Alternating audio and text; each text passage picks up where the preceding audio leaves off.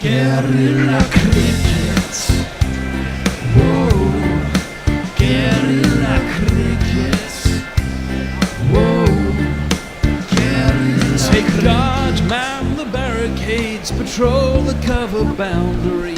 At last the time is come, this is a cricketing emergency.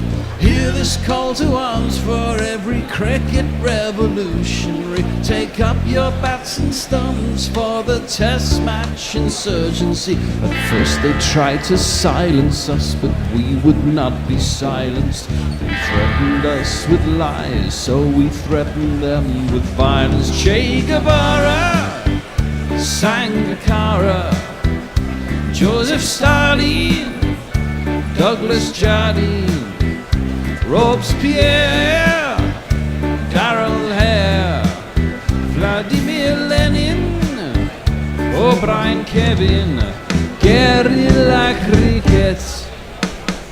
It's not about the winning, it's about how many rules you break. Even in cricket commentary, this is the best advice to take.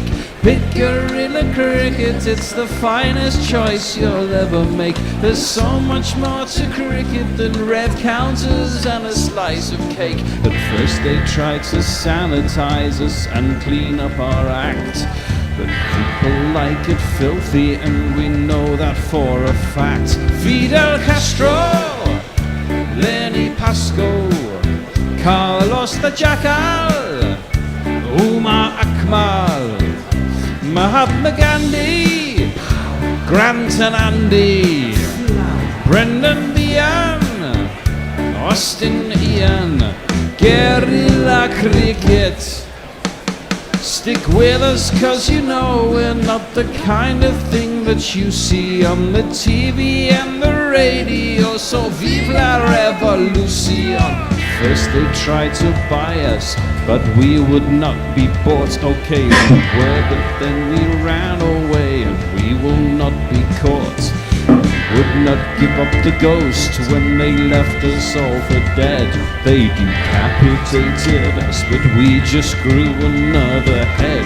Chairman Mao, Jamie Howe, Ho Chi Minh, Asif Din, Václav Havel, Graham Saville, No Surrender, Percy Fender, Che Guevara, Sangakkara, Joseph Stalin, Douglas Jardine, Robespierre, Darrell Hare, Vladimir Lenin, O'Brien Kevin, guerrilla cricket.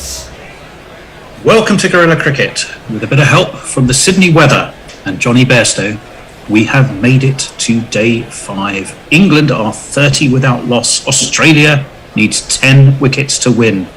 Will we see heroic resistance or a calamitous collapse? Probably a calamitous collapse, but it's the hope that kills for England's fans, and hope there still is. Crucial first hour. Yeah, Guerrilla Cricket.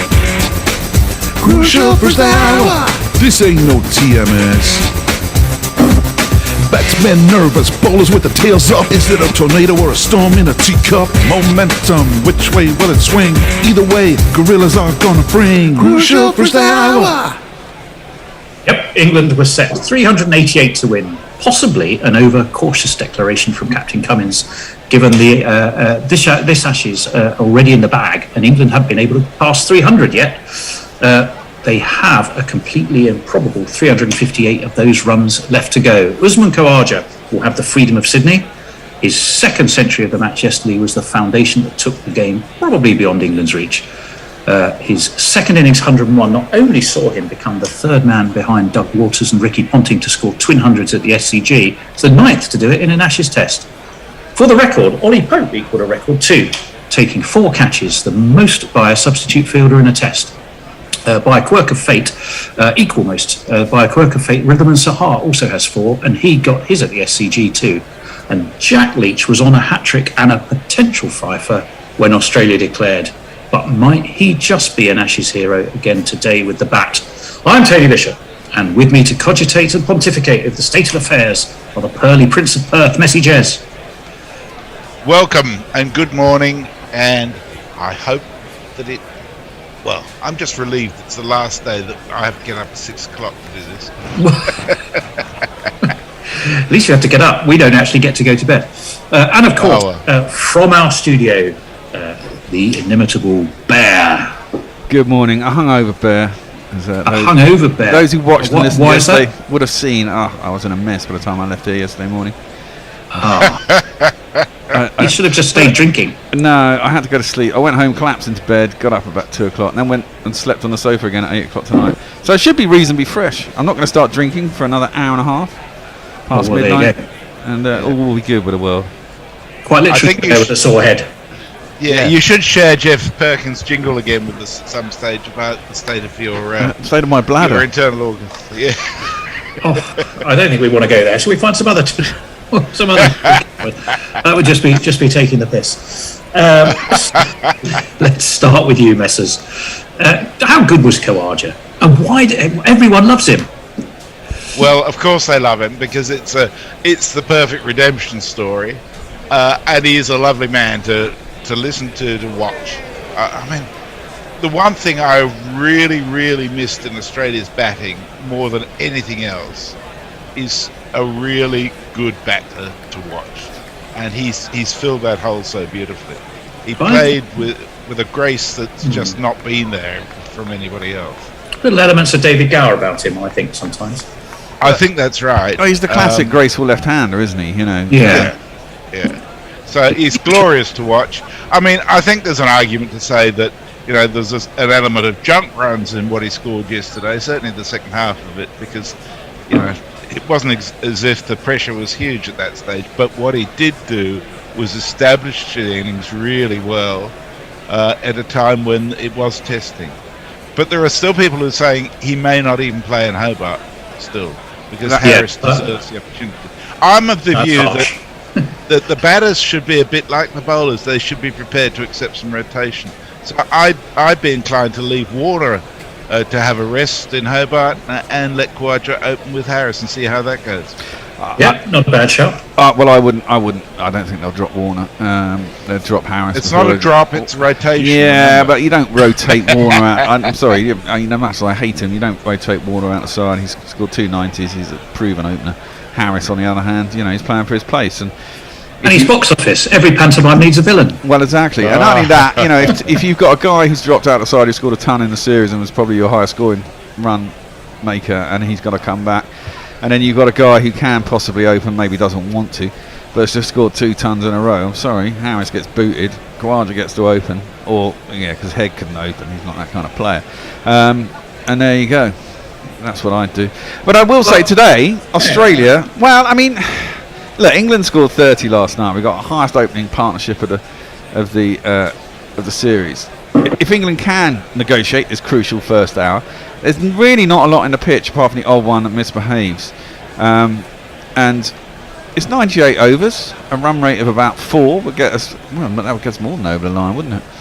That'd be 400. So yeah, I mean, it's like about 3.6 and over. He says optimistically. Crawley, good to his word and gets his ton. And if Stokes comes in at some point, the fear of Headingley is going to, and if the ball, and this is what I mean, if we can get to, 30, 35 overs with only having lost 1 wicket, I mean, they will get a new ball towards the end of the day, but then it does go flat. I mean, we saw it yesterday. We saw it when England did the bowling on the first 2 days. I mean, there's hardly any lateral movement off this pitch whatsoever, and it's not quick. I'm not saying we're going to win. I'm talking about survival here, Messi. I'm fairly certain it's not just alcohol that you've been indulging. I love it. I love that point of view. I love the optimistic Bear for a team that hasn't even made 307 innings so far. Messi. I'm not talking about. No, I mean that's crocked. I mean, it's got Bairstow, it's got Butler, and it's got Stokes all carrying quite nasty injuries.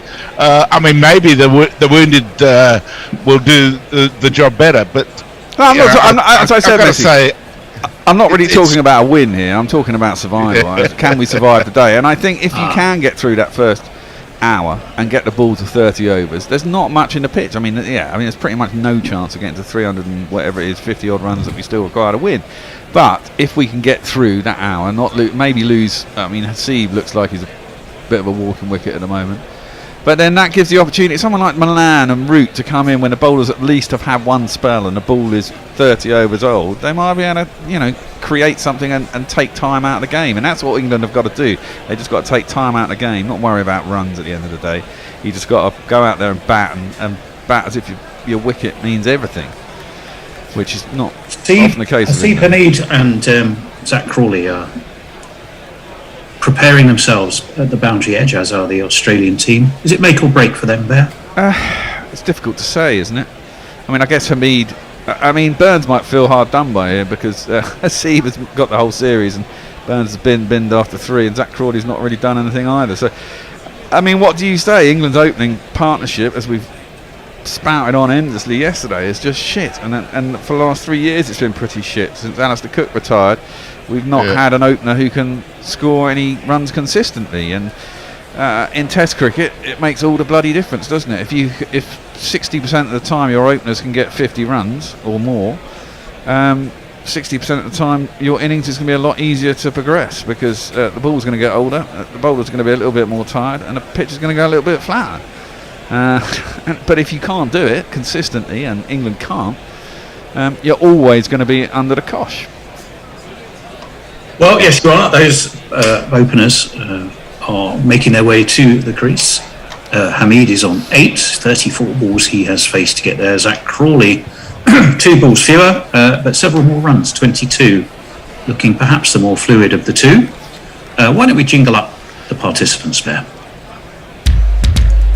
Oh, come on, Hamid. Oh, I swear you must leave at this moment. Just leave everything with that defense. Your innings, I confess, will end early. Oh, come on, Hamid. Zach Crawley was a cricket player, a damn good cricket player. But he was moved from the middle order to open the batting. Now, trapped in the English professional cricket circuit, Zach Crawley must fight to survive. This bowler has a first name, it's S-C-O-T. When he comes charging in your pants, you'll likely be. So here comes Scott Boland, his nostrils all aflame. He's gonna take your wicket, face him if you dare. It is indeed Scott Boland, the man from Frankston Peninsula in Victoria. He used to play for Frankston Peninsula. He's from Melbourne, but he's going to be bowling right arm over in Sydney today, and that's played down into the ground on the bounce, I think, although there's an awful lot of excitement. The one person not excited is... it was off the pad, and there was no bat involved, and it didn't go into the ground. No, I didn't think so. We'll have a look. Yeah, no, it was straight up off the pad and absolutely no bat at all. So quite what... Australia were getting themselves into a lather about so early, other than to psychologically ratchet up a little bit of pressure in this crucial first hour. 2 slips for Boland, who's in and left comfortably enough by Hamid. Through it goes to Alex Carey. Again, it's a dot ball. Doesn't he have the best figures ever in world cricket for a quick bowler currently? Scott Yes. Boland. Yeah. I mean, as long as you draw the line fairly low in terms of qualification. Well, yeah, normally they would say you have to have played so many games, don't they? Well, yeah, generally the whole 20 games, isn't it, before you start really counting it.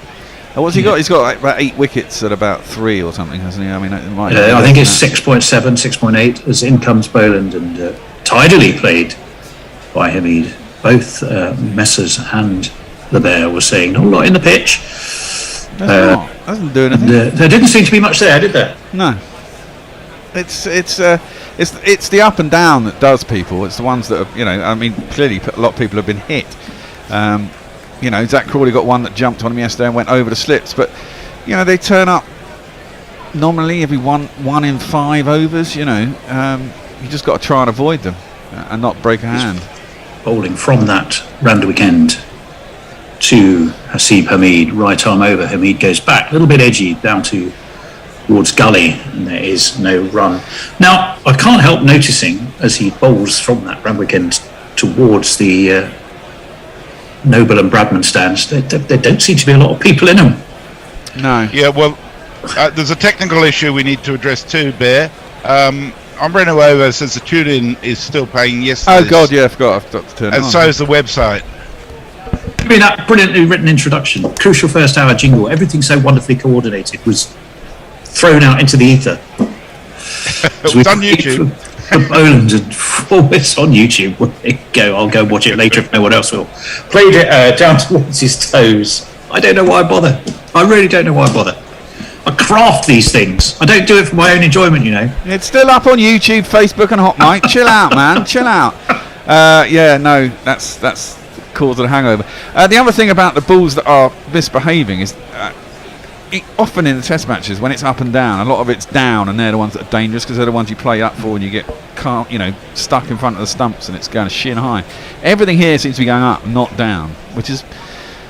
Well, in comes Boland. Let's see what happens. It causes Hamid to draw his hand off the bat, but he's pushed it away on the bounce into the onside. It was harmless enough. It's a maiden to start for Scott Boland. None for 5 or 4 overs for him. None for 30 still England. And the crucial first hour, crucial first question for Messers. Have we got anyone actually with us? We have indeed, including a couple pointing out that they're not getting any feed. Yeah. That has been rectified. Sorry, peeps. A hangover. Okay. Ed Jacanding says, isn't it a shame any first-class games see declarations offering 280 to win? This 5th day could have been so much more exciting than the survival. I got to say, I think that's a rarity in first-class games as well, in my experience. Well, not necessarily. I think in first-class games with a county championship and 18 games, sometimes you have to, there comes a point in the season where you've got to make those sorts of declarations, isn't it, to keep yourself in the hunt. So it certainly happens more in first-class. I think when you've already got the Ashes in the bag because you're 3-0 up in the series, it seemed to me overcautious. I agree to that. It's yet to get to 300. I'm surprised Pat Cummings, who has the ball in his hands, by the way, so we'll finish that thought as he's right arm over, and Crawley to face his first ball of the morning, which he turns off his hip. Carey goes jogging across, but isn't needed because it sort of bumbles its way gently down towards long leg. And I think there was a left leg by. I'm not sure. It was given as a leg by. Sure he didn't. Yeah. Let me jingle the bowler. Do that. Don't call it a comeback. He was never really here. He played a couple of tests and then disappeared. His body broke down like a balloon. Yeah, I genuinely, I think the declaration was overly cautious. Now this is earlier on. I was going to say where blokes in socks and big boots stabbing away at the pitch haven't suddenly walked on, have they? So these Anyone's erected a barrier around the wicket and decided to get the pounder out all in the last 2 minutes. Well, Crawley's got socks and reasonably big boots. Well, he does, but they're not sort of brown boots. Cummins in, turned off his hip this time and steered down towards long leg. Boland is the man stationed there. They will take a single. I would point out to keep Brisbane and India in mind, but what's the series won by then? That's the point. Not just Brisbane, Sydney. For last year, the track got flatter and flatter and flatter as the game went on, and India actually batted relatively easily on day 5 to make the draw out of it. I mean, they batted really well.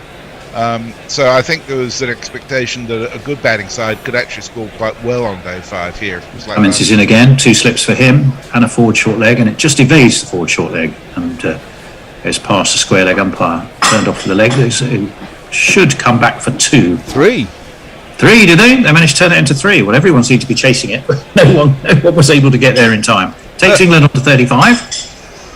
Crawley on to 25. Hamid on 9. Played that actually rather well. Yep. Just steered it off his hip. And 3 runs was forthcoming. Halfway through the 13th over. Tony, are you coming off your headset? Or are you...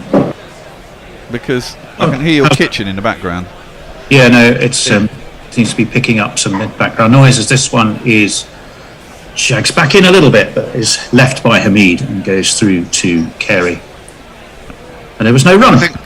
I think the staff are just delivering his after-dinner snack. Well, yeah, I think the staff. I don't think you dare call them. Oh, no, it is the staff actually. It's not the lady of the house, that's for sure. It's the young kids nicking all the food, yeah. It's the junior staff With the munchies. With the munchies. Late at night. The butler's got the late night munchies. Yes, he does. As we wait for Cummins, his right arm over and in and left, tidily enough by Hamid through to Carey it goes once more, and there is no run. 35 not lost, 98 overstay, 97 and a half now.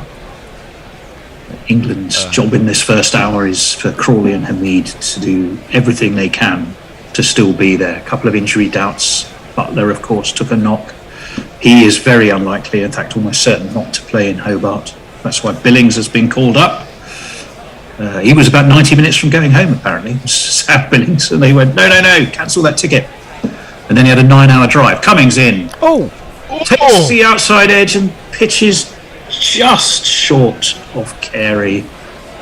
Not an appreciable amount of footwork, I have to say, there, but he survives just. Did it take the edge? His tickling messages. I thought that actually went quite hard, but I missed the edge. But anyway, go on, Miss. No, it hit the edge, just didn't have much carry, which isn't a good sign for Australia. Tim Evering is at the ground. He says, morning, Gorilla. It looks quite gloomy from the ground, but hopefully the rain stays away for a bit. It's just good to be out of isolation, to be honest. Should be an interesting day's play regardless. And he sends us a picture of a slightly gloomy SCG. But we expect ongoing weather reports from you, Tim. Yeah. That's fantastic having you there. Mayank's with us. Says, evening all, freezing cold outside, -3°C here. We've got the heating cranked up to 23 and got the feet up ready to see England easily win this game with 8 wickets to spare just after tea. Yeah, so it's 23 in Cloud Cookie Land, is it, Mike? Well, in comes Boland. Played away into the onside by towards mid-wicket. I'm with Mayank on that one. Is no run. He was Player of the Year. He got the Bill Lorry Player of the Year for Victoria in 2015-16. Did Scott Boland. And in 2018, he got the same thing when he got 48 wickets at 19. So his chance in the Australian side, because of the continued excellence of their pace attack, may have been slow in coming. But goodness me, he seized it. What he really wants now is to remove one of these openers, and he's got Crawley in his sights, but this is wide of the off stump, taken high above his shoulder by Carey, and there's no run yet to concede a run this morning. Boland. Do you not think it's now? A little interesting they haven't opened with Stark? Is there something in that? I mean, Stark is their main strike bowler. Yes. The ball is only 12 overs old. He's had overnight to recover.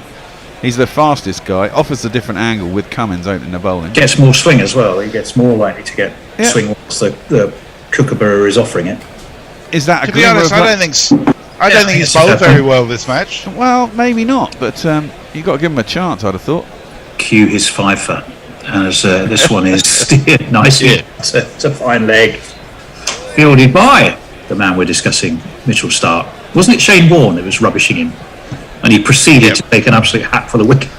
That's right. Well, he's the highest wicket taker in the You've got to be careful when you rubbish the shark.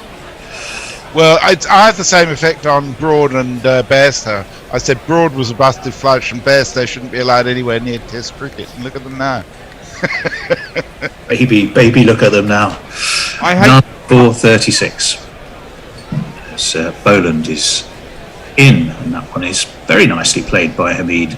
Back on the bounce to Boland, who gives a little shine, tosses it away for someone else to do some work on the ball, and he plods back to his mark. Bear, you were about to say something. I hate the way that Broad, for the last year and a half, we've been talking about, Broad as if he shouldn't be in the side. I just think it's a ridiculous statement. I said that at the beginning of this, when he should have been playing in Brisbane. The guy's got 519 Test wickets. He's played 15 years of Test cricket. He's one of the best seam bowlers in the world by stats. In comes Boland, and nicely, tidily played down onto his toes this time by Hamid. There is no run. Well, I'm not sure you'll get much argument out of myself or Messers on that one. There might be others arguing that, but I think we are genuinely with you as we're seeing David Warner applauding, clapping, encouraging his wraparound sunglasses, his baggy green pulled down on top of them.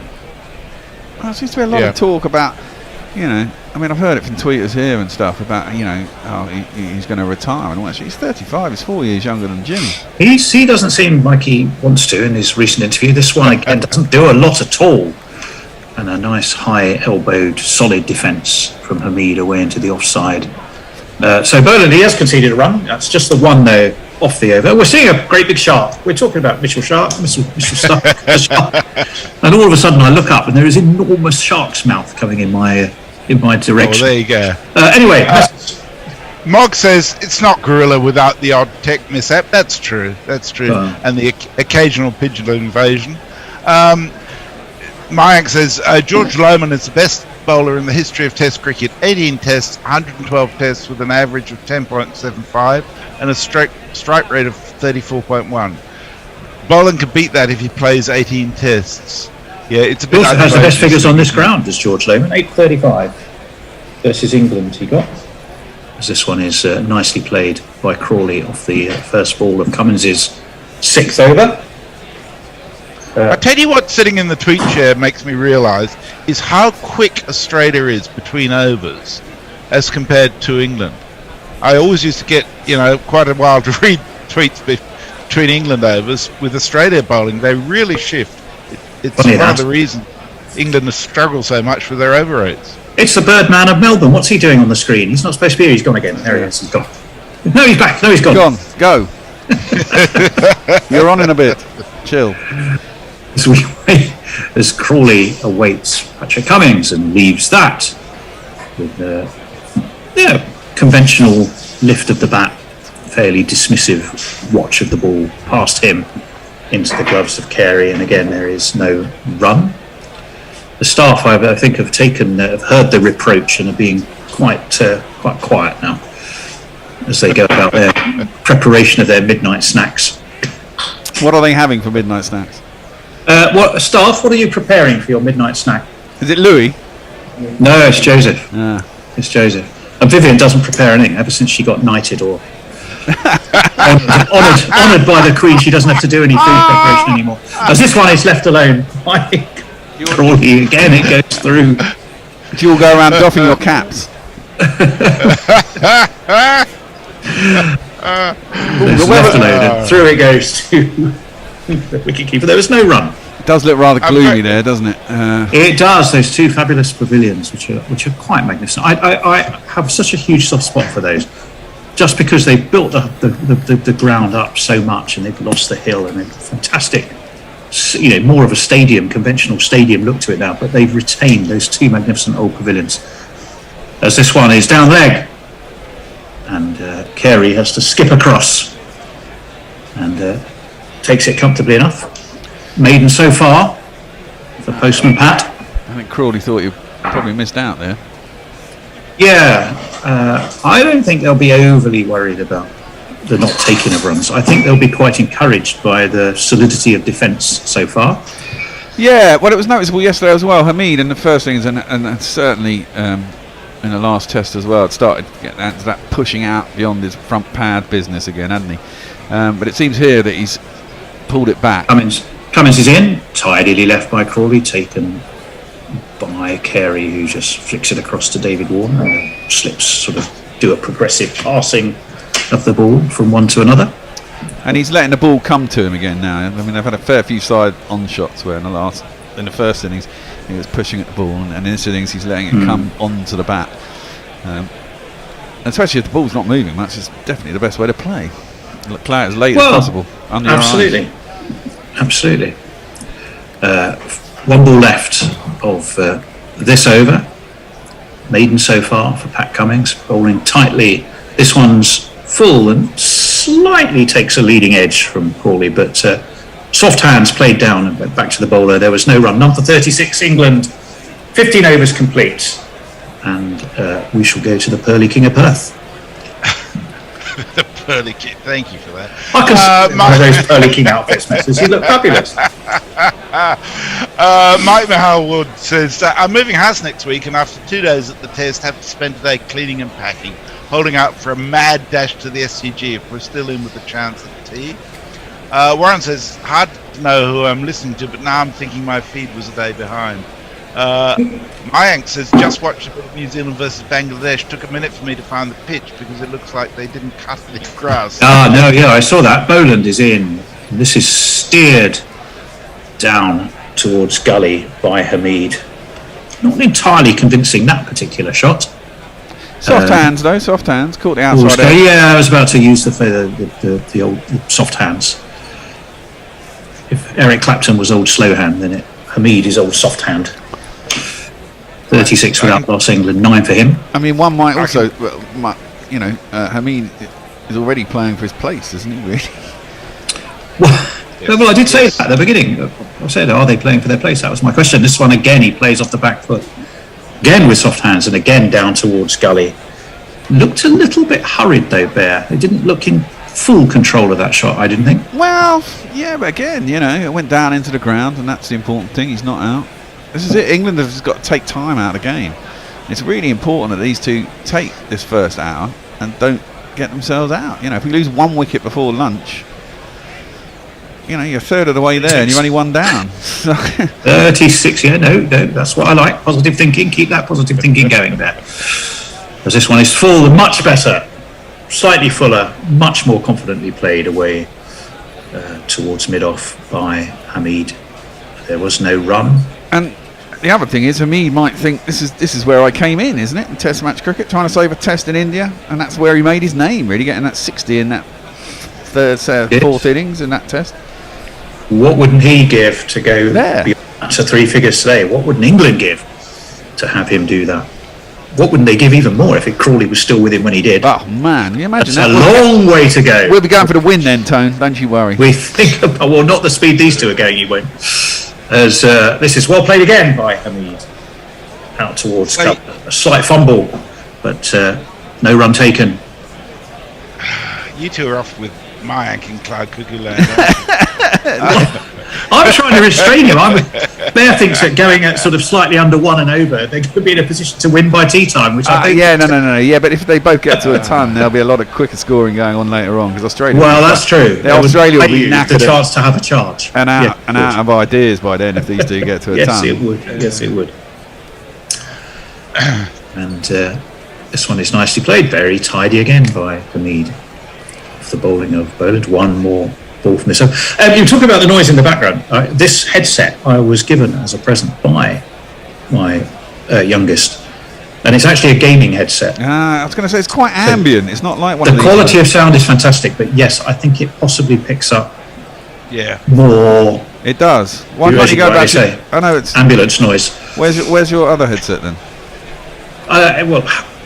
It sounds better. I can't really say that, can I?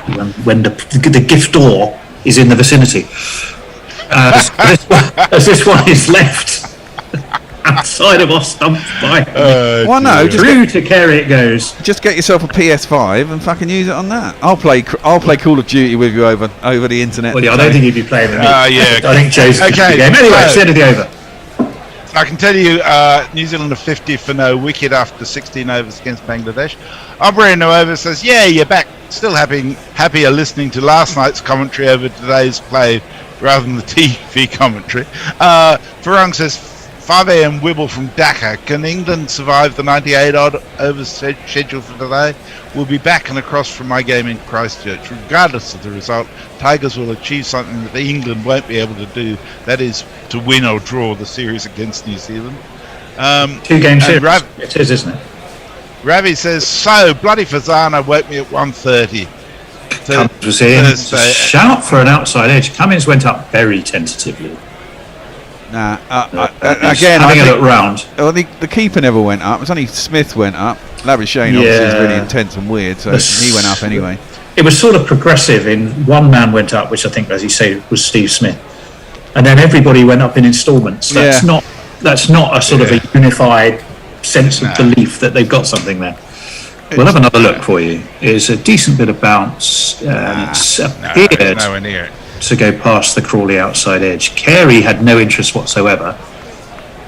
It's not hit anything. I think it's basically absolutely nothing. It's beaten the outside edge of the bat, hasn't hit anything, and then it's swung after it's gone past the stumps, and everyone's thought, "Oh, that's moved," Decent ball. We're going to have a look at Snicko anyway, who doesn't bother to even twitch. Yeah. It's Really ordinary shot from Crawley. The bat was a long way from the pad. Well, this one is better played by Crawley, pushed towards mid-on, fielded by Mitchell Stark, and there was no run. Certainly been tight, frugal stuff this morning. No boundaries. We had a 3, didn't we? Yes. We did have a 3, perfectly placed into the outfield when no one It was. It was. It went into the gap. About 3 players ended up around it, but they were all coming from, having to catch the bus from Melbourne to get there. 36 without loss.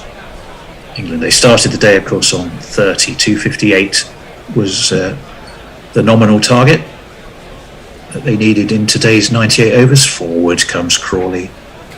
Cummins trots across and considers it beneath him to actually field off his own bowling. So he wheels around and lets someone else do the work for him. I can get down with that. 36 without loss. I've got to say, Ravi is filling in the Hendo-sized hole in opposition to the Bears' optimism by saying, so 3 hours after being woken up, here I am, listening to you in the inevitable England collapse. And Ricky Ponting, the only 2 players to have got back-to-back hundreds in 2 innings of a game here at the SCG before Khawaja. This one is steered down towards gully. The throw comes in. Crawley gets a single. Hamid has to put in a bit of a sprint, but he does. England survive, and all of that means 1 extra is added to the score, and England move on to 37. He was a bit slow getting off there, Hamid, wasn't it? That was quite an easy single. Well, I think he was on his heels. It was, frankly, an absolutely awful throw. If it had been on target, if it had hit there, he'd have been out. Yeah. And he should have been. That should have been an easy single, really. It was Carey who'd slid across and was on both knees. And, bit of target practice needed, I think, for young Carey after that one. 2 slips, a gully, a forward short leg, Cummings in. That one genuinely beats Hamid's outside edge, and he's probably a lucky boy, perhaps, after that having to slide in there. It might have discombobulated him for a while. Lovely little bit of movement. Yeah. Just pitched, moved away, perfect length, and Hamid, well, that was just too good for him there. Yeah, ended up pushing out in front of him after the ball had gone past. He did get squared up completely. But and that's the shot that always looks so bad, I'm afraid. Well, you get caught. The feet are back and the bat's forward. Yeah, well, that's because he's not quite got the length, isn't it? Oh, that's... Comes that's down. Great. And that's taken... Down. No, he's put it down. He's put it down. It was a genuine edge. Carey dived. It's wriggled away from those gloves. And Hamid who was... Well, ever since that ball beat him hook, line and sinker, was looking anything other than certain. One was a genuine edge. Carey dived. Yep, it was in the gloves. It was out. If that had been Joss Butler, we'd have had him up against the wall and facing the firing squad now. Yeah, well, I mean, he's not a great test, is he, Carey, behind the stumps? That's his revenge on Cummings for sending him in for a golden duck. Yeah. Dave Wood says Billings is doing what will become known as a reverse Djokovic. Umbrino Overs, has anyone checked the bandage on Warner's thumb? That it isn't a sandpaper wrap? Anna Patterson's with us. You think nobody should change their mind about Stuart Broad, but you don't want to rewind your own statements about Joss Butler as wicketkeeper. You are all hypocrites within a few weeks. We're flexible, Diana. Left this time by Crawley, comfortably enough outside of off stump. There was no run. Yeah, I think Butler's got to go. I mean, I was defending him at the beginning of the series, but I think that's hard to do as you get towards the end of the series. I mean, he's done nothing with the bat. Folks couldn't have done any worse with the bat, and he's a better keeper. I think the nature of that last dismissal was something approaching a last straw. Wanted he sort of spoon it up towards cover, didn't he? And it was just a very poor shot.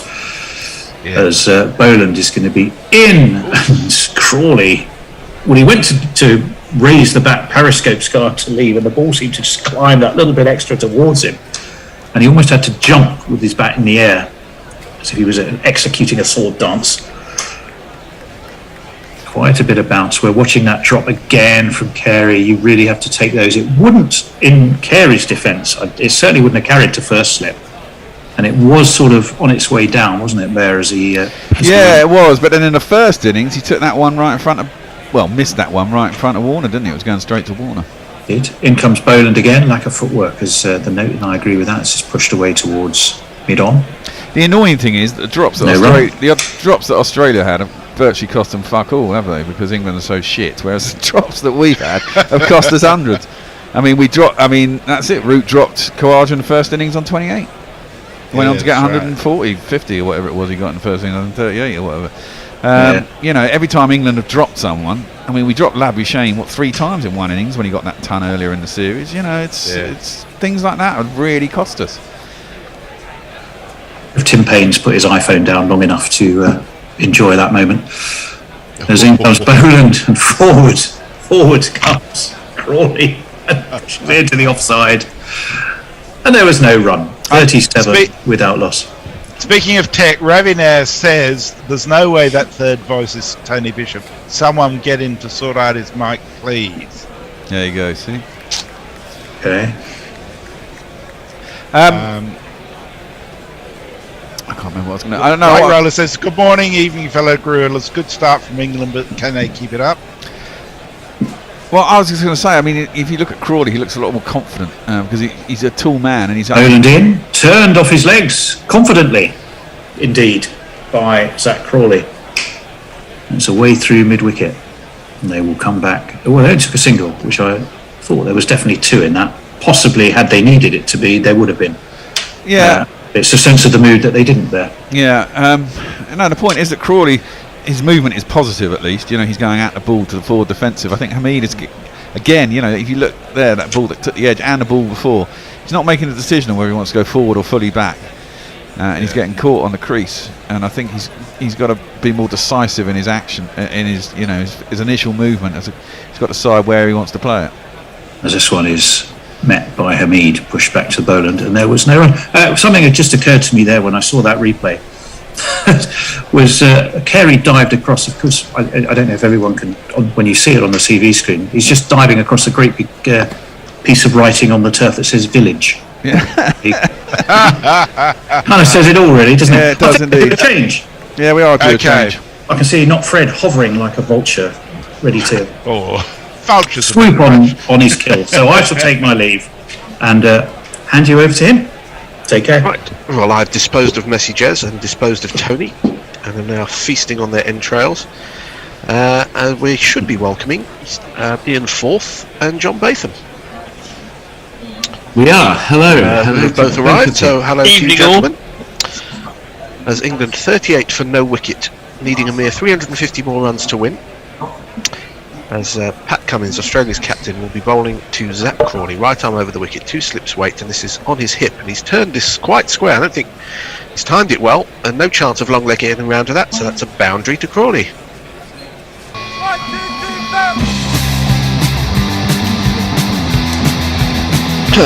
Somebody's got something on in the background.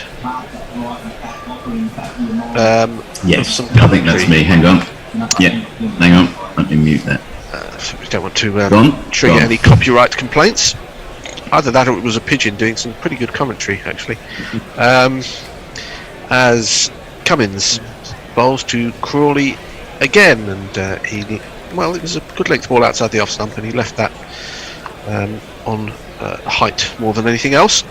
But it was a good leave. So, gentlemen, it's been reasonably comfortable for England this morning. What do we think so far, John?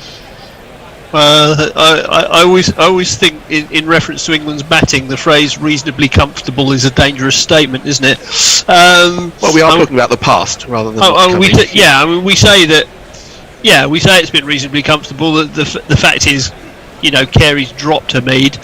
As Cummins bowls again, and forward comes Crawley, who looks the defensive shot. Somewhat leaden-footed. Crawley certainly seems to look as if he's playing positively and even in defence. So that has a lot to be said for it.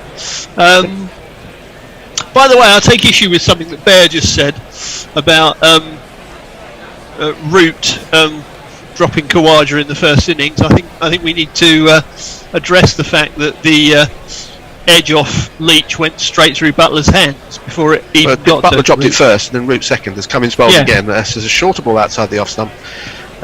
Crawley goes to leave it, and then realises it's getting big on him, and he has to lift his arms quite high to make sure he's got the bat well out of the way. But he does so successfully. It's 2 drops in 1 ball. That's sort of the opposite of a baseball double play, isn't it? I make that 8 drops for Butler, by the way, in the series. Well, I will say, and I'm certainly no defender of Butler, all keepers do drop catches. Even Alan Knott, Bob Taylor, the best of them, whoever you care to name, all keepers drop catches. But some of the drops he has made have just been bizarre. As Cummins bowls again on the legs of Crawley, he's timed this nicely through mid-wicket. I don't think there's any chance of mid-wicket catching that one up before it crosses the boundary. There isn't. 4 more to Crawley. And the Bear's just taken his seat in time to play a jingle.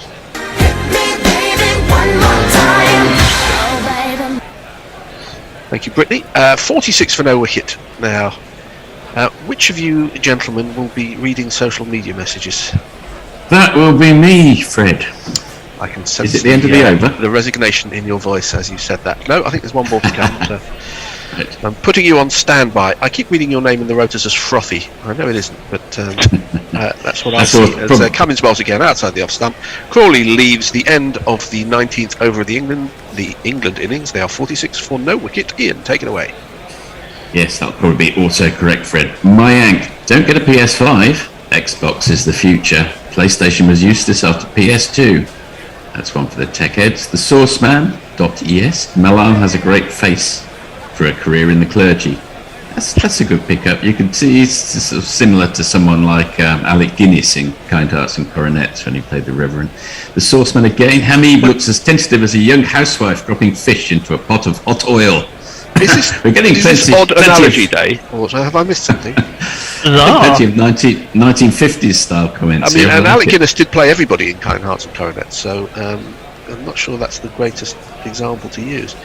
As a new over from Boland, who bowls as he always does on a good length outside the off stump, and Hamid reaches well forward, playing well in front of his pads and defends to extra cover.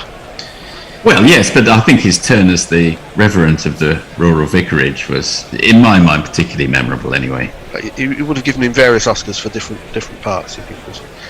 I'm thinking of Dick Emery as a vicar. That's a slightly different thing. Very different, yes. 2 slips and a gully for Boland, who is, let's be honest, he's struggling after a good start to his Test career. He's got 0 for 7 off 7 overs, and he's wondering where his next wicket will come from. As he comes in and bowls to Hamid, and there it comes, because he's edged it behind. Carey has taken it with 2 hands, and Boland's long, dark period of wicketlessness comes to an end. I won't look back, 'cause by the time that I do, you'll be gone. Well, it's something we've seen before, isn't it, gents? John? Well, I'm afraid that one's on you, Fred, for saying what you said about Boland, really. But I mean, that's not greatly dissimilar to the one that he was dropped off 5 minutes ago, where he's not forward, he's not back, he doesn't really know where he wants to be, and the result's inevitable, really, because, well, unlike Butler, Carey's not going to drop all of them. So Carey went with 2 hands this time, which may have helped. You say he's not sure where he wants to be. I think some of us are quite sure where we want Hamid to be, and it's probably not opening the batting for England. But it's not worked out well. I think we'd have to say. I'd like to say that was a surprise, but I'm not sure that it is.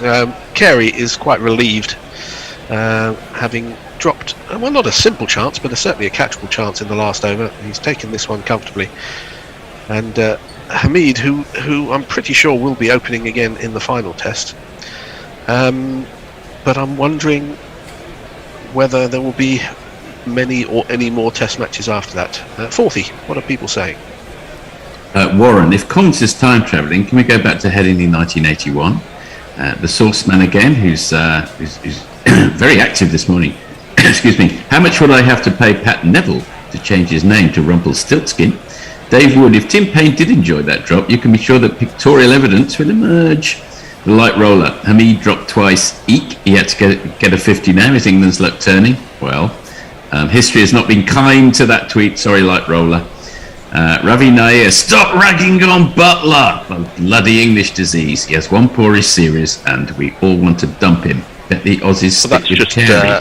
That's just bollocks. That's Ravi, just nonsense. as Yeah, per frankly. usual. Anyway, let's have a jingle for the new batsman. Introducing the next generation David. That's not my name. That's not my name. That's not my name. That's not my name. David Milan, congratulations. David Milan, who has come to the crease to face Bolland, and this one, well, he leaves to a ball which absolutely dies in the pitch, and I think bounces twice before it gets to Carey. And that kept very low, and that's not something that England batsmen will be will enjoy seeing. As Getting quite too paced, isn't it? It's getting quite up and down. Yeah. Yeah, considering the two that Crawley left and climbed on him, you know, you get those two, and then you get that one. Unless he took something off it, which is possible, and I'm not sure Boland is Mr. Variation. He seems to put the ball in the same place pretty much all the time. As he's in again round the wicket to the left-handed Milan, who defends the ball, waits for it to come quite close to him. Doesn't get a big stride forward, but defends it off the middle of the bat into the offside. I said when I first saw him, Bolland, he reminded me of Stuart Clark, in that he's just somebody who seems to come and bowl the same ball again and again and again. It's that's obviously a great skill if you can do it, and it's been working His actions, pretty well. his actions not dissimilar to Stuart Clark's. Yeah. I haven't seen anyone else mention it, so it's probably completely wrong. As Milan faces up to him again, he bowls, and this is jabbed down to the gully. Again, played pretty late. Again, didn't bounce all that much, although maybe over explaining that one. 46 for 1 England, with one ball of the 20th over of the innings remaining. 1 for 7 off what will be 8 overs after this ball. It's one thing, which kind of bears out what you say. Well, if you can keep bowling it in the same place, yeah. He bowls again, and Milan defends. Back down the wicket, the bowler fields. The end of the 20th over, 46 for 1. I'm sure there are tweets. Let's hear them. Warren, is Tony Bishop commentating from his ballroom right next to his glory hole? Again, I always feel if you haven't been following the history of some of these tweets, you must be wondering what the hell's all that about. Mog, so much for my prediction of both openers making double figures. Fucking useless. I think that might bring us up to date on tweets for now. Let me have a quick look over on YouTube for a moment. Oh, there's a bit happening over here. Suter who, morning fellas. Anyone think Root could be related to NASA with that beak? Asim Hans, given there is minimal assistance being offered from the pitch, and with England having regained some pride from the first innings, could they actually be considered favourites to achieve the runs target?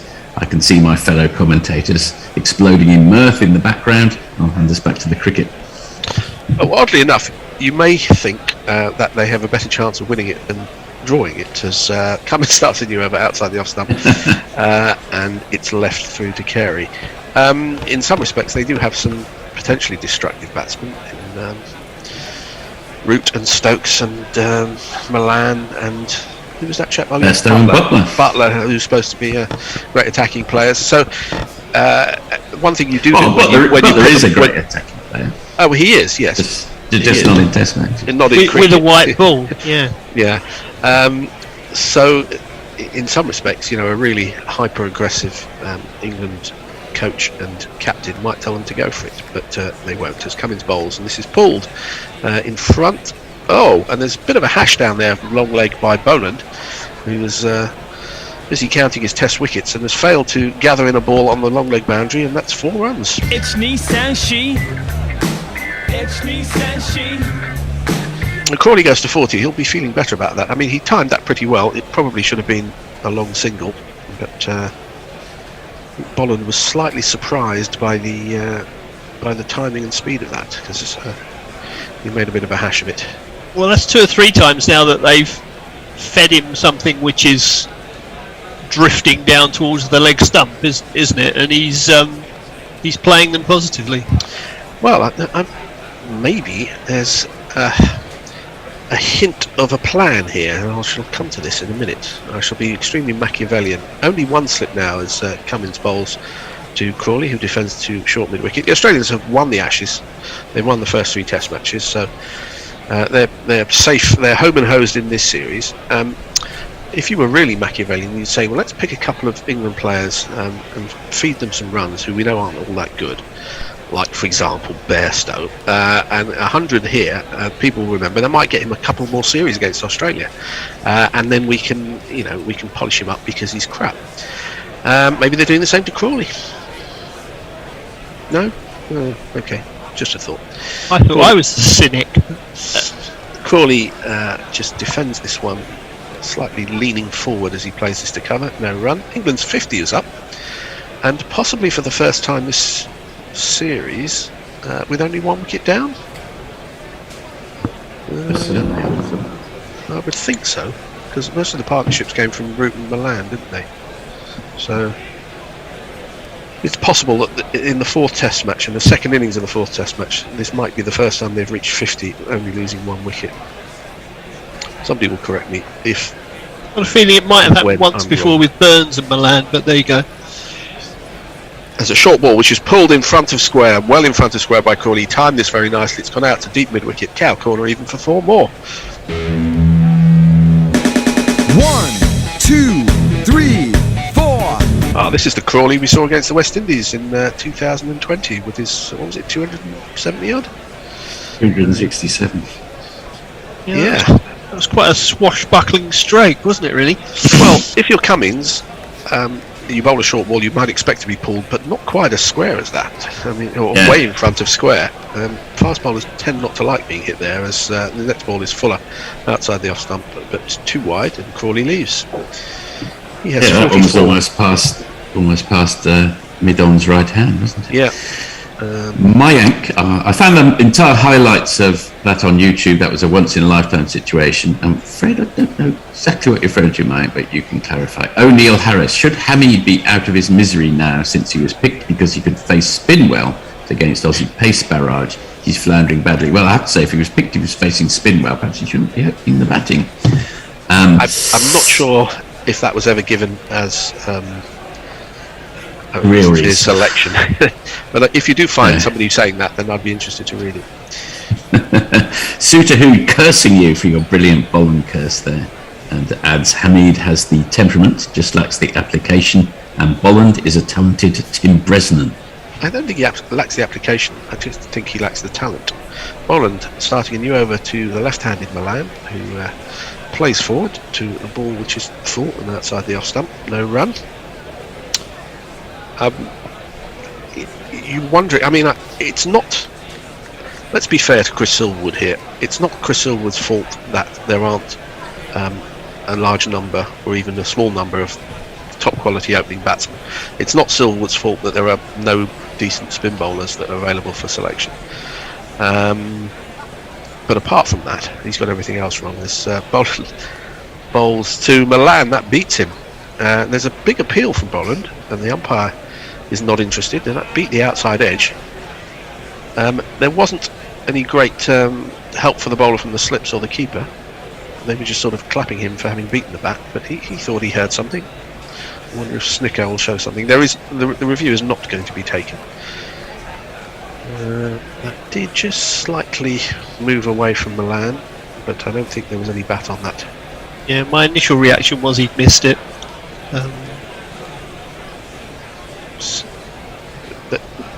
Oh, maybe he didn't. No, I can't see any. Oh, there is some sort of a mark. Yeah, I Well, think it's the maybe back there of is the a bat, nick but on it. It's a bit hard to tell. I'd like to see. Anyway, Boland comes in and bowls again, and there's an LBW appeal, but not a good LBW appeal because Milan was struck well outside the line of off stump. In fact, he was almost on the walk as he was playing that shot.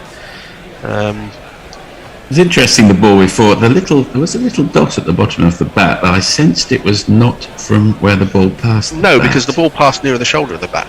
But yeah, I'm not quite sure where he was going there, really. Well, he was getting well forward. He, as I say, he was on the walk, and if you get outside the line of the off stump, your pads are a legitimate defence. As Boland in again to Milan, who turns it round the corner, gets off the mark, which he may have been slightly fidgety about. He has a single, England 55 for 1.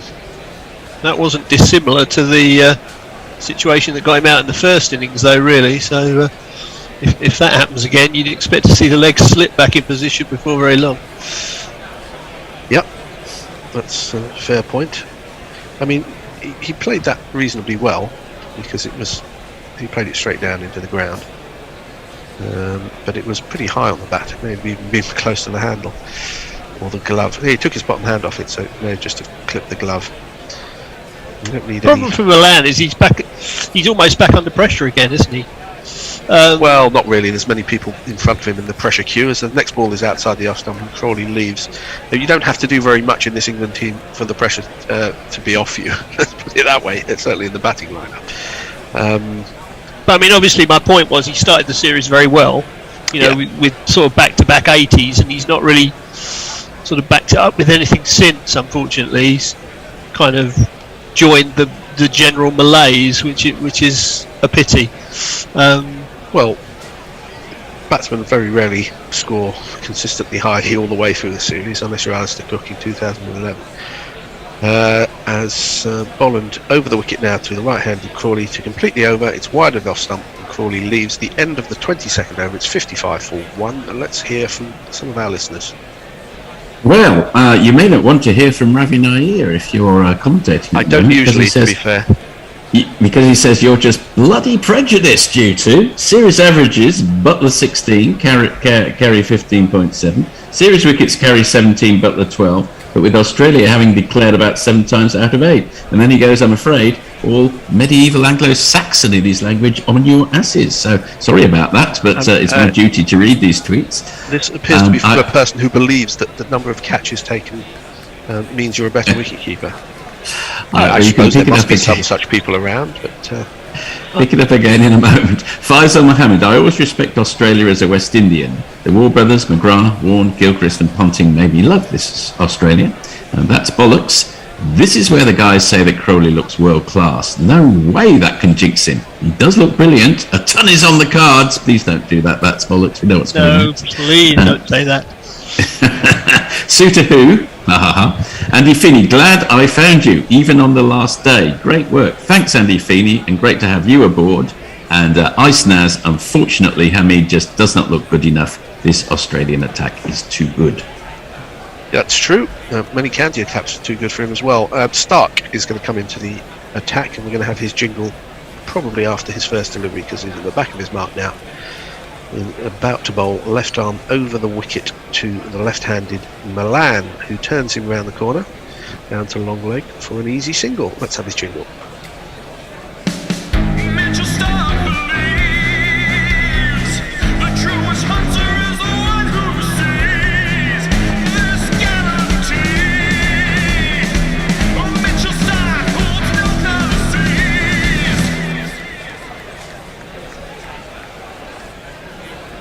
Stark, this is his 5th over. He has no wicket for 11. And, well, this is almost attritional cricket needed for Australia. They know that England are not going to be trying to score these runs because there is no chance of them getting another 332 in the time that remains. So they're just going to be playing, they'll try and score runs if there are runs available, but they're going to be trying to not get out. So Australia just need to Well, it's fairly mundane to say they need to bowl for wickets and just. But there's no other. There's no other great tactical thing that they need to worry about. It's just to keep putting the ball in the right place and hope for the fifth day wicket is going to do its work as Stark is into the right-handed Crawley, who's pulls this again, and he's timed it very sweetly. No chance this time for the long leg, and that's another boundary. There's not one boy for me, I must have 2 or 3, I need 4. Well, at times like this, he looks like $1 million, doesn't he? He does. In a situation like this, there is conceivable that Crawley could actually, with the field right in, they're not worried about the runs, but Crawley could actually get a very big score here. It'll be your fault this time, won't it? Yeah, it will. Sorry about that. Well, you're a turncoat living as you do in Australia, as Stark is in again, and this is turned in front of square between mid-wicket and mid-on. There's 1 run, and that's all they're going to get. Well, I may have moved countries, Fred, but it doesn't make me a turncoat. I'm still loyally supporting the old country. The fact that you even need to say that casts aspersions. Crawley scoring most of his runs on the leg side. Dom Sibley's thinking, why didn't they bowl to me there? Instead of... Oh, actually they did, and he kept turning it in the hands of square leg, didn't they? Sibley's had a very good tour, actually, by not being on it. There's every chance he might be back for the first test of either the West Indies or possibly the summer. I was going to say, anybody that's not been on this tour has had a good tour, haven't they? Any batsmen? Parkinson's also had an excellent tour. Well, apart from Lawrence, of course, who still can't get in the team, even though none of the batsmen can score any runs, which doesn't say a lot for what Chris Silverwood thinks of Lawrence, presumably. He thinks enough of him to have him there. But not use him. Stark bowls again, a shorter ball outside the off stump. Milan sways back and lets it through to Carey. It's interesting. I don't know when they'll be seeing him in the 5th test. I'm wondering when they're going to pick the team for West Indies, which is there's a one-day series shortly, and then there's a 3-test series in March, I believe. Very different wickets, but again, the West Indies have got quite a testing bowling lineup. There's pretty much nowhere that England can go that won't test their batting lineup. As Stark is up to the wicket again and bowls, and Milan just prods this into the offside square. They think about a single, there was no chance of one there. So another dot ball. 61 for 1 England, needing to bat out. Funnily enough, sorry. Yeah, it's okay. Just to go back to Butler for a minute, he actually started the series deciding he was going to go much more aggressive. He played rather well for his 39 in the first innings, and he actually played very well in Adelaide on the last day as well in a defensive course. Let's just put the other side of the coin for a moment. Yes, when we're talking about good 39s from a frontline batsman, as Stark comes in and bowls, and this is driven a fuller ball, Milan, but he picks out extra cover where Lyon fields, and that's the end of the 23rd over. 61 for 1. Yes, Messrs. Carey's very ordinary performance is not a good point against which to benchmark Butler. He is not a test batsman or a test keeper. He is a brilliant white ball player. I think that's probably a fair summary of the situation. Peter Lloyd, second innings in Brisbane went from 23 for 1 to 61 for 2. Okay, thank you for that. So it's now 61 for 1. Only other second wicket partnership over 50. Thanks, Peter. Light rolling. Disappointing performance from Hamid. When do we start calling for the return of Sibley? Crying emoji. Perhaps Burns will get another chance next test. Eyes raised to sky emoji. He might do. I mean, he was dropped as much as anything, obviously for not scoring runs, but also for looking ugly. But he looks ugly even when he is scoring runs, so you can't really hold that against him. We're going to have a change of bowling, and we're going to have some spin into the attack. Here's his jingle. He's lying. He's not too bad, that's true. He's lying. He is Lion. Yeah, this is his first. Ravi Nair is not going anywhere, you fellas. Says Butler is a better keeper than Bairstow, Pope or Billings, and a better batsman than Folkes, Pope or Billings. One in different series should not to get the Sharks circling. One different series per series. Ravi, you're talking bollocks as usual, so you can just ignore him from now on forth. He has Lyon, right arm over the wicket to the right-handed Crawley, who drives into the offside for a change, and may have hit the short or the semi-point, which took the pace off it, and they get a single.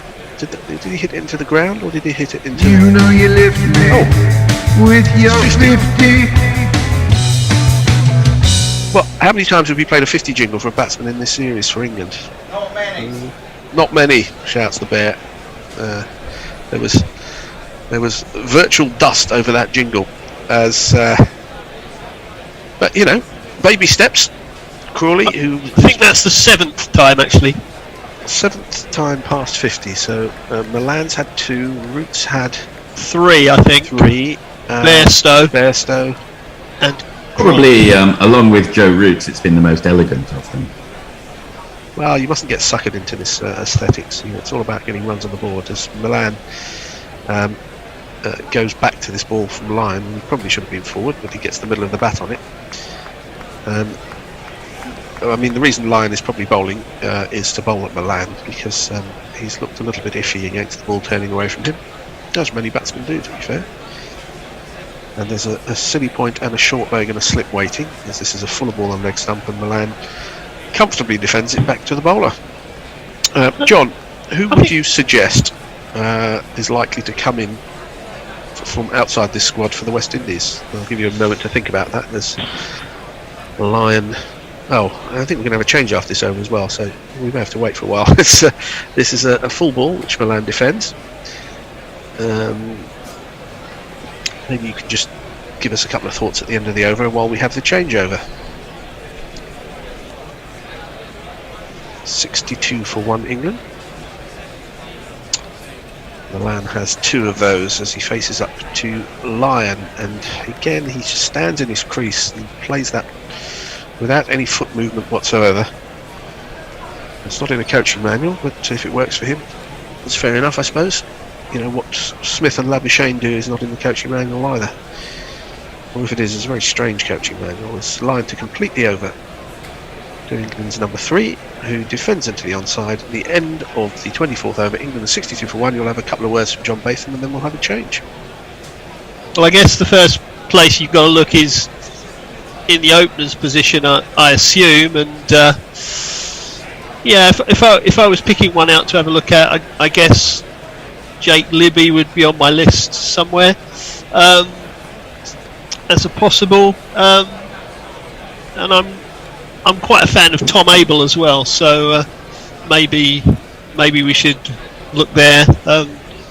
There's a couple of names for you to throw around in the next half hour, you chaps that are taking over, and I'll see you in a little while. Thanks, John. So, John, I'm Jack Hope. I'm here. I'm doing the ball by ball. Not Fred. You're hanging around, aren't you? I am indeed. To balance out the left wing duo of myself and Messi Jez. We don't do politics here, do we? Oh well, I'm happy to start. Maybe we do. Like it's Saturday night. In comes Mitchell Stark, and he is turned to square leg by Zach Crawley. There's a misfield. It's all coming down Crawley. A single for the great man. Yeah.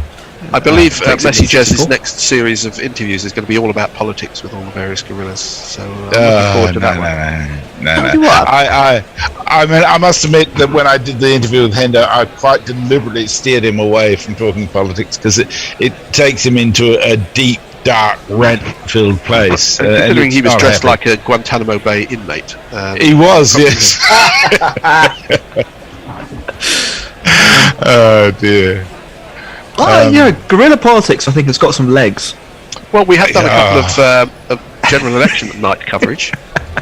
Yeah. The trouble with politics, everybody becomes so righteous, it's not funny. I mean, it's bad enough for cricket, but politics is worse. Stark into Milan, who defends on the back foot, no run. I know what I know, and I know everybody else is wrong, sort of thing, which is Basically, Well, you're totally I've wrong been there, most of my life. Yeah. I figured that's probably right. Is that not the joy of politics, that you get to shout at other people with total conviction?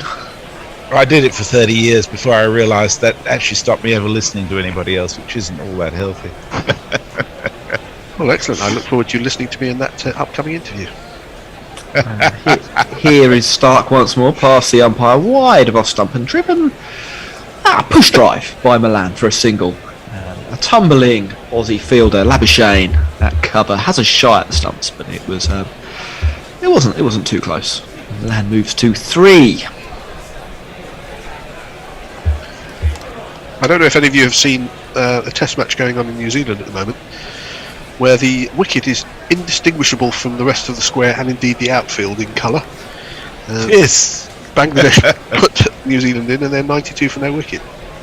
It's not bad going, is it? No.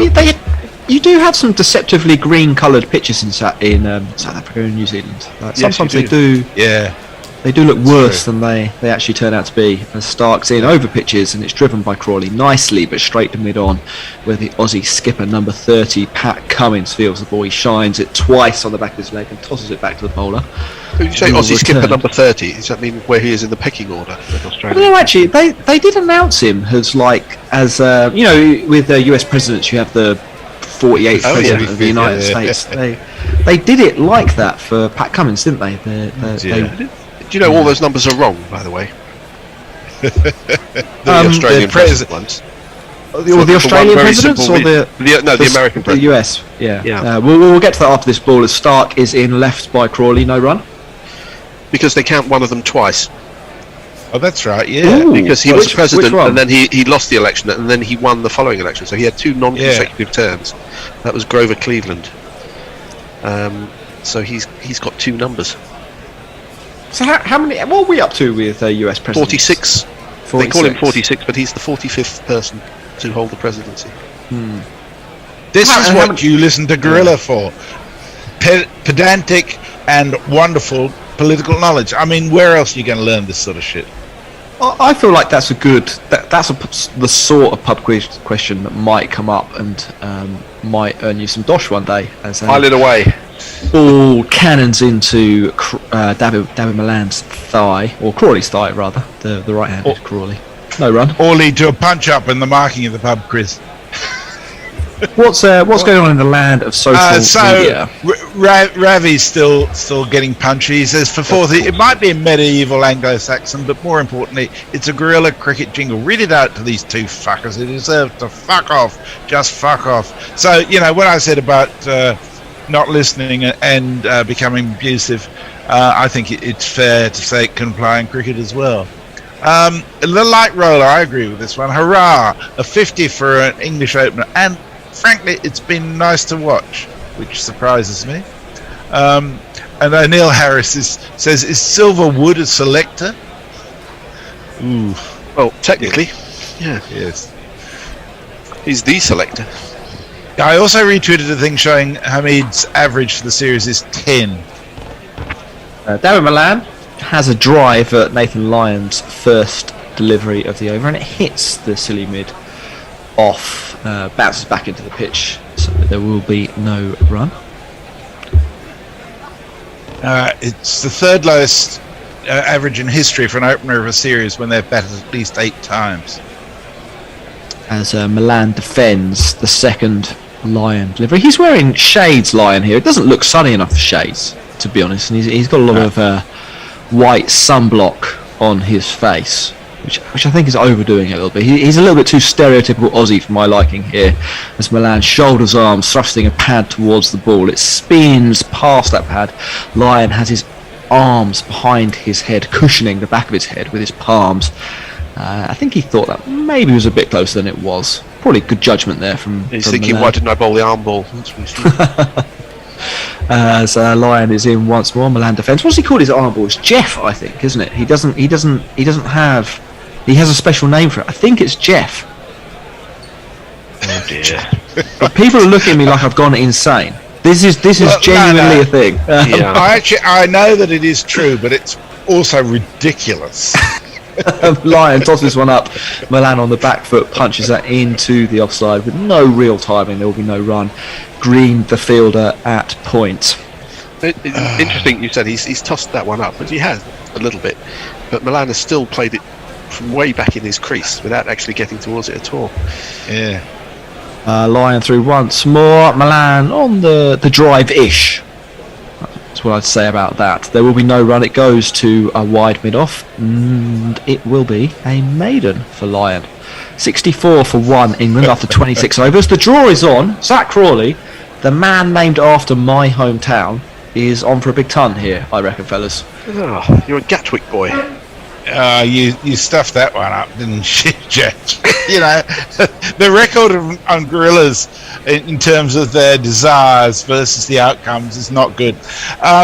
Peter Ward says the guerrilla politics segment should involve alcohol and be called Gorillas on the Piss. Well, that wouldn't be fucking hard. And Morgan Ravi Nair would fit in perfectly in that. Yeah, well, Morgan Ravi is sending you love as well. Look, my challenge to listeners, just because you don't necessarily agree with someone's politics doesn't mean that they don't actually have something worth saying on cricket. You know, just widen your minds. Well, yeah. Mitchell Mitchell Stark will begin his 7th over, Australia's 27th of the innings. It's a dot ball as Crawley cuts-ish. Ish is a good word for me tonight, or ish is a good suffix for me tonight. No run, 2 point. It's lucky you're not commentating on New Zealand, Mr. Sodhi playing. Oh, well, that would be a nightmare, wouldn't it? Yeah. Nightmare-ish. Stark reaches the top of his mark, a couple of strides, and he is jogging in past the umpire. And Crawley leaves, goes through to Carey, who takes behind the stumps, no run. I do have to compliment you, Jack, and your crew on the cricket podcast, manfully trying to explain to your listeners the rules or the laws as they apply to substitutes for both fielders and batters last night, which I think is challenging at the best of times, but given the circumstances of this game has been particularly challenging. Well, you yourself played no small part in that, in that you actually told us what the answer was in the YouTube chat as we were trying to half-arsedly explain it. So thank you, Messers, for stepping in to do that as Crawley leaves outside off stump, slightly overpitched by Stark. Crawley didn't fancy the drive. Carey takes comfortably behind the stumps.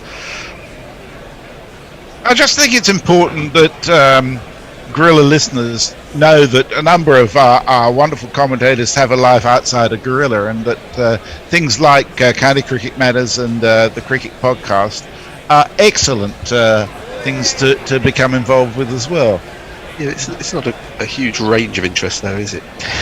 Outside Gorilla Cricket, you've got a cricket podcast and a county cricket magazine. I didn't want to point that out myself. They're all good. They're all good. Stark is in and well left by Crawley in the channel outside off stump. He watches it carry through to Carey. Oh dear. Speaking of podcasts, Armchair Cricket Podcast is an hours play on day 5. England have lost just one wicket and don't look too troubled. Milan and Crawley with a chance of rescuing their careers and their team. This raises the hope of back-to-back miraculous escape of the SCG from visiting teams. Yeah, although the significance of this one isn't quite as great as India's was last year. Well, it being the 4th test. That's what you say. Crawley, that's a beautiful shot. It's a leg stump half volley, and Crawley, he dispatched all along the carpet out the deep mid wicket. He smiles to himself.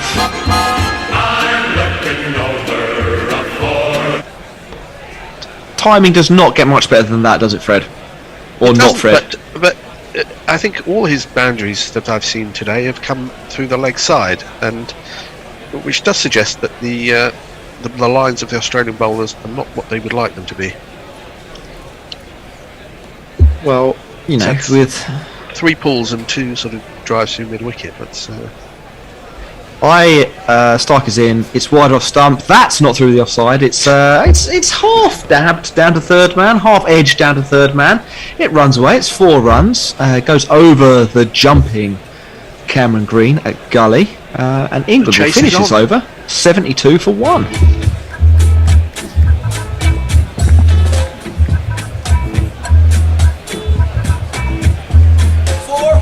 I think somebody in the England dressing room was saying, well, let's see where we are at tea and see if we can go for this. And everyone else is giving him the look. Peter Ward says, I agree. I listen to and read cricket views of those I don't agree with politically, but I do have one exception to that rule. M. Vaughan. He gets little airtime in my house. Yeah, I sort of get that. It's actually not the political views of Vaughan that gets me going. It's the fact that it just seems to be designed to annoy people and get attention to himself that really pisses me off. A bit like seems to be designed. Milan defends. Look, I wouldn't want to be the one to comment on the size of Michael Vaughan's penis, but if you if you were going to draw conclusions based on the output from the mouth, then maybe that would be a place to start. Lion in, dropped into the leg side by Milan, no run. This conversation took a turn I wasn't expecting. Yeah, me too. Oh dear. I've got no time for the fucking imbecile. So Lion through once more, defended by Milan. Oh, defended into a little gap. They will come through for a run. Milan moves to 4, England to 73. I think Jack has just hit upon something which us long-term guerrilla cricket ball-by-ballers have long known, which is if you need a break, just say something ridiculous and Messi will help you out by laughing for about 30 seconds. I don't think it's ridiculous. Nobody's told me to stop. I will say, I will stand by the assertion I made there as Crawley defends. Well, defends with accuracy and will get himself a single as Michael Neser, the substitute fielder, comes round from backward point to field. But not in time for the run. England on to 74. I would stand by the assertion on what Michael Vaughan is packing. Yeah, and why that may influence what comes out of his mouth. Lion in. He's bowled him. Milan playing back to a ball he really should not have played back to. It skids on, hits the top of off. Good bowling from Lion. Pretty poor batting from Milan, and England's second wicket is down.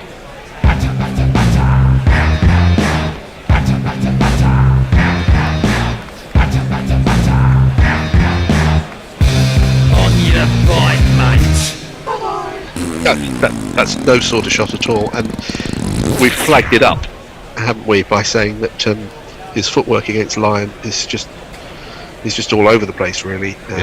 You know, you said it a few balls ago, he threw one up, and again he played it from the crease, and that's just not how you play it. It's not a successful long-term strategy for playing a bowler as skillful as Lion.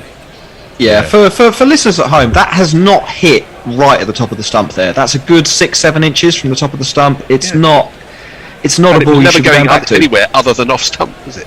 It's pretty average. Smart bowling by Lion. He pushed it through.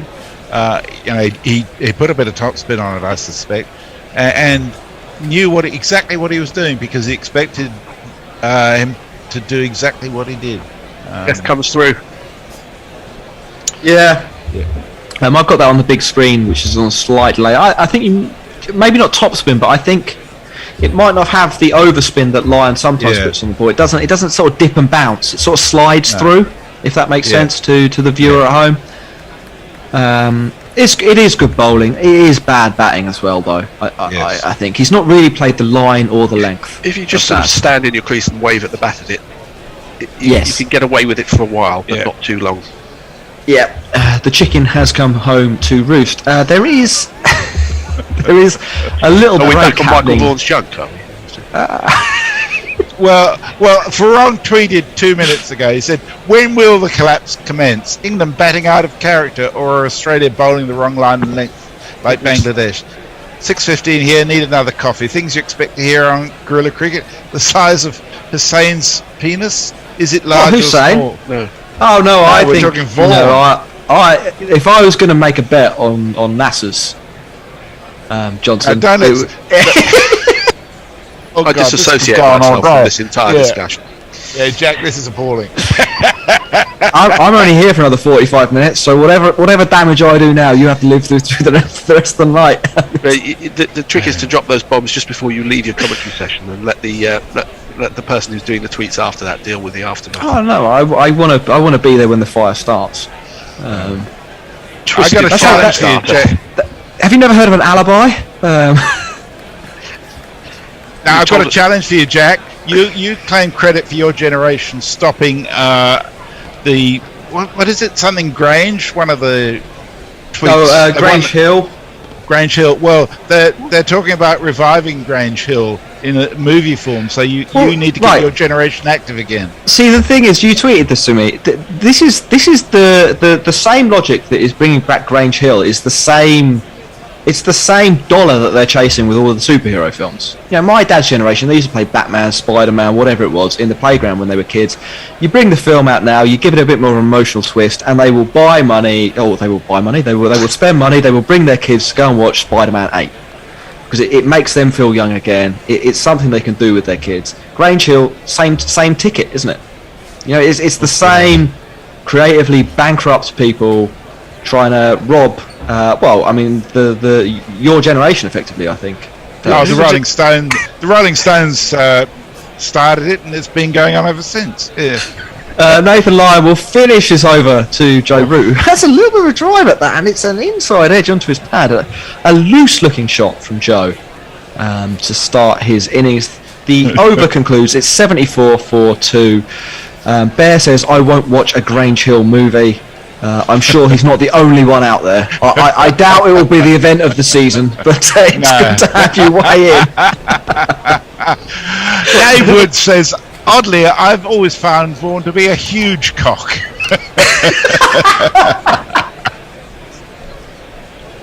Janet Homer says, what happens to Hamid after this series? I know you can't see into the future just yet. England's openers haven't filled anyone with confidence. I've got to say that at least we've got one batter that's actually making some runs today, and he's got 60 of England's 84 or I'm not sure he's an opener though. I mean, he is opening the batting, but that doesn't necessarily make him an opener. He's on for a bannerman here.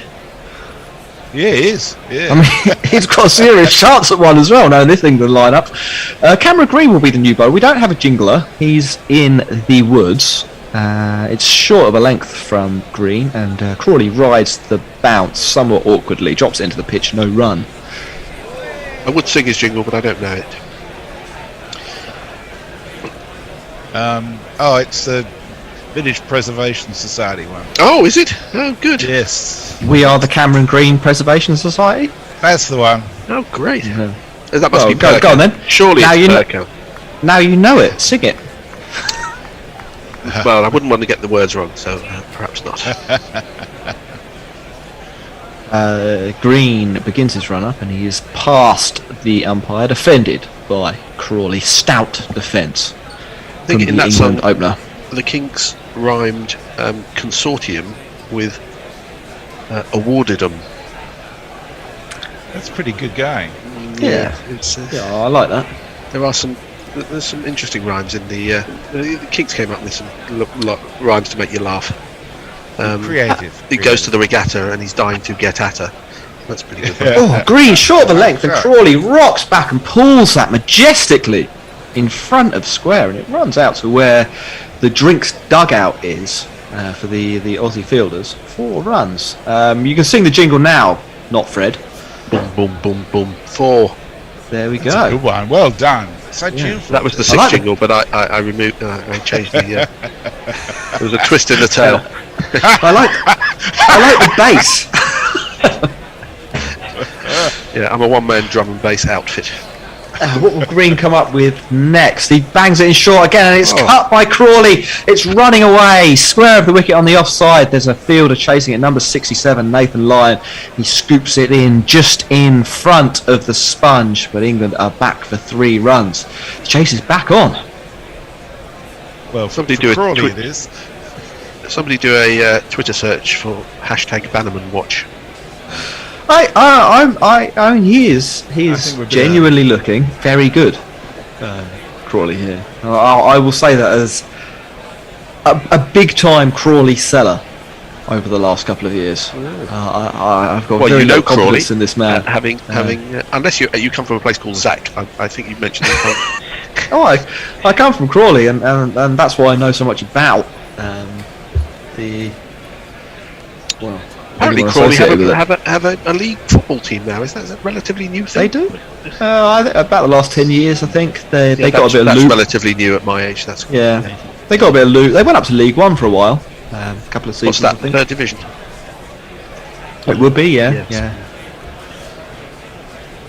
Cameron Green into Root, who he's got out a couple of times in this series. Back of a length, and Root, well, away from his body, punches unconvincingly to point. There will be no run.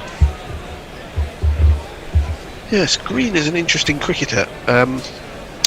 He's got all the attributes of being a very fine all-rounder indeed.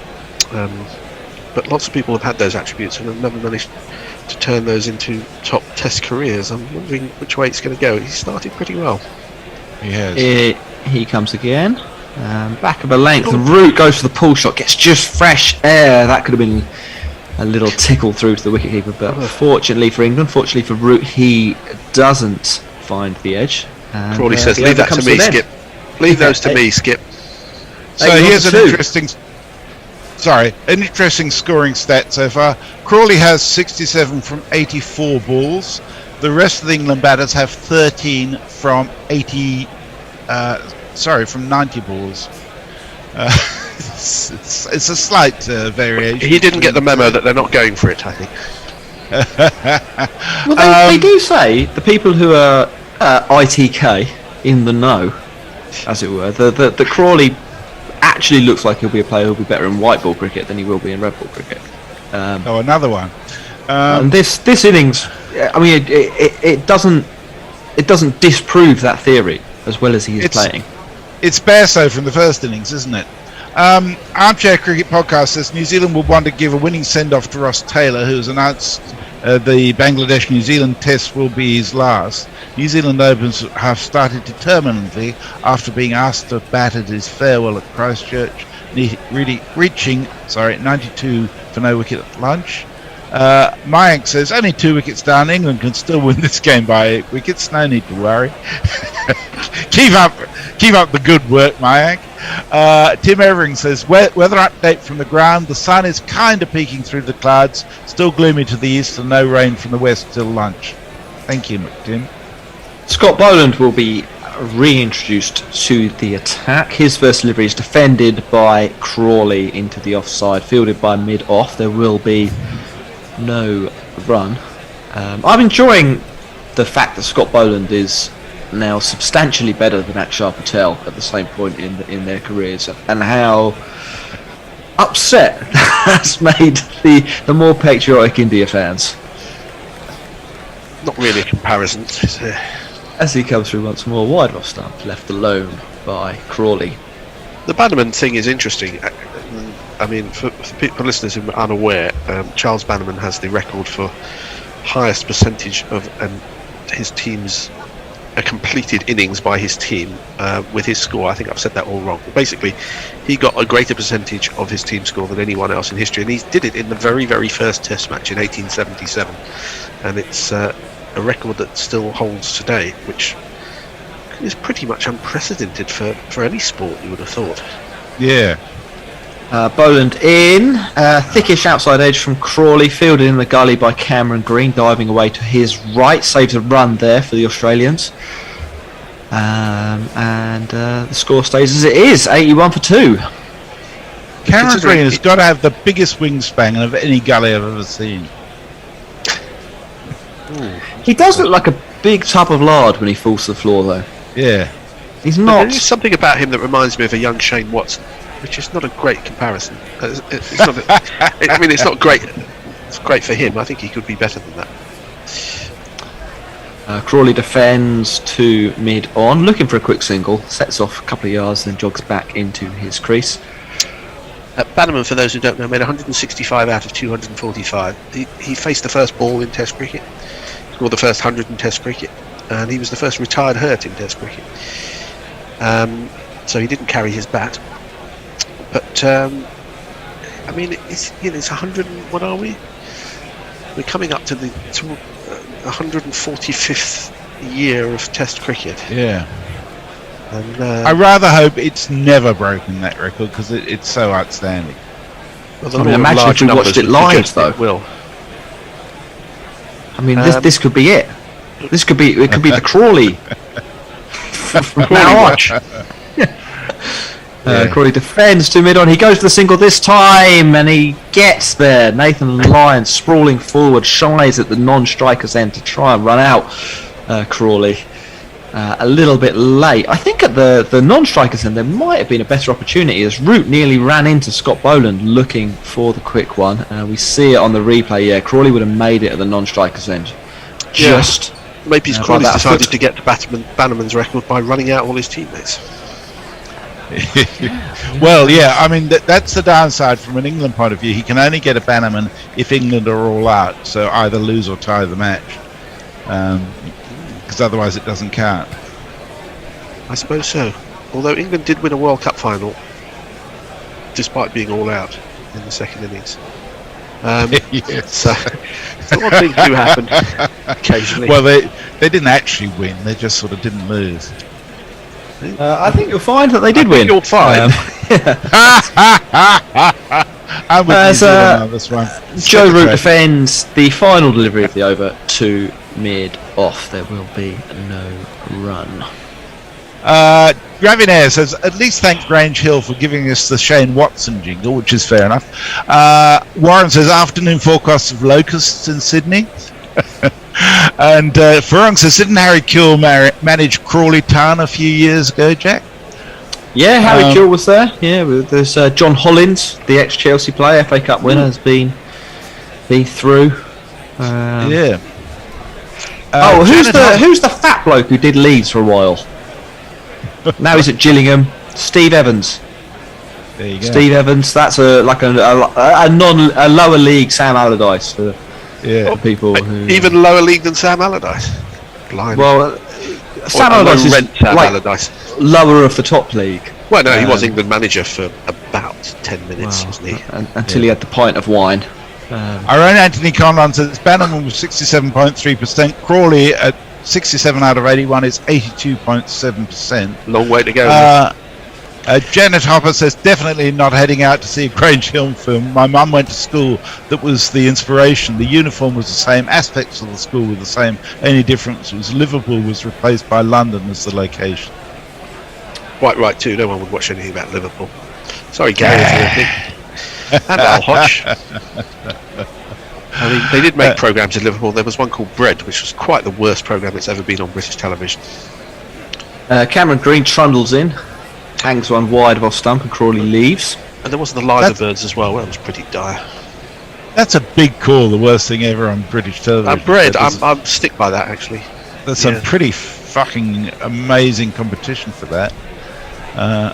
Mind you, I've only ever watched 2 minutes of any of those things because it turned off straight away.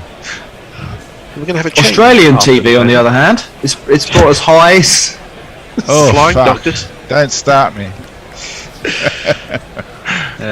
Green, straighter, and Crawley. Nice wow, shot. that's a shot and a half. Whips it through mid-wicket for 4 runs all along the floor. Majestic from the man named after my hometown. Zach.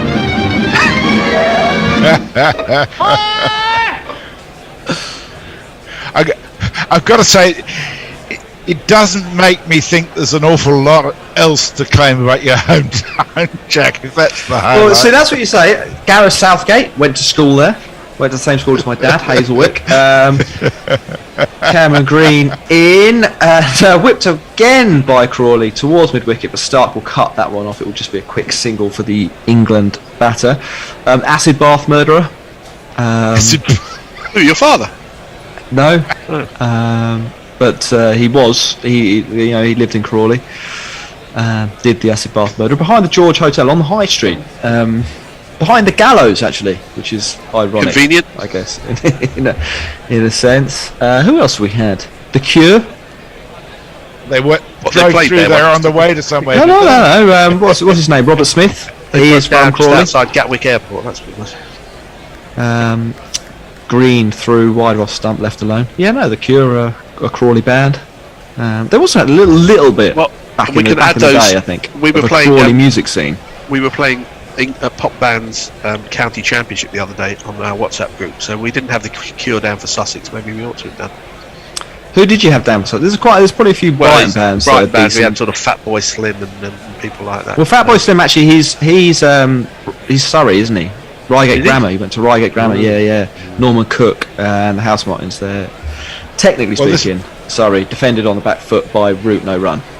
Maybe before your time, but Leapy Lee was the only pop star ever to come from Eastbourne before he went to jail. Little I'm going to say that the Cure just about edge out whoever that was. I'm sure. It's Colin, so sure. Will know Leapy Lee. Apparently, Porridge Radio and Squid are from Sussex. We're swapping over at the end of this over. Green wide off stump and Root's face out of the way. There will be no Chico from Attila the Chico time fame. Crawley. I'm hanging around as a summariser. Fellas, are you both off? Yes, I'm off. Well, it has been a pleasure to talk about Michael Vaughan's penis size with you over the last half an hour. Cheerio. Hello, Jack. Hello, John. Hello, Ian.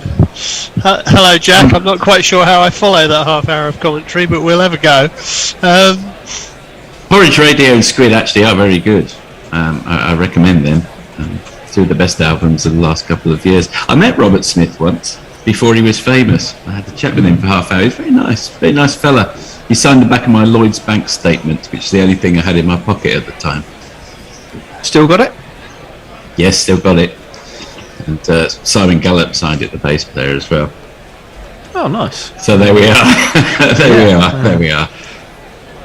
Bank statements to Bolland. He's in and he bowls, and that's left by Crawley. It's quite close to the off stump, but goes through to Carey. There's no run. It's very refreshing to watch Crawley bat this morning, I think. Seems to be a man growing in a bit of confidence, as I suppose you would if you've made runs for the first time in a long time. But they do keep feeding him that ball around the leg stump. Here's Bolland again. He's in, and that one's outside off stump, and Crawley just props forward and plays it out on the offside of the wicket. No run. Maybe his New Year resolution was to not be absolutely fucking awful. Yeah, it's one thing to resolve it, another thing to do it, isn't it, really? But, he just seems to have come out to play positively. Maybe thinking he can't do any worse, so he might as well try and be assertive. Here's Bolland again, and Crawley turns this off his hip to mid-wicket. Again, there's no run.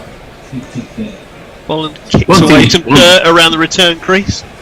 One thing you can say about him, as opposed to Sibley or Burns, if he stays in for a while, it's a treat on the eye, isn't it? He looks great. Yeah, he gets the scoreboard moving. He's certainly got a few shots. Fellas, is one of you wearing noise cancelling headphones and maybe has their radio on in the background here?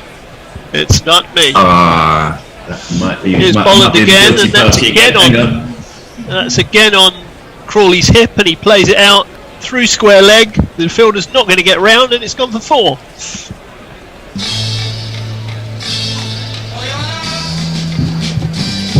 Air culpa.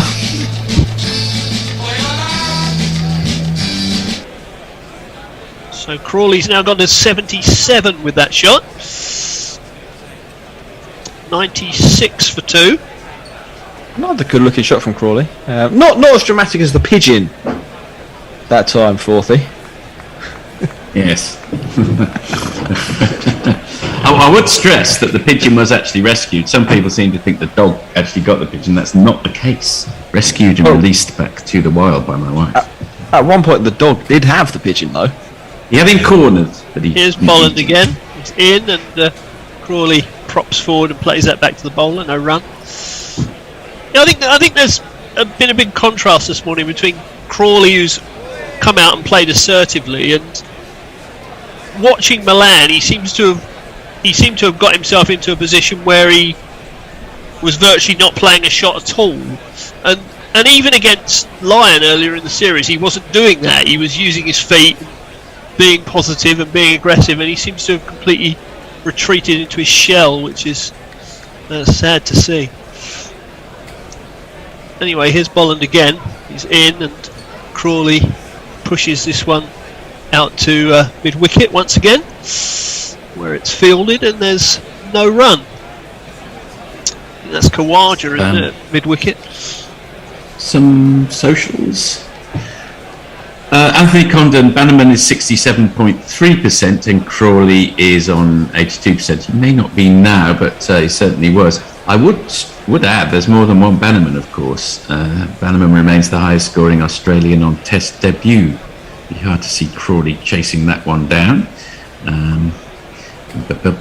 So will Crawley do a Haynes-Myers and a pair of red-haired men be at the crease when England score the winning runs? Well, is Crawley technically a redhead? That's another question to throw open. John Thompson, records in some of the sports will clearly last forever. Nobody will get close to Cy Young's win records in baseball, and I'd be shocked if anyone gets within 200 wins of him. And the first ball of that next over roots off the mark with a 4 down to fine leg. 1, 2, 3, 4.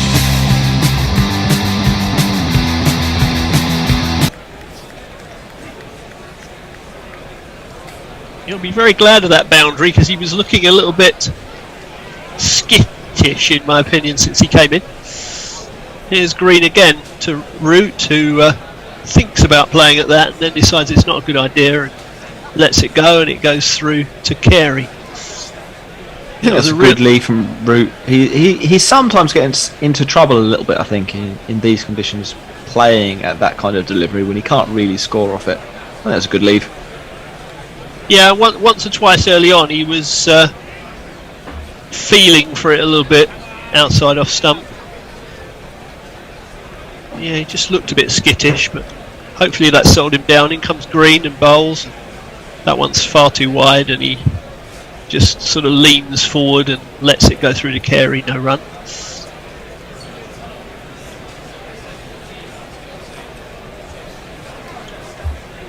So I noticed when I was last on, I threw Jake Libby into the melting pot, and nobody responded at all. So is that because that's a really bad idea, or is he the next cab on the rank, or not? Correct me if I'm wrong. Libby's the bloke who moved counties a couple of years ago. I'll break off. And this is played out on the leg side by Root, and it's retrieved, but not before they've crossed for a single. And went from, to be polite, not very good, to be creditable, pretty decent now. Well, he certainly had a decent season last season. One of very few to make 1,000 runs, I think. So, which always used to be a reasonable benchmark. I don't know whether it still is, but I mean, I suppose they'll be looking at specialist openers, won't they? And he is one.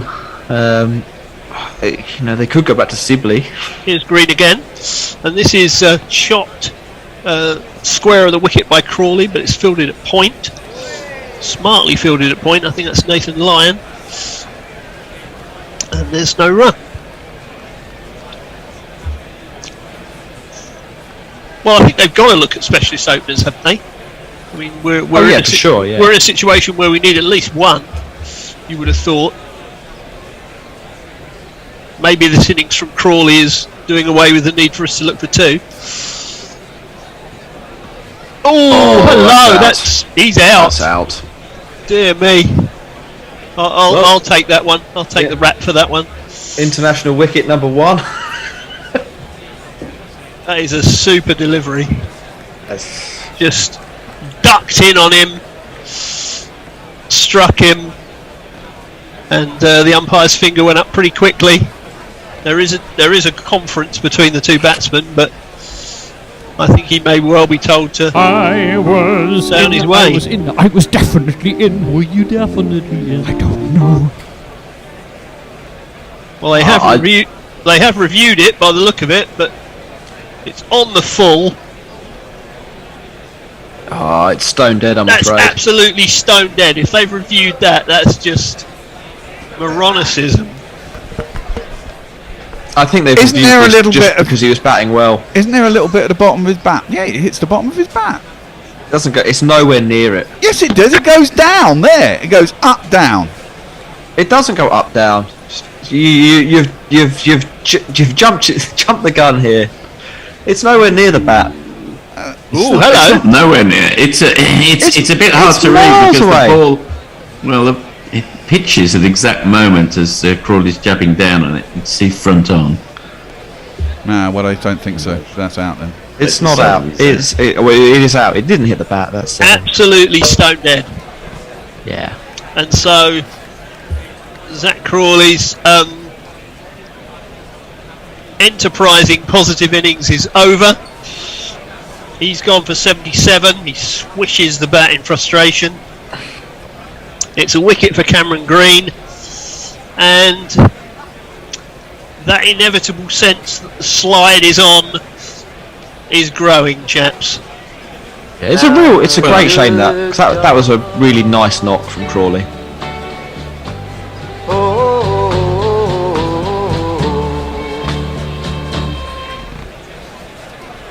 It's all context, isn't it? If an Australia comes in and scores 77 off 100, we're saying, what a fantastic start to the innings, really setting the agenda there, brilliant stuff. Of course, we say, well, now the inevitable is about to unfold. It's just the way life is, I guess. Well, I guess the problem is, Ian, that he's out for 77, and it's not 96 for 1, it's 96 for 3. And so, you know, they've got 3 wickets this morning. They've got all day to bowl England out, and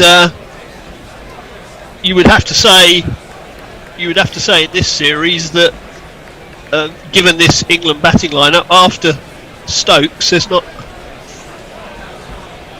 a great deal to come. I mean, Bairstow's going to be batting injured. Butler's Butler, I shall say no more. And there's not much else. I'll catch us up on some tweets. Suman Nag, this hasn't necessarily aged brilliantly well. Aussie body language looks very tired. Will England look to win this, or will saving the test be the only way to go? Oh, it's a shame, isn't it? If only. O'Neill Harris, if Crawley and Sibley are the future opening partnership, would it feel like going back to the future? But seriously, sometimes a player needs to be dropped to give some time adjustment to international. Here's Bolland, he's in, and this is played down to slip by Root, and there's no run. That was the last ball of Green's over, so Bolland is back from the other end. I know this is easier said than done, but I think the way Crawley played today is a formula that could work for him in the future. I think him being aggressive, him trying to put pressure on the bowlers, him scoring reasonably quickly. I'll break off. Here's Bolland again, and Root again looks as though he thought about having a push at that, but then he doesn't. He lets it go through to Carey, no run. It is, I think, possibly a route to him, to being a moderately successful Test match opener. You know, if England had a guy who averaged 35 but scored those runs pretty quickly, that would be quite formidable. I think, particularly in England, where quick runs often do make a difference. Yeah, I think that's fair. Here's Bolland again. He's in, and Root looks slightly uncomfortable as he plays it out square of the wicket, and there's no run. I think you're right though, Jack. I think that's the only way Crawley can play as an opener. Really, I think he has to be positive whether he's attacking or defending.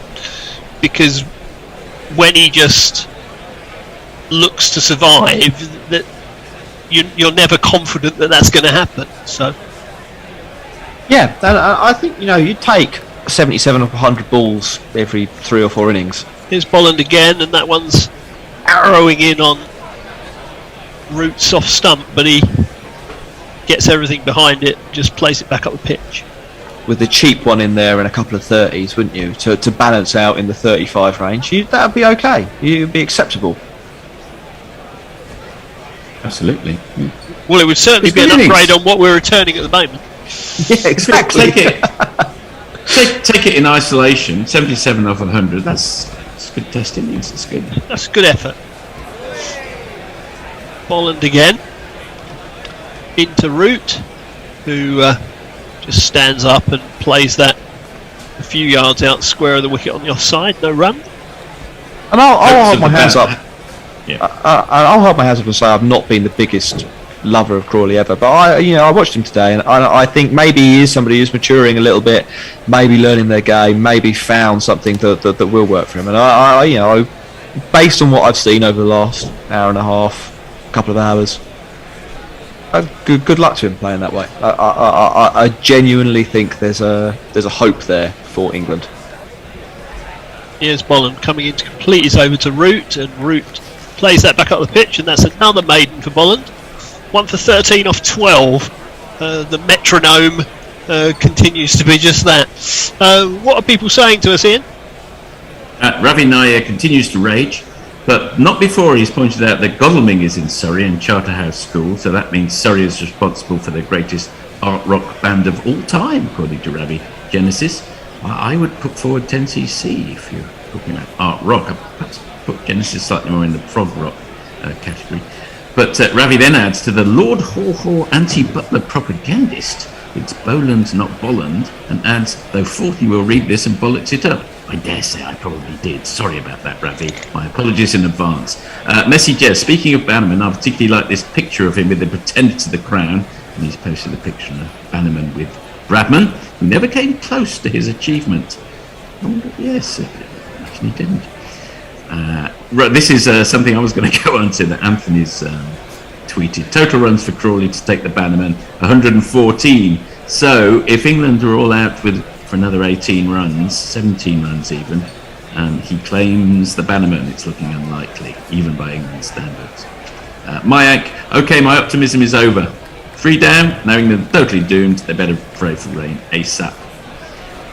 Messi Jez concurs on the Bannerman. And Hendo, Crawley out to a corker, a real shame as batting beautifully, and then ends, the end is nigh. Yeah, I fear Hendo will be right. Here's Green, in and bowls, and Stokes shoulders arms and lets that go through to Carey. Yeah, dear Ravi, continuing to defend the indefensible. But there we are. It reminded me of the line from Blackadder that if all else fails, a stubborn refusal to look facts in the face will see us through in the end, except that it won't, unfortunately. But there we are. Maybe we... Here is Green. He's in, and Stokes plays this up to mid-on, and there's no run. Maybe we slightly underdid the bowling skill of Cameron Green. It was his excellent. Oh, it was a super delivery. It really arced in on him, and he just didn't get the bat down in time. Really, a very good delivery from a very promising young all-rounder again. And Stokes lifts his bat above his head and lets that go through to Carey. No run. I've been so impressed with Green's bowling in this series. I'm not convinced he's a number 6 batting wise, but I think he's got a place as a bowler in Test cricket if he maybe goes one down the order and they can find a wicketkeeper who can bat. Yeah, he's definitely a bowler who bats at the moment, isn't he? As opposed to a batsman who bowls. He's in and he bowls Stokes, and that goes through again to Carey, no run.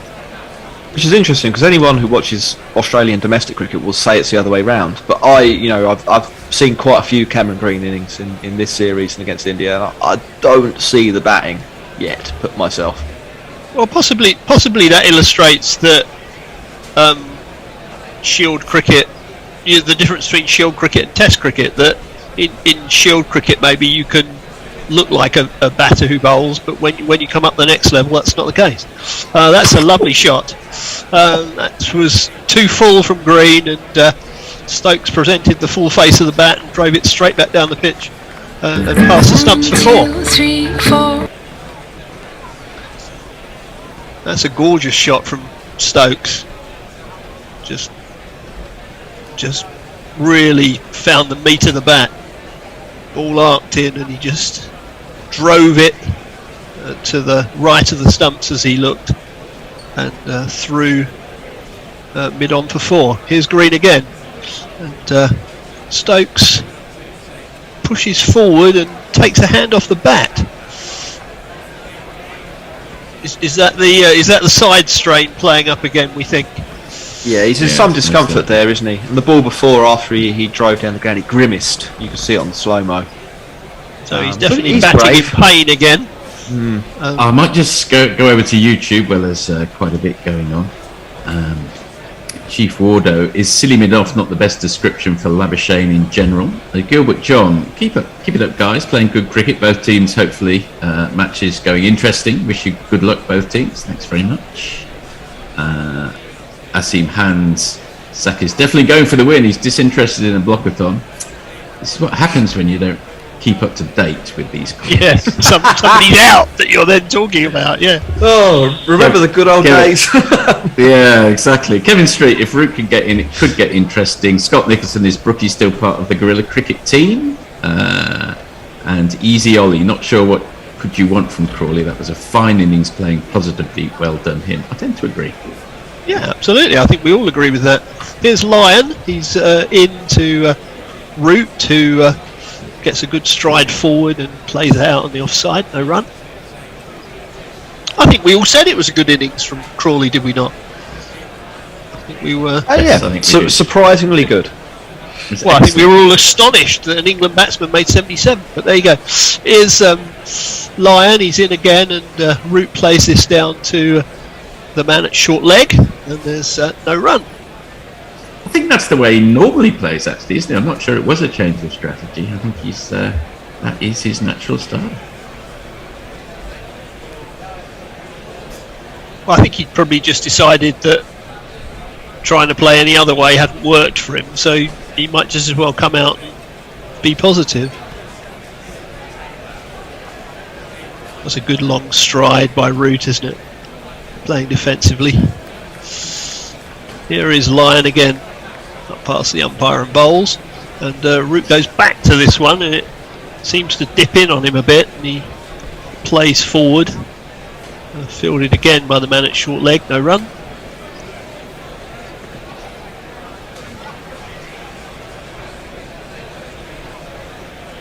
And again he's in, and Root is again forward, full face of the bat.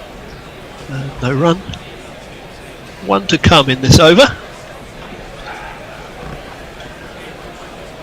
All England fans now watching nervously because they know that if Root goes, that really is the end of the story. Here is Lyon in, and Root again just props forward and plays it out on the offside. And there's no run. That's a maiden for Nathan Lyon. It's 100 for 3. Who all out in 2 hours? Farong is referring to a Black Cap Tigers game where Young gets a 7, and he fills in the details there. Dave Sarah, are people done with Hamid? John Thompson, if we found 2 robots that could do nothing more than get 25 guaranteed, then get out. They'd be better opens than anyone since Strauss retired. Farong, so Hendo has given the confirmation that the collapse is on. Hope you're doing well, Hendo.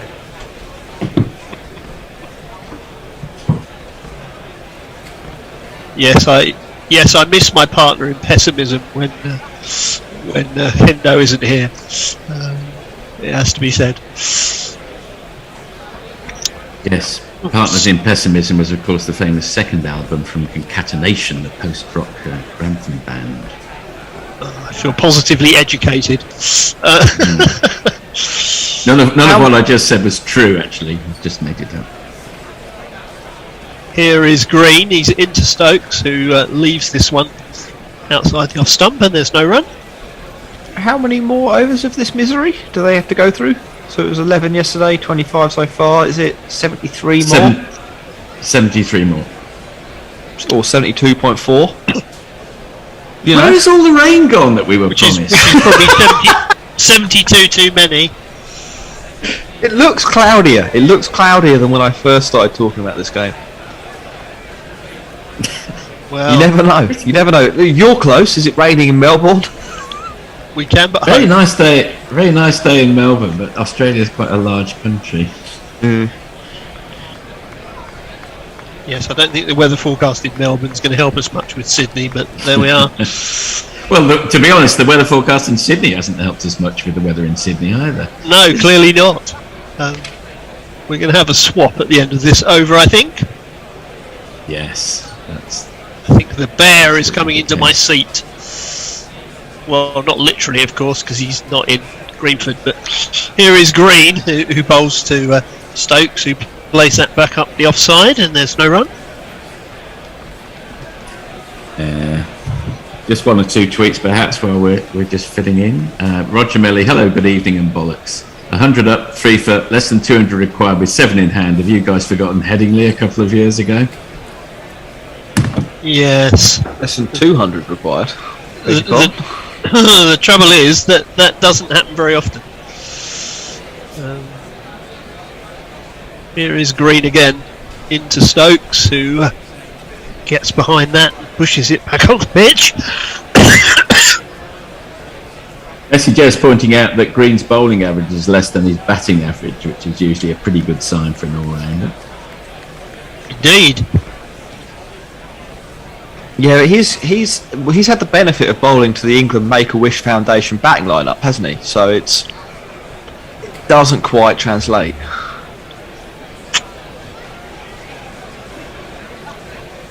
He's in again, and he bowls to Stokes, and Stokes plays that just wide of the man at short leg, and they scamper back for 2. I wonder how close to short leg that actually was. Harris is the man under the helmet. Let's have a look at this again. Sort of angled across Stokes. He played it onto the thigh pad. Very close. It's very close. Oof.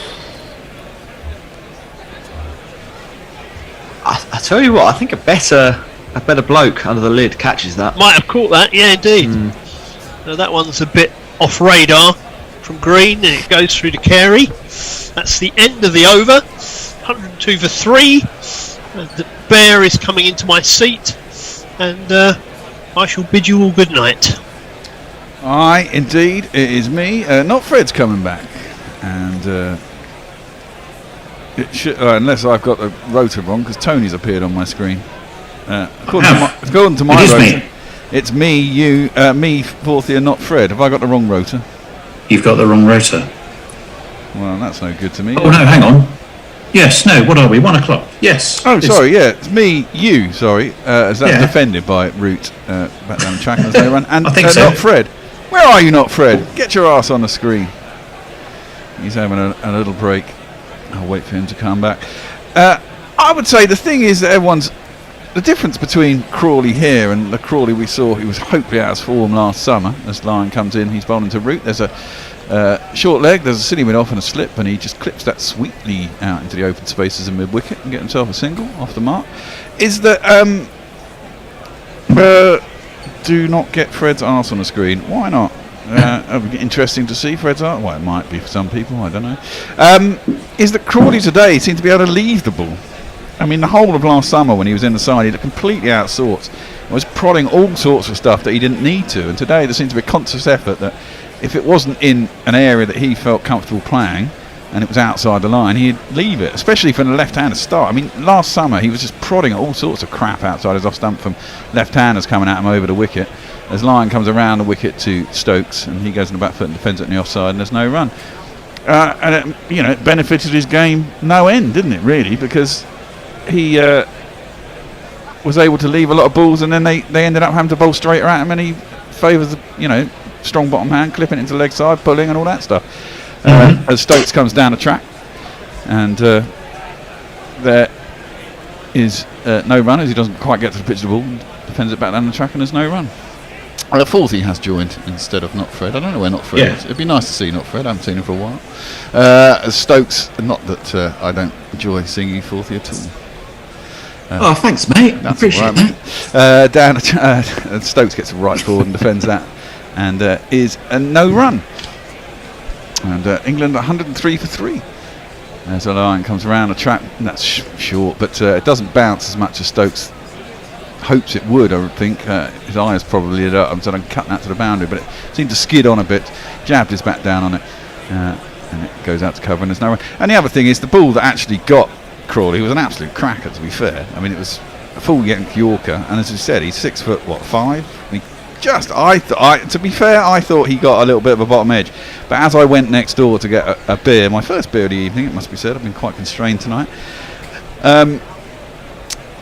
He actually, if he had got an edge on it, it went onto his boot and Carey caught it, so it'd have been out either way anyway. So he wouldn't have been saved by a little under edge, which is a shame, but I thought it was a good innings. Milan looks a little bit out of sorts, doesn't he? Having started the series so well, he looks to have gone back into his shell. His shell being exactly the right words. He just seemed to not get going, did he? Well, he doesn't. I think you watch Root against the spinners. He goes fully back or he goes fully forward. I mean, Stokes Milan just seems to play on the crease. Stokes goes back inside edge. Root as Cummins has come back on inside edge onto pad, goes out on the offside. And there's no run. He was a walking wicket for that faster one that skids on from late line, wasn't he? That not the one that beats the outside edge, not that one, but the skiddy one. It's just a bit too fast for him. Well, exactly. But I mean, he doesn't commit, does he? He's stuck on the crease. And he was trying to cut it. Really, he was trying to force it through the offside. It was a bit too close to him to be playing that shot. But there you go. I mean, this is what happens in long series when you're getting pummeled, isn't it? Everything falls apart eventually. Yeah. It's much about very true. As Root defends that back down to mid-on and there's no run. I mean, this is the great thing that we love about cricket, isn't it? It's just, there's a psychological element to cricket that takes control. Hamid had fixed one thing, but not fixed. He'd fixed getting the ball under his eyes, but he'd not fixed propping halfway forward. Yes. Alan Milan. Again, precisely. There's no commitment to either going back or forwards. He's getting stuck on the crease all the time. Root scored. He's got to 54 times in this series. He's not kicked on to get that 100 in Australia, which I think he really wants, as he defends that late and under his eyes. And it goes out to Cameron Green at third slip, and there is no run. Be a good day to fix that. Yeah, indeed. Very good day to do it. Stokes, they like batting together. Should say that GPL is open. We've not really mentioned it today, but he's still got half an hour. Hombre Nuevo's in as per normal. He's had 3 picks. A rather gloomy 197, 358 and 388. 388 would win us the game. So he's gone for the. He's put a little bit of money on the win, a £1 bet on that, as Root gets right forward and defends that. Now out into the offside and there's no run. Although we only need 350 odd when the day started, so I don't know how you went to 388. 58 we needed at the start of play. Exactly. So Hombre 388 was a complete wasted guess, because even if we get 6 off the last ball, we can only, and with the scores a level, we can only get to 364. So thanks for the £1. I mean, in answer to your question, Tony, Armchair Cricket Podcast England are going to lose this game is the first tweet to read. Oh, that's right. Thank you for that. Cummins. Save me typing.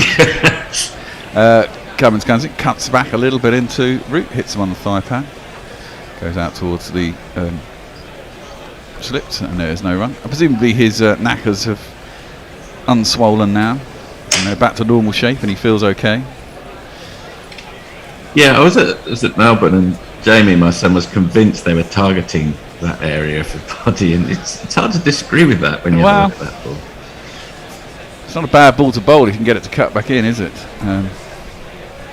He's always going over. Cummins, last ball of his comeback over. It's a decent ball from the channel outside the off stump. Root just shoulders arms and lets it through to Carey. And there ain't no run, and England remain on 103 for 3. Stokes is on 6. Root is on 6. Unaccustomed me off 31 balls. The cloud is overhead, but there ain't no bloody rain. Where is it? And we should go to socials. Yes, well, there's a few by Armchair Cricket podcasts. So I'm going to dive in with, let me see, Roger Melly. Did we have Roger Melly? Hello, good evening in Bollocks. Yeah, we've had that. We've had that one. Sorry.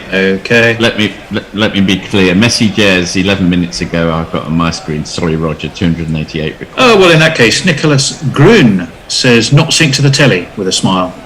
Yeah, and bloody. This fucking hot mic app never bloody works, man. I have to say. I mean, it's a good way of watching it, and you probably can sync it manually, as that's defended by Stokes out to silly mid off, and there is no run. But their function of syncing has got worse and worse and worse as we've been longer and longer on it, I'm afraid. And today it wouldn't even let me sync, even attempt to sync to the telly. Lyon around the wicket to Stokes, who gets forward and pushes that out into the offside, and there is no run. Well, there's a sense of normality beginning to descend on proceeding. I mean, 103 for 3 on the last day on a difficult Sydney wicket, that's par for the course. Yeah, you know, not a bad effort, you would say, in a normal circumstances, but when you're 3-0 down and you've batted shit all fucking all tour, it's just a little bit depressing. Defended by Stokes, and that is no run. I'm not sensing that they've given up the ghost, as I have once or twice. They seem to be gritting their teeth. Let's say at least that. Well, yes. If that's defended out on the offside and there's no run. And there's pride to play for as well, isn't there? Yeah, and you know, even with someone like Ben Stokes, he'd be thinking, well, I can't carry on like this indefinitely. I need to find a bit of form. Well, yeah. I mean, he got 60 in the last innings. He came into this series cold after having not played cricket for 4 months. Defends that square on the offside and there's no run. I mean, this is the problem, isn't it? I mean, oh, look, Fred's turned up. I'm getting out of here. Okie dokie. Swept hard. Off middle stump, admittedly, but he got down and to the pitch of the ball.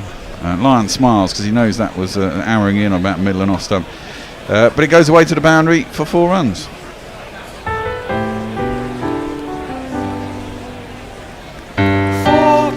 What's going on, Fred? Well, I'm supposed to be on 115. That's what my rotor says. 150? Why 115? That's what Tony said. It says 1 o'clock on mine. Your rotor out of date. You have to keep checking these rotors, Fred. They come thick and fast. That was the 13-hour ago one, wasn't it? Last one I've got. Okay. WinViz has England victory at 1%.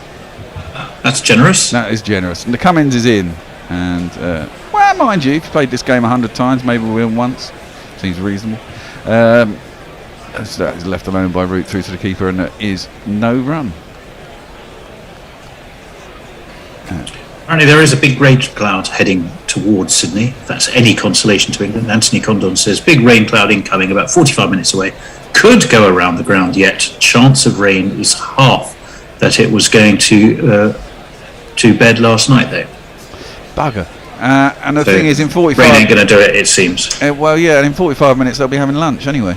That's no good to me. That's down the leg side, and Root attempts to clip it down at fine leg. Doesn't get anything on it. Carey takes it, and there ain't no run. Well, if England want to win it, they don't want it to rain. England aren't going to win it, Fred. Even all my optimism from earlier, it's not going to happen, is it?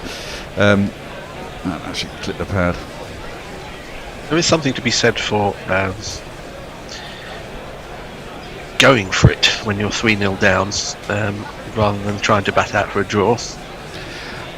Well, yeah, I mean, I don't think they'll stop trying to score runs that are there. These two players don't play like that. I mean, Joe Root is a class batsman. That's left alone through to the offside. There's no run, and as the batsmen tire and the ball gets older, I'm sure they'll If you remember Headingley 2019, Stokes' innings was the classic game of two halves, wasn't it? Yeah, totally. It was incredibly watchful for a while, and then exploded when there was opportunity in sight. And nothing less to lose, really. He was in with Jack Leach. That wasn't the last day, was it? That was the fourth. No, yeah, on the fourth night, didn't he get something like 4 off 87 balls or something, and then scored his last. Or maybe it was the last day. I don't remember actually. No, it wasn't. He survived the night before. That's Root defends that out into the offside, and there's no run. He was in overnight.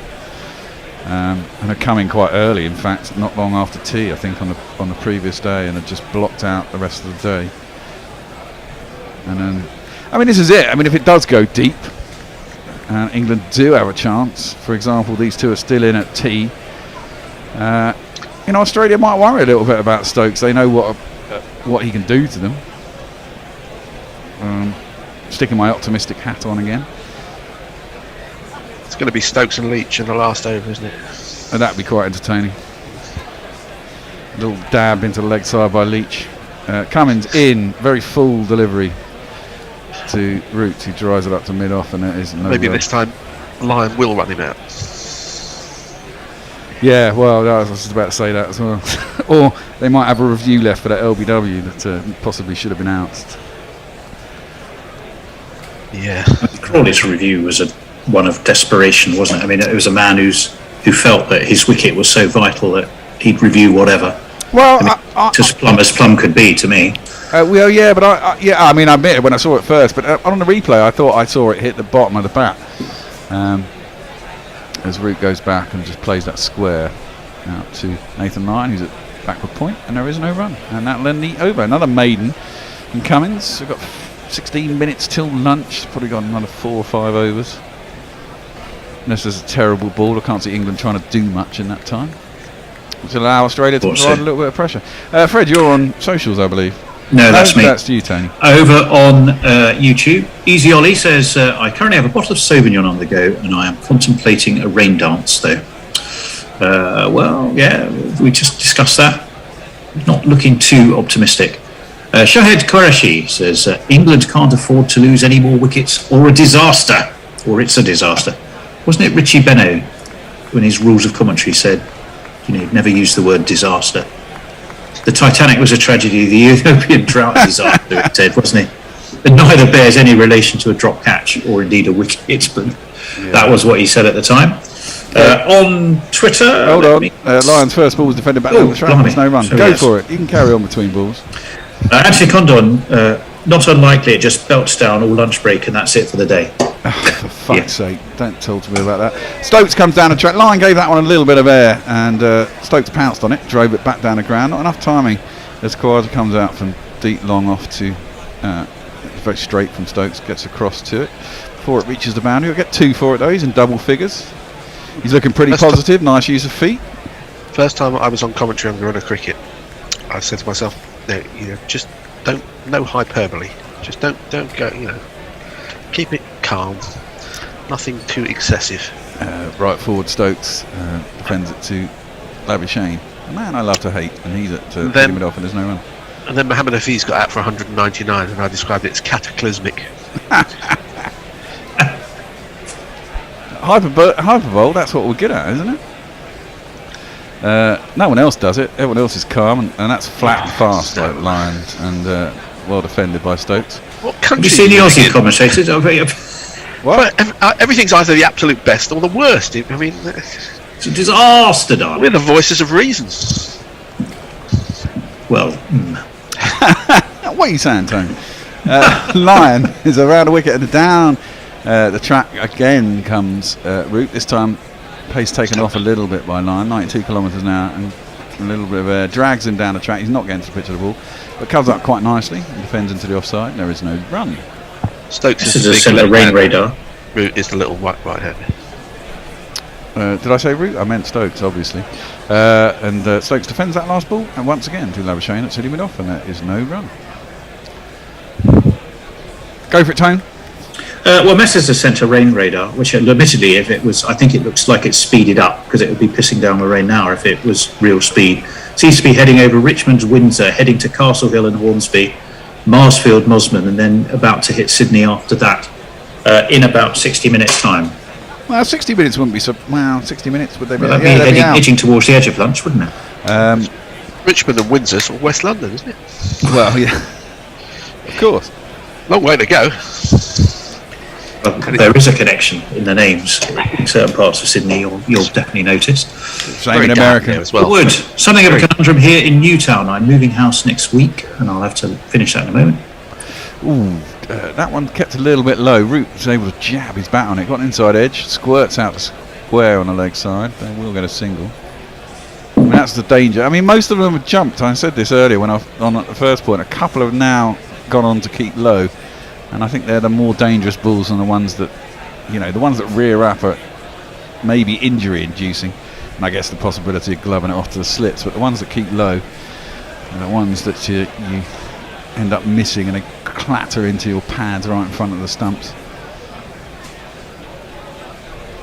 What Michael Nihal Wood was actually saying was he's got a dilemma. He's on the horns of a dilemma because he needs to do he's moving house next week. And he needs his washing out on the line to dry, and he also needs to clear out his garden. He lives 3 kilometres away, but he wants to pray for rain at the SCG, but not where he is. You got 7 days? Might be asking for a lot. 7 days, loads of time, man. Stokes is facing up. Cummins is coming around a wicket to him, and it's wide of his off stump, and he leaves it through to the keeper, and there's no run. So nominally we've got 68 overs left in a day, something like that. 4 sevens are 280. It's only 4 and over. Yeah. Well, I mean, they are capable of it. These are the 2 class batsmen in the England team. It's not going to happen, though. I quite agree with you there, Biff. There's 42 overs on the ball, so now is the optimal. Well, this is it. You've got 40 overs with the ball that should be reasonably soft. So that one goes through to the keeper. It's left alone by Stokes, and there's no. You say that, but sometimes the new ball goes to the boundary much quicker. Yeah, it does go to the boundary much quicker, but it also gets a little bit more off the pitch, doesn't it? And this pitch has not been conducive once it gets old. I mean, it's not been great when the ball's been particularly new, to be fair. But certainly when it gets into the 50, 60, 70 overs, I mean, they've got decent spin. I thought, well, I mean, what were your thoughts on Leach, Fred? Because I thought he bowled all right. I mean, they set shit fields to him. But once he got into a rhythm and they kind of tightened it up a bit, he didn't do too bad. That's into a thigh pad of Stokes. Goes off down towards fine leg. I think they just ambled a single. I've come to a conclusion that I think the New England captain, there should be a New England captain, it should be Folkes, because that's the only way he's going to get in the team. Does he captain at Surrey? No, Burns I don't care if he's any good as a captain or whatever, but just it's the only way he's going to play is if they actually appoint a captain. Yeah, I mean, I've defended Butler quite a lot in the past, but I have just come to, wrong. And I was wrong. I'll admit it. After this series, you've got. I mean, some of the catches he's dropped here have been absolutely abysmal, and you just can't have it. I mean, as you said, keepers do drop catches, even the best ones. Yeah. But they don't drop as many as Butler's been dropping. It's fucking ridiculous. That's short and that's pulled. Got what it deserved. Root's not going to miss out on that. Gets himself into double figures. Lovely shot. Pulled down to the deep square leg boundary for 4 runs. And if you kids can't listen, then you bound to see the way you get shot for crossing a boundary. I mean, and Butler has taken a couple of really, really good catches as well. But it's not the type of thing that evens out, because there's nothing more dispiriting for a bowler than getting a genuine outside edge and the ball carrying at comfortable height to the keeper and just spilling it. That really demoralises a team in the field. Exactly. If you catch the spectacular ones, it's like a bonus. That's a gimmick. That's a gift. That's an added bonus. That is fuller and straighter by Cummins, but Root defends it comfortably enough. Up to mid on, and there is no run. And that ends that over, the 43rd. Cummins has none for 41 off his 12. He's had a great time since as captain, as a bowler. He hasn't taken that many wickets. His first game, he was pretty good. Yeah, and then, after that, and then he sat out a game for sitting in a restaurant too close to somebody. Peter Lloyd confirms that Headingley 19 did finish on day 4, Stokes having come on in day 3. Over on our YouTube chat, on our Facebook page, Paul Garland says, I think they should accept the challenge. Nothing to lose now, really, so why not go for it? Well, I don't think you can give it away. I think that's clipped into the leg side and to mid-wicket, no run. If there was no chance of any rain, I would be more thinking of going for it. But you wouldn't want to lose and then have the last hour washed out when you're all out. Yeah, very much so. That's defended on the offside and there's no one. Didn't that happened on the 10-11 tour, didn't it? I mean, when Australia gave one of the games away literally about 20 minutes after they'd lost, it pissed down for the rest of the day. And that was day 5, wasn't it? And it happened in Malahide, actually, Ireland against Pakistan. That is inside half of the bat from Stokes. He props forward to line, it goes out to mid-wicket and there's no run. Had it been about sort of 45 minutes later, it might have been a draw. Yeah. It did end up running for the rest of the day, didn't it? And the first day was wiped out. Yep. Lyon around the wicket to Stokes. Fuller a little bit quicker, flatter, and he just defends it down the track and there's no run. England 115 for 3. And we got 7 minutes till lunch. Set this over, another one from the other end, and probably one more from Lyon, and that'll be it. Tossed up, and Stokes gets right forward and pushes it up Marnus Labuschagne. I wish he'd actually drive one straight to his head, but we might see Labuschagne come on for an experimental over before lunch. Well, yeah, he's bowled in the first innings, isn't he? Short, wide, and cut by Stokes, but straight to cover. It's another maiden by he Lyon. missed out there. Yeah, I think he did. But hey ho. Paul Garland, I'll finish his thoughts. He seems to disagree with me, which is why I'm finishing his thoughts. He was disappointed in the direct declaration. He says, I think they should have come in at around 350 in front. Ashes won, so why not make a better sporting event out of it? Unless, of course, there is a bonus for a whitewash, and money beats sportsmanship these days, it seems. Well, I think, Paul, it's more also weather considerations, and England not having got above 300 in the series would be why they'd be reasons to make the chances of winning better by declaring earlier. But there we go, that was just my point of view on it. Yeah, they do get more money for a win. The players do. Yeah, but they would have had a better chance of winning, was my argument. Root. One that cuts back in again. Got one in the knackers again, yeah. He's good at getting it there. He's not rolling over like he was in the last test. The bruising has gone down. Having said that, England have rarely got to a new ball in this series, and they got 98 overs today, and they had 10 overs at them yesterday. Whilst you have to take the weather into consideration, if you leave too low a score and the weather doesn't turn out as you want, then you can end up getting yourself in trouble. So, and most teams are pretty conservative these days, aren't they? I get the point that they're miles ahead in the series and therefore could have done it, but no team likes to lose and give it away, and they always like to accelerate. I mean, Root hardly used a fast bowler apart from Wood, as they trundled towards that total. They was using Milan and himself, and they were making hay. I mean, they could have taken longer. I was quite thankful that they decided to put their foot down, otherwise it could have been quite tedious because you kind of knew where they were going. Oh, now Root goes back, it cuts back into him a little bit, he gets an inside edge onto his pad, looked like it was going to roll back on the stumps, and for a minute I thought he'd been bowled off his inside edge, but he's not. He's clearly a little bit uncomfortable after getting wrapped in his midriff. Yeah, it came off the inside half of his bat and between his legs. He did flip it away when it was going nowhere near the stumps. Yeah. You want to be a bit careful about doing that. Some teams would appeal. Yeah, well, as long as you don't run in it. Cummins is down the leg side. And, keeps a little bit low. Tries to work it around a corner. And that is no run. That's bollocks. Says, yep, the rain spotted on the radar will start to dump soon after they come back from lunch. Well, that's bollocks. That's bollocks by that's bollocks. Let's hope that's not bollocks, is what I'd say. It's either bollocks or it's not from that's bollocks. Yeah. Not sure.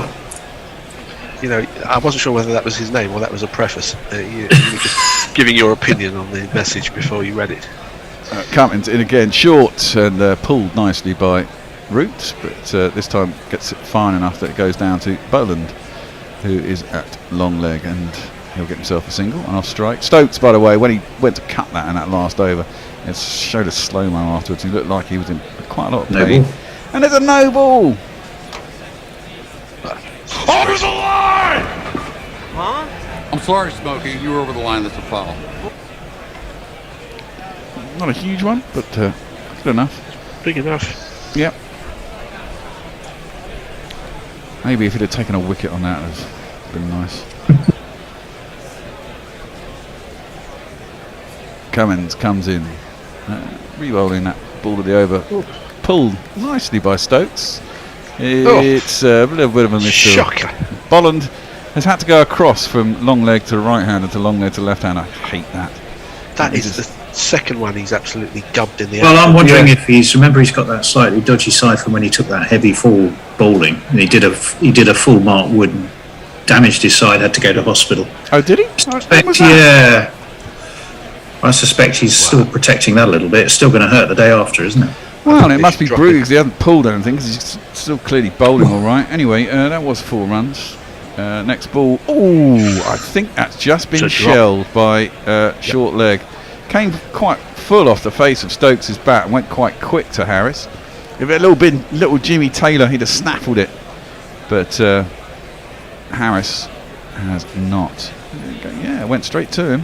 That's exactly what the bowler was looking for. It's gone to him at the right height. Yeah. I mean, they're all difficult at short leg, but it's hit the heel of his hand and went back into his stomach, where you've got a chance of taking a rebound. Or if you're Russell Arnold, you can catch it in your shirt.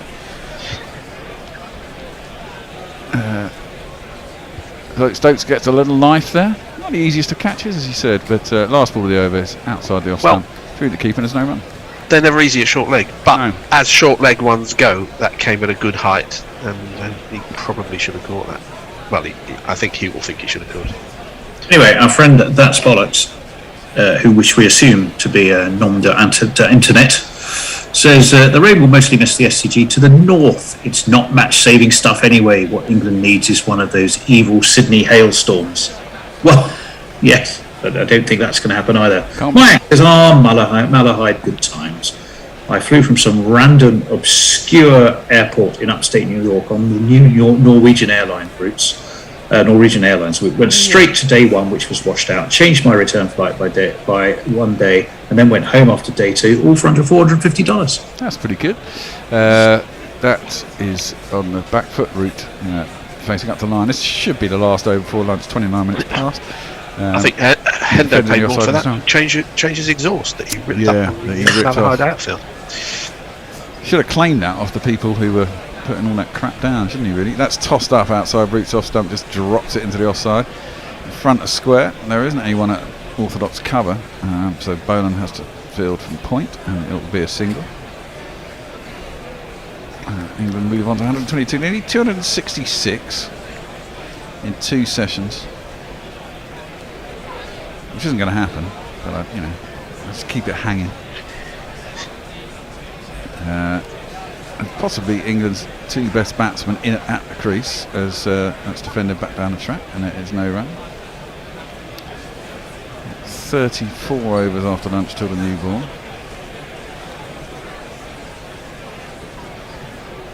And Stokes 16 off 41, Roots 13 off 46.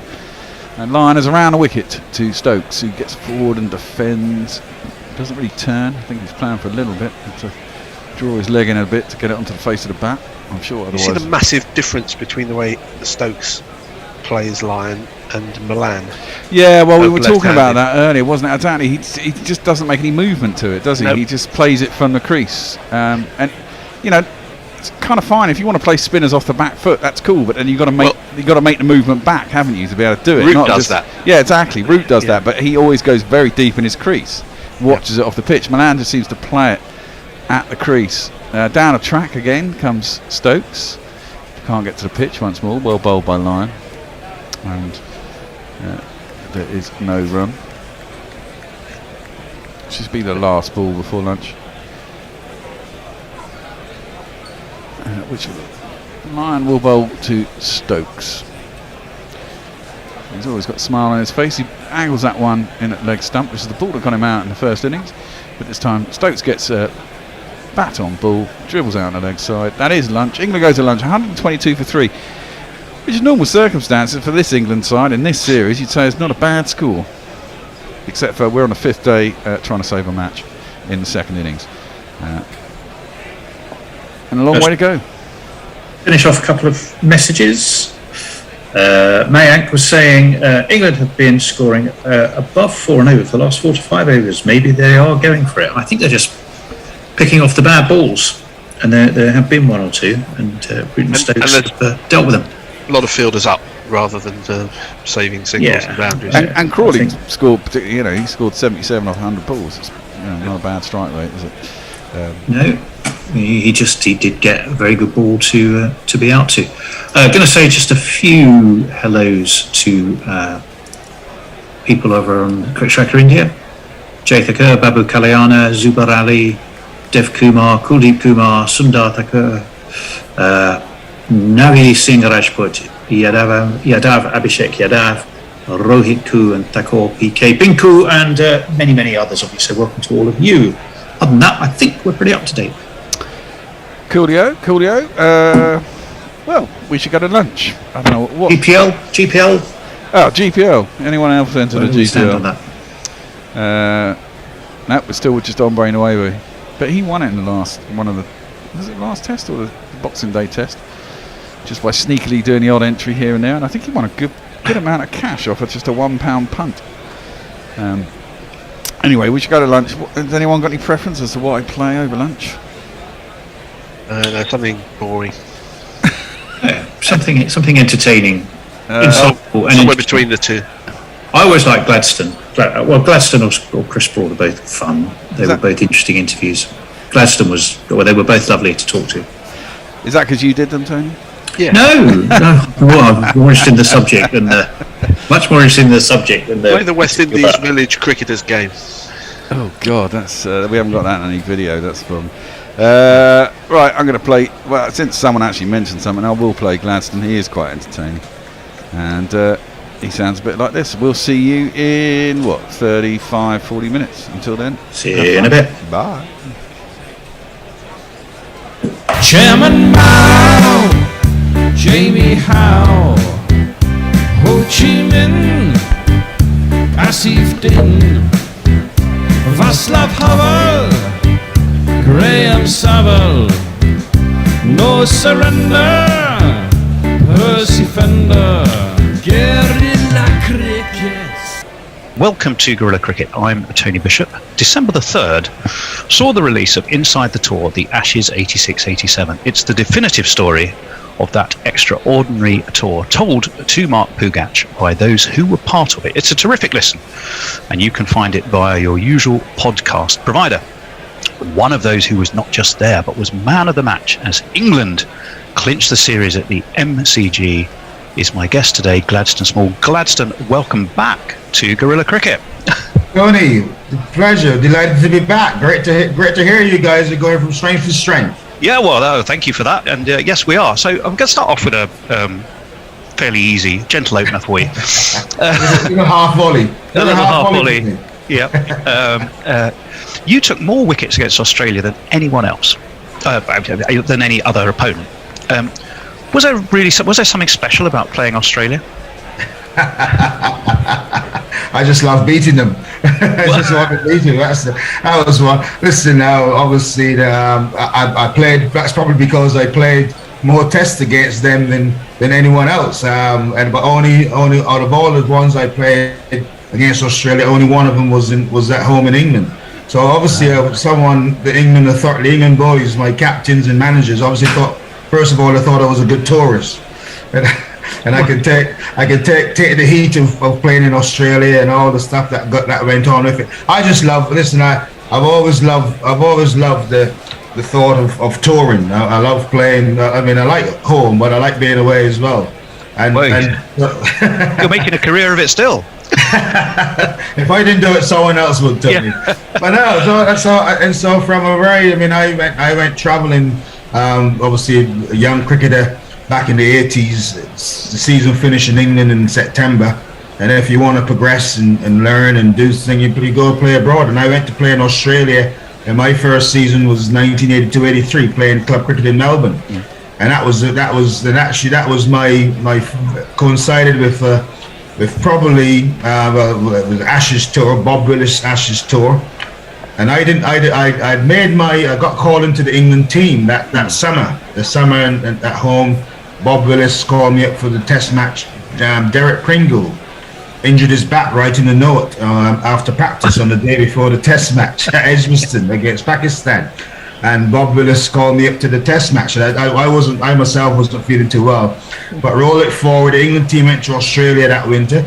I was playing in Melbourne. So whenever the England team came to Melbourne, I was invited to go train and practice. And I got it. It was a great insight. It was a wonderful insight into Test match cricket and how the guys set themselves up in the psyche and the mindset that you have to be in. And I love that little bit that I got. I mean, and that Test match, that was my very first Ashes Test match I saw, because I had missed in 1981 Ashes, both from Ashes. I was playing county cricket. So back then the county cricketers, we played a lot of cricket. I didn't get to see any of those matches at all. One feels the England team might be better if that was still true, Gladstone. But well, that's another thing. I've got a question for you then. From arriving in England as a young teenager to winning the Ashes, that's some journey. Before it happened, before that 86-87 series, was there ever a point where you thought, you know what, one day I'm going to win an Ashes for England? Did it ever cross your mind?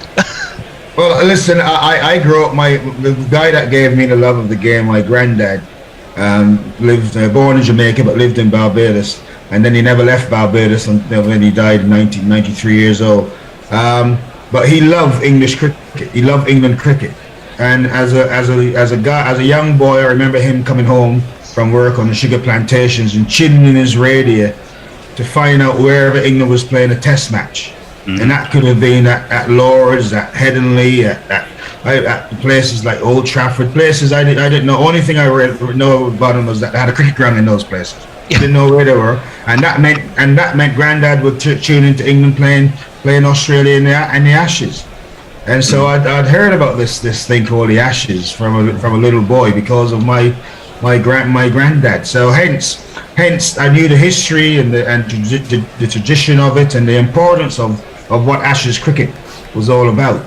Wow. And so then when I then got that to see it in '82 and saw what probably the best Test match that I ever saw actually was that 1982-83 Test match at the MCG, and then followed by the Edgbaston Test match in 2005, that famous one in 2005. I mean, and then interspersed with that all of the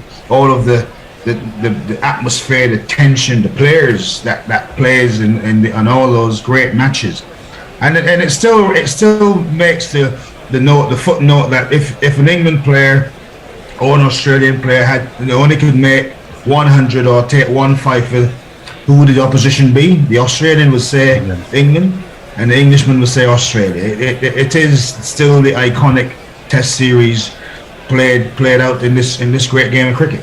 Well, let's just remind people for a second about that 86-87 tour. England had unexpectedly won in Brisbane on the back of some Ian Botham heroics. They then drew in Perth and Adelaide, so a win at the MCG would give England the series. Enter you, Gladstone, to be man of the match. But should we actually thank Elton John for making that little piece of history possible?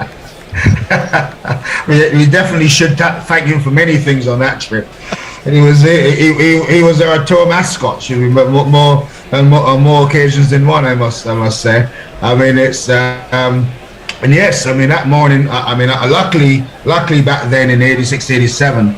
I mean, obviously, like now the guys have been in Australia, I think, for a month or so, and they've only played about 3 or 4 days against each other. Whereas in '86-87, we were in Australia for a month before the first Test match. But the clever Australians had started us in Brisbane. Then they took us around a tour of Australia. And as you well know, Australia is not Wales. It's not a small. You can't do it by bus. You got it. For any Welsh listeners, what Gladstone is by no means inferring that Wales is small. Well, I'm just saying the size of Wales. I mean, it's so yes, you got to, and they fly you all over from Brisbane to Tasmania, back up to Sydney, over to Perth, and then you end up back in Brisbane for the first Test match, and you play a lot of cricket. Luckily, the likes of both of them and the senior players weren't too keen on, should we say? They were saving themselves for the main contest. So the likes likes of myself and the other younger players, people like Neil Foster and Phil De Freitas, Jimmy Whittaker, those sort of guys, Bill Affey, Chris Broad, those guys. It gave us non-senior players the chance to get into the tour and make a step for your players. So hence on that tour, and luckily I'd played the previous summer. I'd played probably some of the best, my most educative part of my cricket career was playing Sheffield Shield cricket in South Australia the previous season.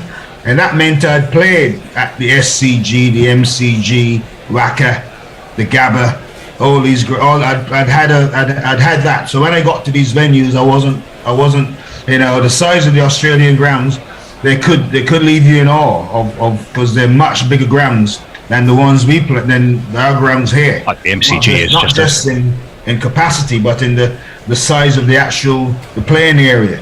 So I'd seen all of that the previous year, so that I was already in tune of what was required, as obviously the conditions as well, the playing conditions, the heat, the ground, the firmness of the ground. I love playing in Australia because that's the other thing you get.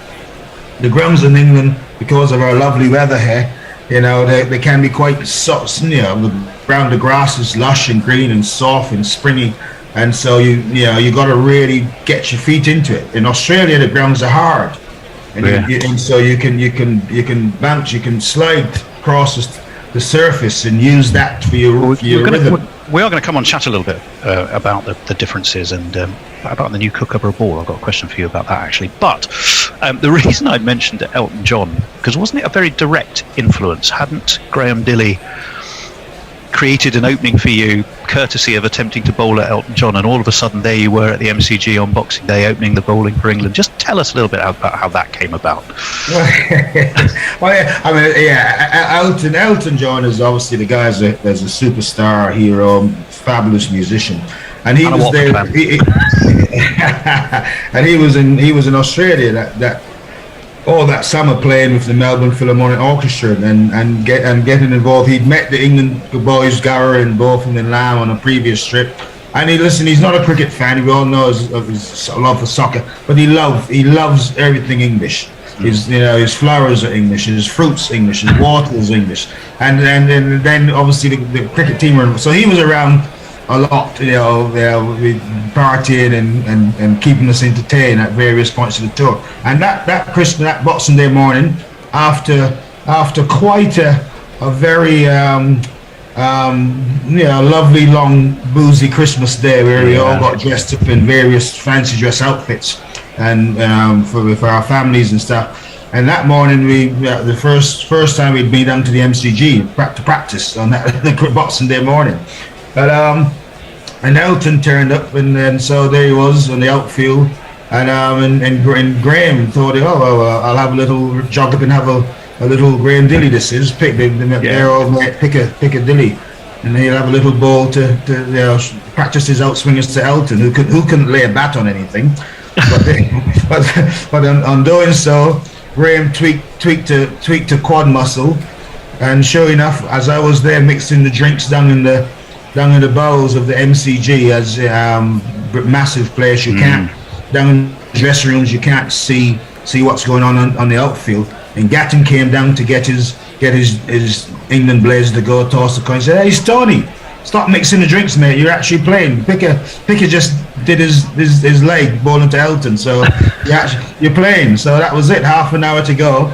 I was given the thumbs up that I was in the team. So you sat out the first 3 tests, and Mike Gatting, he wins the toss. and chooses to bowl. So, with that very late call up to the game, did you even have time to be nervous? No, not at all. Which probably helps, quite frankly. Because obviously, I mean, you play. If I was the night before, if I knew I was playing the next day in front of 75 whatever thousand people, I wouldn't have slept a wink. But I had a great night's sleep, probably because it was induced with lots of Christmas spirit from during the day. But I had a great night's sleep and got to the ground, and so but then after, Gat won the toss, put the Aussies in on a cloudy, overcast day in Melbourne. So the bowling conditions were the sort of things as a seam swing bowler you dream of picking in a nice green atmospheric conditions. And but still you got to come back. You walk out on the field and it's not a welcoming crowd that greets you. Nope. It's the pommy bashing start, shall we say? And Gat's got a sense of humour, so he sends me down to this famous place at the MCG, a place called Bay 13. It was known as, and they're I think they just let him out for the day from institutions on the proviso to go to the MCG and just bash up whoever the opposition were. So that was Gat's attempt to sort of get me in the mood and stuff, was to send me. Well, it did the trick. 13. You did the trick. What was it? 5 for 48. Can you still remember who they were? Can you reel them off just like that? Not all of them. I'm David Boone. I remember my mate Dan. David Boone. He was, top batsman, great, and a top man. Boone. I see him now. He's now a match referee. So whenever he's in town, we always have a beer or two together. I can't keep it with his drinking though. He's the record he holds for the most cans of beer coming over from Australia. But he's a great man. So I got him out caught behind by Jack Richards, I think, caught him. And I also got a really good pal of mine, sadly no longer with us, and someone who I'd played a lot of cricket with in Melbourne back in the early days. Two of my biggest Aussie mates, quite frankly, was one is the ugliest man in cricket, Merv Hughes, and the other one was sadly no longer with us, is Dean Jones. He was a Melbourne son of Melbourne, and he loved the Melbourne people, love him and he loved them. So I remember getting him out quite early as well, and I think I got Steve Waugh. You did. You got 3 of them. You're going well. I'm not sure. A guy called Peter Sleep, who spinner, who I'd actually played with the previous year. He played for South Australia, so great nickname. Sunder Sleep was his nickname. Sunder. So I remember getting him out and one of the bowlers, I think. And but the thing with my five wickets were all, as I said, caught keeper. Yeah. Both of them caught one at second slip, caught Gat in that first slip. Richards got 2, and I think both of them got 2 catches. Both of them might have got 3 catches, actually. Yeah. So I got my 5 for 5, classic, seam up bowling. Both of them got 5. Yeah. I think one was caught, Jack Richards caught one running back towards me at that fine leg from a top edge pull. One was caught at third man. One was caught at deep long on, or one was caught at cover. So he got 5 as well. The great man. But this testimony of he was nowhere near fit, Beefy. I mean, no one else would have played that match. He was only about 67% fit if that. But he said, "Listen, mate, there's no way I'm not going to play this test match. We're 1-0 up with 2 to play. Just put whatever you want in me. I'll get the doctor to do whatever he wants. I'm playing this test match." So he was nowhere near fit, the big man. But 70% fit, 20% guts, 10% pure adrenaline, I would imagine. And just 95% heart. And 95% heart. Do you know, that was going to be my next question. Compare your 5 to both of them, but then you kind of as ever, you were able to anticipate me and get ahead. Now I'm going to ask you about the winning catch, though. So. So your 5 were Boone Jones, Dean Jones, Steve Waugh, Greg Matthews, and Peter Sleep. Greg Matthews, Yeah, Greg Matthews. But you also got that winning catch off Phil Edmonds. Yes. Tell us a little bit about that. And the great Philippe Edmonds. He was always a wonderful character. Henry was his nickname in the team, and he was a smart fella. Well, a guy. He was a bit of an insomniac. Couldn't room with him because he was always listening to all obscure radio stations, Radio Russia or some radio Antarctica or something like that. He was always crazy, and then he was always he needed to amuse himself most of the time, and he spent a lot of time taking the piss out of Gat, quite frankly, on the field. Edmonds. They played together at county level, of course. And it's the sort of things he would do. So I remember that he was bowling.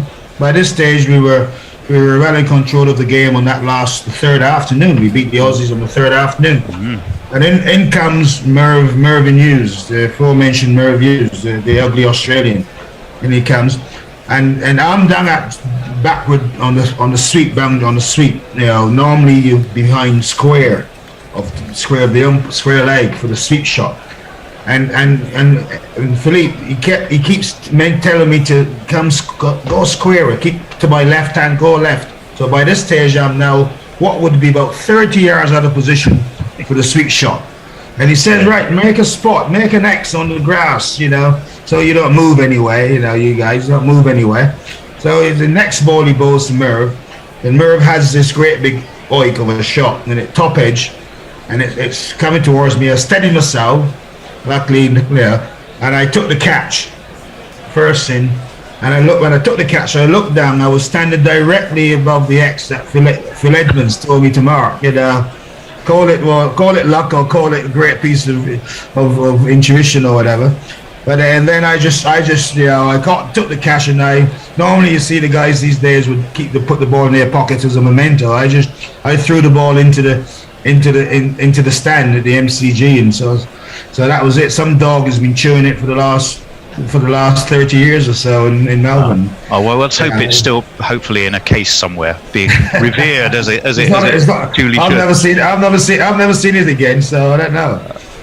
Well, Martin Johnson, obviously, the late Martin Johnson, famously wrote about the team. Can't bat, can't bowl, can't field.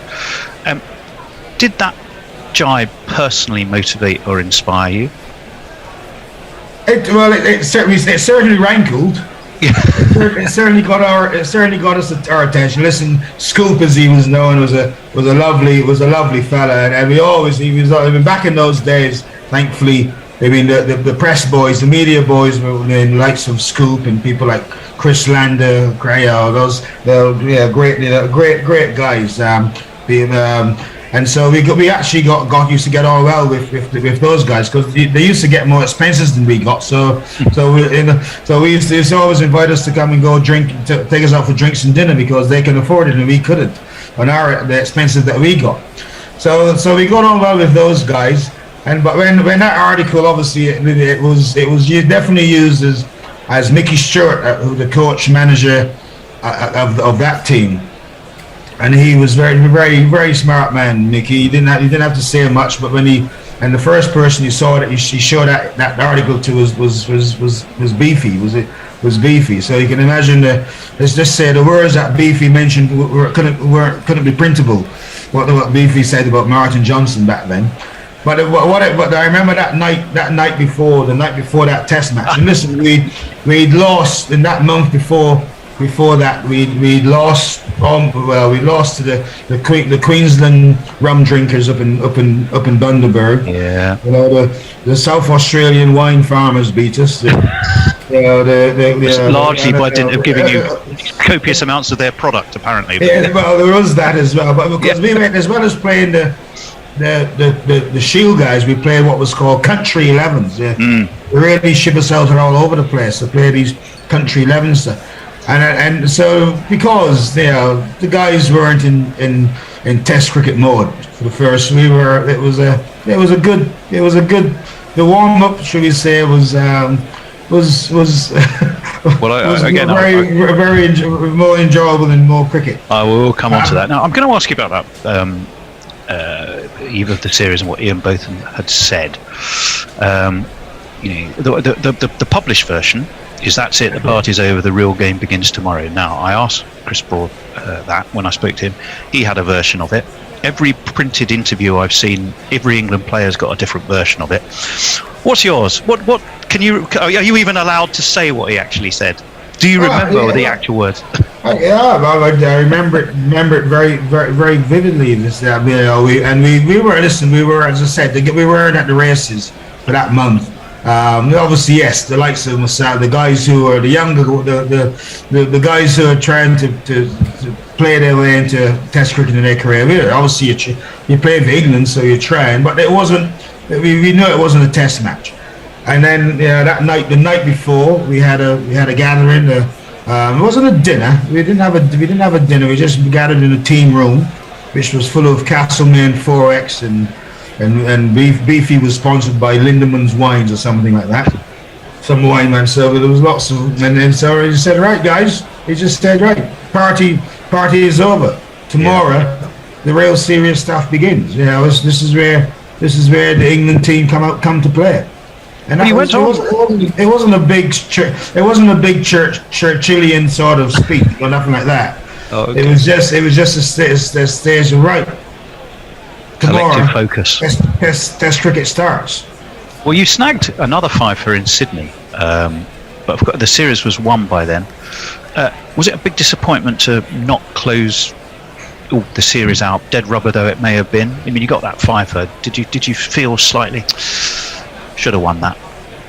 Yes, absolutely. I mean, it was one of those ones where we were still probably celebrating, because back then, after the Melbourne Test, we went over to Perth to play. There was an America's Cup tournament where the other countries, the West Indies and Pakistan and India had all flown in for that tournament, and we won that as well. We went and won that tournament, so we were full on celebration mode. Even more celebration mode when we got to Sydney for that last Test match, and then the Aussies picked. There was confusion in the Australian ranks, which tailor. Did they pick the right tailor? And the comment, some people thought the Aussies wanted to pick a guy called Mark Taylor, who eventually went on to captain Australia very well, an opening batsman. And they picked a guy called Peter Taylor, who was an off-spin bowler, for that Test match. And I think all of the England batsmen, including myself, tried to hit him into the Sydney Harbour, which is about 3 miles away from the SCG. And he ended up getting 6 wickets in the first innings and another 4 or 5 in the second, because we just tried to keep munging this guy out of the SCG on that Test match. So yes, the focus again wasn't quite what it could have been, but yes, we're 2-0 up with 1 to play in the Ashes. England hadn't won an Ashes series since Ray Illingworth's team in 71 or so.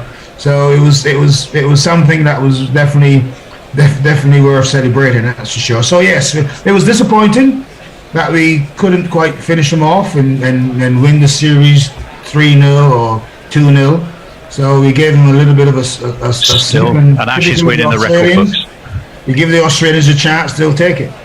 Yeah, well, I mean, a huge part of that story in '86 was not just the win, although that was fantastic in itself, but everything that went on around it. There was the build-up, wasn't there, with the Gower Gatting I'm in charge T-shirt handover. There was the return of Ian Botham after, shall we say, an enforced break. There was parting wine, you've mentioned it, rum, fancy dress. I mean, I think you were Zorro before you went and put Australia to the sword, which is kind of appropriate. Well, it tells me we're running out of time. We're going to have to. I think it was because we had Dan on at the beginning.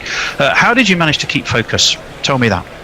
Well, listen. Again, you're playing for your country. You're playing Test cricket for your country.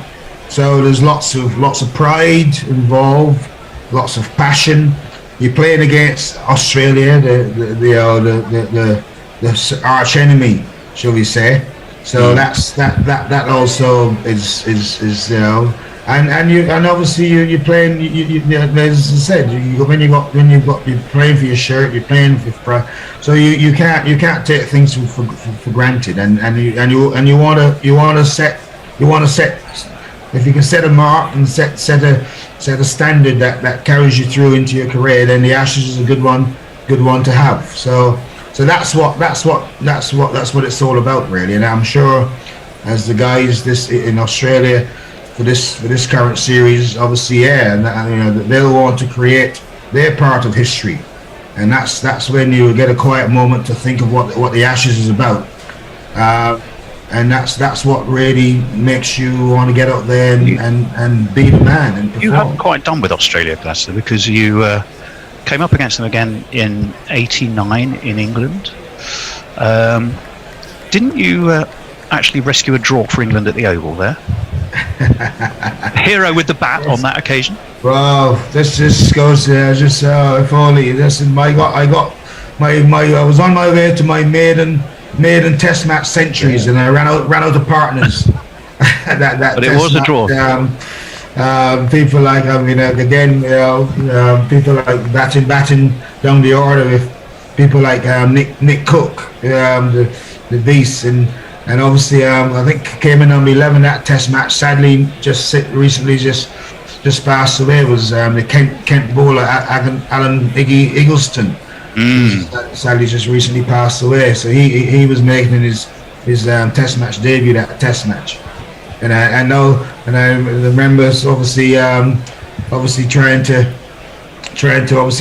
get him to stay with me, as I was feeling quite confident. Even on 59, I was sensing myself getting 100 on a good batting track at the Oval. Just 41 short of that. If we think ahead, then let's look ahead to the series coming up. Can our England side out there take inspiration from those heroes of '86, '87? Starting in Brisbane.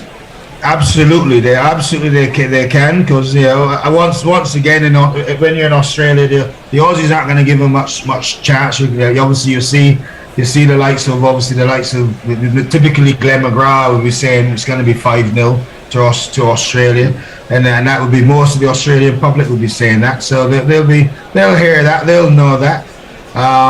But listen, it's I think this is going to be a really good Test match series against two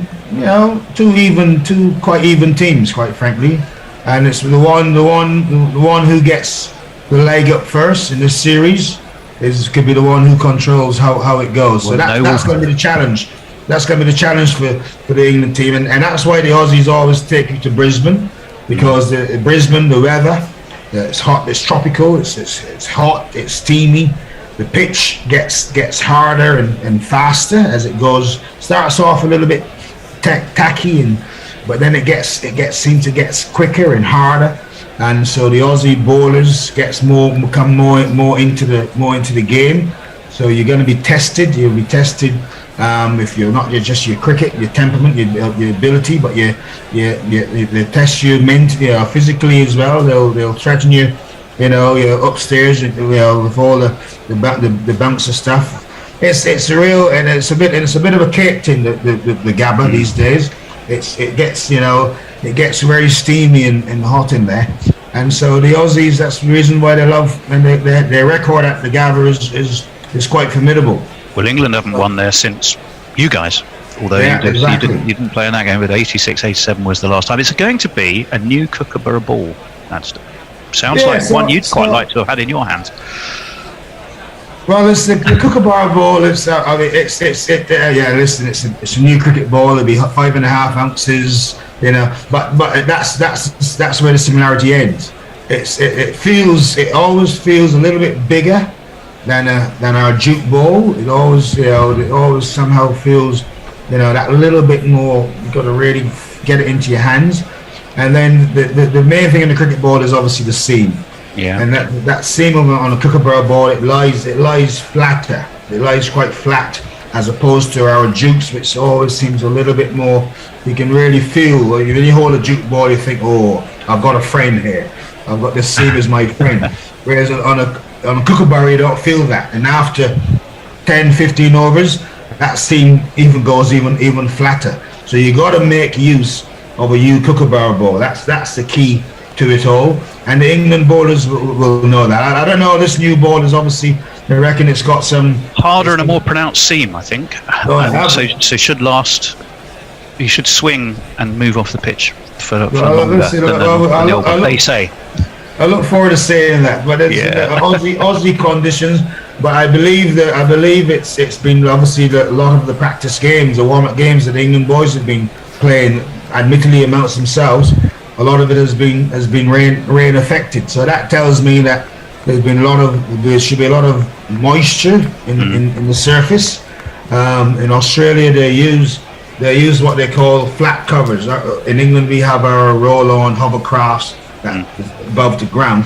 In Australia, they use flat tarpaulin and sheets and stuff. So in Brisbane, that means sweating. They should sweat more, shouldn't it? Yeah. Yeah. So I expect that the likes of Jimmy Anderson and Stuart Broad, even though yes, the batters might be feeling a little bit of trepidation that they need the sunshine and the heat.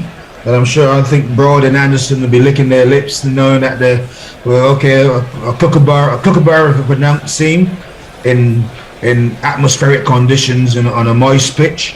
I think our seam bowlers will be looking forward to that very much. So 5 tests. Where's your money, Gladstone? I never bet on cricket. All right. Your metaphorical money. Where do you want to put it score-wise? If it was a golf game, I'll probably give you more insight. But cricket, now chat. Listen, as I said earlier, listen, the Aussies are favourites. They're playing at home. Their conditions. Their bowlers know they are probably better suited. They're tall bowlers that they have there. Probably better suited than our guys to the conditions, but we've got the likes of Anderson and Broad, and I also like Ollie Robinson. I think his how he started off in Test match cricket is a revelation, and I think he will enjoy bowling in Australia. So I can see him being a really big part in this series, Robinson. Then brilliant to have Ben Stokes. The Aussies will be having sleepless nights, but having to play against Ben Stokes. When it was announced 2 weeks after the tour party came out that Stokes had announced he was fit, I can imagine lots of Australian cricketers would have been banging. A lot of England fans are agreeing with that. Gladstone, we're going to have to wrap it up there, but a reminder that you can hear the story of the remarkable 86-87 Ashes with Gladstone, plus Sir Ian Botham, Mike Gatting, David Gower, Alan Lamb, Chris Broad, Philip de Freitas, Mickey Stewart, not to mention Jeff Lawson and Alan Border on the Inside the Tour podcast. Gladstone Small, it has been a real pleasure again. Thank you for talking with Gorilla Cricket. Cheers, Tony. Take care. Yeah, take care of yourself. Cheers. Enjoy the series. Yeah, we will. Take care. Gorilla Cricket. Revolutionary cricket commentary.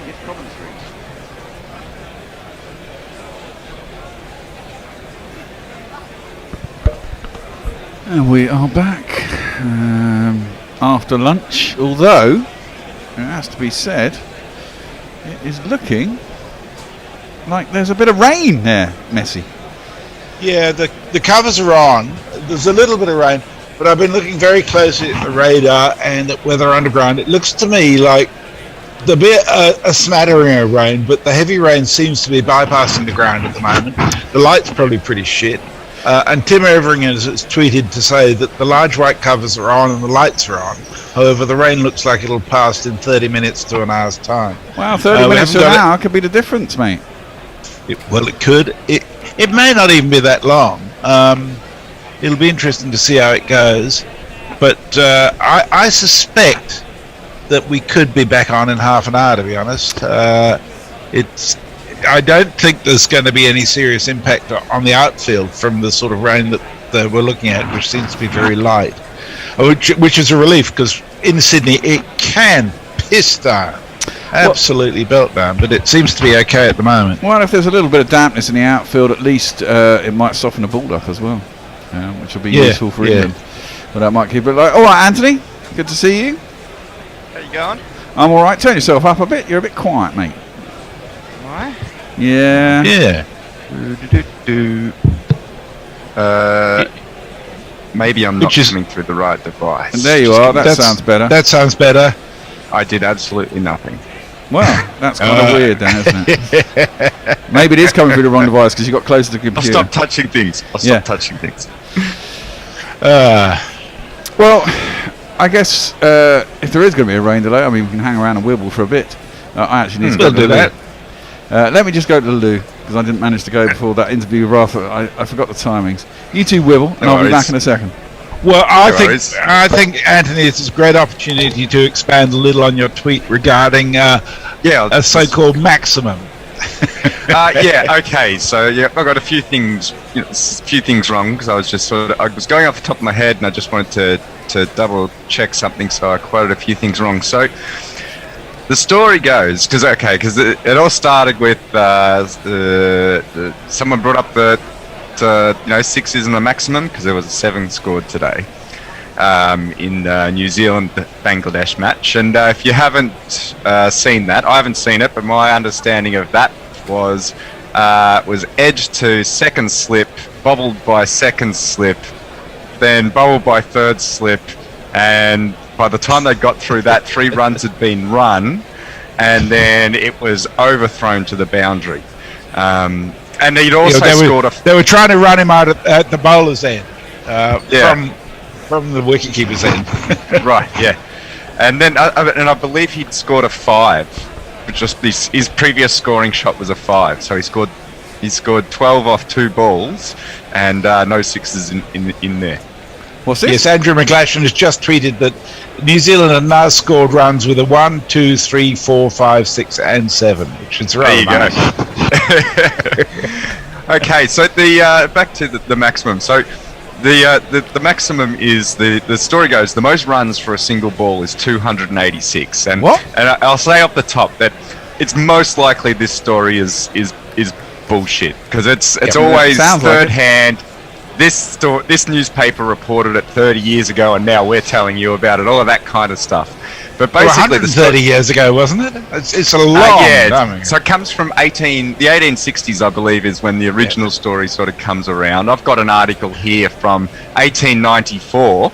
And so this article from 1894 is the Shoalhaven Telegraph from New South Wales, and they're quoting the Edinburgh Evening Dispatch about a cricket match that happened in Western Australia 30 years earlier.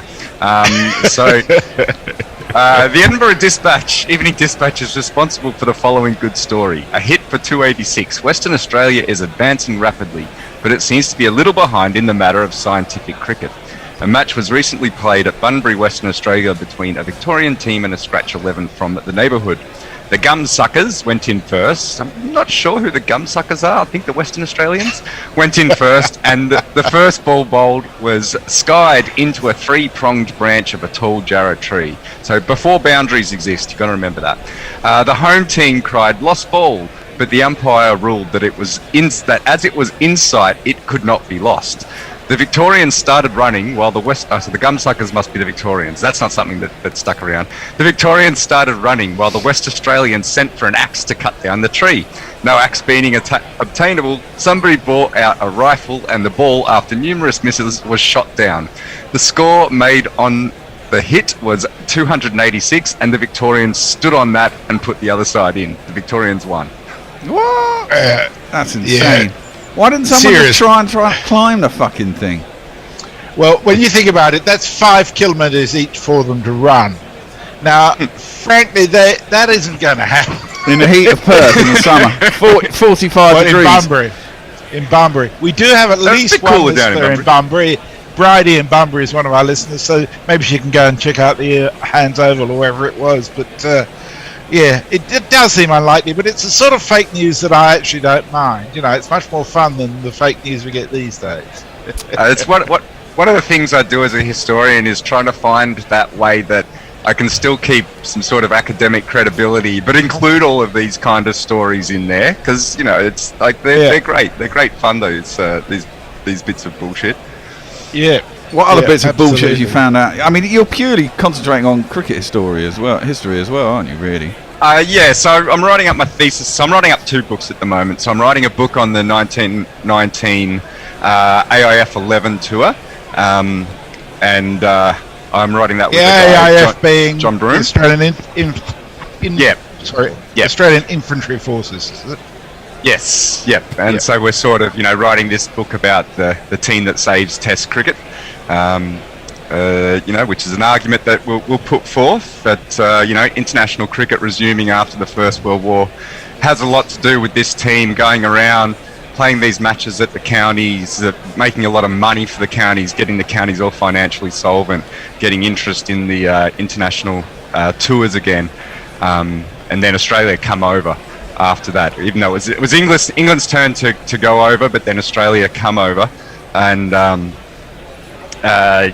sort of as a bit of a post-war solidarity kind of thing. And then my thesis is looking at the period 1853 to 1863, and it's basically, it's a thesis, so it's got to have some sort of academic wank about it, and that's basically looking at how cricket was used as a mode of the transference of power using cultural capital throughout the British Empire, and how that is how one of the the way power got spread through empire. Well, yeah, Interesting. Presumably, at that point it was only England and Australia played Test cricket, didn't they? 53, no one plays Test cricket. So I go through. So I start off 1852. I start off with Schools Week at Lord's, Winchester, Eton, and Harrow, and I go through and have a look at who's in attendance there, and basically trying to make the point that the pavilion, the members' pavilion at Lord's would have been full of all of these parents who were MPs and things like that, and sort of making the case that this is more than just a couple of schools playing cricket. This is the power brokers of the English society, basically. Yeah, and then making the point. So this is the stage where the sort of Arnold's reforms are coming through the schools, and the schools are starting to get this muscular Christianity thing and this organised sport thing. You've got the Clarendon Commission, which is after the beating of Randolph Stewart. So a kid gets beaten pretty bad by. So he's the fag to the senior or whatever. I don't know what you call the fags. Fucking public schools, man, and their weird shit. Yeah. So he gets prefect. So he's the fag to the prefect. The prefect beats the crap out of him, and Randolph Stewart's higher. The parents are the fag's dad is higher ranked than the prefect's dad. So it ends up, in the Home Office and all of this kind of shit, and ends up as a Royal Commission into public schools and all of that. And so I'm making the point that basically what the schools are doing is that it's a lot of what this organised sport's doing in the schools is training these boys to have the cultural codes of the right classes, and that these cultural codes are then used to exclude people. And one of the things that cricket does is that you get these guys who are just good at cricket, but they're bricklayers and stuff, so they don't have all of these social codes. And so cricket's this place, it's a field, it's a place where these people mix, and through having this capital in the terms of talent, they're able to break into this arena where normally you have to have capital in terms of birthright and the social codes. And then I go through and look at the early professional teams, so the All England 11 and the United All England 11, and the dust up between John Wisden and William Clark that sort of starts a lot of the North-South rivalry.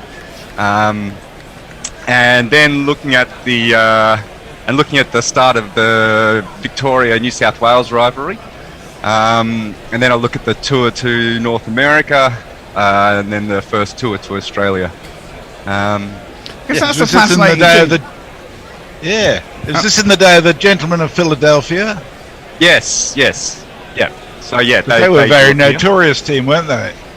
Yeah, and so when they tour in 59, so it's before the Civil War, so at this stage cricket's still a bigger sport in America than baseball. Because the reason why baseball becomes the national sport is because after the Civil War, it got presented as the unifying sport, the way to bring the country back together. It's it's our local homegrown sport.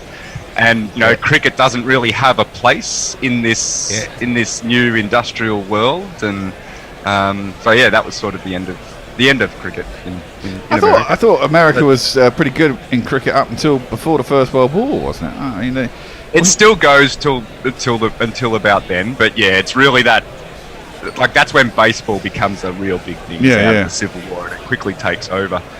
But yeah, it's very much. Even in America, it was very much an establishment thing in certain cities, wasn't it? Yes, so it's Philadelphia and New York. Yeah. Yeah. But the first international cricket match was, of course, USA v Canada. Yes. That was in '56, I believe. That was quite a regular thing. I think it still gets played today. It's had a few breaks, but yeah, that's one of the oldest cricketing rivalries in the world.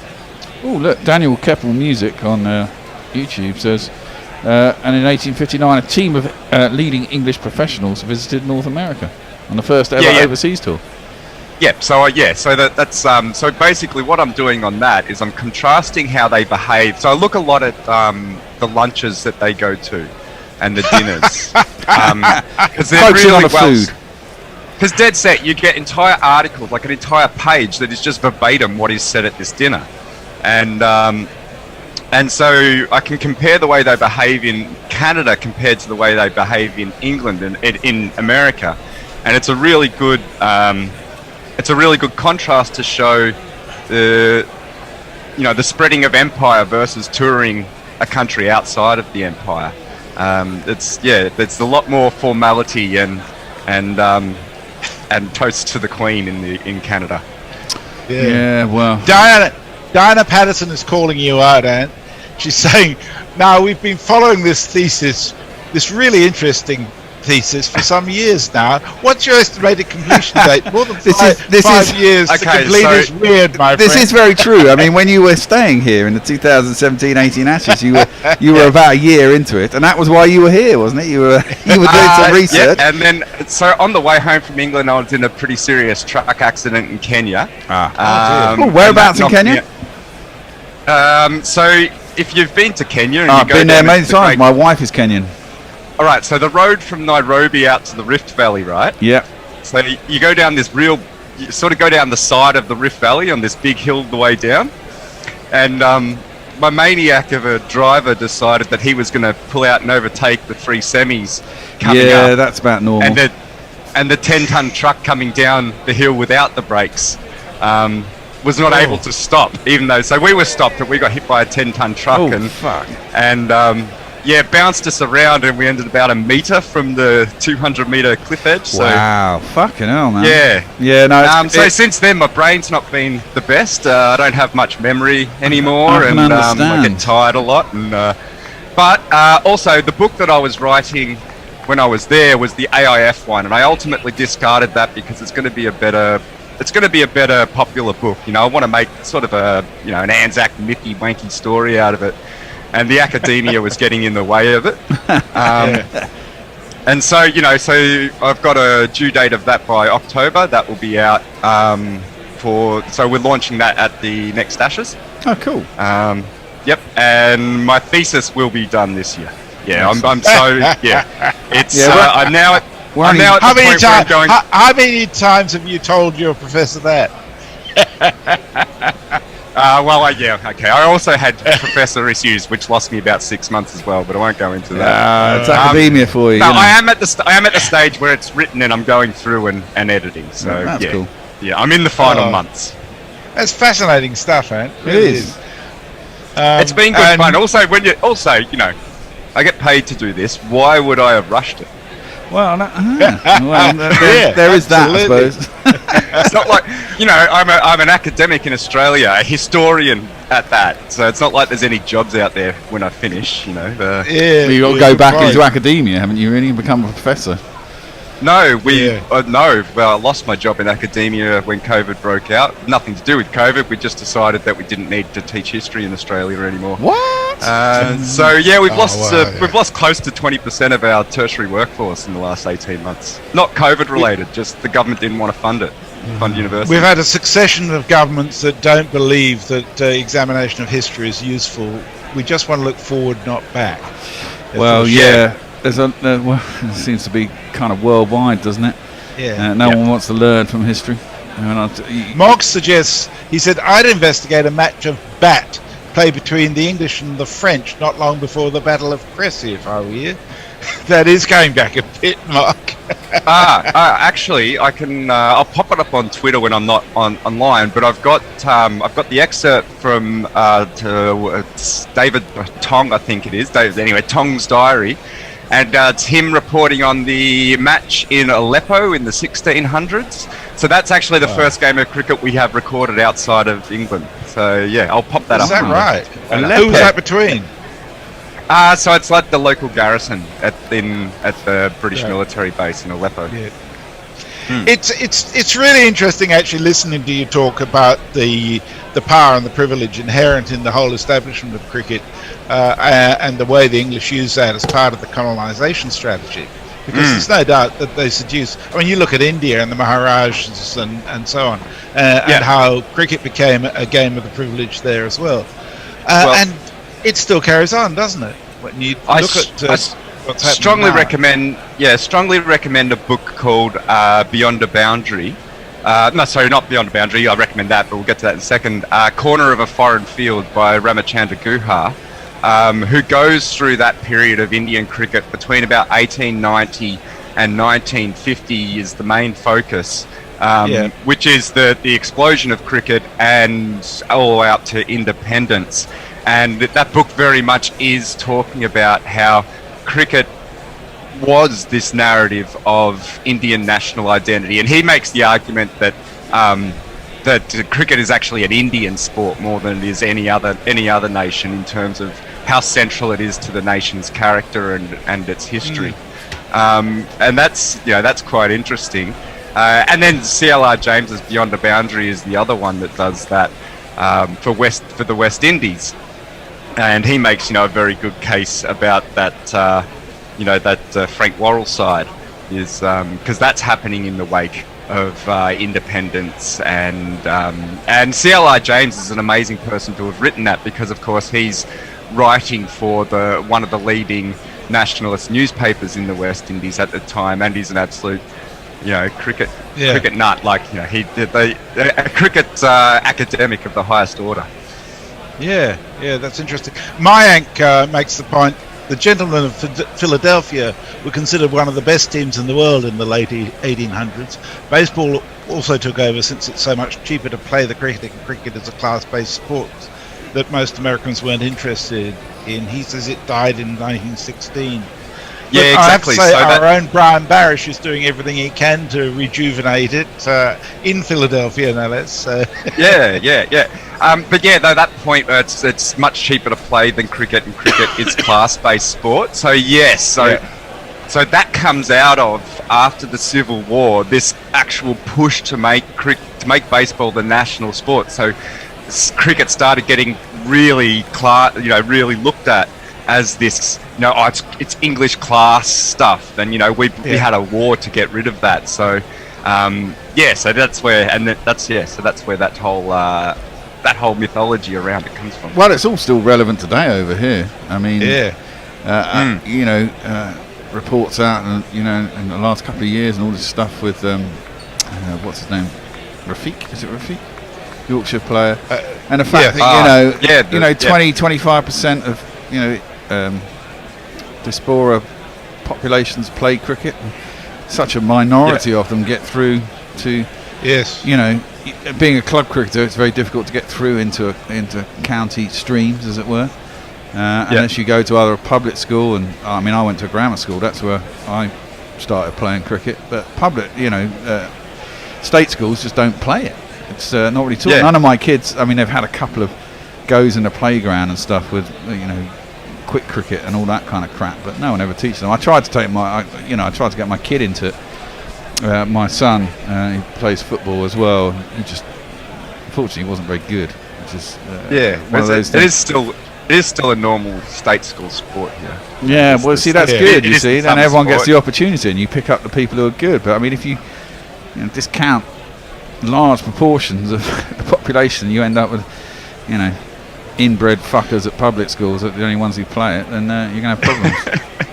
Well, I've often wondered, Bear, because I know there's been a real problem in terms of school facilities for sport. But in England, do councils fund the cricket grounds and the way that they do No, here not to a at large all. extent? I mean, that's not the Heaps way it of goes. I school mean, ones got sold off under Thatcher, didn't they? Yeah, well, loads of green space was sold under Thatcher and school grounds as well. And there are sort of council-run pitches in parks and stuff, but it's generally pretty poor. Whereas in my town of now 4,000 people, we've had a population boom. We were 3,000, 10 years ago. Lots of shagging. So you did your bit. People coming You did your bit, did you, Ant? We've just built our second oval so that now we can have a dedicated cricket oval to go alongside the football one, so that because playing cricket on a football oval ruins it for football and vice versa. So, and it's a beautiful ground, white picket fence, big trees around the outside, and it's a centerpiece of the town now. And a decent wicket, no doubt. I mean, that's half the problem here. Is that club cricket produces a lot of council pitches of very poor wickets. It's really interesting though, because when I first came to Perth in the 70s, there was a competition called the Suburban Turf Cricket Association, and this is outside the top grade cricket, but there were a large number of synthetic pitches used, and it's a great feeder system because at least young people get to play cricket, and even if the pitches aren't turf wickets, it gives them the experience to be able to move through, and if they're showing talent, they can move on to the turf wicket. It's space for them. I mean, the thing about cricket, isn't it? I mean, you're either a batter or a bowler. No one wants to be the utility player who just fields fucking deep mid-wicket and doesn't get a bowl or a bat. And, for lots of kids who aren't very good in teams, they kind of go by the wayside. But the only way you encourage people is to make them either that or that. And the more people who do it, people are going to find confidence in what they do. I mean, that's how I did it. I found confidence as a left-arm bowler because I was suddenly included in the team. I had a role, and everyone has a role in a cricket side. Whether it's 1 to 6 it's a community issue as well, isn't it? I mean, I've got a park down the road here, lovely park. It's got 2 ovals in it, and it's got synthetic pitches in the middle. And what happens is they play football there during the winter. But come September, October, every weekend on both Saturday and Sunday there will be teams playing cricket there. They're almost always subcontinental because it seems they have more sense than the rest of us and realise that September and October in Perth is the ideal season to be playing cricket, not when it's 45 fucking degrees in the heat. But what they have is a community that is largely based on their own heritage, but where they've got their kids coming along. It's fantastic to go down there on the weekend and just experience the fun that they're having playing cricket. They've got nets there, again, they're synthetic nets, but it's a great starting place in terms of young people coming into that cricket. Exactly. And those facilities are all over the place in Perth. I don't know about other Australian cities, but it's a really well accepted sport everywhere. Yeah, see, it's dying here. And I mean, it was dying. It goes through its struggling stages. I looked up the participation figures yesterday, and it looks Cricket Australia's been on a big push the last, the last decade now. It's really started with the BBL, and it looks like they've had rewards with that. The BBL and that they've got there's some the Milo Kids program or whatever that is, which was. You guys in England don't have Auskick, but it's basically, you don't play a game. You go along on Saturday morning and you do a clinic, and that's your cricket. And that's like what cricket is up to sort of under 12s, I think, now. And, so that you don't have... Because, what point is there playing a game of cricket with 7-year-olds? Really, that's not fun for anyone. And well, it depends how you do it. My son-in-law runs the South Perth...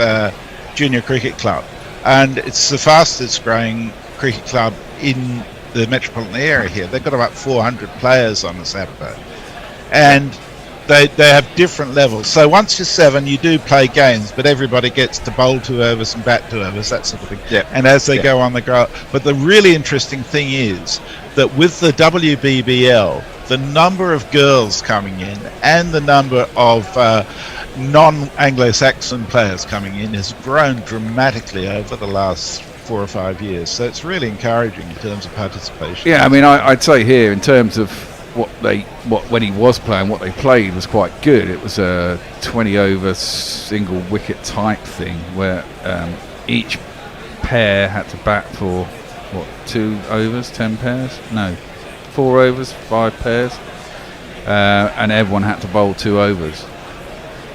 So everyone got to participate in the game. I think that's good, and they do that thing where they start at 200 runs and each wicket is -8 or 5.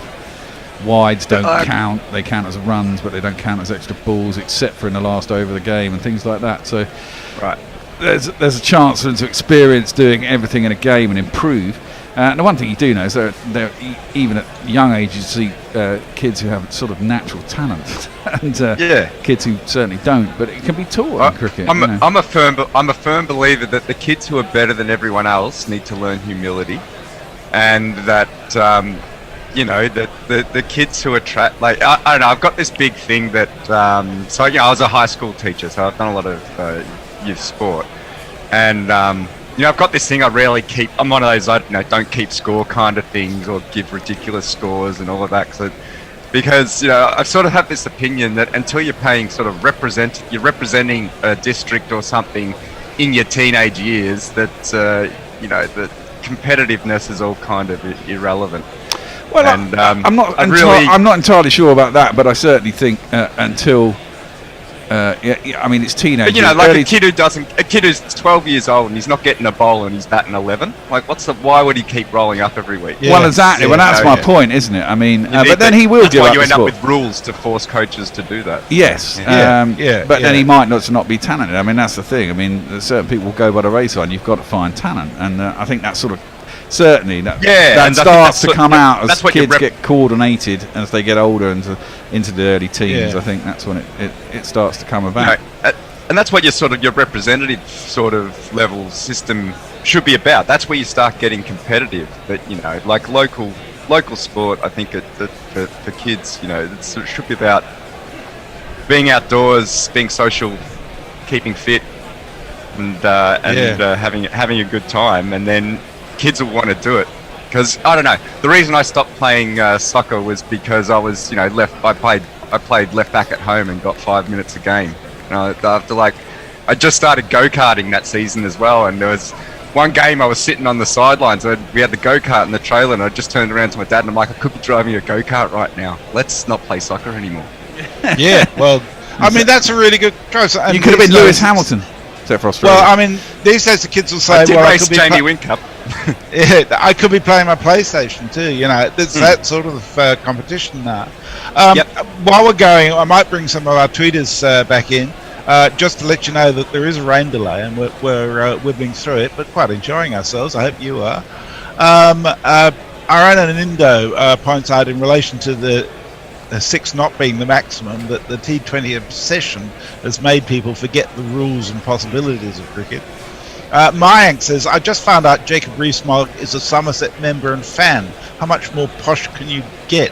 Can't support them ever again now. Well, I've got a confession in relation to Jacob Rees-Mogg.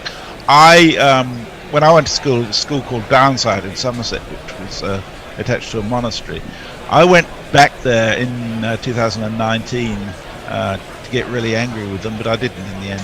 But while I was there, I saw Jacob Rees-Mogg pulling up in his Jaguar with his family, and I said to one of the priests, I said, what's he doing here? And they said, he comes once a month for a special high mass, just for him and a few others. And I thought, that'd be fucking right. He's got his own sort of special form of worship that's just for the privileged. It's all sick. Frank said, probably quite accurately, he says, inbred fuckers make up some of your listeners, mate. Well, it's almost certainly true, Frank. Diana Patterson says, I'm sure I've said this before, but we have had cricket in Calgary in Canada since 1912, and the Dom was here in about 1931. The local league is strong, and the MCC has been here to test the team. That's fucking good news. Hamilton. Mog's trying to pin you down. He says, a town of about 4,000, you say, north of Melbourne. Does it start with a W? Nope. No. Keep guessing, Mog. Additional additional Wibble topic. Best umpire currently in the game. Well, I got to say, I think Paul Rifle is actually a really good umpire. I think he's pretty good, actually. Yeah, I mean, there are a lot of good umpires. I mean, you have to be pretty good to be an international umpire. Maris Erasmus is still very good. Dharma Seam is very good. Who are the English umpires at the moment? Gould. Is Long still an umpire? I'm not sure that. Kettleworth's good. Kettleworth's pretty good, yeah. I think on the whole, the standard of umpiring has been pretty good. This 3 reviews thing has been interesting. I'm not entirely sure it's necessary, but it may put to bed some fears in relation to sort of local buyers. Because there have been ridiculous reviews taken because they're just there. Yeah, well, that's the thing. It's almost like having had 2. You get this extra one. You go, well, we got one to blow just in case. And some people chance it.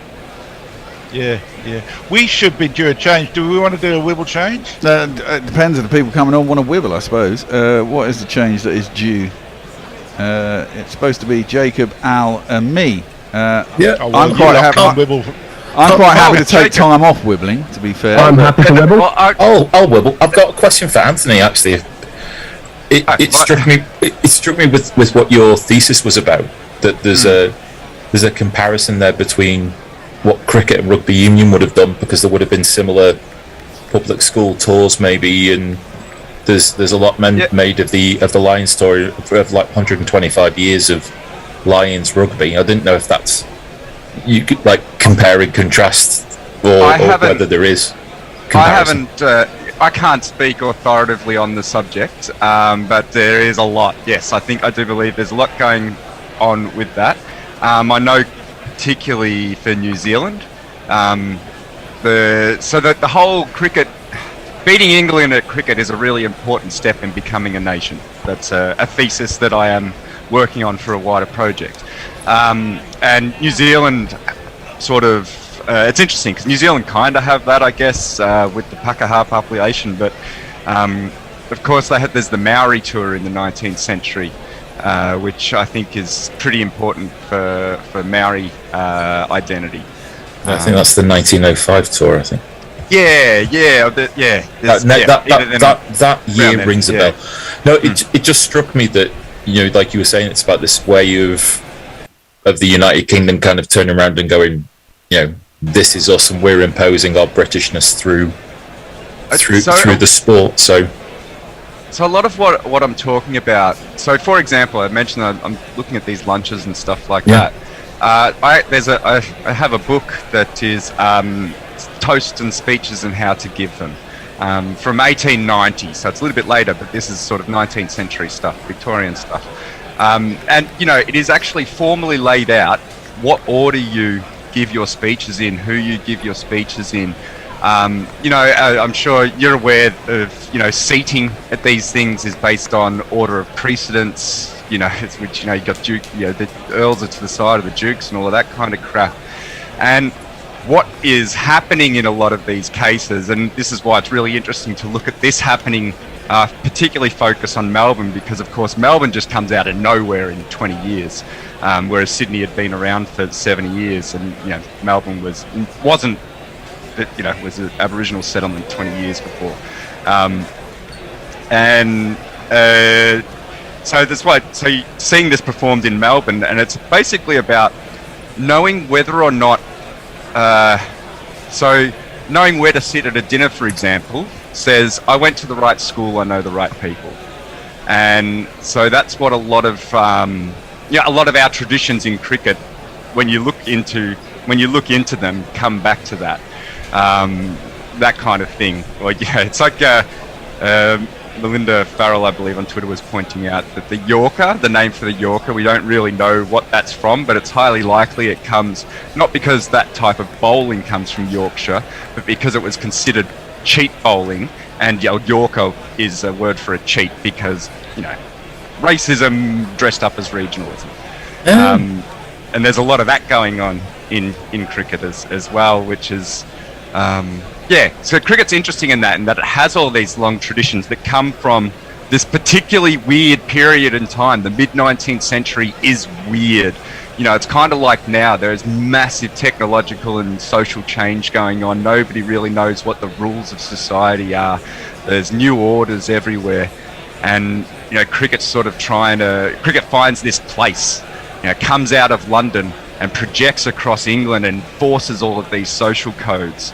Yeah. And then it starts spreading across the world and starts enforcing all of these social codes. And by playing cricket, you can learn the social codes. So this is why it's really important in India, because it's the Parsis in Bombay who really get into cricket, and they're the merchants, right? So they're trying to get deals with the English and do trade. And so that's why they really get into cricket, so that they can get access to these social codes and these social spaces where you can do deals. I mean, I hope it rains all day, mate. I could hear you talk about this all day. Got a couple of tweets. Ravi, I didn't know Anthony Condon had been involved in a serious accident. The problem with Twitter pals is you only notice them when they're there. I hope you're better, Ant. Much better. Getting there. And so say all of us. Frank, have you tried umpiring recently? I can barely see down the other end. Yeah, I could probably achieve to that. That it's my eyesight now is a bit more hit and hope, really. You and Innes, cricket, along with most after-school clubs, was eliminated at my state school following the teacher strike in the mid-80s. Rugby feeder to club side and football remained, but little else. There's just more and more. I mean, Jacob, you could speak to this about more and more school fields seem to be going the way of property developers. Well, yeah, I mean, I am one of the Bears' aforementioned inbred fuckers, I must admit. But I never played cricket at school. Oddly. Yeah, I mean, the option was there. The option was very much there, and lots of my friends played cricket, and I just didn't. I kind of had this gap in my cricket fandom between the ages of about 12 and 19. And so I missed out a bit there. So I'm not really actually best equipped to talk about this, because the opportunities were there for me very much, and pretty much everyone I knew had them. And then when I went off to uni, I was in Cornwall, quite a strong cricketing part of the country, despite not producing that many high-level test players that I can think of. But in terms of the culture there of cricket, it's brilliant. And I was able to get into to club cricket there really easily and be accepted and kind of and get a role, as the Bear was talking about. No one wants to be that guy, as I have been at times, who bats at 9 and doesn't bowl. And well, the way that I got into our what would now be classified as Year 7 cricket team was that I picked up the wicket-keeping gloves before anybody else did. As I tried to do when I was about 10 and failed miserably. I took one on the end of the finger and decided it just wasn't for me. But yeah, it's just I was able to get those opportunities, and I suppose I was quite lucky in that.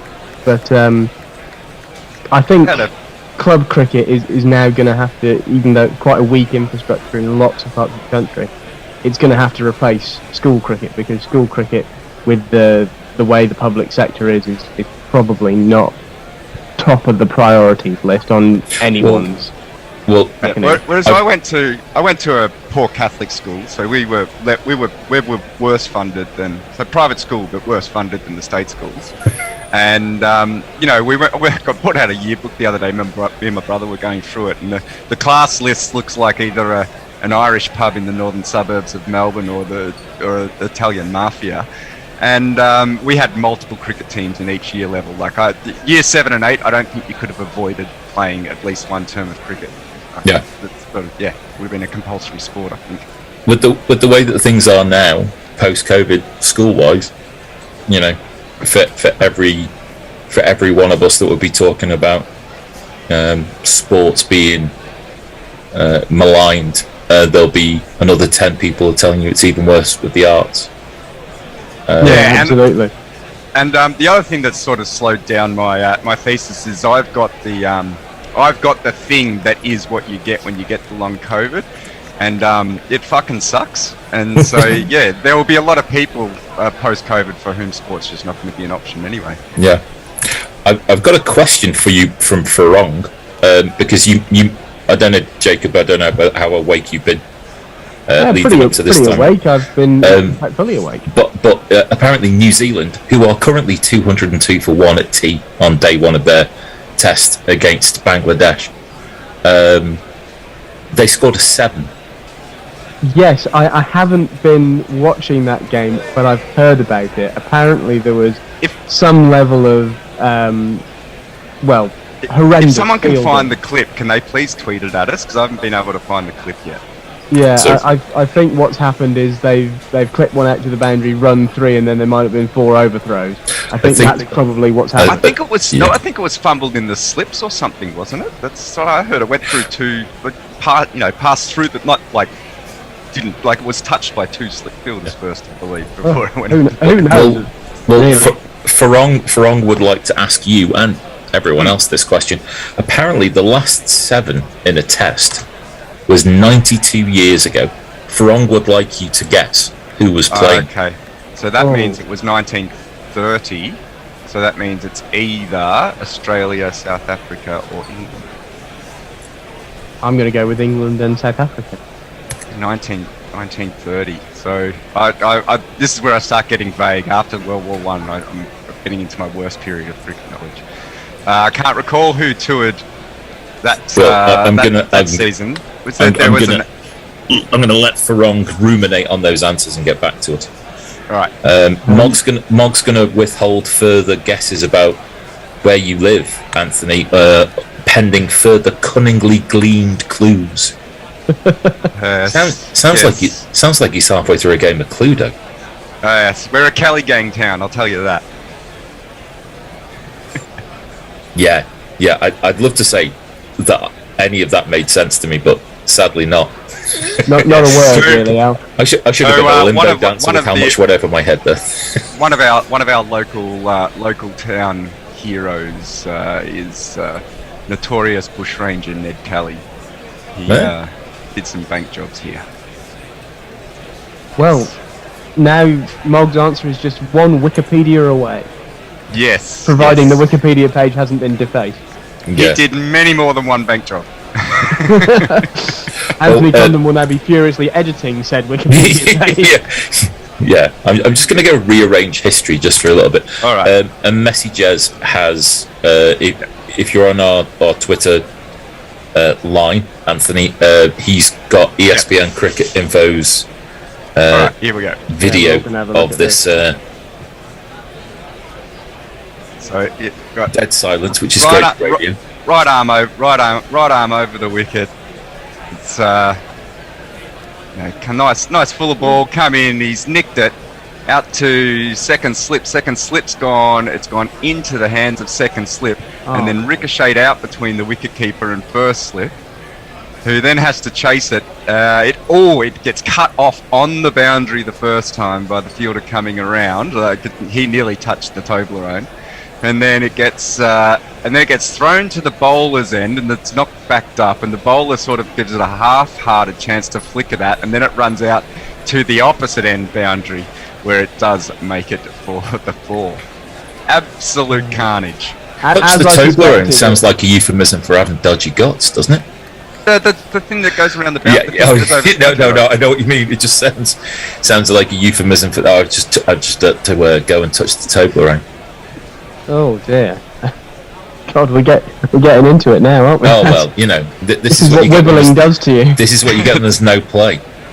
The Toblerone's reached the packet. Indeed. Hey. Jacob, if we wanted to slightly shift the subject a little bit, I don't know how much you got onto this yesterday. You're writing an article about 1980, is that correct? I am. The 1980 boycott of the Moscow Olympics. I'm writing a 4,000 word essay on it. The thing I was wondering, I wanted to ask you, is so the UK, France and Australia don't join the boycott, but they go under the IOC flag. They essentially leave it up to the national committees to decide.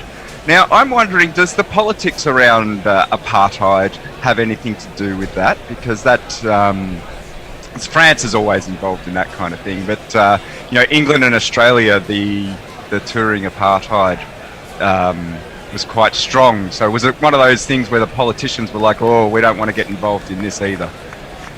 Well, that's a very interesting question, and slightly outside the purview of my essay, although I will do my best to answer it, because my essays... I knew it would be one of those things where it's like, maybe you came across it as you were flicking through the...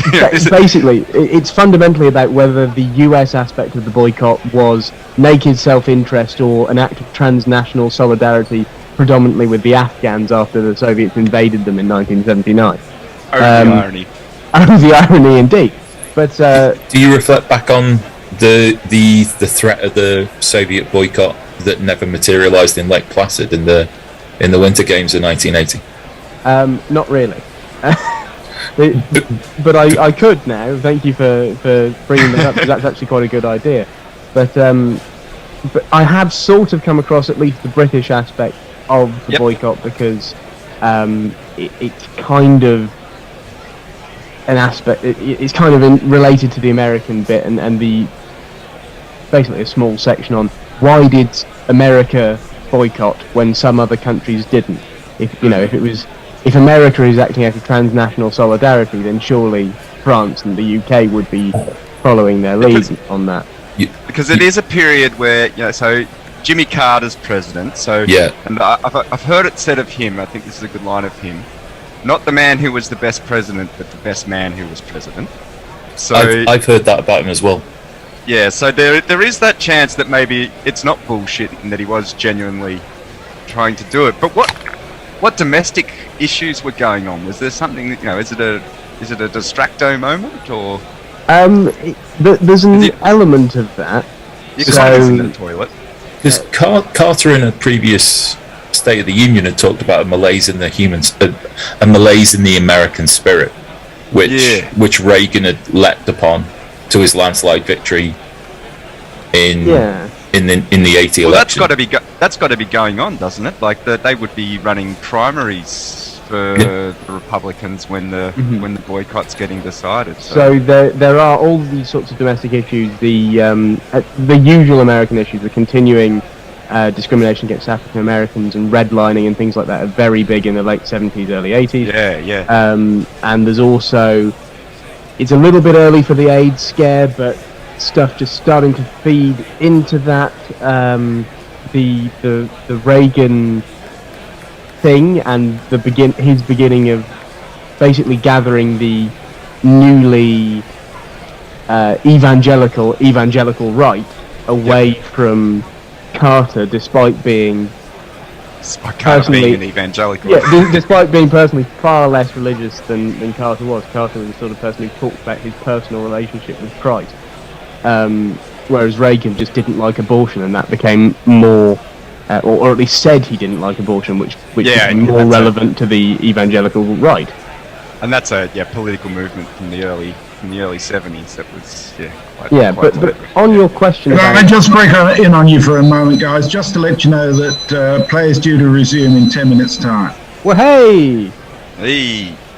So turn off now, get a 10-minute nap, and while I talk about Britain, and then you can come back on when the cricket started. But fundamentally, on your question, in terms of the British aspect of it, I haven't quite drilled down yet into. I'm still in the midst of writing this thing, so I haven't quite drilled down into the reasons yet. But it does seem like there's a very awkward rhetorical break between America and the UK in this, where America basically say we're boycotting and we kind of expect everyone else who we like to boycott, and the British and the French say no, and it's a bit jarring. I'm not totally sure on the status of what's going on with apartheid at that point in time, but that might be playing into it. Because again, I'm not really kind of doing all that, but it basically amounts to, have you ever been at a dinner party or something with a married couple and they keep sort of contradicting each other a little too intensely, and you're just like, oh, they're actually having a very severe disagreement here in front of everyone. That basically happens with the US and some of its Western European allies. Interesting. With regards to the UK, that might be a breaking of what had been a stretchingly wide relationship since Suez. Yeah, it could well be, and that's also within the context of post-Suez and America and Israel cozying up together. That would be about the nadir of US-UK relations, wouldn't it? In the last century. Sort of that late 70s period. Not my area of expertise, but you could well say that. I'm a dry campaign finance guy by trade. This is just for a particular university module, not my dissertation or anything. Oh well. No, I mean, soon cricket will break out by accident, and we'll. The elements in politics with regards to Olympics are fascinating. Yeah, it's in the field of sport history, the Olympics and the World Cup are the two, the two real prime ones. Yeah. And then the football codes get a real big run in Australian history because it's pretty central here. And then cricket's a pretty good one as well. I think a little bit underlooked at in terms of cultural history. That's one of the main reasons why I latched onto it. It's got this amazing, so many sources. There is it's sources everywhere for 200 years, and just minutiae and these crazy little things. Like I spent some time at Lord's going through, correspondence to Howard Lacey. Just reading people writing in asking for a couple of tickets to a match. It's like this stuff still exists. Although unfortunately the real documents I was looking for there, I believe, have been lost to a fire, which is one of the most classic, isn't it? This is like one of my the most fun things that's happened during the thesis. And if you think about history as investigating and stuff, so I need these particular letters from this particular period, and I come across where they are, and they're missing. But either side of it, there's a lot of water damage, smoke damage. They smell like smoke, and so then I go down looking. What's the fire? When was the fire? When was there a fire at Lord's? And I haven't been able to find that, but I do believe what has happened is that during the Second World War, they got moved. They got moved to a residence that Lord's owns, and that residence got bombed. Oh, brilliant! As someone who's done a little bit of archival research, as I'm sort of a half historian in my degree, the loss to fire is a long and beautiful tradition, which has gone back all the way to Alexandria in AD something or other. Yeah. Where the whole bloody place burnt down. And now there's just everything. There's just so much which you go to try and get it, and you go, unfortunately, appears to have been incinerated. Just what I need. Oh, that's right. When I went to India, it's just pointless because anything that's paper and over 3 years old is rotted already. Can I ask you what on the surface might be a silly question? With so much captured now, with the fact that you really, there's almost, I would imagine that one of the problems of being a historian for a certain period of time is a lack of information. When historians go back to look at the mid to late 20th and the beginning of the 21st century, is it going to be a similar problem but with too much information, or as a historian can you not have too much information? No, it's actually it's interesting. It's going to be a real problem. But for example, so I wrote a computer program that reads, so it can read Trove, our online digital newspaper repository. And so for example, I went and got every single cricket article written in 13 different Australian newspapers from 1912 to 1922. And then did a sentiment analysis. So I taught it, what words are good and what words are bad, and went through and looked at, and so I was looking at how the war changed language around cricket reporting and made it more militaristic. And so you wouldn't. That was an impossible. 20 years ago, 10 years ago, that was an impossible task. You couldn't have done that. So it's kind of one door opens, one door closes, another door opens. But I think also the real big worry I have is that nearly everything we make these days is ephemeral. None of this stuff is going to last. For like 100 years' time, there's not going to be a Twitter record. There's not going to be a Facebook record. That stuff's all going to disappear. But so, that's what I think is more likely, is that we'll end up, we'll lose our digital archives before we lose our physical ones. Fascinating stuff. Listen, I mean, I don't know about everybody else listening in the rest of the four corners of the world. You have provided, especially at this time of the morning, as far as I'm concerned, at 3 o'clock in the morning, eye-opening, mind-bending stuff. This is why I'm the rain delay specialist. Hey, listen. Quite simply, you will not get this anywhere else in the world.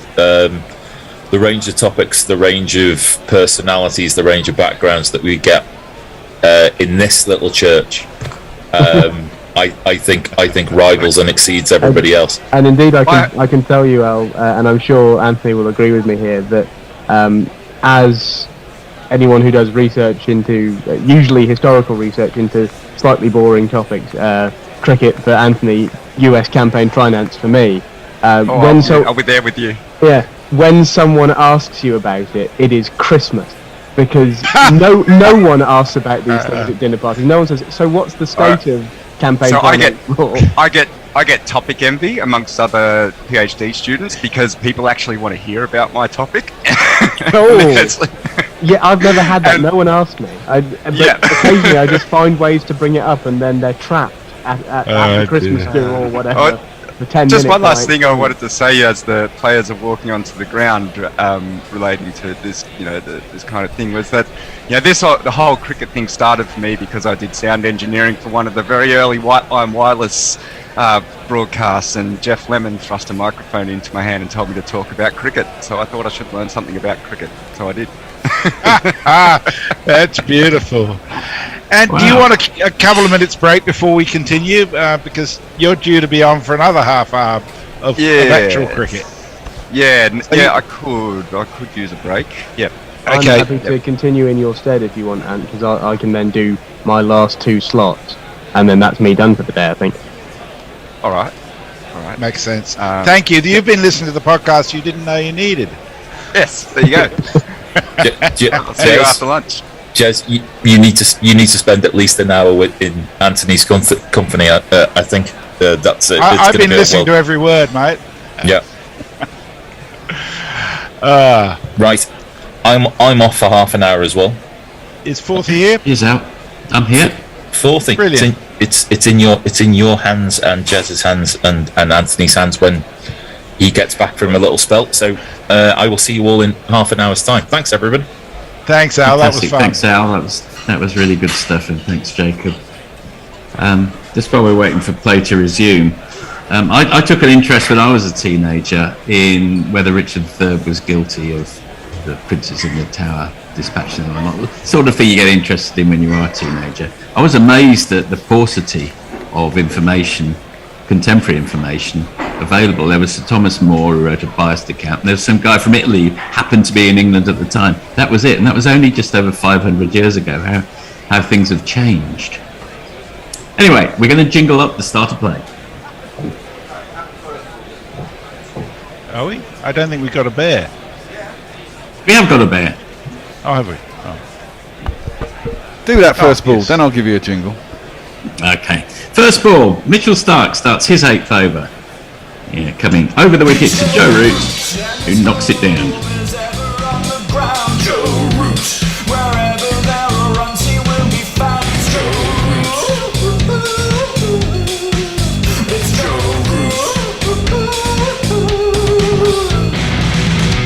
Can't win a test match without your best players on the park. So bring Mitchell Johnson and leave out Mitchell Stark.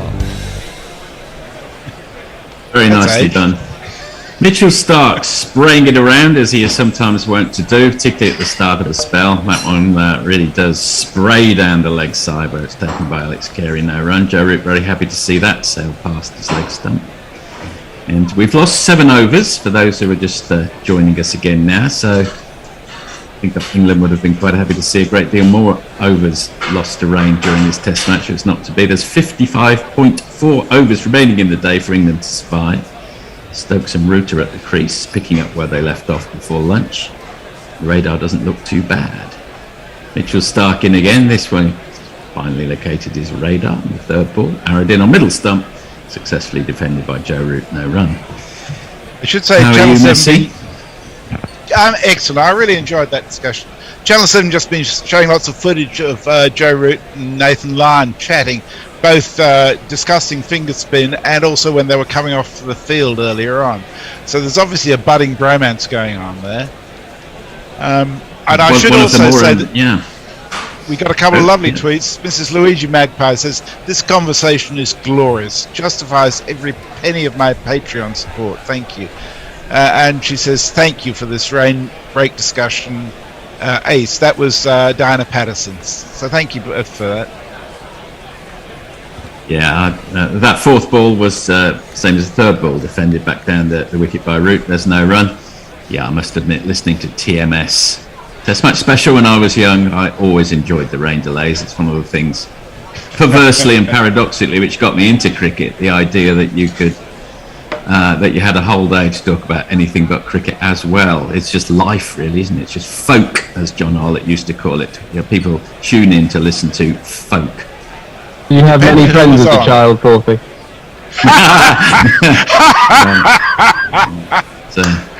I'll pay that one, Jacob. Thank you very much, Jacob. Don't worry, neither did I. And decent ball from Stark, but just enough width for Root to guide it down to the vacant third man boundary where he picks up the first 4 after lunch. It's Nissan She. It's Nissan She. It would all depend who was on during the rain break, though. You know, the one person I detested on Test Match Special was Trevor Bailey. I just could not tolerate that man. Yeah, yes. He wasn't the worst offender. Don Mosey and Fred Truman together was absolute arsenic. Last ball of the over. Mitchell Stark in. And that one pitched right up. That's the attempted Yorker. More of a half volley, but Joe Root happy to pat it down the wicket. He remains on 17. The score on the 126 for 3 at the end of the 47th over. What's happening on socials? So Mog says the chances of our culture retaining information past even 100 years is very low due to the way we have encoded everything and the various DRM systems slapped on top. 0.01 Carlson, which is a handle I haven't come across before, says, how is an 8 possible? So that's to El Chopanos. Hello, El Chopanos. Good to have you around. Anthony Condon says, I'm still in my scholarship period, so not even close to maximum completion time. This is in response to the accusation it's taken a while. It hasn't all been procrastination. And you join a special club when you hit year 6. I would say, okay, let's jingle up the new bowler crew. The Cameron Green Appreciation Society. God save Mitchell Marsh's brand of all-round variety. We are the Cameron Green Preservation Society. His injuries cause all of us excessive anxiety. Cameron Green starts off with a floaty half volley on off stump, which Joe Root punches with no great power through wide of the man at mid-on. Just takes a single. Perhaps when he's more into his stride, he would have punched that with a bit more power down to the boundary. Ben?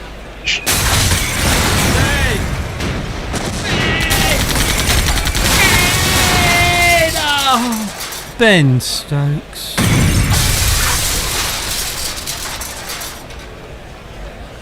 Love the sound of breaking glass.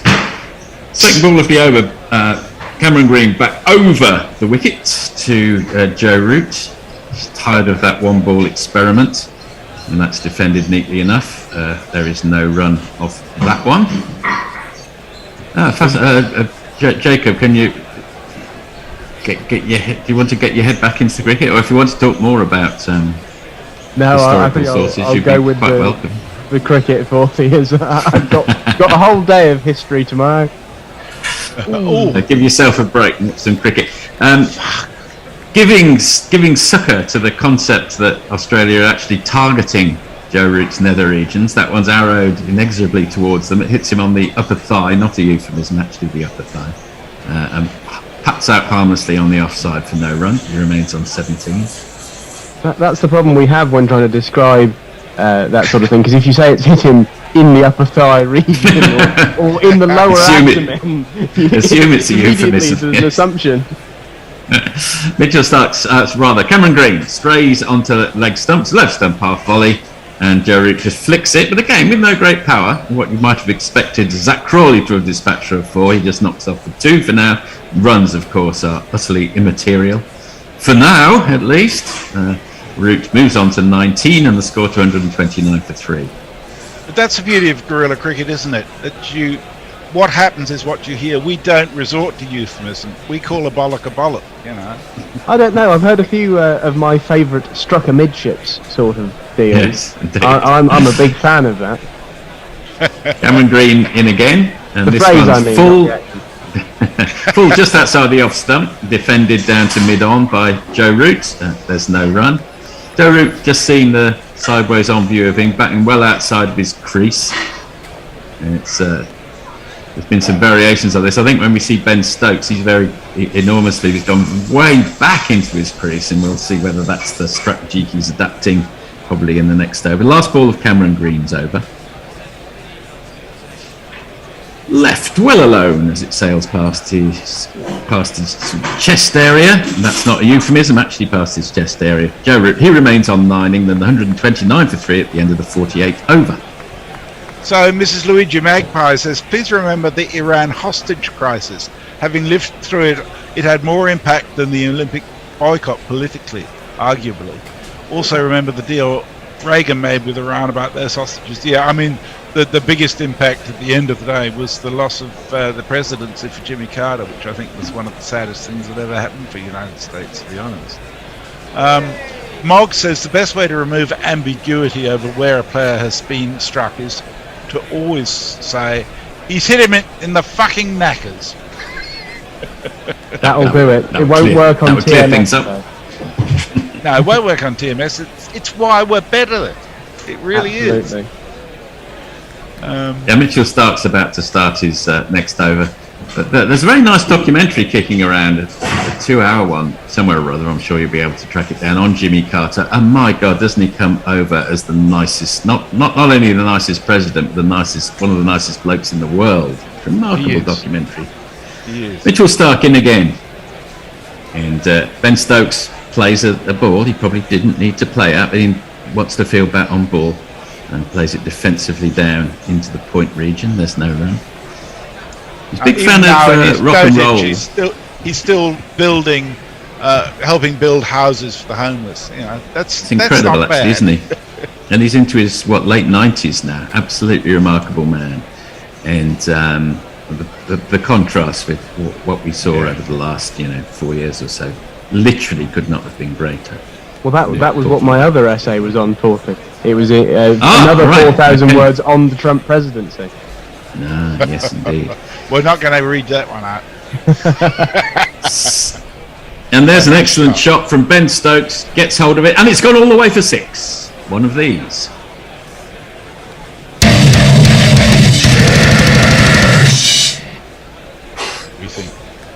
We think. Is it playing? Yeah.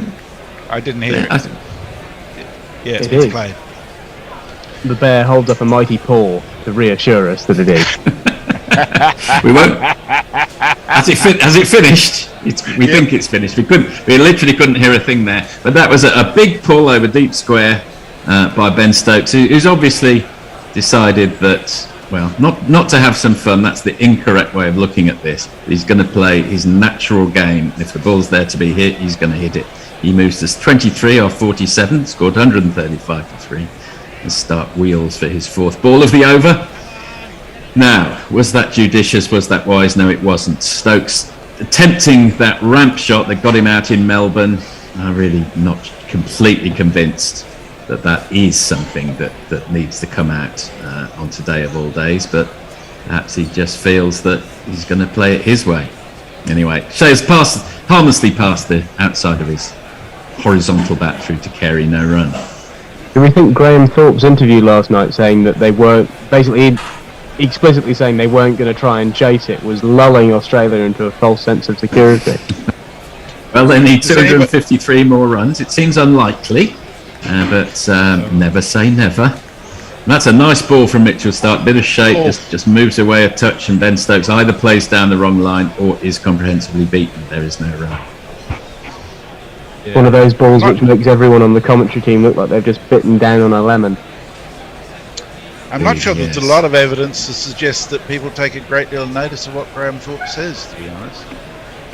It's a shame because Graham Thorpe was a very high quality batsman in an era when they were, well, I won't say that they were slightly thicker on the ground, but not much more so than now in the 90s. There was Atherton, there was Hussain, and there was Smith and Stewart. So, there's a few more of them. But Thorpe was probably technically the best of all of them, I would suggest.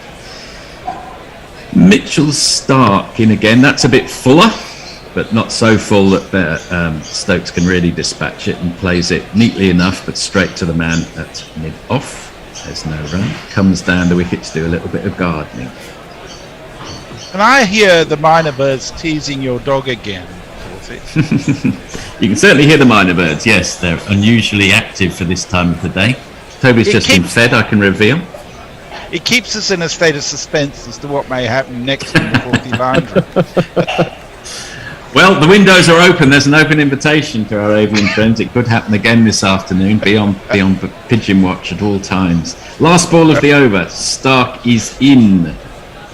Puts that one, probably hits a crack. It leaps up a little bit, hits Ben Stokes on the hand. Exactly what England need, another hand injury. But there's no run. England 135 for 3 at the end of the 49th. Stokes remains on 23, route on 19. So there was a comment on Twitter regarding our conversation.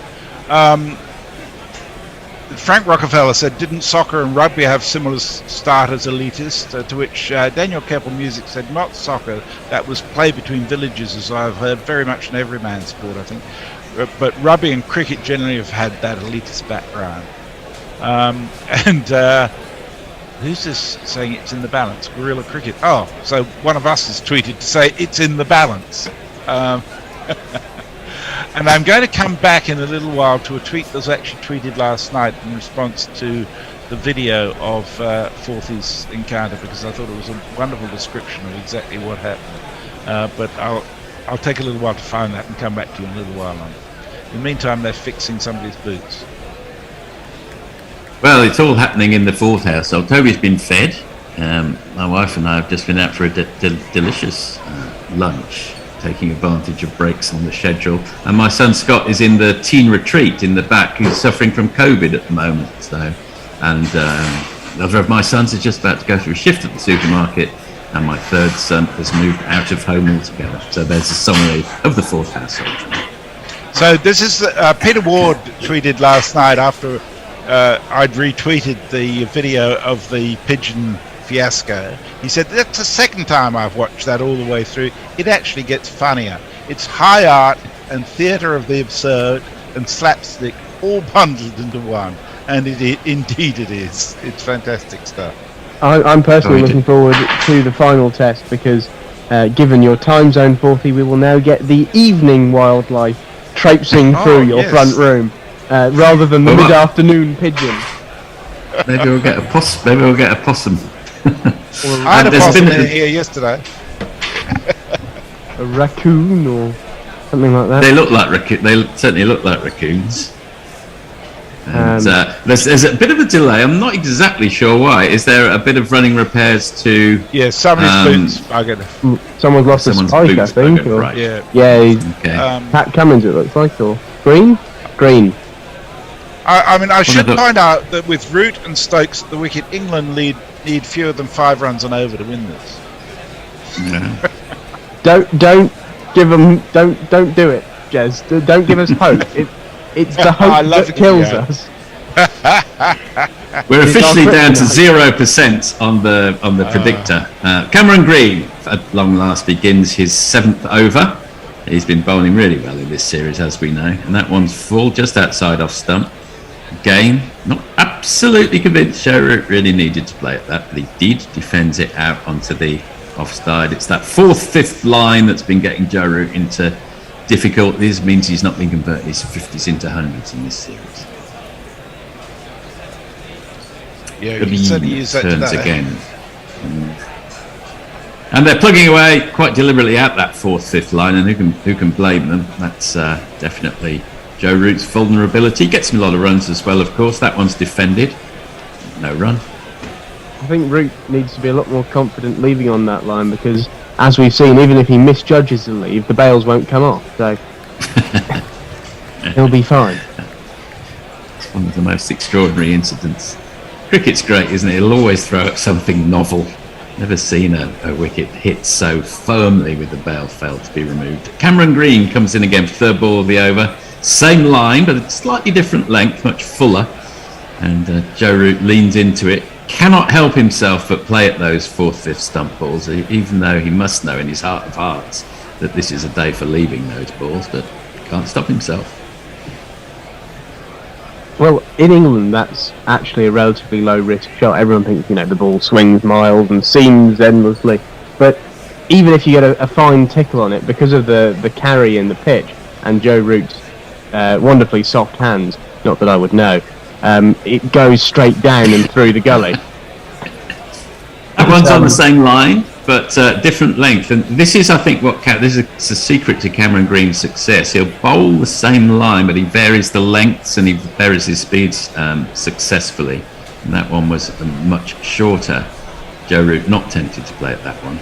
No run. But in Australia, with the extra carry, anything that isn't, off the middle or a solid part of the bat, a decent edge will just fly slip. Yeah. Another case in point, Joe Root. That one was definitely 5th stump. Why is he playing a defensive shot? He's probably not going to score any runs.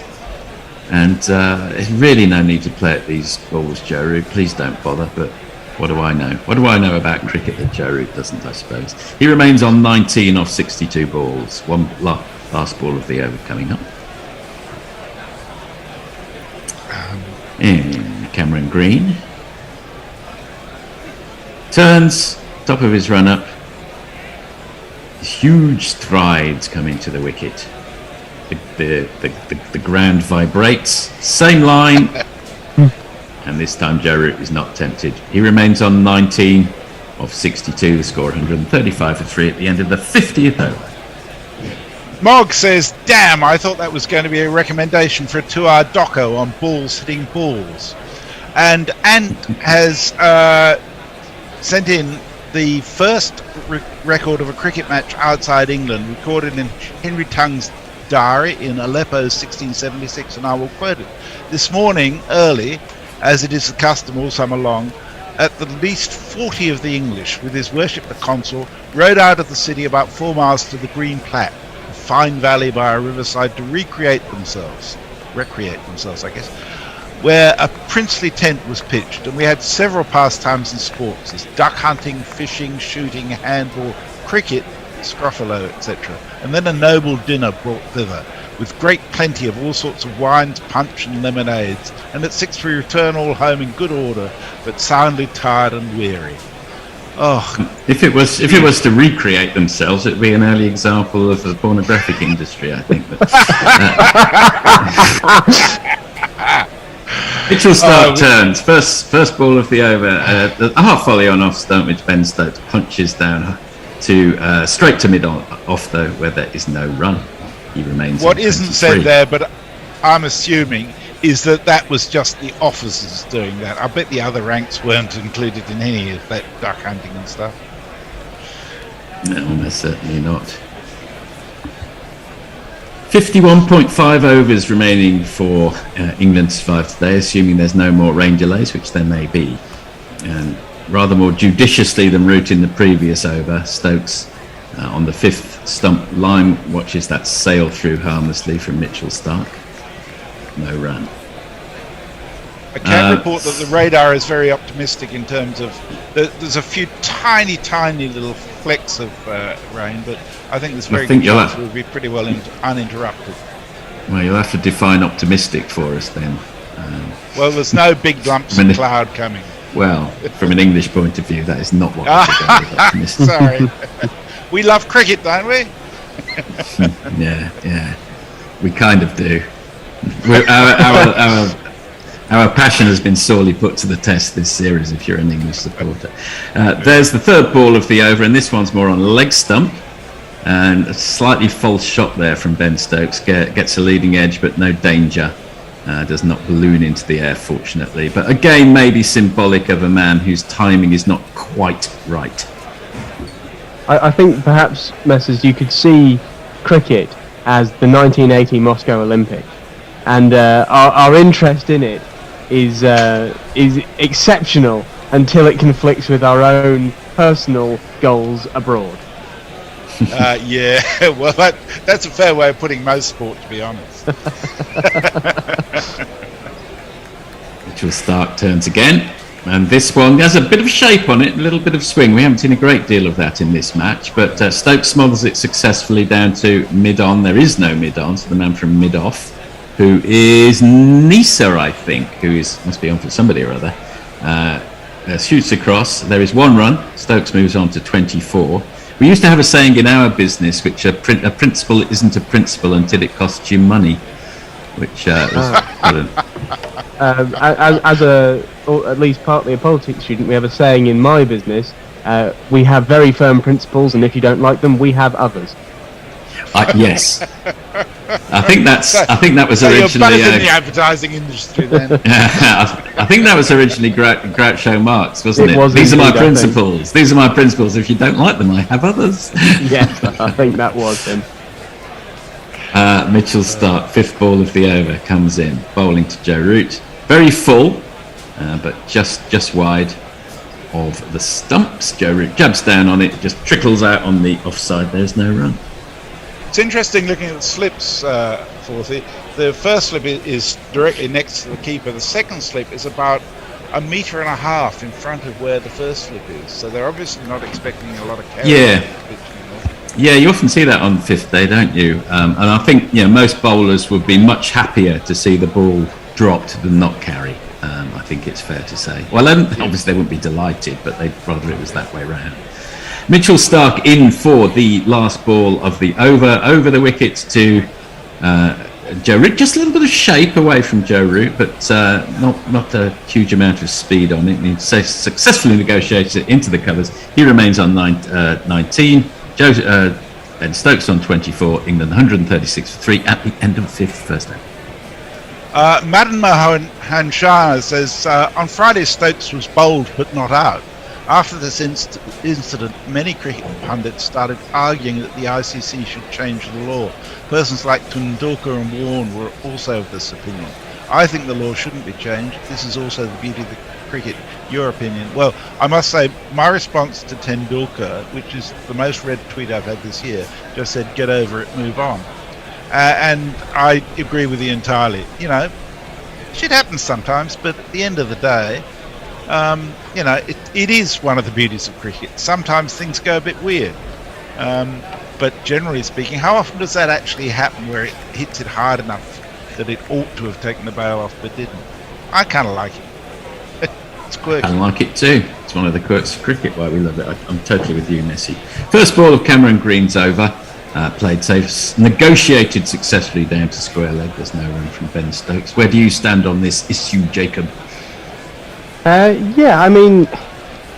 think cricket is by nature a quirky game. Weird things are going to happen, and I don't have a problem with it. I don't think that there's any particular suggestion. As we've seen the stumps thrown down, we've seen people bowled. There's no suggestion that the stumps are defective. So I think it was just a 1 in a million thing, and as Matthew said, get over it. Yeah. Full ball from Cameron Green, defended successfully by Ben Stokes. And Channel 7, as we discussed that just this minute, have replayed that very incident. It's fantastic to watch. They did it really hard. I suppose it might be a bit of a different view if Stokes had then gone on to play a match-winning knock. But well, Ben Stokes has got hold of this one all right. He's clubbed it between the man in the covers and the man at mid-off for one of these. 1, 2, 3, 4.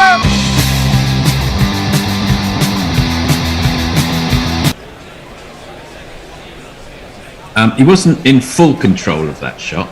It was somewhat aerial for quite a while, but he managed to bisect rather than dissect those two fielders.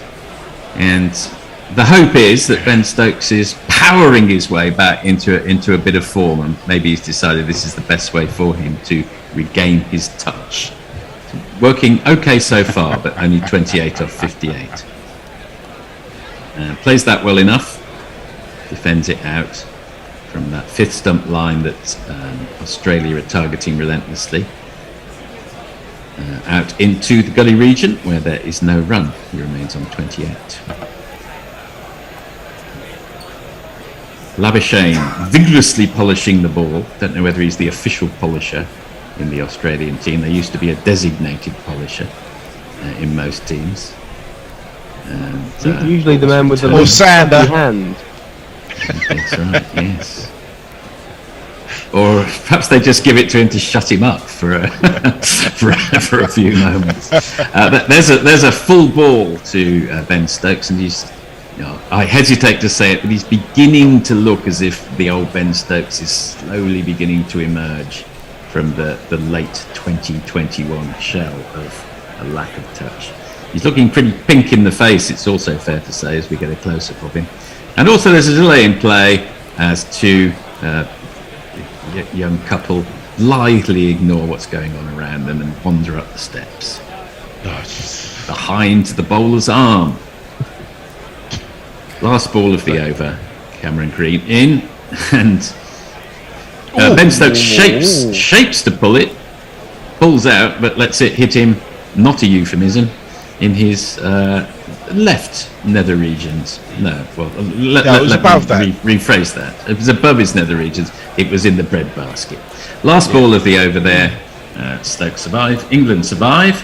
Scores 143 at the end of the 52nd. So talking about Aleppo sport, Ewan Ennis says if there was a lack of ducks, the other ranks would have had to do. So yes, obviously they'd need some fodder to throw their balls at, as it were. Simar in the USA says, Ray Stokes bowled not out. I believe that scenario is the origin of the term sticky wicket, which I'll pay that one.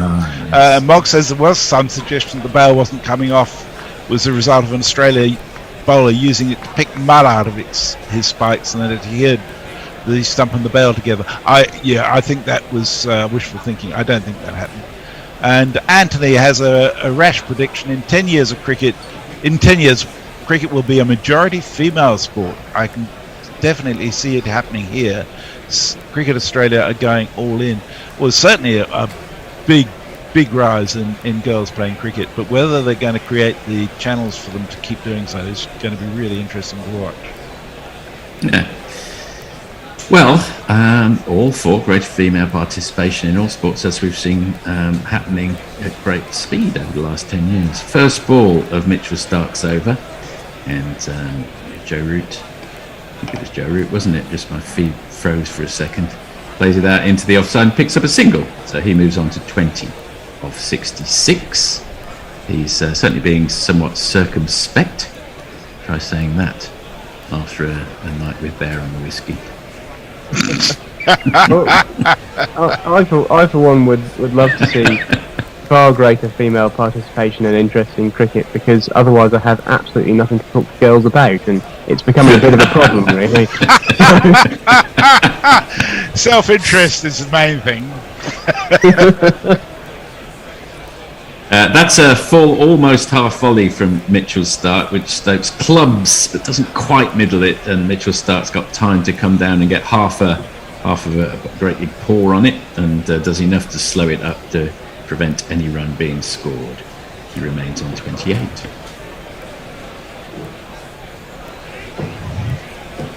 Yes, the skies look fairly clear of the rain we were bloody well promised. This match has been almost entirely unaffected after the first day, with Raymond got half a day in. Hopefully that half a day will come in useful as the day progresses. We shall see. From an England perspective, of course. Ben Stokes just plays that neatly, and the fact that he didn't play it with any great speed down to the vacant mid-on region means he's able to come back for 2 runs and maintains the strike. He moves on to 30 of 63. We're changing at the end of this over, I think. Yes, and make the most of this. Well, I hope the dear listeners are not growing sick of my monotonous and some say whinging voice, because I'm on again in the same summary role, and and Fourth is still going to be with you. So it's just, well, we're not sick of you if you're not sick of us, guys. Who's accused you of whinging, Jacob? Mainly my girlfriend. Oh well, that's all right. She's probably right. We're like, that's defended successfully. That negotiated down to mid-on by Stokes, no run. Hale and Pace were once described as a comedy duo involving 2 straight men, and I think the same perhaps could be said of you and me, Jacob. Well, we do seem to get a good partner. We're like Joe Root and David Milan. Most of the time, a good partnership is formed. I would say so. Yes. Only in Australian conditions, though, obviously. Yeah, obviously. Mitchell Stark in 5th ball of the over, drops it short. Ben Stokes is onto it like a panther, and smashes it through, well, more or less through where mid on would be, and that's 4 of these.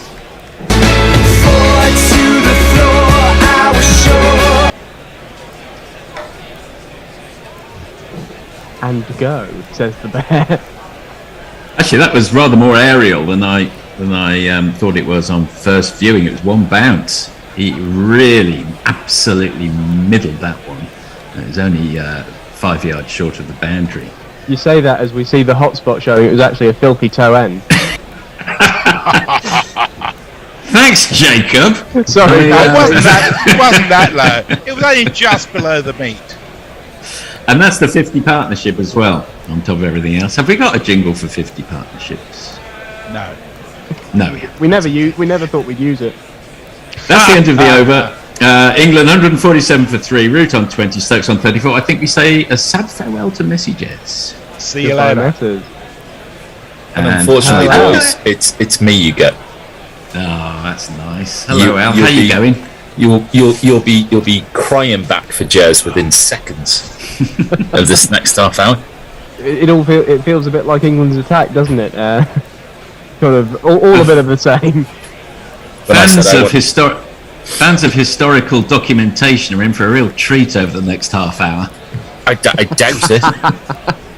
None of this will be written down. Certainly, none of it will be. Almost all of it will be ignored. Well, I mean, if we put this in a bigger perspective, how are we seeing the state of play? How are you seeing it, Al, coming in? The magic number's 49. 49 overs Indeed, left to go in the day. Yes, it's the last soul almost said. 49 is the magic number. 49, yeah. I thought 3 was the magic number. Oh, well, yes, it is. The magic number, wasn't it? That's the magic number. That's right. Right. It wasn't 4. I forgot. That's right. Yeah, Jacob, how are you seeing? Is right out. How are you seeing it from here? What's your money on? Draw or Australia win? I'm worried about the signs of aggression from Ben Stokes, but we'll soon beat that out of him as Green is in, and that is back of a length, and Root has cut the ball away, and there will be a chase for 2 Australian fielders, and Labuschagne, I think it is going to throw the ball back in. But I think that's going to be 3. I actually disagree, Al. I am not as concerned by the aggression from Ben Stokes, and nor was I concerned by the lesser but still purposeful intent of Crawley. In that, I think, obviously, we want a draw to save face. And we look like we could be on the way to doing that. But just use it as batting practice. Get yourself in some form, get some personal pride out of it, and... True enough. Well, I think that's kept a bit low, that one. But Root has kept it out. No run. Sorry, Jacob. I'd much rather Stokes gives himself, rather than bunkering down and playing a game not natural to him, I'd rather because he's obviously going to carry on to the next series, as we all know he will. Crawley's bought his place on the plane to the West Indies. I like seeing them bat themselves into some form and be aggressive and get some runs. True enough. Tried to be whipped through mid-wicket by Root, but can only find Boland, and that's going to be no run as well. Just trying to make some sense of the times. I think this is going to be the last half-hour session before tea, and then a mad dash thrash to the end as Root cuts the ball behind square. Good shot, but Nathan Lyon dives, flings himself to his left. Usman Khawaja looks incredulous at the athletic ability of Nathan Lyon as he stops an almost certain boundary there. Well fielded. No, sorry, there's an extra half hour before tea, so tea's not for another hour. No, my giddy aunt. Right. Chaos with the schedules. All I know is that this is my last half an hour stint, and then I will be unconscious for the next 6 hours. Sorry, lad. Okay, so short, pulled by Root, but there is a deep square leg. Harris there to do the fielding, and that will be a single and brings Stokes onto strike. We've also apparently, to bring it back to the shady world of campaign finance and bribery, we've had apparently a $50 message on YouTube. I have no idea what that means. But who's given us this said message? Filthy? Frank Rockefeller has. I'm not quite sure. Perhaps Bear can enlighten us. What does a $50 message mean? Is it a subscription or a? Well, no. On YouTube, you can do I think sponsored messages, which means we have to read them out, which is why I'm bringing them gotcha. So we've been bribed effectively, Bear. You've sold your soul. One ball left, pushed to the covers, but no run by Stokes. That's the end of the over, and now we can read this message. Frank Rockefeller, at the cost of $50 to himself, says, "For holding the fort on English cricket. We thank you very much, Frank Rockefeller. That's really nice of you. Not just nice, but generous as well. That's fantastic. If anyone else wants to sort of catch on to the contagion of sponsored messages, Frank Rockefeller has led the way. And there may just be a guerrilla cricket peerage in it for you. Indeed, to go along with Tony's partners peerage. Ewan Innes, West Germany had the same opinion, but ultimately joined the boycott. Mog, hail and pacer in the last of the original run of Doctor Who episodes. Mayank, required run rate just under 5 now. They can do this as long as the rain stays away. Not quite sure whether that's tongue-in-cheek or not. Madan Mohan Sharma, England did not do well in this series because their opening batters were below par. You can say that again. Today, one opener scored 77, and I feel England will save this match. Yeah, that's a very good analysis. Can we... I'll break off there. We're going to jingle up the new bowler. It's Scott. This bowler has a first name, it's S-C-O-T. When he comes charging in your pants, you'll likely be. So here comes Scott Boland, his nostrils all aflame. He's gonna take your wicket, face him if you dare. He seems quite miserly, does the boy Boland. Seems difficult to get away. Yeah, he's well. There's already been comparisons drawn to the great South African Vernon Philander in his kind of relentless line length at decent pace. And that is absolutely Johnny on the spot. Just off stump. Root defends and there's no run. He's about to start his 13th over and he's 1 for 13. But it seems a nagging 1 for 13. He's always... It's not a harmless 1 for 13, if that makes sense. Well, this is why Hamid has had so much trouble with him, because that's exactly the area Hamid is vulnerable to. He's playing so deep in his crease and pushing his hands out. It's that outside edge which is being challenged, and Boland challenges that every single damn ball. And he does again. Root watchful, defending, no run. 40. Fred, when he was on earlier, drew the comparison with Stuart Clark, which I think's a pretty good one as well. Yeah. Just, it feels like it's someone just like taking their forefinger and just poking you in the shoulder. Just like, is that annoying? Is that annoying? Is that annoying? Is that annoying? Bit of Mohammed Abbas about him, maybe as well, a bit quicker. Oh, yeah, maybe. That sort of bowler. That is getting into all the examples. Again, 4th, 5th stump. Root can do no more than be watchful in defence. 150 up for England. Sorry. One of the reasons England sort of fell over 5-0 in 2006-07 was because they found a 4th bowler in Stuart Clark to complement Lee, McGrath and Warren, which they didn't manage to do in the 05 series.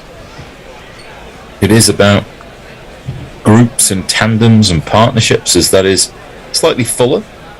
But Root decides it's a block in length, not a drive in length. And Boland will field off his own bowling. There's going to be some interesting questions, because Hazelwood is out for the 5th test. But if it is that, if there's enough competition for places, you don't necessarily want to give too many opportunities to your colleagues around you. As Root backs out of this delivery at the very last moment, and he goes to apologise to Boland. We'll go and do it all again. I think the doors were open in the above the sight screen. I think they'll play the same attack in Hobart, and that's also, it's the double-edged sword, because that's probably the reason, and the reason the man himself is cited as to why they're going to drop Khawaja, because apparently it's all about continuity and picking the same team in the 5th test, the 1st test, as much as possible. Driving length again, but Root decides only to block. No real footwork, forward or backwards. Just puts the bat down and away it dribbles into the offside field. And that has been the same ball 5 times in a row. If it's a good ball, why not? Well, yeah. And that's the mentally exhausting aspect of Test cricket. There's the fear of someone like Stark, but he can spray it around a bit and you get that release shot, whereas Boland, he's just mentally at you every ball. Ooh, and that one, slightly wider, draws Root forward, beats the outside edge. A fantastic over for Boland. He's 1 for 13 after 13, and we're 150 for 3. 40.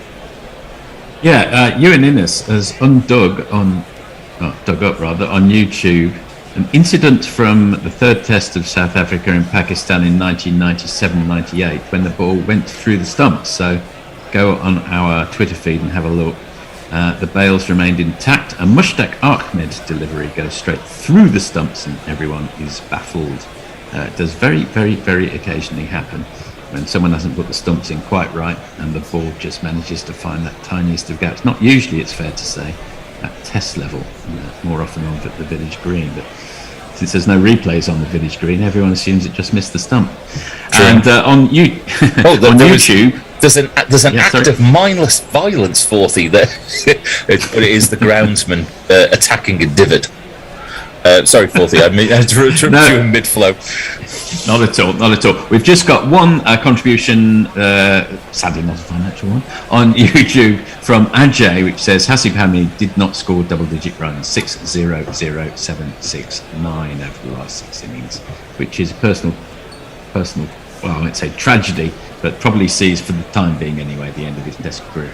It is an act of personal futility which rivals only Sibley in recent times.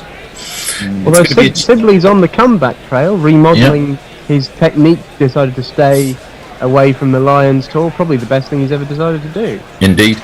Changing the bowling.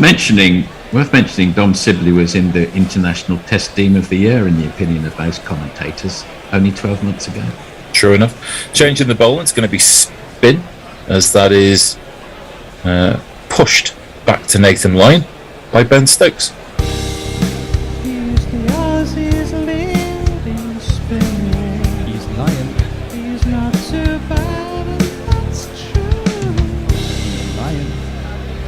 And that is pitched on middle stump and straightened, and Stokes will be resolute in defence. Played Lyon pretty well over the course of this series. I know Lyon got him in the last innings, but he's shown some flashes of aggression and also defended very well against him. Sure enough, as there are huge dark areas for Lyon to try to aim. Only there are huge dark areas in the sky above, but no, sadly not. Stokes leaves that third ball of the over on length, and it goes through into Carey's gloves. Lyon quick about his business, and that is a slightly flatter delivery, which Stokes pushes forward, but only defensively, and that will be a fourth dot ball. Unfortunately, the only other huge dark areas are under the eyes of Joe Root. And the bear. Yeah, and me. Yeah, and me. Lyon in, again, slightly flatter, but outside off stump, and just blocked back to Lyon by Stokes, as if in the middle of a practice net. I'm fine, by the way. It's 3 o'clock in the afternoon here in Melbourne. Yeah, whatever. Thanks so that much. one is slightly more floated, and maybe an attempted push at a single, but Lyon dives to his right in order to be able to stop it. That's 2 maidens in a row, and England remain on 150 for 3. Yeah, there's not a lot happening on the socials. Anthony Condon, our very own Anthony, is just sort of keeping things ticking over there. So if you want to find out what Anthony's saying, go ahead. But all quite quiet, as you would understand, sort of halfway through the middle of the night. Although the Test match is very interestingly poised. If this was 1-1 in the series, oh god, this and would be everything up for grabs, this would be absolutely dynamite Test. We'd be bricking ourselves about what was happening. Sadly, at 3-0 down. I know, it would be a slightly great less Test series so. if that were the case. But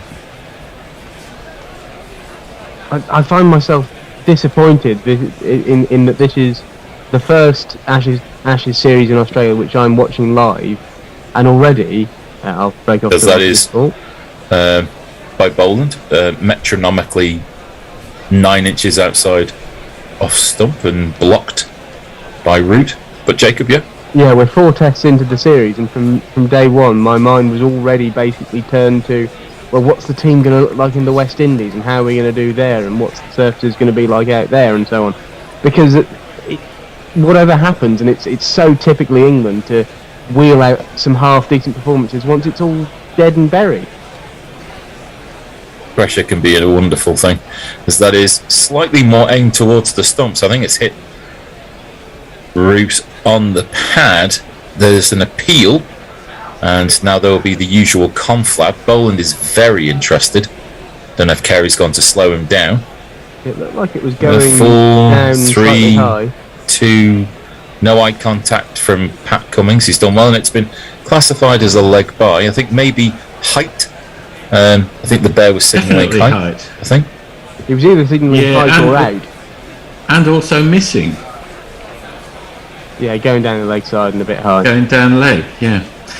Jacob, my first experience of an Ashes Down Under was 74-75 when England were almost identically placed. Got smashed 4-0. Then Lillian Thompson were unavailable for various reasons for the last test, and England won by an innings. So rarely do things change. No, not really. But England cricket, eh?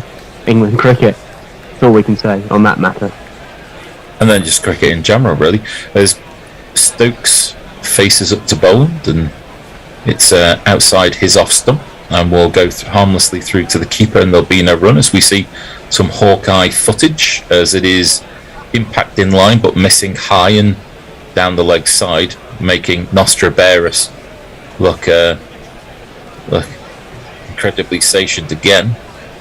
One of the deepest senses of satisfaction you get as a cricket fan and commentator, correctly predicting what the Hawkeye then shows you. You feel like an elite umpire. You do, don't you? He does well as Boland is around the wicket. A huge step forward and outside the off stump by Stokes. Kind of almost meeting the ball halfway there. You tend to conveniently forget about all the times you got it utterly wrong as well. Oh yeah. So every fifth time I raise my finger to the television, it is actually out. The other four. Yes. Always the way. Always the way. 151 for 3 England, with 2 balls left to go of this 57th over. At the end of this over, there'll be 45 left in the day. Is that kind of squares Stokes up, but he's solid in defence. And it's an interesting, sticky time for England. I argued against. They're sticking through it. Stokes has survived 76 balls, Root 79. I argued against aggression, but this is the price you pay for a lack of aggression, all being just bogged down, and it's difficult. Sometimes it can feel like the cricketing world's going to get on top of you in a position such as this. But if they get to tee with the wickets column looking the same, I'll just break off. This is the last ball, and Boland had gone over the wicket. Over the wicket in order to push the ball across Stokes, but he is watchful in defence. Stokes is on 34, and England are on 151 for 3. Ajay adds Hamid is the worst opener in decades. He struggles to score 10 runs. He does have technical flaws, there's no doubt. Now, this could entertain us a little bit. Richard Stevens throws it open to the panel. What do you expect from the forthcoming West Indies-England Test Series? We've only got one other tweet, so I might leave it with you two gentlemen. Jacob, I will let you take that one first. I expect... I unfortunately expect not the sort of sweeping rebuild we would like. We all want to see people like Matt Parkinson and Saqib Mahmood given a chance on those sorts of tracks, but I think it will end up being Broad, Anderson, bit of Wokes, all that sort of thing, and try and play through a bit of the home summer and get some nice positive results to get people kind of forgetting against weaker opposition. We used to qualify South Africa as weaker opposition. I'm not sure we can anymore.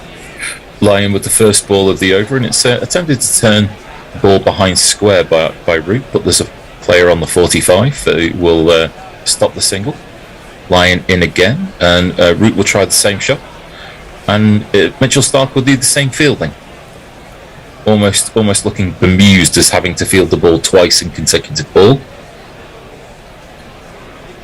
Dismissive throw back to the wicket keeper. But the problem I see is that Broad and Anderson have acquitted themselves well enough on this tour, as that is left alone outside the off stump, that it will become, especially Broad, it will become pretty impossible to move him on unless he wants to.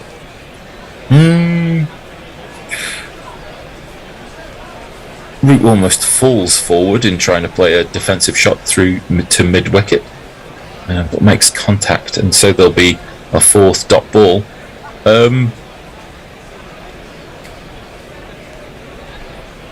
Lying in, and that's a bit more looped up, and there's actually runs as Root plays the ball to long on, and there'll be a single.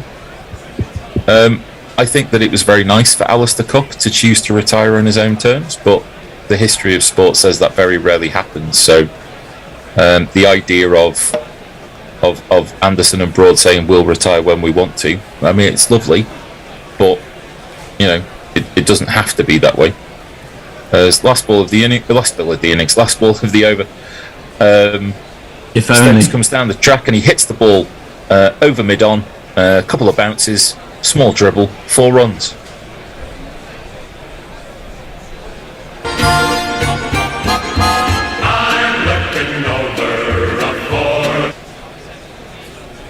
just releasing the pressure a little bit there with that shot. I think in terms of what you're talking about in terms of selection, I think you're absolutely bang on the money, Jacob. I think there might be an extra spinner taken, but it'll probably be Don Best. They might play Jack Leach and Don Best in kind of rotation, but if you've got a leg spinner is such a rare commodity in English cricket. He averages 23 with the ball in the county championship, which is famously not good for spinners. Take him, use him, play him. He's brilliant. Like, he's not world class now, but he's a really exciting prospect. Richard Stevens says, what was the main difference between the Aussie team of 2010-11 and this team? I recall staying up listening to the radio, not expecting the Aussies to take wickets. The bowling seemed clueless. Fair? Might come back to that after this ball. It's going to be Boland to continue. Root will be facing. He's on 24. As this ball is taking the outside edge and Root's gone. Well, that went well. Again, Root prodding at one outside off stump, which didn't really need to play out. I mean, that's a bit hard, but didn't really need to play it. Just the constant nagging Another one bites the dust. Line and like. I think that is going to be out, Fred. Another one bites the dust. Yeah, I mean, you could be hypercritical and say that he doesn't need to play at it really, but Root has made his career on playing balls such as that. But this time, instead of it hitting the middle of his bat defensively, he's nicked it. He's gone for 24 off 85 balls, and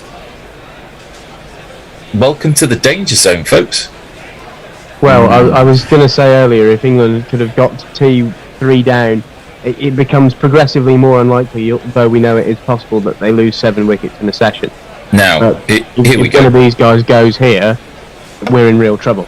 Now, our next batsman is going to be this guy. Smarter than the average besto. Johnny Best has been this good since daycare, so all put on your wigs and let the crimson hand blow. I want the Pope to give him his own large prayer. Oh, he can hit the sixes, although it's so dark.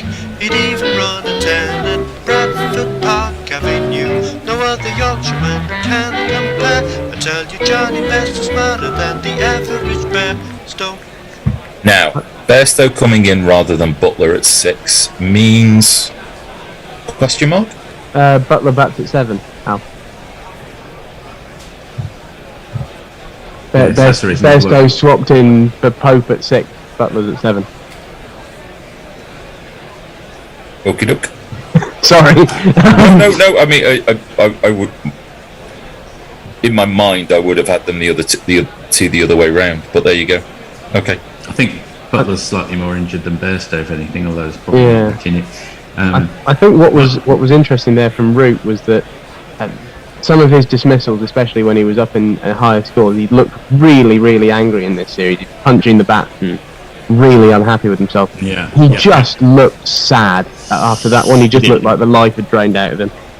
Same in the first innings. I might just finish off with Richard Stevens' observation, the difference versus the Aussie team of 10 years ago and the bowling. The difference was we had a misfiring Mitchell Johnson, Hilfenhaus and Siddle, who were workman-like Trojans, but probably not that much more, and a succession of spinners who almost, to a man, were pretty useless in that series. So all the difference in the world in the Australian bowling lineup between this series and 10 years ago. Absolutely. As Bairstow leaves the first ball alone outside the off stump, it was a confluence of circumstance, wasn't it? It was, the great English team, Yeah, a great English team, an Australian team that was down on some of the pace that you would have had in previous attacks and future attacks. It was in transition from the golden era, wasn't it? Yeah. That Australian team as well. Another thing, we might come back to it after this ball. Richard Stevens has asked another interesting question. I might get onto it next. Let's deal with that after this ball, as Boland is in, and that is left alone by Bairstow for a second time.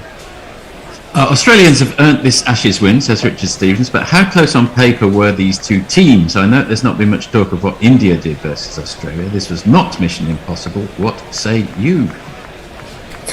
I think that in the midst of all of that is, as is often happens when we think about England versus Australia, a huge underestimation of the talent of the Indian pool. India are really good, as that's clipped to square leg by Bairstow, and there'll be 2 runs taken. Yeah, I totally agree with you. I'll get Jacob's perspective in a moment, but you cannot expect also to turn up to Australia with only one batsman averaging over 40 and expect to prosper. It just was never going to happen. True enough. True facts. Jacob?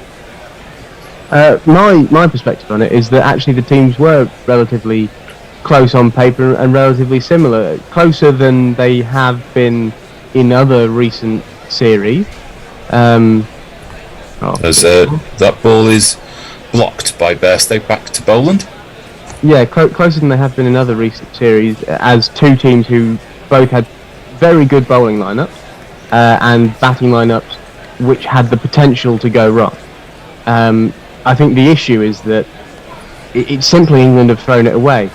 16 dropped chances or missed chances across this series. That's a whole other game's worth of wicket.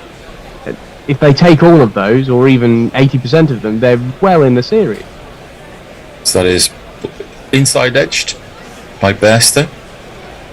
He'll take a single, maybe he'll take 2. A direct hit would have been a very different proposition. Not sure why they were scampering for 2 there. And that is, I believe, me done for the test match. So I'll see you all in Hobart, and I hope this is a draw. Thank you very much, Jacob. Thanks, Jacob. See you in Hobart, mate. Time for a change. Al staying on. Has been joined by Messi and me. Oh, that was close, wasn't it?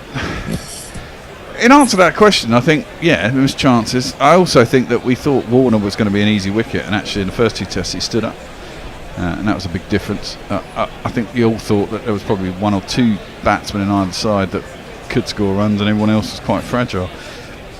Travis Head proved his worth, and as you said, England wasted so many chances in this series when it was alive that, and weirdly, Australia in the first 2 tests didn't put a lot down and didn't get a lot wrong, and when they did, England have managed to give it away shortly afterwards, whereas when England have missed chances, Australia have gone on to capitalise on those. And Australia's bowling is a little bit better in these conditions. It's a little bit faster and produces a little bit more, and they have a world-class spinner in Nathan Lyon, who's bowling now to Stokes, who just drives that back to the bowler, and there is no run.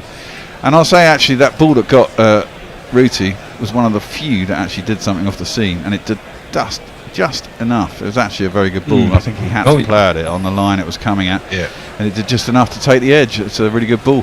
That one goes straight on from line and catches the inside edge of Stokes' bat, which then races off down towards fine leg. They'll probably get back for 2. They do indeed.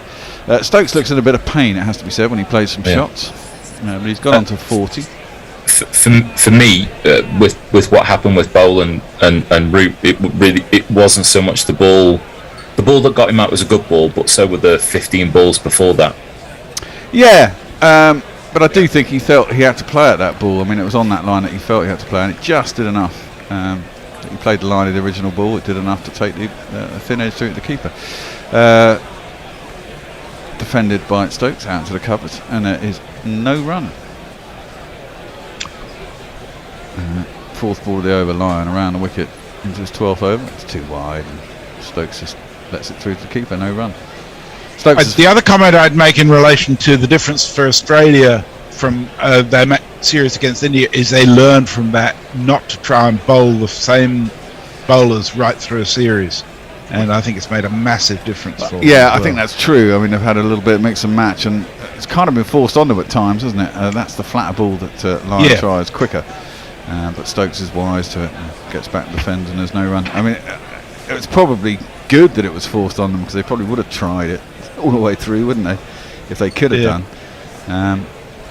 but having had to try Nisa, Richardson, and Boland, that's defended back down the track, and there is no run. Ends Lyons 12th over, just 2 off it. He's 1 for 18 off his 12. I think that's very true there. But frankly, England's performance would have lost to anybody.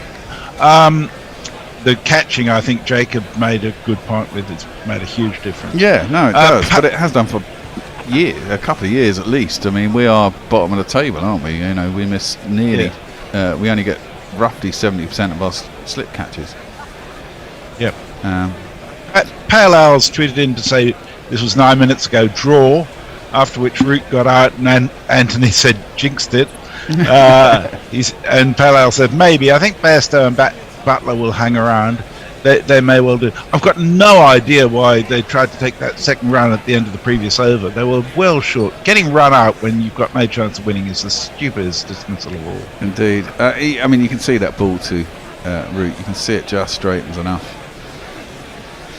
And that's what you get sometimes. Bairstow tries to drive one that probably doesn't need to bother at. Pad miles away from bat.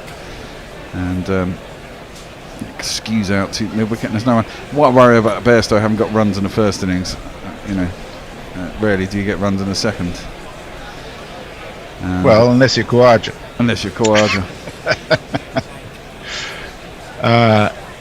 I'll just squeeze in a couple of tweets as we go. Oh, not right now though. Boland is coming up. It's 2:17 and 15 overs. It's a good spell. Outside. Bairstow's off stump. He looked tempted for a minute, but then decided to leave it. It's through to the keeper, and there is no run. Steve Wick says, is it worth pulling my head from out of the sand to watch the final day with any hope that England will put up a meaningful fight? Well, you never know. If these two get through the tee, it's going to be an interesting final session, isn't it? I mean, they've got 2.5 hours if the light doesn't close things off. And England have 6 wickets. Potentially 3 batsmen who could take up most of the time. I mean, after Butler, you've got Wood, Leach, Broad, and Anderson. So, I mean, it's up to these two and Butler to get most of the time taken out of the game, as that's defended out to the covers, and there's no run. They breach that. It's a pretty flat deck too. It is a pretty flat deck. I mean, not a lot of balls are doing a lot. I mean, there was Green was speaking to Fox, I think it was, at just after the lunch interval, and he was saying there's not a lot of lateral movement here. I mean, the old one goes, and they got the old one to go to Root there, and it's taken the wicket. But most of the time, it's not really doing a lot. It's not particularly quick. There's not a lot of bounce, not a lot of turn for Lyon either. Oh wow, that's beaten the outside edge. Warner at first slip jumped up, and then brought his celebration in. And every time you get a wicket, I mean, this is it. When a new batsman comes in, that's your golden chance to make a couple of breakthroughs. And if you can get a couple of breakthroughs in a row, especially when you've only got 2 batsmen really left in the hutch, that's when it can all fall apart very quickly. If they can settle in and get the pace and get their eye in, it becomes a much harder game for the Australians. Boland in, 5th ball to Bairstow. Takes the bottom hand off the bat and drops it into the leg side. There's no run. Hasn't bothered to clean his jumper, which he didn't do this shaky couple of runs, did he? Got a big mud patch on the front of his sweater. Yes, that's where he nearly got run out. Oh, it was him a couple of balls ago. Yeah. Well, these two would have battled together a lot over time. Bairstow drives that quite nicely, but not great timing, up to mid-off. Cummins, the captain, Fields. No run. End of Boland's 16th over. 2 for 17 off 16 is pretty good figures, you have to say. Dan Leedgears tweeted that Root and Cummings finished the test level on runs scored. What a contest it's been between the captains. Cummins currently leads on wickets 2-1. And Saimar in the USA has said, meanwhile, in New Zealand, Bangladesh has retweeted the video of the 7 runs being scored off 1 ball, which I really enjoyed. And I come to YouTube. Oh well, we've still got some time. Richard Stevens says, "Oh no, I think we've done that. Where did James Anderson and Broad rate, in your opinion, as an all-time pace bowling partnership? As a West Indies fan, Ambrose and Walsh and Marshall and A.N. Other were great. What say your Gorillas?" Well, yeah, I loved watching West Indian fast bowlers as I grew up. I mean, they were the pinnacle, and I think everyone loved the West Indies for the way they were, unless, I guess, your Australians didn't like the fact that they bowled a lot of short shit at them, as that's defended into the offside and there's no run. But Broad and Anderson, I mean, you cannot take it away from the fact that these guys in a partnership over 1,000 Test wickets in tandem.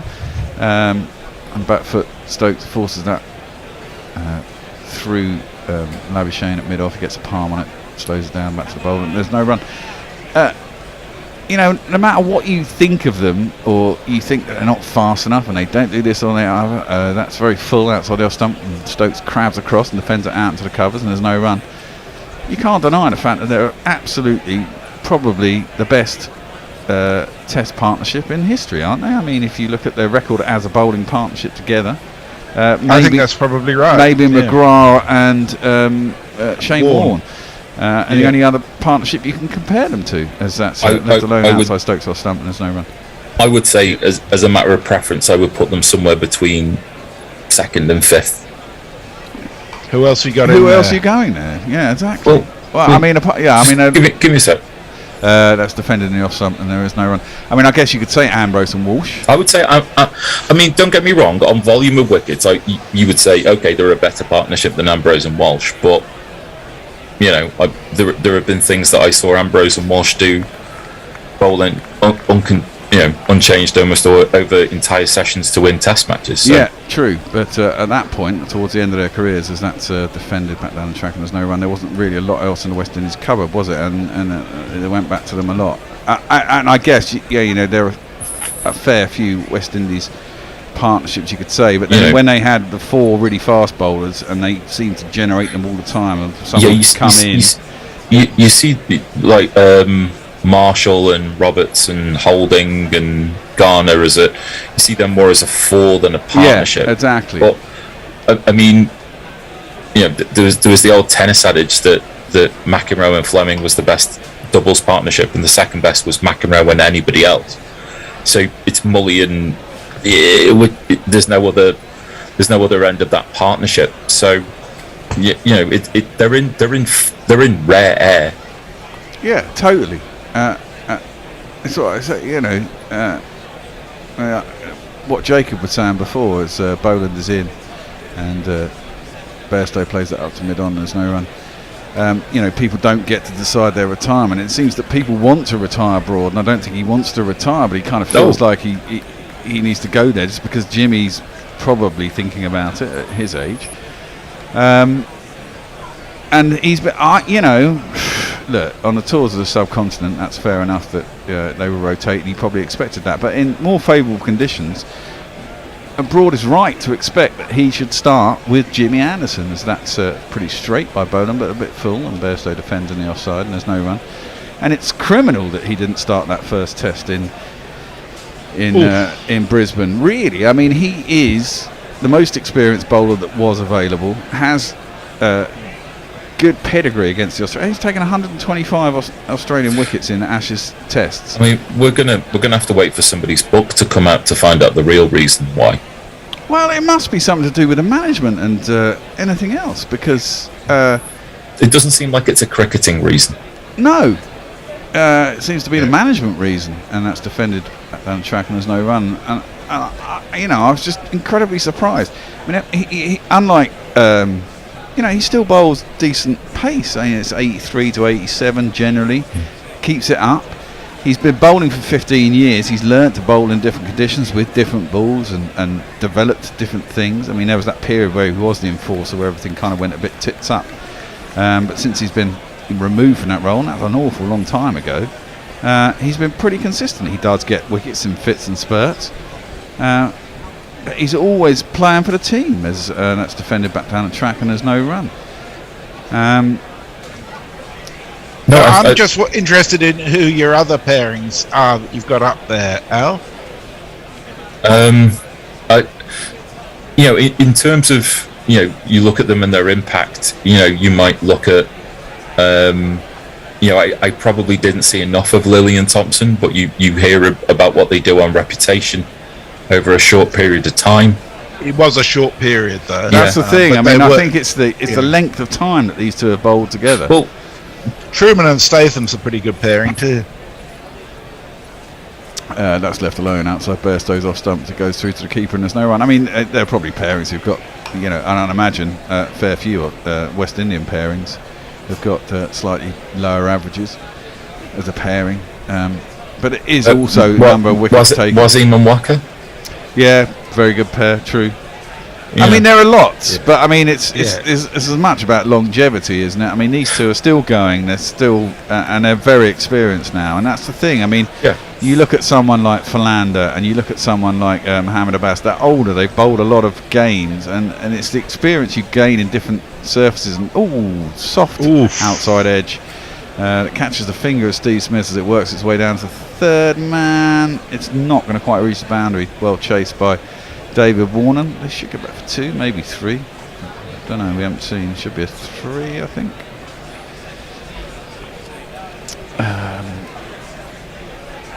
He's definitely stopped it from going over the boundary. It'll be interesting to, it's an always evolving argument, and like you said, greatness is such an ambiguous term about how you want to define it. I mean, the one thing that we all agree on is that partnership is certainly the best English partnership by some considerable distance. And in the discussion of all-time world partnerships, it does seem strange, like you said, that as Boland is going off maybe for a bit of a break before tea. I think he's got a little bit of a groin strain. Yeah, he might have. I've got a slightly different view. I mean, I agree with you in terms of long-term impact about Anderson Broad, but I think coming back to the Lily Thompson thing, the more I think about it, the impact of a pairing during a series is really important. And, the thought of Broad and Anderson wasn't going to scare Australia. If they were thinking about facing Lily and Thompson, or Wes Hall and Charlie Griffiths, or Ambrose and Walsh, those pairings are more impactful at that particular time. Yeah, in Australia, but in England, they would certainly be fucking scared. It has to be said. This man's going to bowl. Oh, shit. He kept floating on a light beam with an average that is obscene. His name is unpronounceable. The selectors have no trouble. It's not as lavishing. It's not as lavishing. No. Is he going to bowl it or talk it down there? Well, I don't know. I think they're bowling for the old shit takes wickets here, aren't they? Yeah, you might be onto something. Stokes. He can bowl. Yeah, of course he can. It's around a wicket, and Stokes just defends it out to the offside, and there's no run. I have to say, speaking as an Australian, he's probably my least favourite of the Australian team. He just doesn't have sort of attractive character for me. Nah. There's always one like that though in every team, isn't there? There's always there's always one that you can't quite warm to. Labuschagne. Oh Jesus Christ! That's absolute fucking filth. It's gone up in the air and down still to in the the air. cow corner and bounced just inside the ring, and it's got 4 runs. That really was a shit ball. I've got to change. 1 2 4 4 2 1. My name is Lakhan. My name is Lakhan. Is the no ball rule for being above waist height still in play for tests as much as it is for? Yeah, I think there's a little more T20? latitude with spinners though, because obviously it just floats up. That's flatter, and Ben Stokes just defended it to the leg side, and there's no run. Again, after he smashed that, he put, there's obviously pain inside. I don't think Stokes will play the next game. They might play him as a batsman if he gets a little bit of repair between now and then. It's a little bit painful, less painful. Sorry. Clips that up to long on. and get a single. I think it depends on it. If it's what type of side strain it is really. Because if it's like if you start going into things like intercostal muscles and things like that, then basically sit down to the West Indies maybe more. Yeah, I also think it makes a difference if you're a bowler or a batsman. So you put a lot more strain on those sorts of muscles as a bowler than a batsman. The Australian selectors have got some interesting questions ahead of them for Hobart in terms of who they bring back in. Well, that's tossed up, horrible. Full toss, and Bairstow will take an easy single down the long off, and there's no run. At the end of this over, I'm legging it to Lou again. The sealer's broken. Jez will do some tweets, and I can always cover for you for a couple of balls, if you're still in there. Okie dokie. Yeah, well, you can play Jeff Perkins' jingle for you while you're at it. Yeah. Last ball of the over, around a wicket, Labuschagne, defended back to the bowler, no run, you carry on, I'm going to Lou. So we have a call for help from Richard Stevens. He says, how do you good folk distinguish if either side's batsman has thrown their wicket away?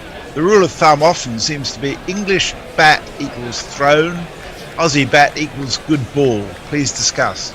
I think that's a little unfair. There's a little bit of situational awareness that comes into it. Sometimes it's about the shot and the circumstance that that will lead us to the idea of that someone's thrown their wicket away. A shot they don't have to play at a time they don't have to play it. But in the midst of all of this, there are plenty of balls that are too good for the batsman. And if there's one with your name on it, Jez, you just have to go with it, don't you? Oh, you do. But then again, I just see some of the shots played by Butler this series are classic examples of, just stupidity in terms of throwing the wicket away. And it's, the bowling has been inviting him to do that because they know well enough of his likelihood of playing that sort of shot. But at the end of the day, it's just shit. It's shit shots in those circumstances. Well, I got back in time. It's incredible. You did. Lion, first ball to Bairstow, just turns it into leg side to deep square leg. I don't know where the amount of liquid in my bladder comes from, so I've got to be honest. I think you're trying to desiccate yourself. Bairstow facing up, Lion is bowling, and he goes back in his crease, squares himself up, so he's got a bunch of pads behind it, gets an inside edge onto those pads, and squirts out on the offside, and there's no run. They're not the most comfy of chairs, though, are they, Bear? I mean, if you sat in those chairs for a long time, it can be just not bad. They're recliners. One of the legs is broken, so you have to put it in the right position. Or I could just change the chair, but I can't be asked. That works into leg side, there's no run. It'll mean you'll never get the chair back in the right position.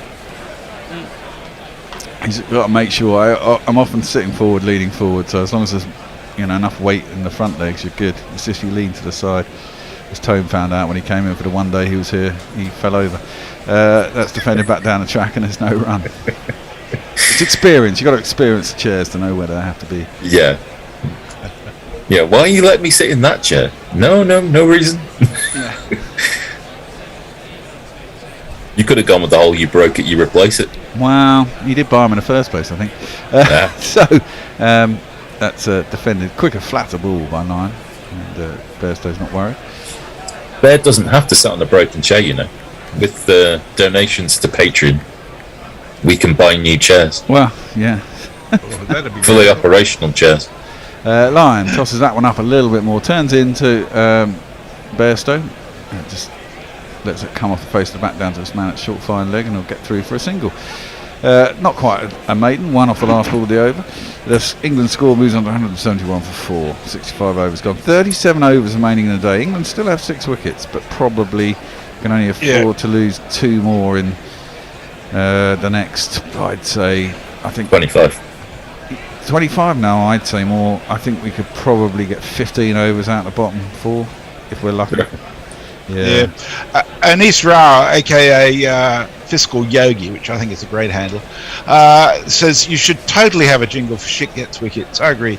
And did anyone get why England got 1 run reduced for the 3 they ran off Boland's last ball. Well, they went for 3, but then they came back, so they only actually ran 2 in the end.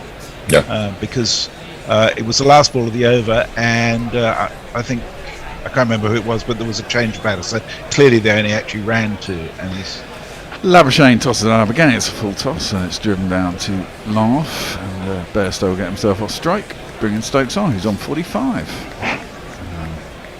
It seems strange that Cummings isn't bowling himself at this point. Well, I think they just can't see why this is threatening. Well, it's not. I think they're just trying to get through to tea, and it's an extra half hour, it's an extra 2.5 hour session again, and they probably just want to give themselves a little bit of a break and go for it in the last session, as that one's played once again by Stokes down towards long on. And the ball's 65 overs old, I guess. Well, yeah, I mean, they've got 15 overs to the new ball, which they'll be looking to make the breakthrough, and England won't want to. I think that's what it's about, getting to the new ball as quickly as they can. Yeah. Because the last hour will start, the last session is 2 hours plus part of that half hour, but I think they'll start the last hour an hour after the tea break. I'm not entirely sure about that. Well, Stokes is having a word with somebody. I don't know what's going on there. And the umpire and Cummings is coming into. People up beside the. People up in the gods, maybe? Yeah. Jesus Christ. I think they'd know being stewards, wouldn't they? Yeah, you would. Mind you, the sight screen is so massive, I'm amazed that anybody gives a shit. Labuschagne bowls that pretty flat round arm. Straight, doesn't turn, and it's defended by Bairstow. There's no run. We've got a man, Adnanay Shrivastaf Non-Kaku. He says, I am American pro cricketer, and he's told us that about 15 times on YouTube. So hello to you. Hello, congratulations. You're playing for America? Which team in America? Are you playing in the, there's a new competition starting there, isn't it? I can't remember what it's called, Knackle. Not Knackle, sorry, MASH. On a podcast on that, starting, including the West Indies, as that's mistimed by Bairstow. Hit the wicket with his bat and worked it out to mid-wicket, and there's no run. 2 balls left in the over, and then probably 1 more till tea. Labuschagne tosses out, full toss, driven by Bairstow through a gap out to long off, and they'll get a single. Richard Stevens on YouTube says, great discussions taking place, subscribed off the back of these fine answers. Now, Joe Root's captaincy, discuss. Personally, it surprised me, but so did Brian Lara's.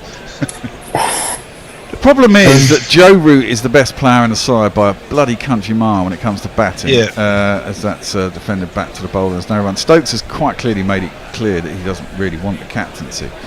Now, you've got an issue here. I mean, if you're like, I personally, I'm not a great fan of bowlers being captains. I know Cummins is captain of Australia. I have reasons for that. I think it's difficult as a bowler to make the decisions, whereas it's as easy as a batter where you have a set batting order. You don't have to worry about you're going to change this, do that, blah blah blah. Maybe you see the game clearer in the outfield. So, going on how I believe it, having said that, Broad might be half decent captain actually with the experience he has, and if Root was sacked or given out. Well, the thing is, I mean, who do you give it to in the England side? Of all of our left field answers that we had yesterday, that might be the most sensible one. Stop accusing Bear of being sensible. Tosses it up, and Bairstow goes back, plays it into the leg side, and there's no run. I mean, you're going to ruin his reputation. Watch. I mean, the problem is you've got hardly anyone settled in the England top order who therefore you can give the captaincy to, and the only other person is Stokes, and if he's saying he doesn't want it, then where are you going? Lyon bowls flat, and Bairstow goes back, works it into the leg side, and there's no run, and therefore you've got an issue. I mean, I've always thought that captaincy in a cricket side is to a degree, I mean, the senior pros kind of someone has to make the decisions, that's said, as that's tossed up by Lyon outside off stump. Bairstow defends in the offside, and there's no one. But the senior pros on the side and the people who have the experience, generally they'll get together and have a chat, and someone has to ultimately make the decision. And you've got there are 2 parts to it too. The off-field part often gets ignored, but it's probably more important than the on-field part. Yeah, to a degree, you're right. Yeah, Bairstow goes back, spins a little bit, but it's a bit short by Lyon, and Bairstow can just go back and defend it. It would be interesting to consider that captaincy might be more important away from home than at home. Yes. Yeah. Yeah, because you're a tight group away, aren't you? Yeah, that's defended by Bairstow into the offside, and there is no run. We're about to get I'll do a couple of tweets after this ball, and then we can do our tea break. Yeah, because the only thing I'd add to that is Root's been let down by some of his players. A lot of his players. Exactly, and there's not a lot you can do about that, is it? That's defended in the offside, there's no run. Bairstow walks off, that will be tea. England 174, 67 overs gone, 35 overs remaining in the day. England have 6 wickets left. They'll be wanting to get through and go to break. Stokes walks off slowly. Bit of chat between Smith and Bairstow. Hopefully it's quite friendly. I'd imagine so. I mean, one of the interesting things with this team, of course, is Warner and Bairstow are obviously pretty familiar with one another after all their time playing IPL so well together. Farong says New Zealand are one for shitloads. I think about 300 after 76 overs. Just finished the drinks break and moving into the final hour in Christchurch. Drinks break could do with a rum or 5 after watching the performance from Bangladesh today. Mayank says the Hofbear better be washing his hands when he goes to the bathroom. It's alright, he's not with anybody. Anis Rao says Boland reminds me so much of MD Shami from the bowling action and attitude to hairline. Anthony says in relation to the jingle for shits gets wickets, says sounds like not grinding your bat over the crease, yeah? And Anis said something like that. But they didn't end up going for 3, that's the thing. So that's it as far as Twitter is concerned. If you want a quick update, New Zealand are 299 for 1 after 80 overs. Tom Latham is 169 not out, and Conway is 69 not out. And very annoyingly, somebody is just spamming our Twitter messages, which is a really stupid thing to do. Our YouTube messages. No, they are, aren't they? We're English, obviously, Adelaide. Yeah. Okay, well, so let's have some tea. Yeah, we are. So we're going to go, as it's tea and it's short and can't get an interview, and we're going to go to back to that IPL game that we've played a couple of times because it's available. And we'll see you in what? 15 minutes. Yeah, about 15-20 minutes. Until then, enjoy. The batting lineup. Oh, we just talked about it. Yeah, he's made a significant difference at the top of the order. He's kind of personified the extra aggressive intent that they've had. Much more what people thought was going to happen when the access of Morgan and McCullum took over as the leadership team as coach and captain. They didn't really do that much in the first half of the tournament in terms of being aggressive at the top of the order, but they have done in the second half, and along with that and the form of Narayan and Chakravarti has served them very well. Very good. Brian Barrett says as long as the bear game doesn't turn into a squid game. I haven't watched that yet. And the Bossian thing, Pirate Badshah says this is also done here in Ireland called road bowling. The Dutch also do it as Klutscheiten. I'm sure I haven't quite pronounced that right. Gisa Rabada is into the attack. Bowled okay today. That's a fairly ridiculous looking shot from Venkatesh Iyer, who tried to helicopter a wide Yorker, ends up on one leg and the ball going probably 180 degrees from where he intended it, but it squirts past the very fine third fielder for 4. It's Nissan She. It's Nissan She. Totally lost his shape on that. It was aiming it over long on, I think, but ends up flailing it off the toe end. Gisa Rabada curses his luck and those of his ancestors. Before we started commentary today, we were having a conversation. As Rabada is in. Iyer steps away and baseball slugs this into the onside, but it's caught comfortably by Nochia, I think that is out there. No, Stephen Smith on the deep square leg boundary, not going to drop that. Gisa Rabada has been quite good today, and he picks up his first wicket. Venkatesh Iyer's enterprising knock is done. 55 off 41 for him, 4 fours and 3 sixes. KKR 96 for 1. It shouldn't be enough to make a significant difference, but as long as the game is still alive, Delhi will be fighting all the way. Now you're gone.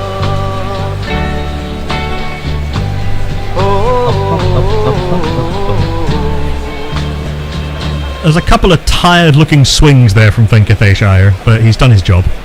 He's Jack, looked you were like about that. to say something there. Well, I was, but it's sort of by the by now. I was going to say before this game started, we were talking about what would happen if a team of elite guerrilla cricketers took on the England team in a one-ball contest, and that kind of shot that Venki Iyer hit for accidentally down to third man is basically would have been our route to victory. Assuming there was a gorilla able to catch it. No, he's talking about the one that he aimed over long on, but ended up going past third for. I think I don't know if are there any of us who'd be able to swing with enough bat speed to get it down there. I wonder. Anyway, Nitish Rana's in at number 3.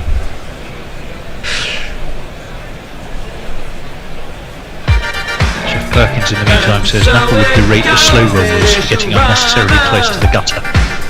That is in the road bowling or Klutscheiten game. As Rabada's in to the new man, it was so hard to Stephen Smith, they didn't have time to cross there, so it's just a dot ball pushed out by Nitish Rana. Have we had his jingle yet?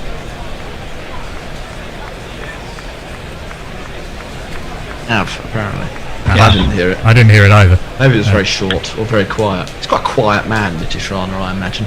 He used to have quite sort of flamboyant hair, Nitish Rana, doesn't anymore. Rabada is in 4th ball over the over, and it's just cut out to Shimron Hetmai, who basically walks to the ball and picks it up. What is sometimes referred to on this show as an agreed single. Yeah, 39 from 44 required. I don't think that wicket will make much difference, to be honest. No, need a few more overs of 3s and 4s and some panic to set in. And there's Rahul Tripathi, Dinesh Karthik, Owen Morgan, Shakib Al Hassan, Sunil Narayan, who we saw break the game open against the Delhi Capitals. This is short and pulled by Gill, loves playing that shot. But again, only a single out to Hetmar at deep square leg. Leah's put me right about Boselin. It's an L, so the L in Boselin is a lowercase L. Boseln? Boseln, maybe. Boseln, yes. The O is elongated and the SS is softer, not a war criminal, unlike the guys with the blood-type tattoos. Bozel? Boseln, then. Maybe Boseln. As Rabada's in 3rd ball, last ball of the 3rd over of his spell, the 13th of the innings, is pushed into the onside by Nitish Rana. 6 runs on the wicket off the over.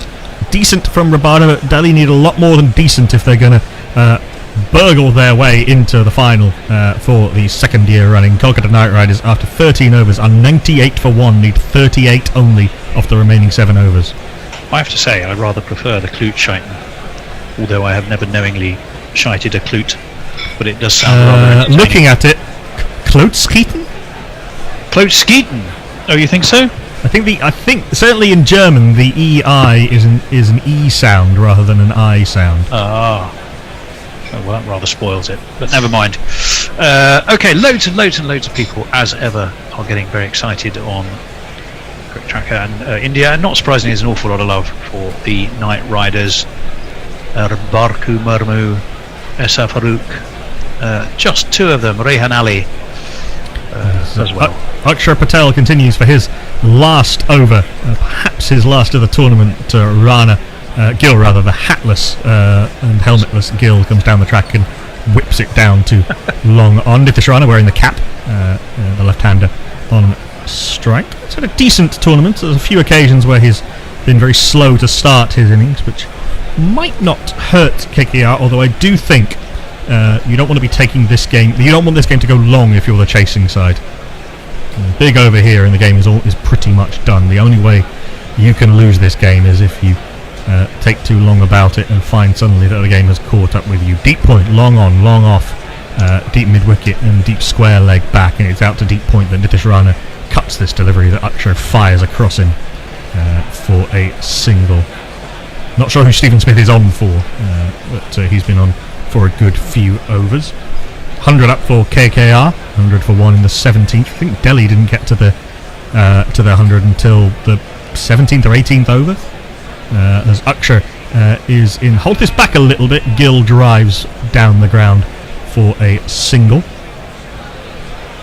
I'd imagine Stoinis is the swap, kind of illegally, if you like, because he might have come into the game with an injury. We've seen Hetmeyer, we've seen Norkin, we've seen Rabada. So Stoinis would be could my be guess. with his dodgy hamstring. Tried his best, Marcus Stoinis. There was no lack of intent, but he just wasn't able to time the ball at all. That, though, has been timed by Nitish Rana, down on one knee, big full free swing back over the bowler's head for 6.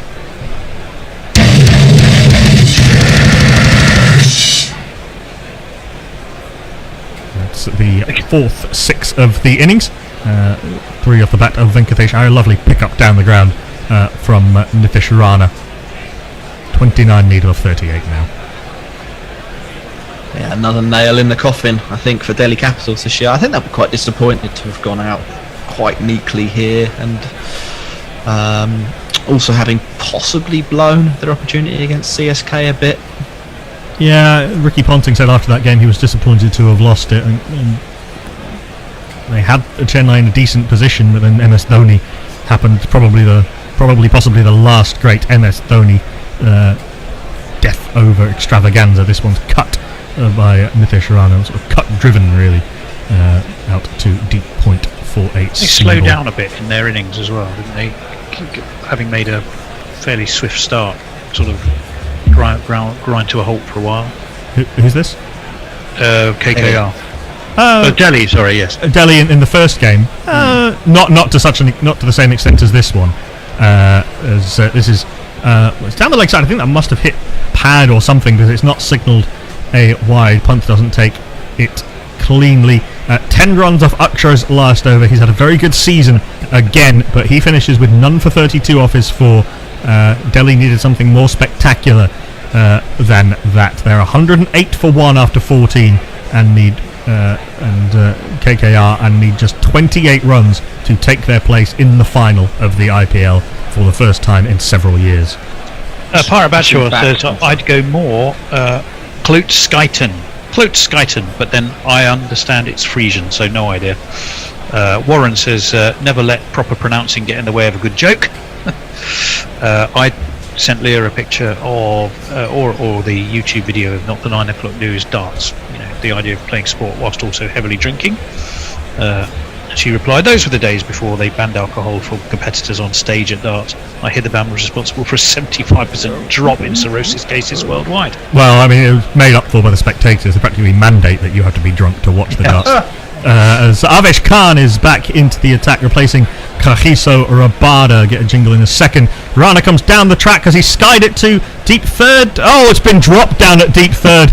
Ashwin's usually got a very safe pair of hands, but he got to it, and it was a fairly simple catch, but it's just gone through those big hands of R. Ashwin, and Nitish Rana survives and picks up a single. When it rains, it pours. That's a very, very straightforward catch at the top level of cricket, and he's made a big meal of it. Hard hands, wasn't it? It's just hard hands for once. It's almost like the hands weren't open enough, and it just sort of hit the heels of the hands and bounced out again. Very, very strange. As Avesh is in to Shubman Gill, who's on 34 off 37, now 35 off 38. Venkatesh Iyer going well at the other end, and a paltry, not paltry, but a very under par total. Hasn't really mattered that much that he's been going on under a run of ball for so long. Just flashing back to the last game, they did slow down a little bit. I think Iyer got 1 from 8. Akshay Patel came in and got 10 from 11. So there was a slight slowdown, but not a lull rather than a slump, you'd probably say. It wasn't a hard stop like that. I mean, they didn't actually really get going today, did they, at all? No. This from Avesh, quite a slingy action, and beats Nitish Rana on the outside edge. Good delivery, that. Better length, and is missed by Rana, and there is no run. As though to rub it in, it's one of the very few catches Delhi have dropped all season. They have the best catching rate of anyone this season, over 85%. Catching efficiency. Yeah, which is a stat we don't see often enough in cricket. It's remarkably difficult to find catching success stats. They basically don't exist public domain. This is outside off stump, fuller delivery, flashed by Avesh, beats backward point, won't beat the suitably annoyed Ashwin at third, down on the boundary, and they come through for a single. not even sure they exist in private in a lot of cases, to be honest. I think Well, people just ignored it. Yeah, CricViz do track them, and we're seeing that the data provider of the IPL obviously track them, but they don't exist public domain. It's a major thing that for cricket to be missing. One of the hardest to track. I mean, No, scores not are always. not You really. look at scores, averages of bowling Not averages, really. things like that are easy. It's just, it's not. It wouldn't be that difficult to track. It's just the only people who do it for money-making purposes. As Gill tries to pull this delivery and sort of skids through on him, he bottom edges it past the stumps, and there is no run. It's been a good over from Avesh Khan, and had that wicket fallen, I know Nitish Rana has only not really got going yet, but just might have been able to put a little bit of pressure on. But 3 runs off the over thus far, 25 off 31, even with 9 wickets in hand, is the kind of thing we have seen screwed up in the past. Like Shubman Gill might just need to pick up the pace a little bit here and make sure that this doesn't get away from KKR when it really shouldn't. He flat backs this to cover mid-off really, and it's hit the stumps at the non-strikers end, and they've come through for an extra run and overthrow. That's unlucky for the Delhi Capitals. An over that started with poor fielding and ended with unlucky fielding ends up going for 5. Kolkata Knight Riders, 5 overs left of the innings in theory, are 113 for 1, need 25 off 30. Delhi aren't dead yet, but the Undertaker's on standby. Yes, the fat lady is loosening her vocal cords, I think. Jack, do you want to pick up tweets immediately, or do you just want me to finish off? If you finish off, I'm just opening it up now. Okay, O'Neill Harris, KKR second half has been remarkable considering they're a batsman down with Owen not contributing. If he finds form and confidence, then he could make the difference in the final. Leah, so that was pretty good pronunciation by both of you, talking about Kluchkeiten. The IE is indeed elongated E sound, the SCH is a SH as in shoot though. And Ravi says, Daddy, are we unfuckable yet? Asking on behalf of KKI. Our next one will be the amazing Brian Barish, and it's Anulik Norkia who is replacing Axel Patel, and we'll jingle him up after this delivery. He's bowling to Nitesh Rana, who cuts to point, but they still take a single, and in fact they might even get a second. No, they didn't. They were potentially overthrows. Steve Smith has the resigned look of a man who's thinking, I've come on as a substitute just to what do you think they just witness our demise. Well, exactly. Do you think they just put him on because he's hardly played in the second part of the season, and they just thought, it's, we paid a lot of money for him. Was it his throw? Getting some TV time. I think it was. Yeah, it was. And Rabada's looking distinctly miffed about it, and indeed Smith is berating himself, and then he's shaking his head as if that couldn't possibly have been me. It must have been somebody else wearing my skin. He was completely surprised he'd done it at all. 114 for 1, 22 off 29 is the equation you have to say. KKR should be nailed on, but cricket can be a funny old game. Norkia over the wicket, pushed through mid-wicket where I think it was misfielded. It's away down to wide mid-on, and Norkia looks angry as a man who's just been stung on the eyelid by a wasp. And I'm not at all surprised. I think you'd be in pain, wouldn't you, if that happened to you? I don't think you'd be angry too. Like, ow! I've been, Don't well, I certainly put it this way: I wouldn't have wanted to go nip up and apologise for my misfield because I don't think he was in the mood to hear it. There's a fair few dead wasps in this flat. Oh, there. What on earth? There's studio. Don't give the game away. In our palatial studio. There's 4 on the floor, and there's 1 flapping about on the window. I killed 2 the other day. Did you? Yeah. What, just by splatting them with a newspaper? Nokia in again, full on off stump, and steered away down to long on. Another easy single. That run rate is a positively pedestrian. And we are back.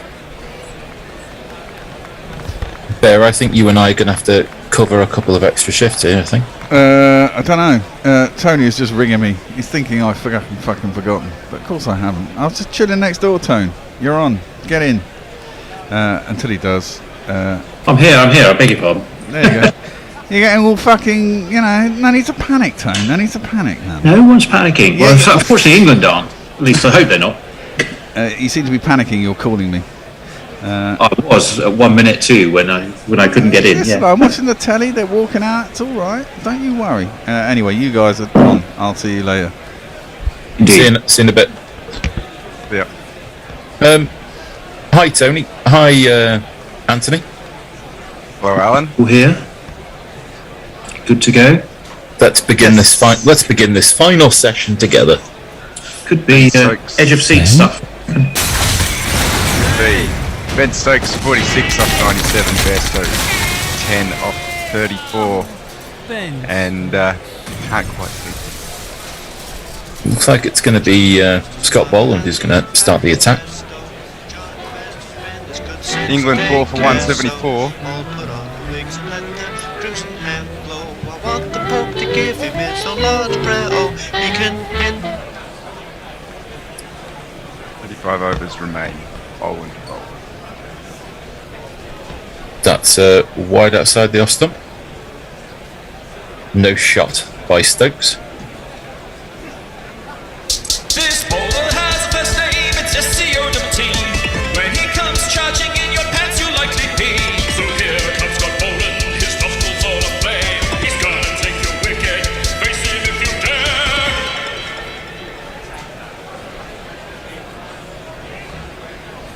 Miserly is the best word I can use to describe him. He is a naggy sort of bowler, and that's beaten the outside edge, but kept low this time and bounced twice before reaching the keeper. That's always interesting. 2 balls into a 2 hour spurt, 2.5 hours before the end of the test match, just to have one dribble through to the keeper. Yeah, well, it's to be expected of the SCG pitch. We've been told it's not quite the road it was last year when Vihari and Ashwin, of course, batted out that dramatic draw. Very little lateral movement, but it's been a bit up and down, as that's wide outside the off stump, and Stokes will leave that alone. And I posted on the Twitter feed a story from that SCG test last year. Yep. Which if anyone is still staying up, fueled on hope, may want to have a glance at where Vihari and Ashwin batted out 131 overs to draw a test match. We hope that even if it's not our previous history, then recent history might be an indicator in a future performance. Well, a lot of the players on those fields were on that field, so it would be in their minds, I would imagine. Like the idea of that. Wasn't that actually the last test here at the SCG about a year ago? It was, I'm thinking the right test, yeah. They did that up that draw. I had to look it up because time is a flat circle now. Restrictions will do that to you. Sorry. As that is again slightly too wide from Boland in this first over after tea, and Stokes has not needed to play. So I've got some stats for you from that innings. We love stats. Tony loves a stat. Just remarkable. Hit me with a stat. So Vihari, nursing a hamstring injury, faced 161 deliveries for a glorious 23. And I'm a big fan. That is a gold star, Cowan Ton. That is proper Test cricket. That is a ball that Stokes has to play, but he is obstinate in defence. And just one ball left. So of course Vihari's got a hamstring injury, can't run. So Ashwin at the other end, 128 balls, managed to score 39. Not much rotation of the strike there. Jara and Pant, hadn't they had a massive stand as well? Well, so Pant got a 97 of 118 before that break off. That's too far down the leg side, but Stokes can't beat Khawaja at square leg, and so that will be the end of the over. Tony, I believe you're in charge of the wide world of social media. Well, I'm not sure I'm in charge of it. It rather runs itself. Yes, I can read the messages. The Light Roller says, so England make it to the final session on the final day. If they hang on here, and that's a big if, it would be a moral victory. No, we don't do moral victories, do we? Well, Mayank, our friend Mayank says, who would have thought England would be batting in the final session of this test when just a couple of days ago they were 36 for 4 and couldn't score a single run for over 10 overs? Well, yeah, that is a point. Grand Theft Auto, hello to you. Not so much fueled on hope, but incredulity that England have not lost it yet. Yet being the sort of the kicker at the end of that sentence. Yeah. Indeed. And there's quite a few people over on YouTube. It seems to be a conversation about the death of Test cricket between Human First and Hannah Jinks. Although it's sort of slight commercialism started by Packer as being the start of the decline. We'll jingle up the bowler in a second. The first ball from this bowler is blocked by Bairstow.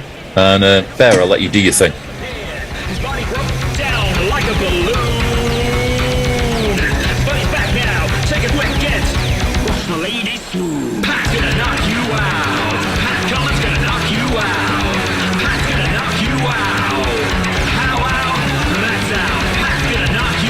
You did wonder whether the captain was going to, why he wasn't bowling and it was Labuschagne. He must have been girding his loins for this effort at the beginning of this session, as that's too far down leg side. Bairstow will turn it down to long leg and he'll walk through a single. He's on 11 off 36. Stokes is 46 not out. Just in reference to the YouTube conversation about the death of Test cricket, that so the first articles about the death of Test cricket start popping up, not about 1878. Well, not right after the first Test matches, right? Because that's retrospective. So it's not until like a decade later when they start going, oh, these are a thing, and they go and the article's like, well, now it's the death of it. It's and I've got death of the county system that go way back. We're stuck in an eternal time loop then, aren't we? It means it's Groundhog Day every day when it comes to that discussion. The famous film and stage director Mike Nichols said that everything. I'll finish this after Cummings has come around the wicket to bowl to Stokes, and that's reared up and hit him on the hand, and there'll be no run. Mike Nichols said that everything was either an argument, a negotiation, or a seduction, and it seems like, kind of as you're referencing, that we're just having the same arguments and discussions over and over and over again. It's just sounds like a marriage in reverse. Start with the seduction, then the negotiation, then after that it's just one big argument. There it is. There is an article floating around from the 1859 tour, so the very first English side to be selected. I'll break off. As Cummings comes in, this one doesn't hit Stokes on the hand, but he'll block that back to the bowler and there'll be no run. Complaining about the selection, so that is a constant. Yet there is every time England have gone overseas, there is an article complaining about the team that's been selected. Well, if there's one thing that's consistent, we've taken the wrong people. That's good. I like that. Yep. Someone's always unhappy. If I recall correctly, some of the early ones were complaints about the character of the players. As Cummings is in, slightly fuller length, but still defended by Stokes. But not about talent, but about character. Yeah, yep, wrong kind of man. Yeah. Because especially you get caught up in that whole gentleman and player thing going on back then. And so I believe it might even be that 1859 match where there's a gentleman player goes on it and someone's break off. Well, so that is on the leg stump, and that is beautifully timed and carved away through mid wicket. This really should deserve a 4 and gets it. Excellent. And that's Ben Stokes 50. 1, 2, 3, 4. Long drawn out grinds and flashing cameos. Quite accumulation that just grows and grows. Lucky or lucky inducing reverie. These are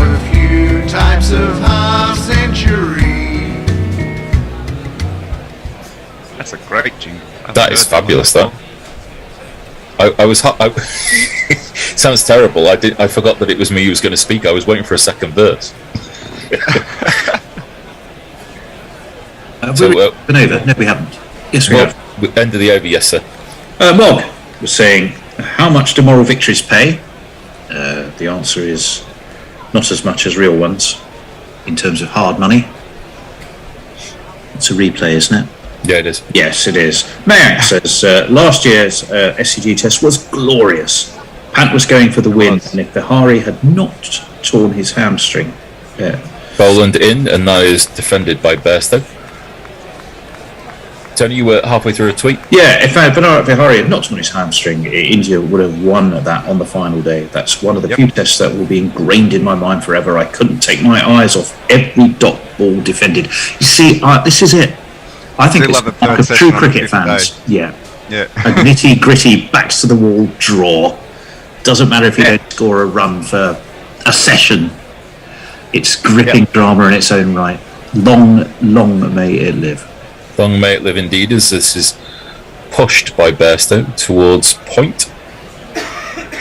But it will be fielded, I think, by Nathan Lyon. So long as it's taken for what it is, which is a battling draw, not some sort of tremendous victory or something like that. It's if England draw this, it's like, congratulations, you drew a test match you should have lost.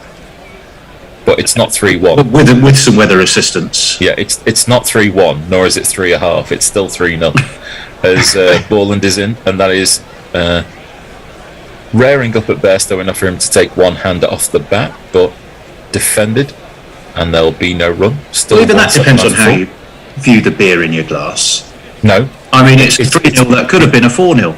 Well, by default, it's almost as good. No. It's not 4-0. It's not 3-1. It's not 3.5. It's 3-0 because it's a draw. Yeah. That could have been. Unless you want to score like you're in chess, where half the whitewash has not yet been avoided. That is what England are playing for. Boland is in, and that is too far down the leg side, and Bairstow will clip this down to long leg. I think there's going to be 2 here as Stark does the fielding, and yes, there'll be a 2. Best on 6. It makes more of a difference. Sorry, Anthony. It makes more of a difference if the gritty draw is the springboard to something better. Yes, well, for India, it was. Let's recall Cardiff as one example from an England perspective. That was the springboard to something better. Eventually. As Bairstow will just block out this 5th delivery of the over back towards mid-off. The other thing I was... sorry, go ahead. Sorry, Anthony. No, go ahead. I was going to change the stuff. I was going to say it's interesting. You can see a win or a loss immediately, whereas a draw might need to be seen in retrospect. Yes, yeah. Context. Always context. Yes, I was going to say, just let's get this last ball out of the way. Blocked away, end of the over. And Anthony, you get your point in, and then Tony's going to have more social comments. Well, I was just going to say, and I'll expound upon it later, but I think it's big call on Cummins' captaincy here. And we'll go to some tweets, and I'll expound on that as we go on. That's a tease, that, if ever we heard one, Tone. Yes. Timnosuke T says, if Bairstow, Stokes and Butler and Leach are in and the scoreboard ticks over, there's always a chance for a win. Remember the Alamo and Headingley. Either way, many thanks. As always from Japan. Well, you're very welcome. Hannah Jinx. Are we aware about who lost the Alamo? Wasn't it a war crime? Wasn't it the Alamo, though, where they were putting dead bodies up to make it look like there were more people there than there were? It's all about how you count them. Well, Cummings in around the wicket, and Stokes will defend out to Khawaja, and there'll be no run. The Jinx says, no Australian will ever forget Headingley. I lived in Kyoto for 15 years. Not many Japanese fans of cricket there. I used to love going to Kyoto. I used to go through it on the bullet train on my way from Osaka up to Kobe. I have seen the Japanese national cricket team play. saw the Japanese national cricket team play at an International Sixes tournament in Hong Kong in 1996. I can add nothing to this conversation apart from Cummings, a ball that's on the hip of Stokes, but rather try to clip it to square leg, backward square leg, chooses to defend, gets himself into an awkward position, but there's no run.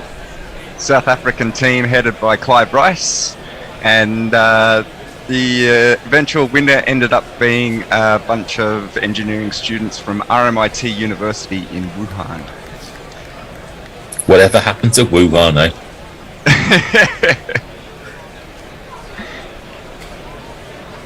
There's one place we can all point at on a map as Stokes pushes forward, nearly pierces the cover ring, fielded I think by Stark mid-off.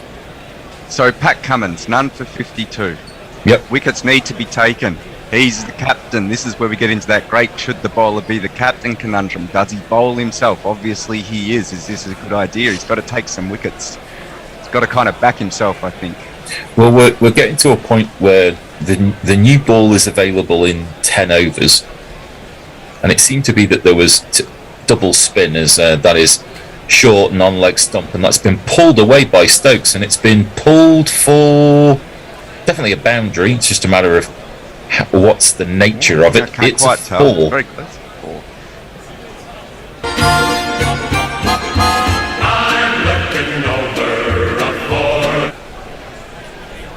Yeah, it seemed like Labuschagne and Lyon were trying to get to 80 overs as quickly as possible, and I did think they might try and just execute the second half of that after tea, but seems like Cummins and Stark haven't really bowled today, have they? So I think Stark might be a bit cooked. possibly, as Cummings again around the wicket and attempted a drive which I think jars the side and the ribs of Stokes. He just has a bit of a rummage underneath there to make sure that everything's in as much working order as it can be, but no runs. Speaking of that new ball, 9 overs and 1 ball away. Yeah. So 9 overs and 1 ball.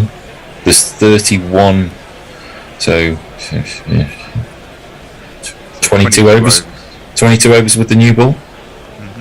As that is short and filthy delivery down leg side, which bounces 2 or 3 times before it gets to Carey behind the stumps. That's the end of the over. 185 for 4. Tone. Yes, I'm just, let me see. My ex says if England draw here and win in Hobart, is this series really that disastrous for England as we perceived it back in Melbourne? Yeah. Yes, because it was over so quickly, I think would be the answer. Brian F. Singh says, is Ben Stokes' 250s the English equivalent of Khawaja's 2 centuries? No. Well, no. I didn't have been half as much.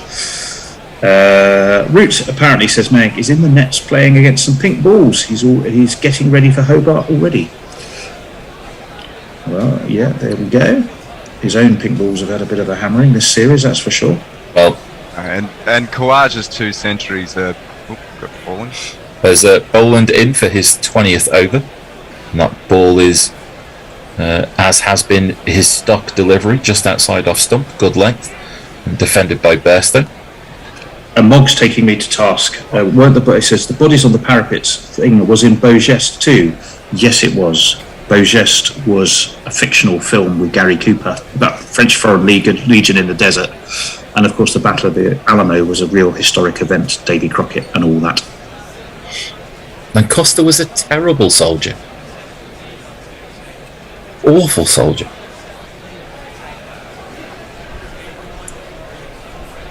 It's James Thackeray, wasn't it? Bowie knife and all that, yeah. Linked to the Alamo.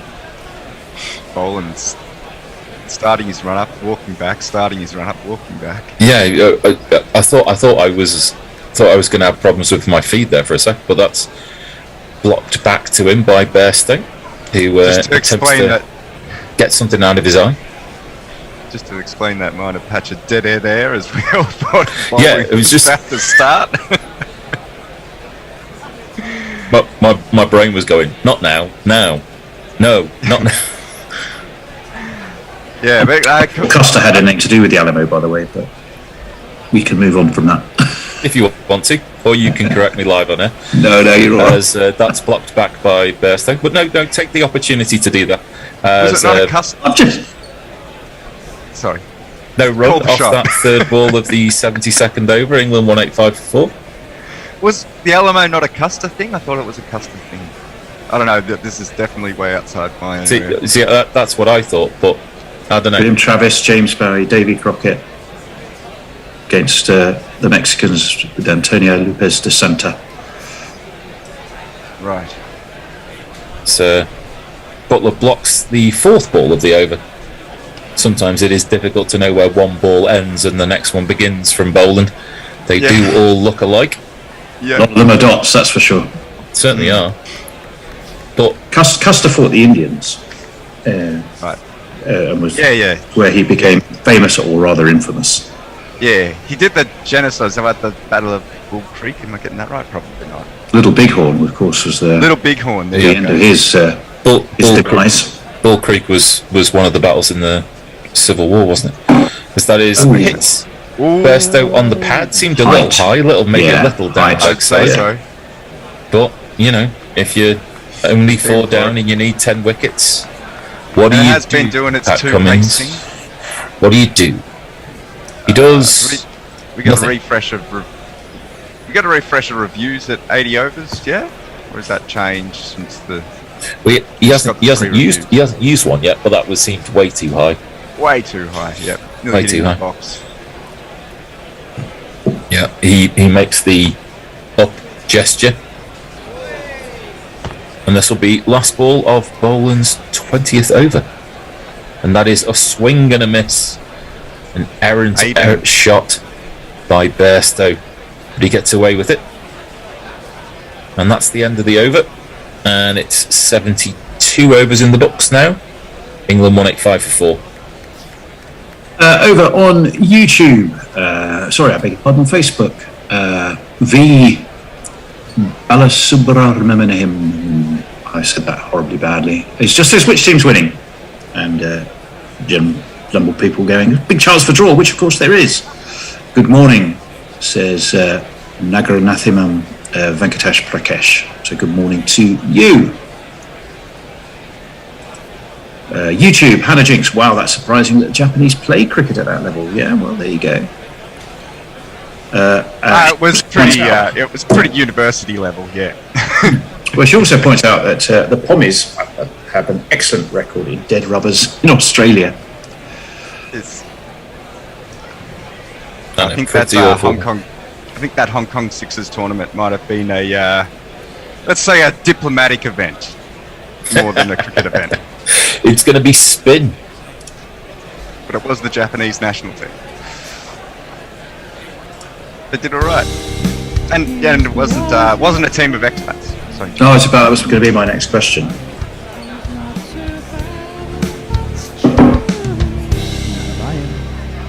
He's lying indeed. Nathan Lyon. Figures of 1 for 19 in this innings. Very economical, but not necessarily dangerous. Too good for Dawud Malan, but he's been too good for Dawud Malan for some time now. As Lyon is in. And that is a strong foot and push forward by Ben Stokes. And Lyon 1 for 19 off his 15 overs so far. So he's been keeping it tight, but this is kind of peak spin bowler time, and it's something that Lyon has a reputation of not being able to pull off. Yeah. The pitch just might be docile enough that it's difficult to extract the wicket taking delivery without the mistake, as that is a firm push down to Stark, and there will be a walked through single. You do sense the timing of the new ball is going to be interesting there, don't you? Yeah. Yeah, it's all sort of the calm before the storm at the moment almost. It comes in time to do damage that could be fatal as far as England are concerned. And it's also important that these two are there to face it, because if you're into Mark Wood territory and they're up against the new ball, then I think you're in big trouble.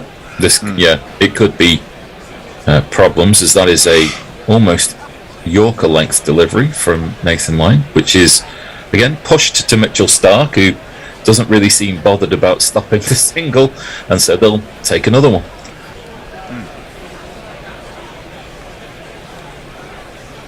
Stokes 55, Bairstow 14, but really now the main number is 7.5 overs, as that's the quicker, flatter one from Lyon, which Stokes just pushes into the covers. 7 overs and 2 balls away. That's when the second new ball becomes available.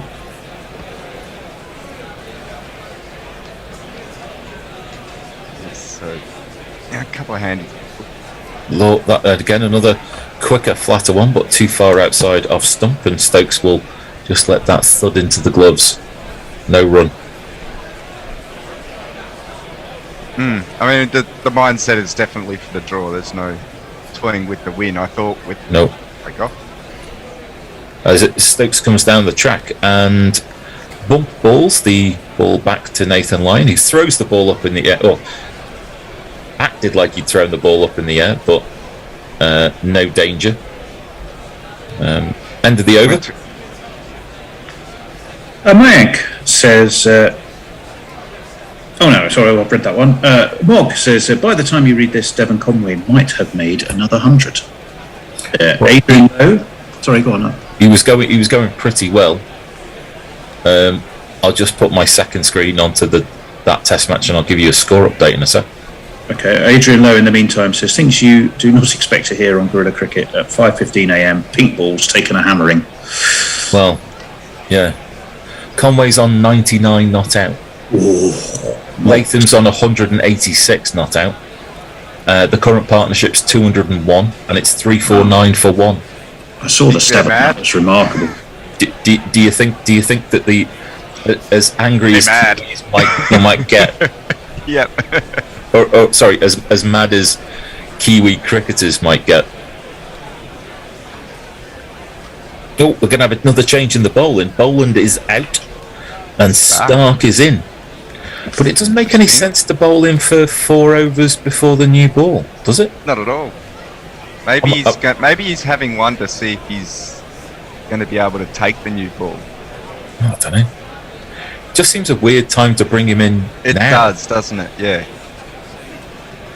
Anyway, Mitchell Stark is coming in, and that is pushed across Johnny Bairstow, asking him a different question, and he fails that question, and it passes the outside edge, and it goes through to the keeper. Well, maybe Boland and Cummins are going to take the new ball. Tony, have you got any theories about this? Who'll take the new ball? Yeah. Well, that's why you'd bowl Stark now, let's say. Yeah, I would think that's highly probable. So Boland's the one on form, and Cummins is the captain, so it would make sense. That is down the arse. There's a half appeal from Carey, but that might classify as being very optimistic.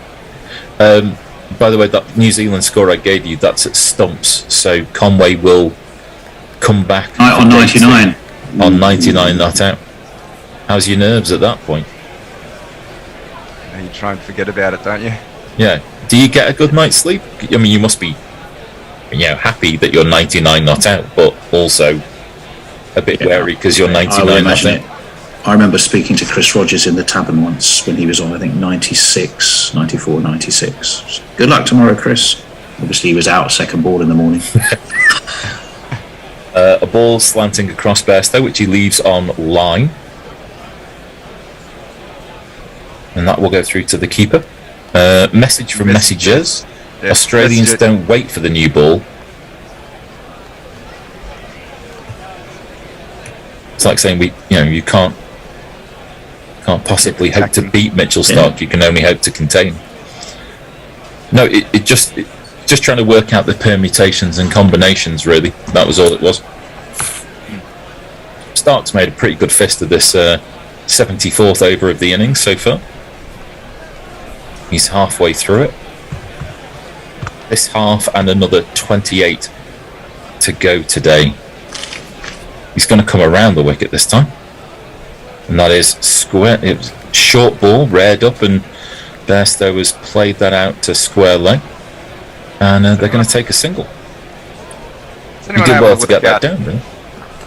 Is anyone able to work out how many Stark has bowled today? Because I thought he was on maybe 10 or 11 overnight. So We'll have a look at the graphics in just a second. Yeah. That might be the umpteenth hit hand of this particular test. It's going to be some sore fingers. This is it's his 12th over. So that would mean he hasn't bowled at all today. Yeah. Like I'm not sure. I'm not the guy with the memory, so yeah. But that's why I was just thinking that before. It's like I don't think I've seen him today. Yeah. Are we having a change, Tom? We are indeed. End of this over? It is the end of this over. Just doing some field changing. What have we got? Do you want to leg slip? Do you want to slip in a couple of tweets while we're waiting for Mitchell Stark? Yes, I can. George Custer says Mog was a pretty shite commander. It's true, but a few years after the Alamo. True, probably. So it's not just me correcting you there. Thank you for correcting me again. Turned to square leg, deep square leg, and another single taken, and there'll just be a couple of balls left of the over. Mayank says, I went to school with a girl who was a descendant of Davy Crockett. She still had his last name. I make no claims to knowing a lot about the American frontier wars and that kind of thing, because most of what I know of that kind of stuff is when I'm reading genocide theory, and I only sort of dip in and out of it. So that's don't get specific and forget. All I know, and most of I've forgotten about the American Civil War, I got from the Ken Burns documentary, is that is speared in from around the wicket to Bairstow's off stump, which he blocks. That's the end of the over. That is the end of us for the time being. Big waves and stuff, and we'll see you guys later. I think you're also needing the bear as well when he gets back. Yeah, you are. Yes, indeed. We're in need of. Everyone needs a bear. Us not least. Everybody needs how a you bear. How are you going?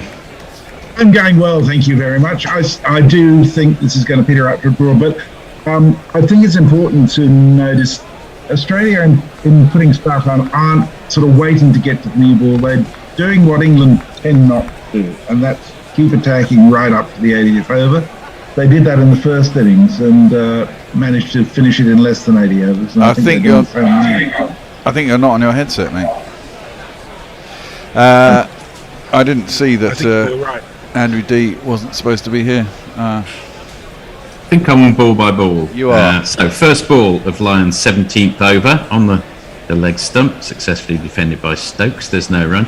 Yeah, it's interesting. I do feel that during this series, England have let it slip in the 10 to 20 overs leading up to the second new ball, particularly in this test when a horrible melange of Milan and Leach less so, but Root bowling absolute pies really let things slip.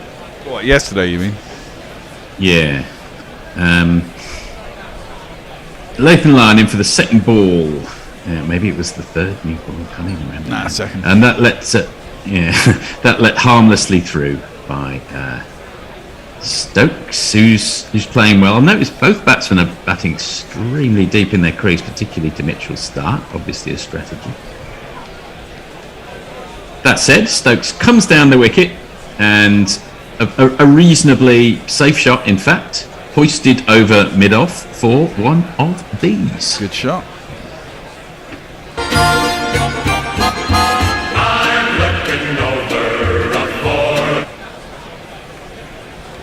It's a good shot, and he got to it to counteract any undue turn. May not get quite all of it, and it plugged. It had just enough to get to the Toblerone, the Bet365 Toblerone. He's out. Oh, he cannot believe it. He cannot believe it. That was a turning ball. Stokes did not manage to get himself into the correct shape. Didn't so much play a shot of it as let it hit the surface of his bat and it went to slip. Wow, I imagine it was Steve Smith took the catch. That could be the crucial wicket in terms Could be of as well. defending this. Desperate for a wicket before the new ball as well, weren't they? It just straightened and he just kind of hung his bat out there and let it come off it, didn't he? It was like catching practice. For crying out loud. Yep.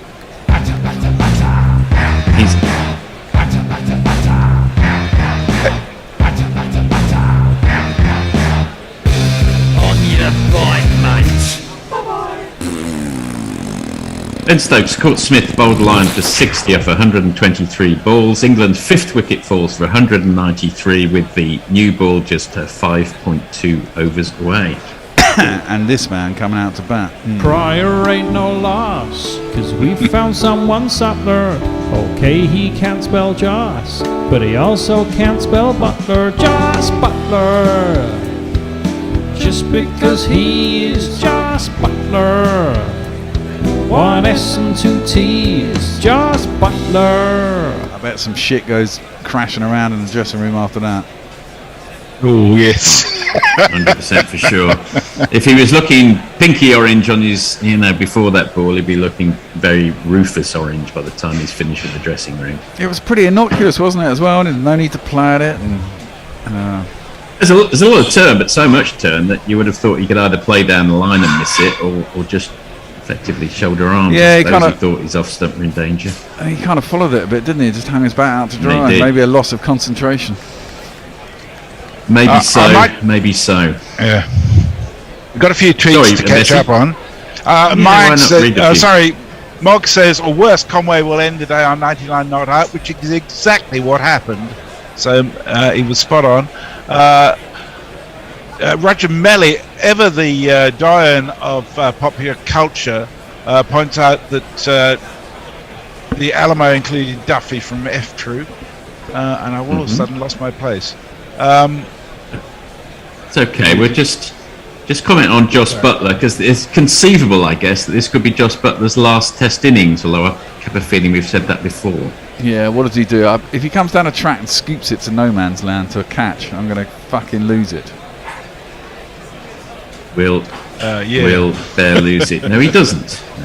He plays this successfully, negotiates it. It's coming over the wicket this time, Nathan Lyon.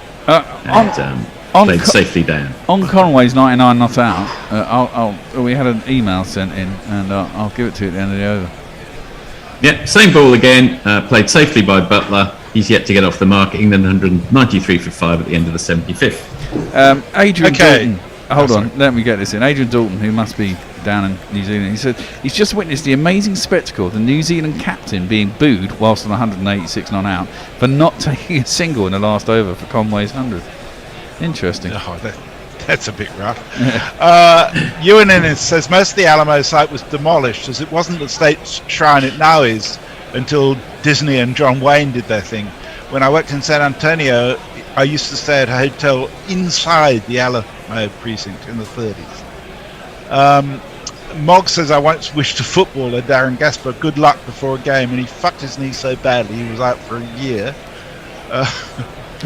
Tim Everington says Boland has been on and off at least 5 times today. Must have been a dodgy meal last night. Adrian Lowe says today's big question: do I stay in bed listening, or is it worth getting up to watch and listen? Well, it depends what you're looking for. Yeah. I don't think it's going to be good news for you. And Mr. Carroll says reverse swing question mark. Yes.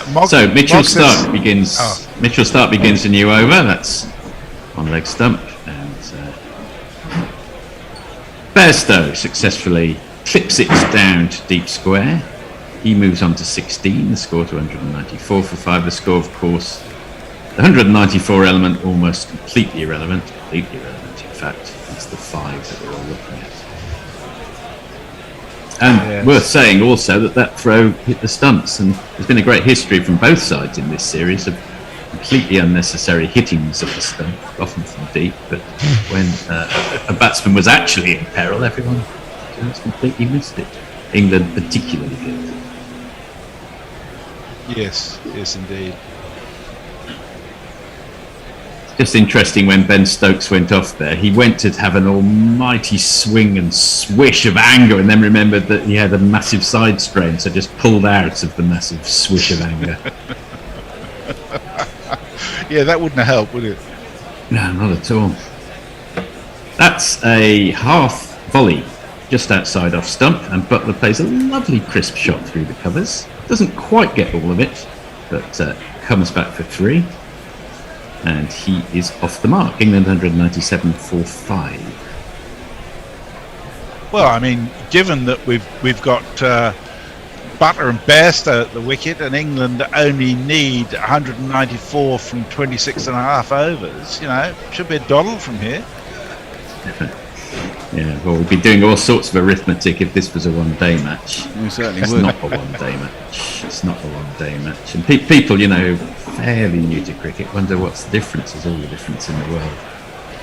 I'm quite glad. Mitchell Stark coming around the wicket and puts that one in short and wide. And Bairstow rocks back for a back foot defensive, just wide of the point area. Moves on to 17 with that single. England 198 for 5. One presumes that Boland and Cummins are going to take the new ball. There must be, yeah. Yeah, it's looking that way. Or you never know, they might leave Lyon bowling with the new ball, because if it gets a bit of bounce, which it sometimes does, it could be interesting. Interesting, that's from the King. I would reveal that Mitchell Stark grimaced after that delivery and felt his ankle. Yeah, he's holding his ankle. I think where he's landing, there's a little divot, isn't it? It's, he's been troubled. He's got a history of troublesome ankles, obviously, and they're getting even more troubled today. Yeah, well, they're setting up Jai Richardson for the 5th test. Yeah, well, they've got a whole taxi queue of fast bowlers waiting to come in. That 4th ball is successfully played down on the defensive to mid-off. There's no run. Butler remains on 3. How's that the staff getting your breakfast ready, Ian? Or it'll be your dinner, won't it? No, that's what do you? I think Tammy's been preparing some. What have you been preparing there? Some juices or something? Oh, some protein balls. Balls. Washing up after the protein ball preparations happening in the background. Protein balls as he's weightlifting, trying to get that chiseled Australian beach body.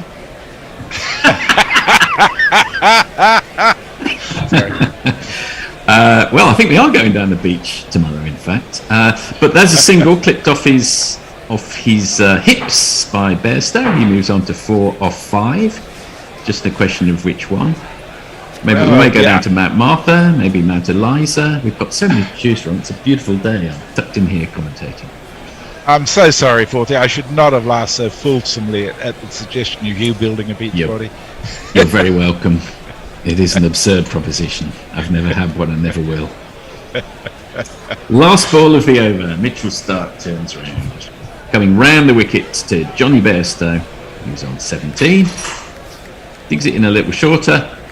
And Johnny just jabs it into the offside. There's no run. He remains on 17. England 199 for 5 with 4 overs to go to the second new ball. Mayank makes the point that whenever reading about American frontier stories and the Civil War, just remember it's been written by the victors, and a lot of horrendous genocide and massacres are unfortunately watered down or totally overlooked, I think, would also be the case. Certainly it's not just in America too, it's colonial victors all around the world. Well, of course, we've just had the case over here of, I don't know if you've heard, but there was a statue of Edward Colston that was bunged in Bristol. That was bunged in the dock, and of course they were taken to court for criminal damage, and the jury acquitted them. Good on them. Exactly, but of course the Tories are furious. And natural justice decision, that one, isn't it? Yes, exactly. Nathan Lyon over the wickets to Butler with 4 men hovering around the bat, plus wicket keeper. Oh, a protein ball has been served up to me. This is exciting. What's in the protein ball?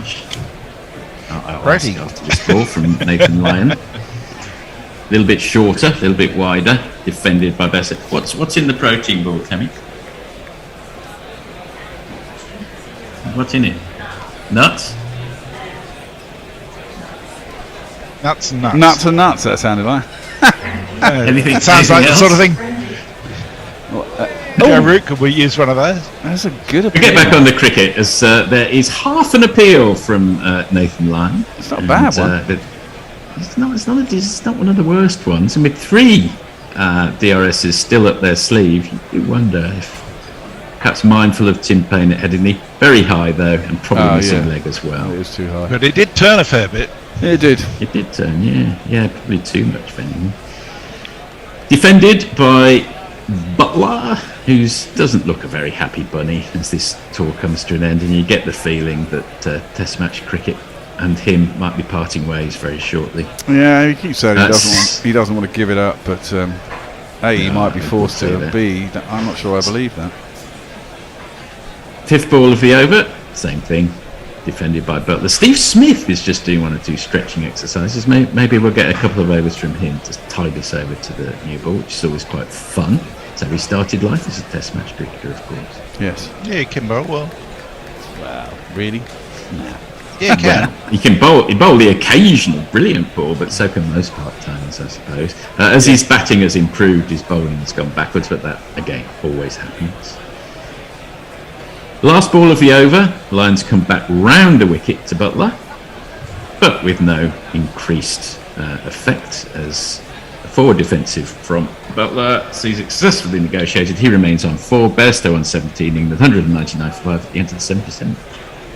Farong says Stokes goes, getting towards squeaky bum time, letting things slip, win the toss, send the opposition in, who finish at 1 for 349 at the stumps.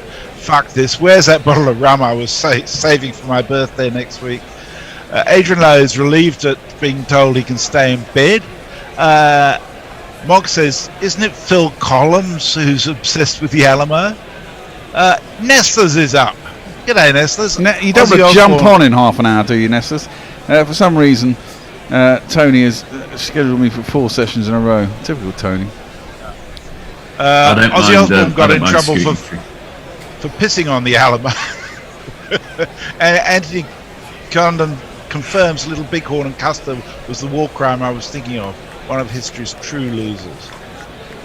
I don't mind staying on for a bit if you need to, Bear, but let's see how we go. Yeah, well, you're on for a lot as well. That's the problem. You want to jingle up, Piggy? I do I'm fresher indeed. than we were. Yeah, that's true. You're awake in the right time zone. That's right. This man's going to bowl.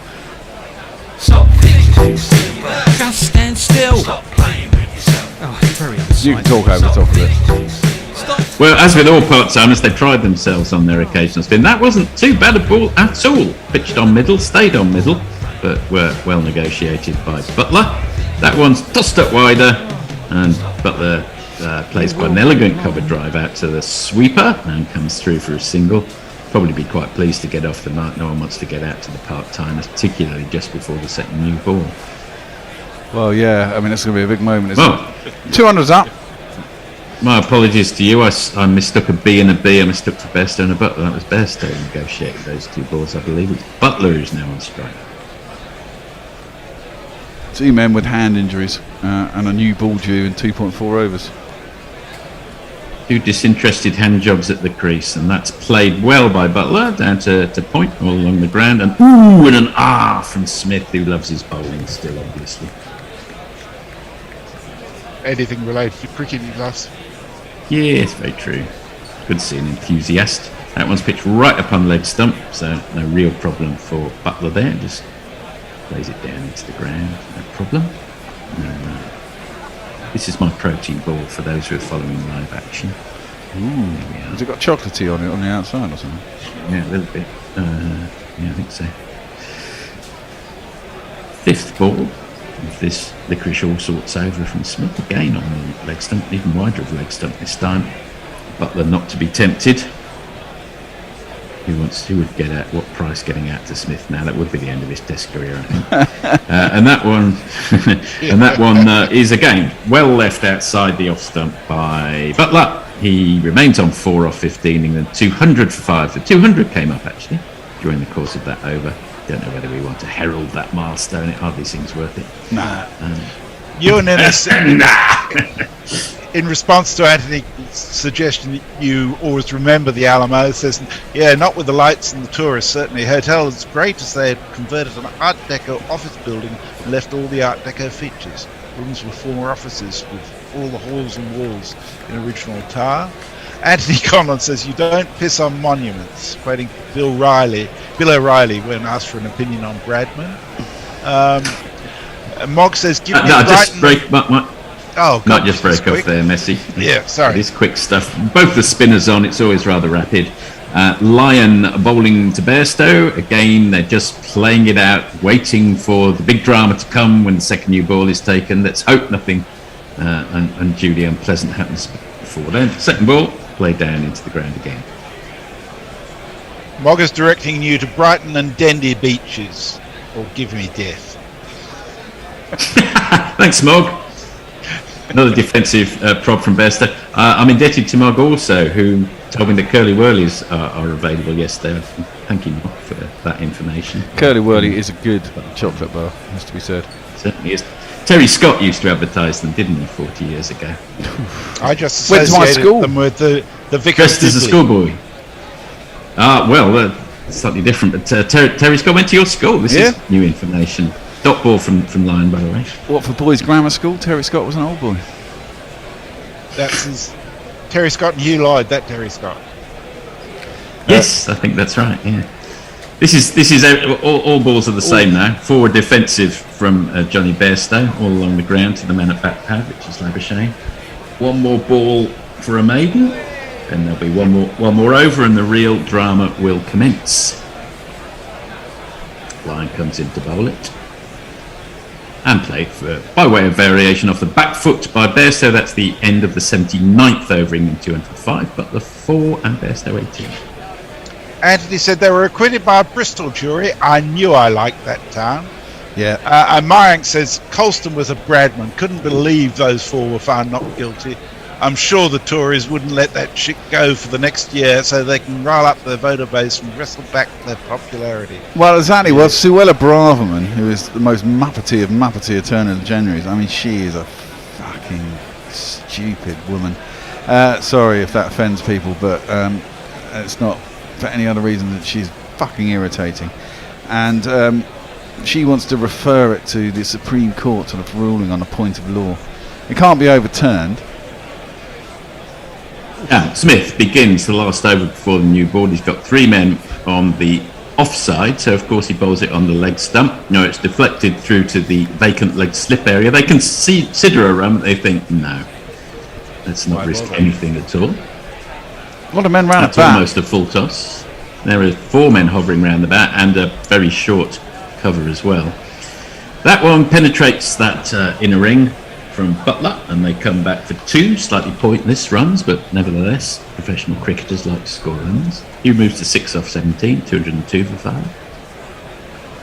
Smith twirling the ball with great intent from hand to hand, comes in with a fierce look of determination on his face and bowls the most hideous pie of a full toss.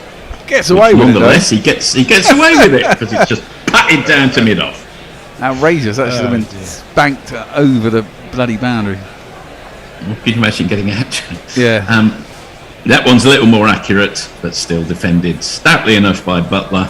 We've got 2 balls to go before we commence the final phase of this really quite interesting test match, when all's said and done. And that's a pretty good ball from Smith, but nudged neatly off his pads by Butler down to the vacant long leg boundary. I imagine a very tired looking David Warner jogs after it and comes back a few paces before even throwing it in, and they come back for 3 runs. Bairstow will be on strike for the last ball before the new ball. Now, when does the last hour start? Because officially it should be 6 o'clock, shouldn't it? Our time, whatever it is now, in 5 minutes. That's what I would have thought, yeah. So it's last hour or remaining overs, isn't it? Smith with a filthy half-tracker, which Bairstow steers, bisects the 2 men wide on the offside. I think they've jogged through for a single in contempt of that. That was a pretty poor over all round. They've actually come back for 2. So it'll be Butler on strike to face the new ball with England. 275. He's on 9 and Best on 20. Mog says, I managed to bowl an A-grade player out when I was languishing in C-grade matting, but Steve Smith I am not. And Jeff Perkins suggests that Phil Collins' obsession with the Alamo relates to any massacre or genocidide. Genocide. No, not genocide. Genocidide. Oh, I see, right. Get it? Yeah, I got it now, yeah. Interesting thing about Phil Collins, by the way. Interesting thing about Phil Collins, he was the only man who appeared in both the US and the UK Live Aid. Some of our readers and viewers and listeners will know. Yes, I remember watching a documentary on that long ago. He got on Concorde, didn't he, and flew across. Yep, hopped on Concorde and then played drums for Led Zeppelin. It was the first time they played for many, many years. And because they hadn't practiced, it's an absolute abomination of a performance. Yes. They refused to ever. Robert Plant and Jimmy Page refused to ever let it be released. Well, and they blame Phil Collins. And then, of course, they did that reunion concert not a couple of years ago. It was supposedly very good. We have this.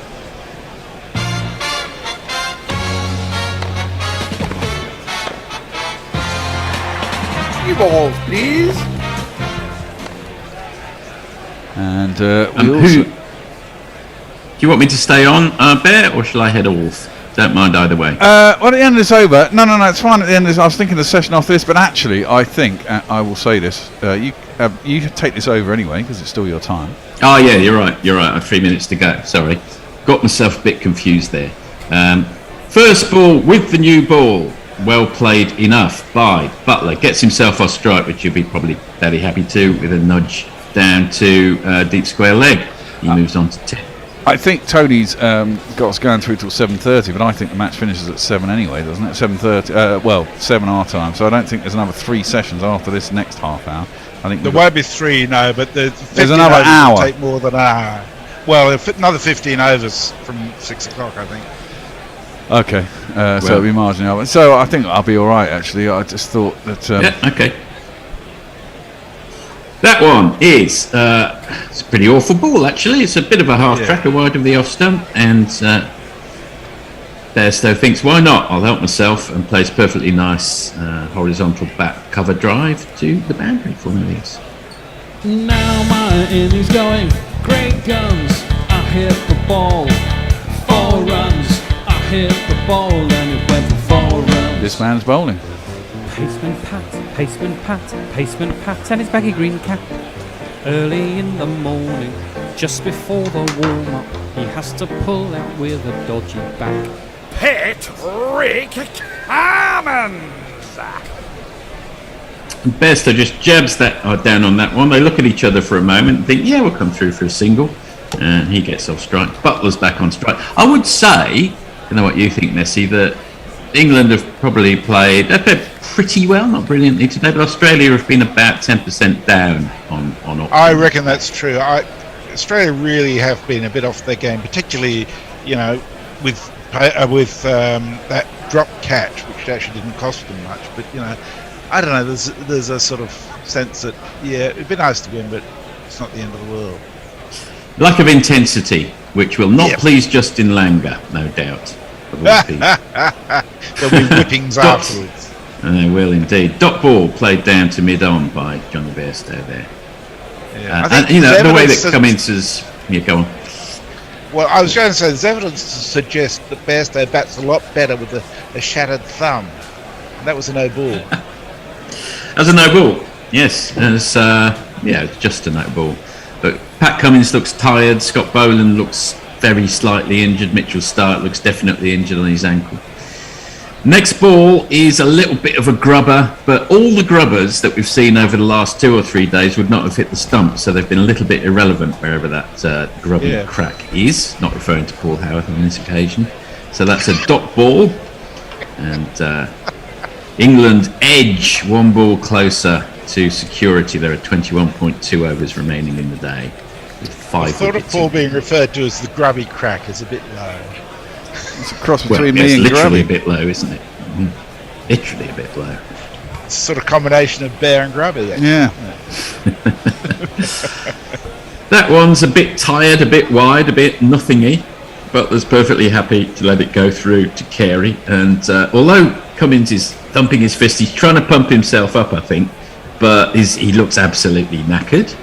And the fourth test back-to-back as a fast bowler must take its toll, even on a superb physical specimen such as Pat Cummins. Well, it isn't his fourth test back-to-back, is it? It's his second. He missed the second. You're absolutely right. He missed one, didn't he? Yeah, absolutely right. Good spot. And that finds the outside edge of Butler's bat, but drops just short of the man in at third slip. Is there a case for them being 1 or even 2 yards closer to the bat this late in the day, chasing the victory? But it goes through for a single. Butler will retain the strike. It says 215 for 5, Butler on 11, Bairstow on 25. I think I am now off air. You are? No, you're not actually. You're on fucking tweets. Am I? Yeah. Yeah. Are you having to do? I'm on I can do it tweets. if you want. No. I'll stay on tweets. Let's stick with the schedule. That's Okay. Yeah, it's me, you, and Al is coming back. Okay, my ank is next from 5 minutes ago. I am the player to be named Thanks, later. Messi. Thanks, Messi. Indeed. Thanks, Messi. Oh, exactly. It's been a long period. It's been I'm a glad I difficult haven't been weekend. here for 5 days, though, which would have been the case if this had been the previous test, as there was no one to help out in the studio. But there has been, and I'm feeling reasonably refreshed considering it is 6 o'clock in the morning. I have got 1 can of beer and a swig left of that, and a last glass of whiskey, which should get me through to the end of the day. Is that the co-op whiskey from last night? Yeah, it is. It's not the greatest, I have to say, but it does a job. It's medicinal when I'm in here, Forthy, and therefore I don't really want to spend money on the fact that it's just medicinal. It's not there for enjoyment. Should be able to claim it on tax. Well, if it's I medicinal. probably would be able to if we ever made any money, but since we don't, I can't. The first ball, Stark is going to continue, which is quite surprising. He's bowled 4 overs and on trot. Was it 4 overs on trot? No, he had a slight break, didn't he?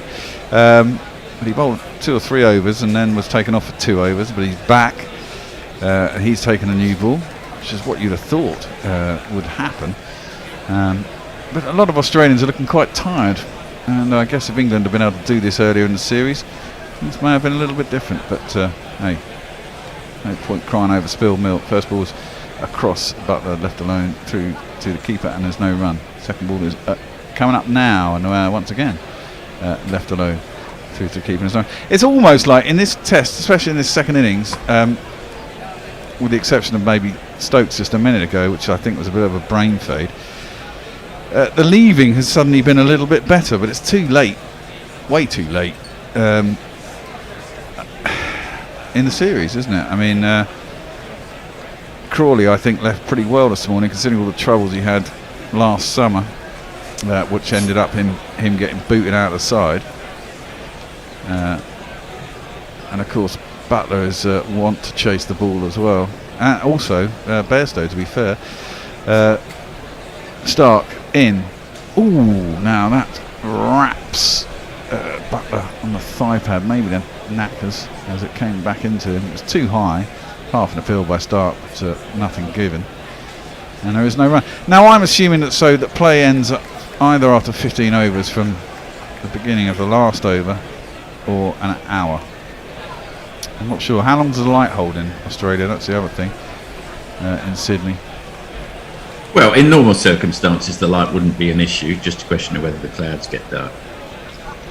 And they can sling the lights on any time they want. Yeah, they can do. It looks like slightly milky sunshine now at the moment.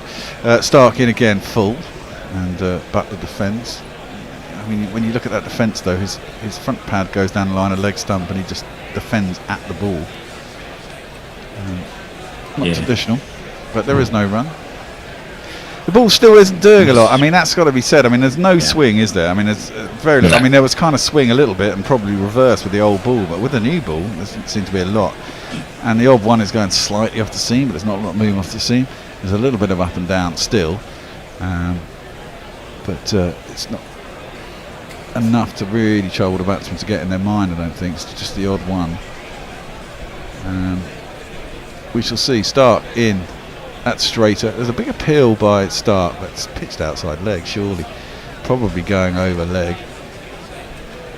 That's an odd I mean, they review. might as well. They are going to review it Yeah. because they might as well. Because Well- I don't think they've used a review yet, so they've got 3 remaining. But I mean, that's for me. I mean, they all look a bit. I'm not really looking at it. It's pitched outside leg for me for a start. And I'd say it was probably going too high as Yeah, well. That's more than likely going too high too. We shall have a look. Presumably they'll look. Yeah, it's pitched outside leg. You can see that's pitched outside leg. There's no bat on it, and it's hit the knee roll. But I mean, his pads probably hit him marginally in line with leg stump. Oh no, it's in line. No, it's in line. And it's missing. Missing. It's going over the top of leg stump. Oh, that's interesting, isn't it? It looked like it pitched outside leg, but the umpire correctly gave it not out. It was not out. Australia lose a review. They still have 2 left. Butler remains on 11. Bairstow on 25. England nominal 215 for 5. That doesn't really matter. It's wickets and overs remaining that matter. 1 ball left and it's over. Well, the only thing I've learned is that I don't know where leg stump is. Yeah, interesting. Looked like it pitched outside leg. But not the case. A vacant looking Pat Cummins. He kind of went, ooh. That one again. I mean, look at Butler, please. I mean, he's defended that out to cover, but look at his position when he defends that.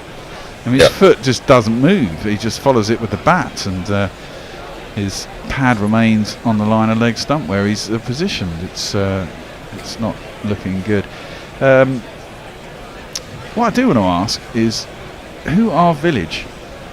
And is that a wise sponsor for a test match? In my home, well, in my current place of residence in Bromborough, there is a village gym, which is a series of gyms, spas, that sort of thing. So maybe it's that. It's interesting, isn't it? Because nowadays they don't actually. In the old days, sometimes they had the kind of tarpaulin advertisings on the pitch, which obviously is a really bad mistake. Because I remember, wasn't there a game where someone sort of slid on one and cut their knee open or something on one of the tent pegs? They put them down. But with technology on the TV, they can kind of just lay them on the pitch. With tweets. Yeah, go for it. Mayank, if we're into the final hour and both captains feel there's no chance for a result, can't they shake hands and call it a day? Well, I think it could be a while yet. Yeah, they can do, but I don't think that will be it exactly.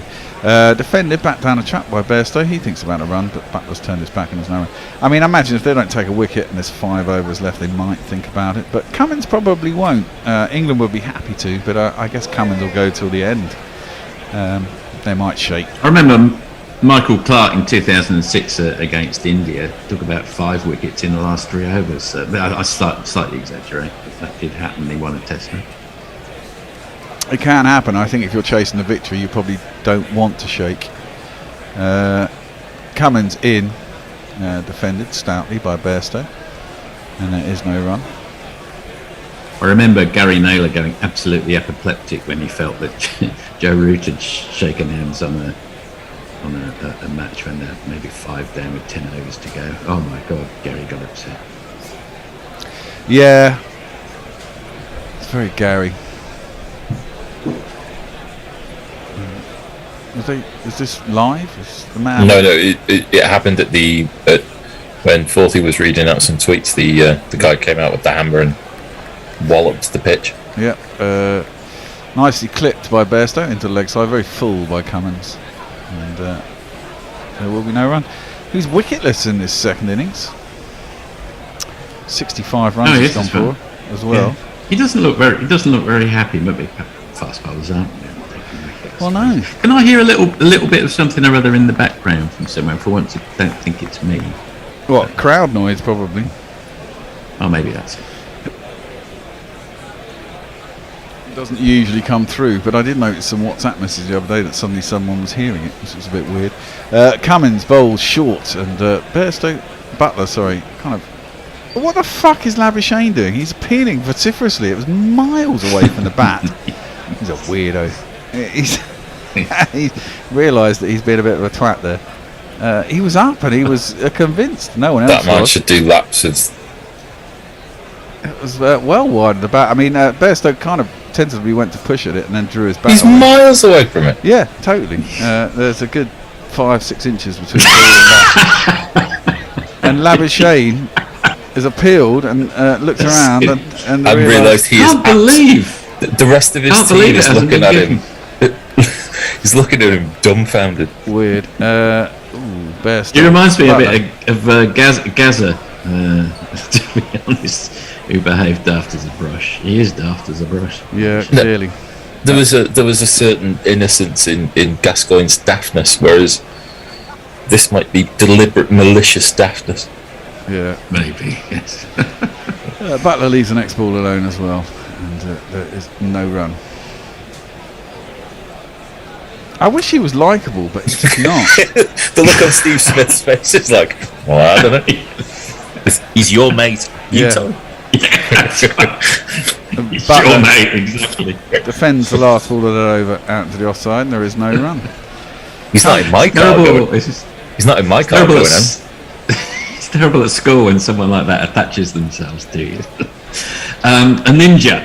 We haven't done this for a while. How about an England 11, or with wicket keepers currently playing first-class cricket? How many would make their Test debuts? Or leave that thought, and if Al and Bear want to get onto it, I'll leave it open to them. I really don't. Well, I can't probably. The problem is I don't watch county cricket, so I can't. I mean, there are the obvious ones that I can think of. It's Right, Billings. I'll have Bairstow open. Leave that with you for a minute. Mayank, Phil Collins came here to Philly for his show after that Wembley show back in 1985. Mog, normally the light would be pretty good, but the Morrison government has fucked that up to the same way they've fucked everything else up. Go, Mog, go! That's my favourite tweet of the day so far. Vive la revolution. Give it some. Stark is going to start his 15th over. Number 52, him, like Cummins, who has played most of the series, the pair of them. Stark, well wide of the off stump and not doing anything off pitch or in the air. Bairstow can let it through.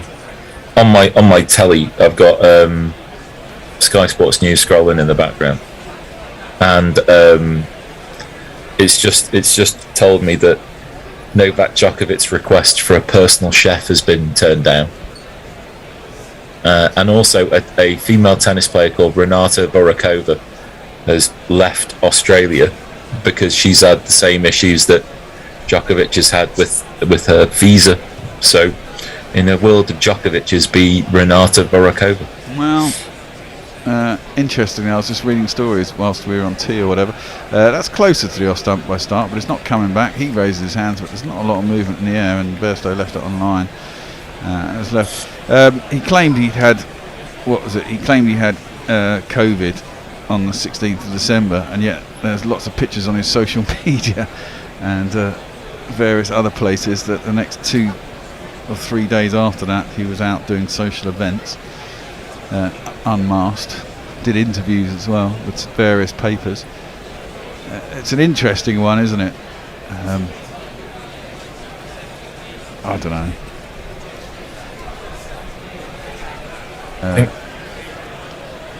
Bairstow is facing up. Stark is in. That's on leg stump. And, just goes out short leg and there's no run. I think one of the interesting things that'll come out of it is that it seemed that there was always going to be this three-way debate about who's the best tennis player of all time, with at the end of it some order of Djokovic and Federer and Nadal being the top of the all-time Grand Slams.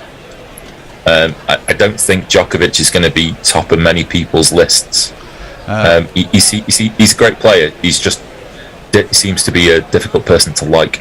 Well, yes, but I'm sure he'll end up being top of that list. Oh yeah. Same applies to Don Bradman, doesn't it? Yeah. Generally, really, really good sportsmen are a lot of the time unlikable because obviously they're very dedicated to what they do. Unfortunately, there's a lot of people in this ground who really don't seem to get what being behind the bowler's arm is about, isn't it? Stark in. It seems to keep a little bit low. It goes across Bairstow. jabs it into the ground out to Nathan Lyon, who's at point, and there's no run. Why play at that ball? No, there was no need to play at it. I think it was just that the width was allowed. I guess the width allowed him to play at it, and if had it bounced at a more reasonable height, it seemed to keep a little bit low. It would have been a sweet cut to the boundary. I don't think. I don't know. I mean, balls like that where it is so wide, where you would play an actual shot at it, I think you kind of, unless you really go into your shell, you still feel you can play at it. Stark, that's leg side, and a very fine glance by Bairstow. He should get 4 runs for that. No, he's not going to get. Boland is down there at fine leg. Where did that fielder come? I mean, this Australian side look really knackered now.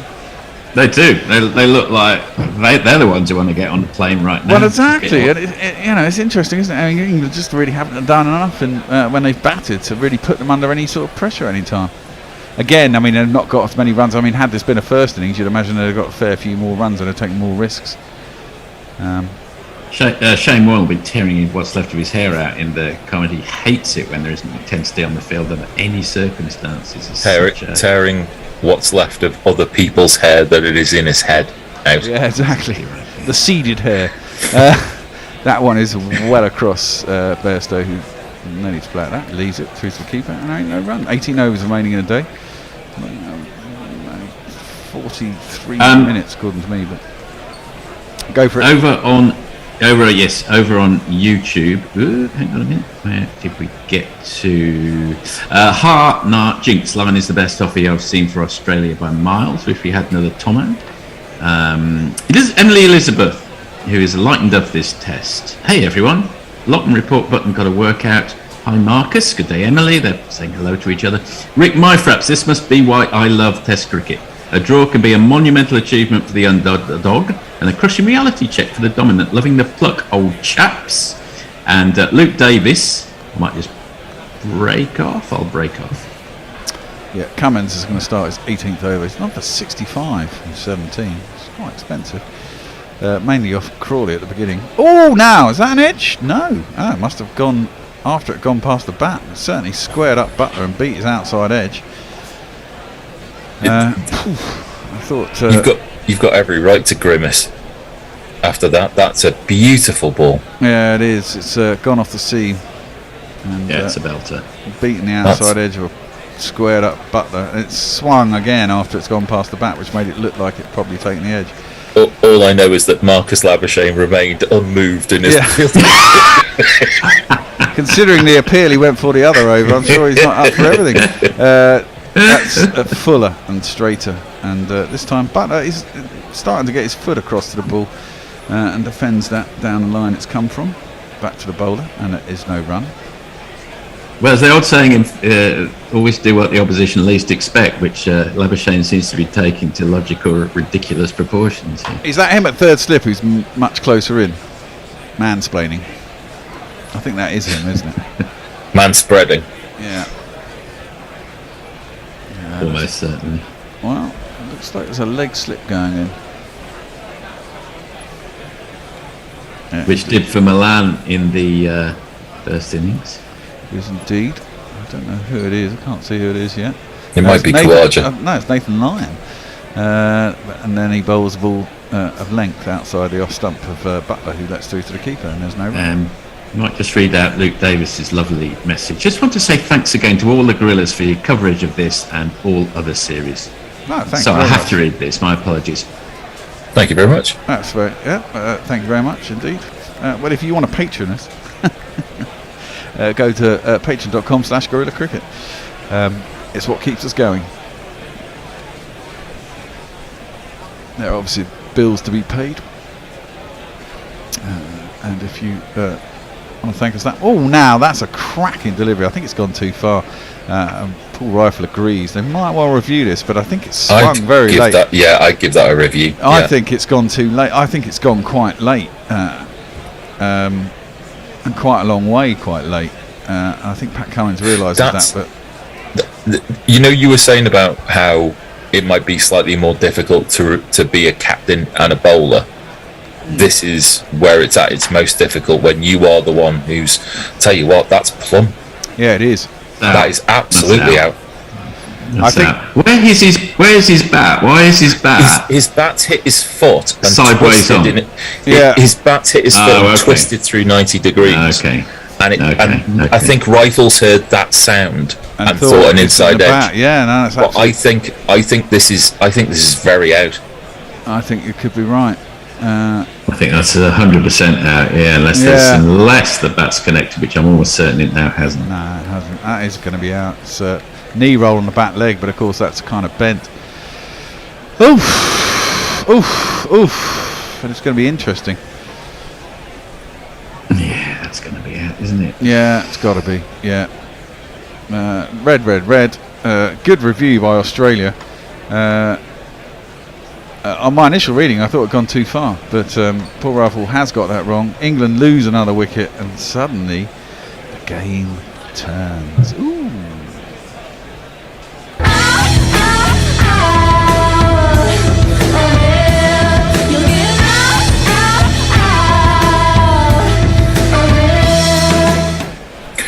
Is that a little bit unlucky?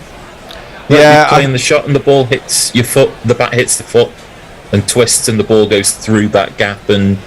Well, it was Butler. It was Butler, wasn't it? It wasn't Bonnet Bairstow, yeah, so it's Butler. So that's how he plays, isn't it? He's playing across his pads. Probably should have played down the line, probably should have played straight. Instead he's trying to clip a ball that's on middle stump out to mid-wicket when you need to survive 16, 17 overs or 40 minutes at the back end of a test. So now we're into the bowlers, yeah. So it's Wood or Leach? Wood comes out first, I believe. He does, but they might decide that Leach might be the better bet given the circumstances. I think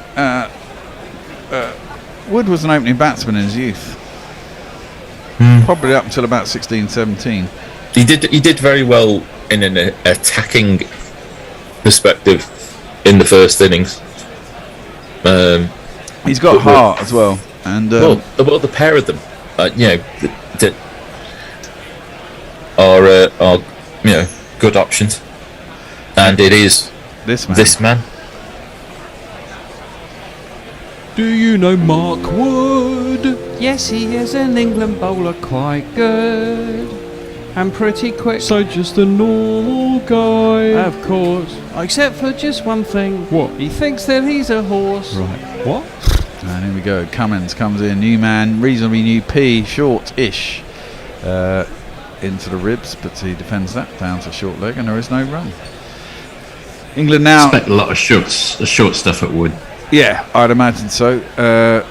New ball is only 4 overs old, and England have 4 wickets left to go. 40 minutes or 15 overs from 6 o'clock, however many that is.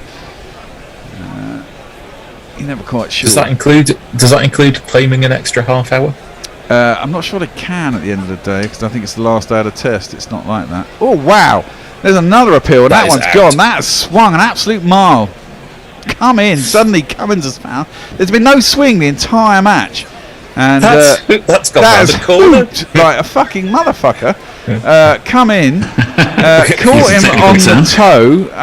They are going to review it. I don't think there is any point. Bairstow reviewed. Yeah, Bairstow reviewed before Wood did. I mean, we know it's hit Wood on the foot because he's limping around. But did it manage to get a little bit of bat before it hit his foot? I mean, Jesus Christ, that's hooped in. That's incredible. Considering what we've seen in the entire test, nothing has happened like that. And this could be the death of England. Suddenly it all goes tits up with a new ball. The decision is reviewed. He hasn't got any bat on it. Oh my! You know what? It might go down leg side here. It's gone a long way. No, it's hit him in front of middle. But his foot's on the popping crease. There's not much. Has he got his foot outside the line of Austin? No. It's hitting leg stump. He is going to be out. That's what a ball that is, though. Look at that. Absolute fucking cracking delivery from Pat Cummins. Captain comes to it when it matters.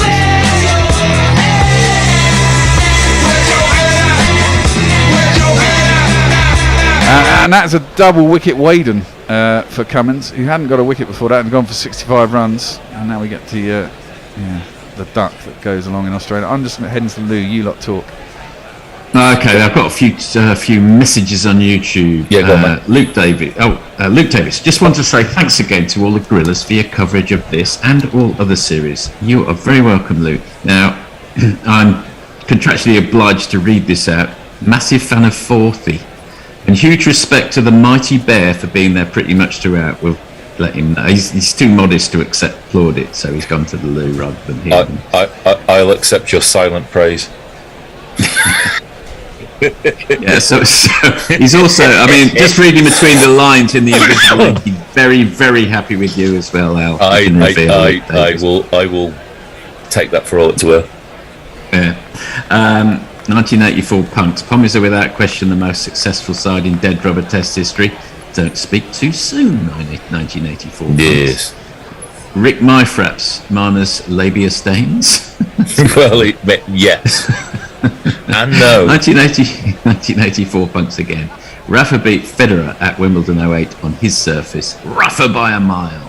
I might get Al to come back on that one. Adshal Shah just woke up 11 a.m. in India after a long night of partying.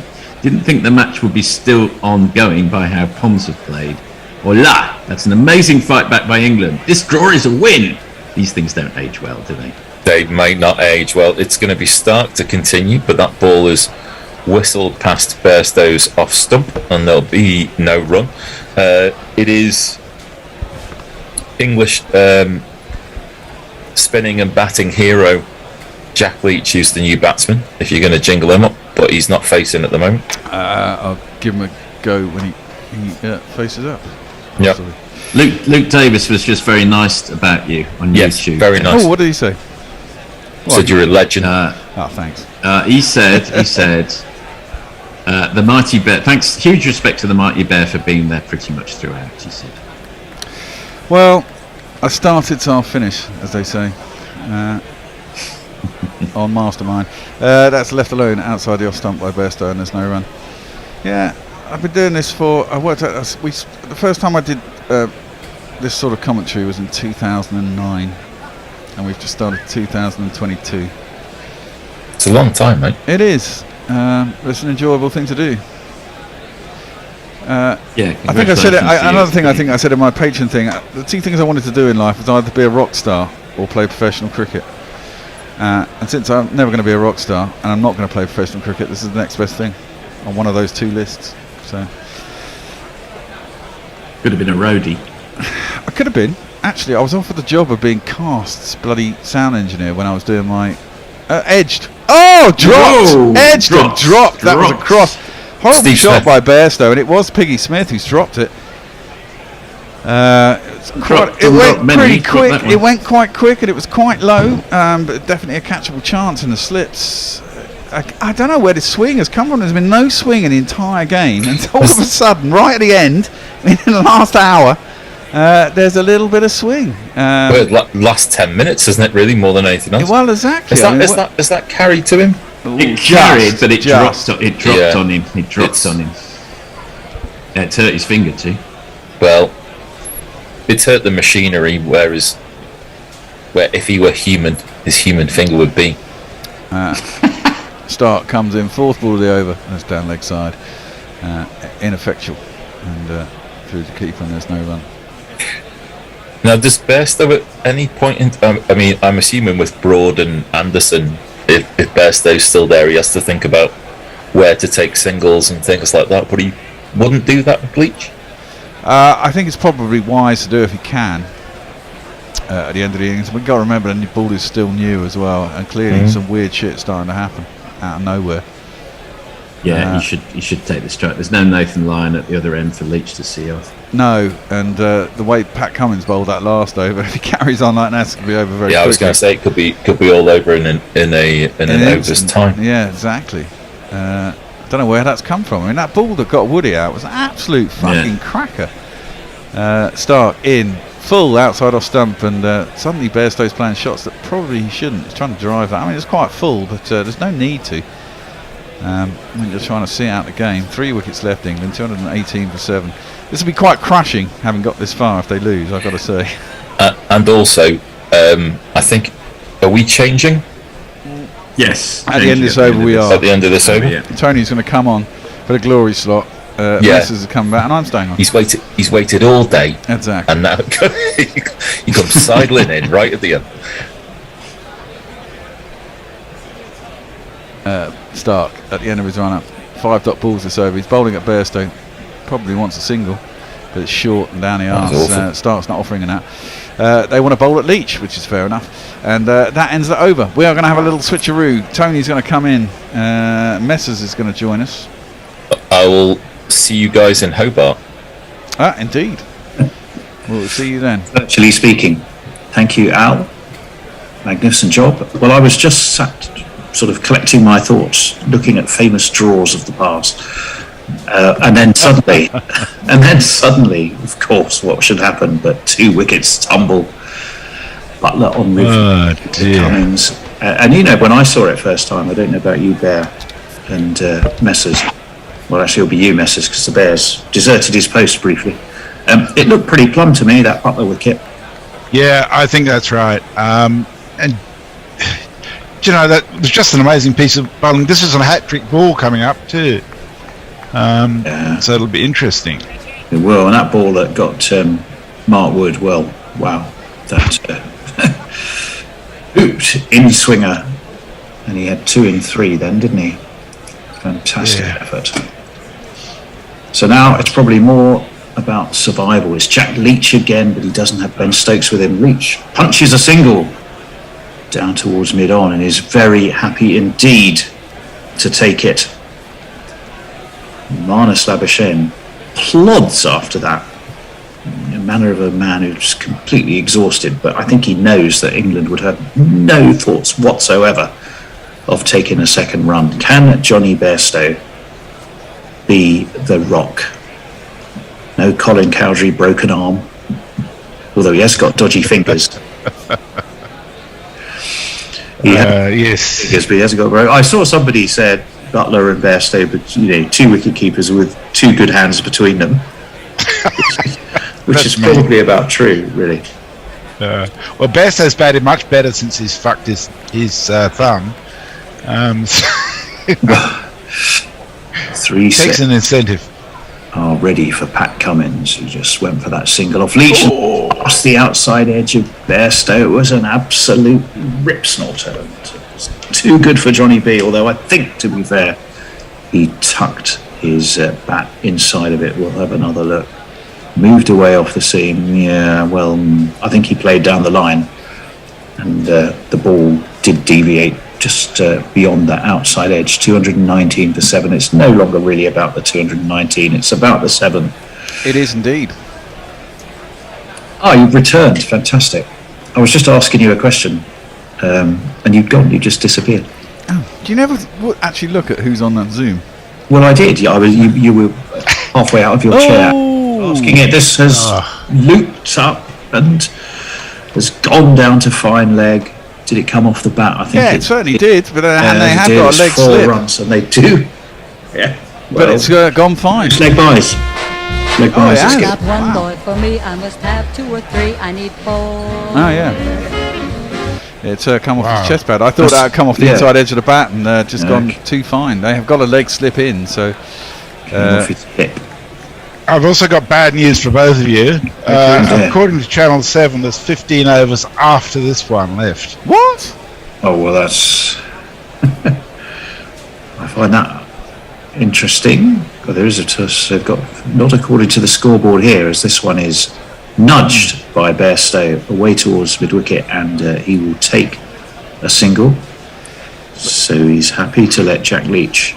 Well, that's odd, isn't it? Take 2 more. This happened to England in the summer over here as well. When you think the end of the day should have been at 6 o'clock officially. I mean, there is an extra half hour that can go to 6:30, but the official end of the last hour should have started at 6 as far as I'm concerned, but clearly it's not. Yeah. Well, obviously they're going for the full lot that are required for the whole day. I don't understand that myself either. Jack Leach, 3 slips, well, 4 slips, a sort of a very wide 4th slip. And Still at this rate, they won't need him. Well, so basically, if that's true, does that mean there's actually 30 more overs left to play? No, 30. What we're seeing here. Cummins around the wicket to the left-handed Leach, shoulders, arms, through it goes to Carey, no run. Another ball ticked off for England, another ball ticked off for Jack Leach, who practices in sort of retrospect the ideal defensive shot. He's going to need a few of those. I wonder if somewhere just in the back of his mind, Bear, he's thinking, heading me, 1 not out. Come on, Jack, you can do this. Well, yeah, I'm sure he is. I'm surprised that Winviz have the draw at 60% if there is 15 overs left with a new ball and one of the, a very quality Australia attack. Yeah. Spectacles glinting, bat raised, ball passed through to Carey. Leach survives again. It's the end of that over, and it's 224-4-7, and there are 15 overs left. Messers. We've got lots of tweets to get through. Missing You Toto sends a picture of Labuschagne appealing for something that was nowhere near the bat. Says if optimism is a human being. Mayank says Steve Smith looks like the guy at the party who regrets bringing the weird kid and he's trying to distance himself from him. Mayank says Djokovic isn't going to win that appeal, and I read somewhere that if you get deported in Australia you get banned from entry for 3 years, so that might be it.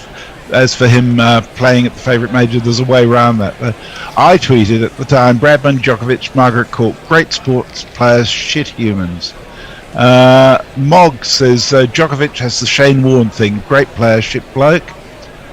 Mike says the entire stadium is empty, which more undecided to seat the fans right behind the bowler's arm when they know any movement and these batsmen will stop play. I suspect we might be having a drink break. It's a long ad break. Yeah, I think so. The floor is yours. They are indeed. I'm going to go to Lulu. I've got 20 minutes to catch up. Mog says Australia, being the usual flat track bullies, dropping their shoulders under the merest hint of adversity. Yeah, that's a bit of out of date now. Varone, just for a bit of humour before stumps, will he play in the 5th test or Crawley in the 3rd India-South Africa test? And he shows pictures of Khawaja and Crawley. Grace says to Mog, I think you curse Butler, to which Mog says fucking typical. Anthony Condon says out foot before ball, you don't see that much. Missing Ututa says the game hasn't turned, it has always been the following script: pain, pain, hope, pain, pain, hope, hope, pain, pain, pain, death. We should clarify that's pain, P-A-I-N, not with an E. Mayank says England are going to lose this one in the final few minutes, aren't they? Mog says, yeah, you're fucked now. Farong says, did move more than a wee bit, the collapse is on. Anthony says, Stark bowling hoop snakes. Mog says, I'd just like to say what a pair of hacks the bear and Forthy are in comparison to the unassailably mighty owl. I don't know what brought that on. Anthony says, check their pockets for where that swing came from. It did really hoop. Anthony says, 5th day of a test is 5 p.m. plus 15 overs, I think. And Mayank says, Leach on 1, can he recreate 2019? As you suggested. And James Mitchell says, yeah, just 15 overs left showing on Fox coverage too. And Ravishing Road says, Bear, give the shisha pipe a break. I think it's just a bit of nicotine. It's all it's just a bit of nicotine, don't worry about it. Up to date on tweets anyhow. I gave up smoking 6 years ago, so this is my crutch. Yeah, me too. I seem to remember England losing a test against India this summer when we thought it should have been over because we weren't sure on the rules of the last hour. Yeah, I think that's right. Mind you, I think they'll only last 5 overs this time anyhow. Yeah. Those spotlights are shining pretty brightly, by the way, aren't they? Yeah, that's a point. SCG the light might fuck Australia. But, and we'll all blame Morrison. It's the final hour. It's 15 overs in that final hour. That is the stipulation. So 15 overs left is what we've all pretty much agreed on. Yep. From here, 2:24 for 7. Scott Boland will be back into the attack. And he sounds like this. Anyone so far today for him? Let's jingle him up. Although Prince is just waiting to take his cap and sunglasses. Yep. Last hour, that signal, wasn't it? Yep, it was. When he comes charging in your pants, you likely pee. So here comes Scott Boland, his nostrils all aflame. He's gonna take your wicket, face him if you dare. Umpire Tucker was giving the tapping of the watch, a bit like warning a footballer who's dragging his heels in injury time to get the ball back on the pitch or something. Isn't that a bit weird as well, though? Because it's not a consistent time. It's 6:40. Surely the last hour happens to happen on the hour, doesn't it? I don't know. I think they worked on the basis that they have to bowl 98 overs. It's the 98 overs, isn't it? Yeah. 4 slips, a gully, a leg slip, a forward short leg, and a fly slip as well. As this one is that's put down. edged. I don't think it down. Carey went to his left. The leg slip, well, I'm not quite sure who that was, went to it's Mitchell Stark, and I'm pretty sure by the body language of those Australians that there was some bat on that and a chance has been spilt. Let's have a look. Yeah, I don't think he hit it. I think he went off. I don't think he hit that. I think that came off the edge. Oh, it's hitting the I edge, think it came off the edge. Stark dropped it. Let's have a look on Oh, no, hotspot. it's not. It's on it's the a tip. iPad. No, it's all a false alarm. There may be yet more of those as Boland is in, and this one is dabbed down nicely by Bairstow back with a point. They should be able to take 2. They'll want to take 2. They do take 2. Why would you even bother running? Yeah, that does occur to me there. Yeah, that's a really good question. Although I think there's something in the psychology of just keeping things as normal as they can, rather than just. I think there is an Johnny Bairstow's instinctive makeup thing too, isn't there? Yeah. You know, just can't not run when you do that. You know, had it been Chris Tavares or some, I think somebody then I suspect, he would have dropped the bat. Boland in, nicely played, in fact, by Johnny Bairstow. Just the ball limps rather apologetically towards cover and then just gives up and sort of dies. On that occasion, they certainly had no interest whatsoever in a run. I am enjoying these sort of aerial droney type views, or is it spider cam? Spider cam. Right down. 4 slips and a gully, leg slip, short leg. Slips and a gully. It's all about attack. There'll be gaps. The irony, of course, is there's loads of gaps in the field, and if they were to play their natural attacking game, there'd be runs all over the place as forward comes Bairstow, pushes this back to Boland. But this ain't the white ball nonsense. This is hard test cricket. Hard. Australia are gunning for that win.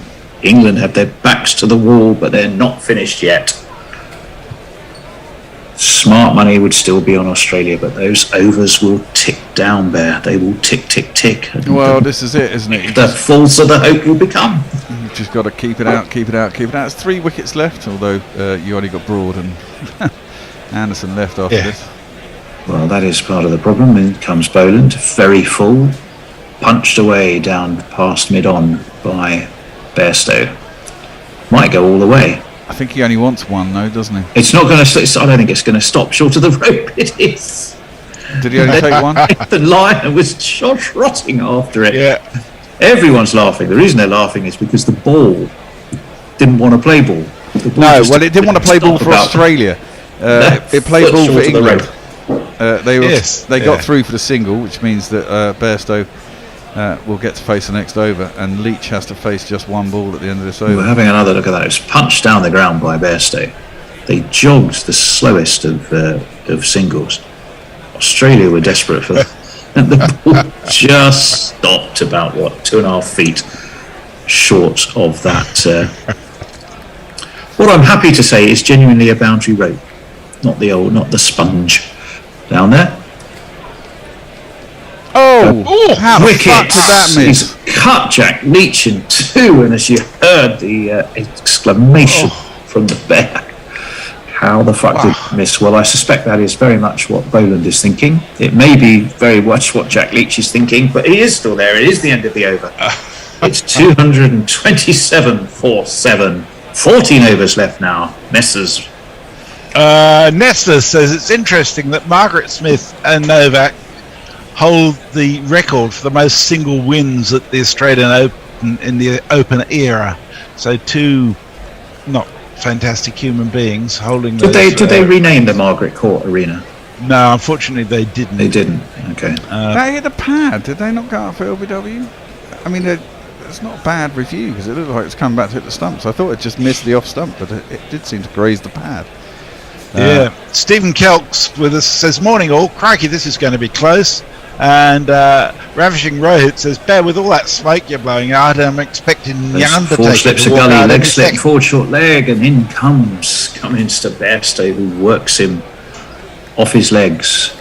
Once again, Nathan Lyon jogs.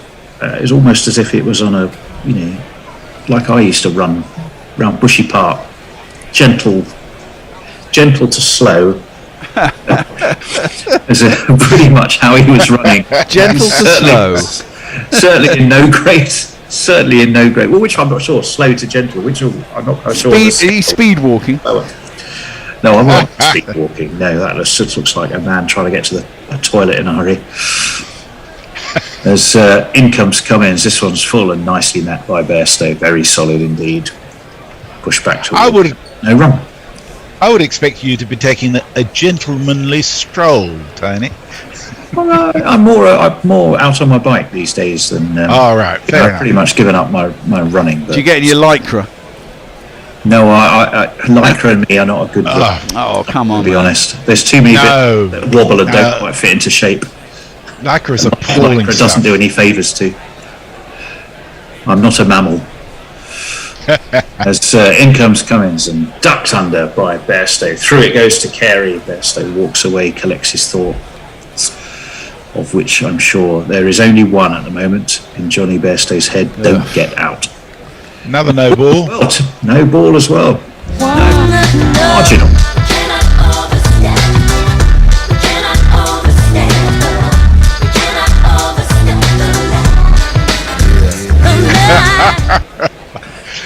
I think Australia have decided that if England aren't going to run the runs, they're going to give them to them in extras to give them a chance.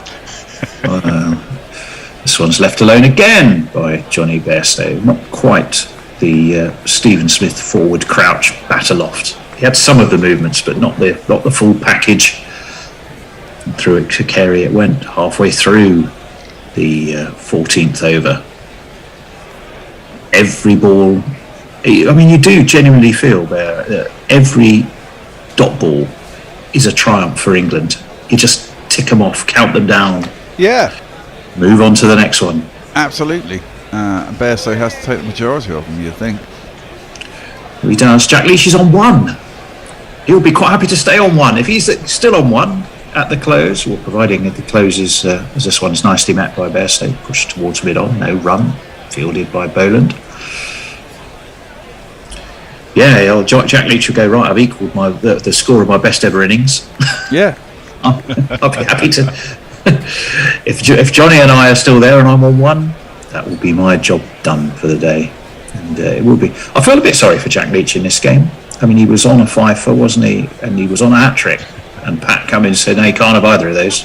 Yeah, no. I'm bringing him in. But I thought he bowled reasonably well once he got into it.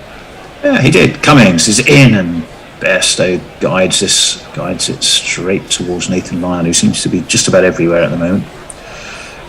At the moment, he's there in the gully. He fields. There's no run. And as a batsman, he's pretty compact. I mean, he's never going to be a quick scorer or anything like that. But as a competent man to defend, I don't want to say this too early, but he looks organised. I fear you just did. Well, yeah, I know I did. But, can you sort of wind it back in and say no? But he's got quite a simple technique. He likes just to get in line and play the ball on its merits. Does. Oh, Johnny B has lofted this over that slip cordon. 2-3 bounces over the rope, just about where it bisects, between where the rope finishes and the sponge starts, and he's got himself 4 runs. It's Nissan She. It's me, says she. Well, Australia will be happy about that because it puts Leach on strike. Missing Ututo says the ball has gone lazy. Don't want to reach cover fielder, don't want to reach the boundary, don't want to carry, don't want to carry to slips. And Israel says you'd have thought that Leach would have done something to improve his actual backing prowess after heading there, rather than relying on the prowess of his non-striker. And Adrian Rowe reckoned that was a flat-out single for him. But do you know what? I'm just thinking of that last shot from Bairstow. That was instinct. Because common sense would have gone, how do I just nudge a single here? Yeah. But he didn't. It was there to get 4 over slips, and he played the shot for. He even probably had that thought in his head. His body took over, and his mind wasn't with it. So it's the left-hander, Jack Leach. 3 slips now and a galley. Backward point. Leach stands tall. Boland is in, and that one gets him all in a bit of a tangle. Once more he survives. I'm not sure there was any bat involved anywhere there. He was squared up. Well, yeah, but his initial movement is to go right across, isn't it, and cover his off stump.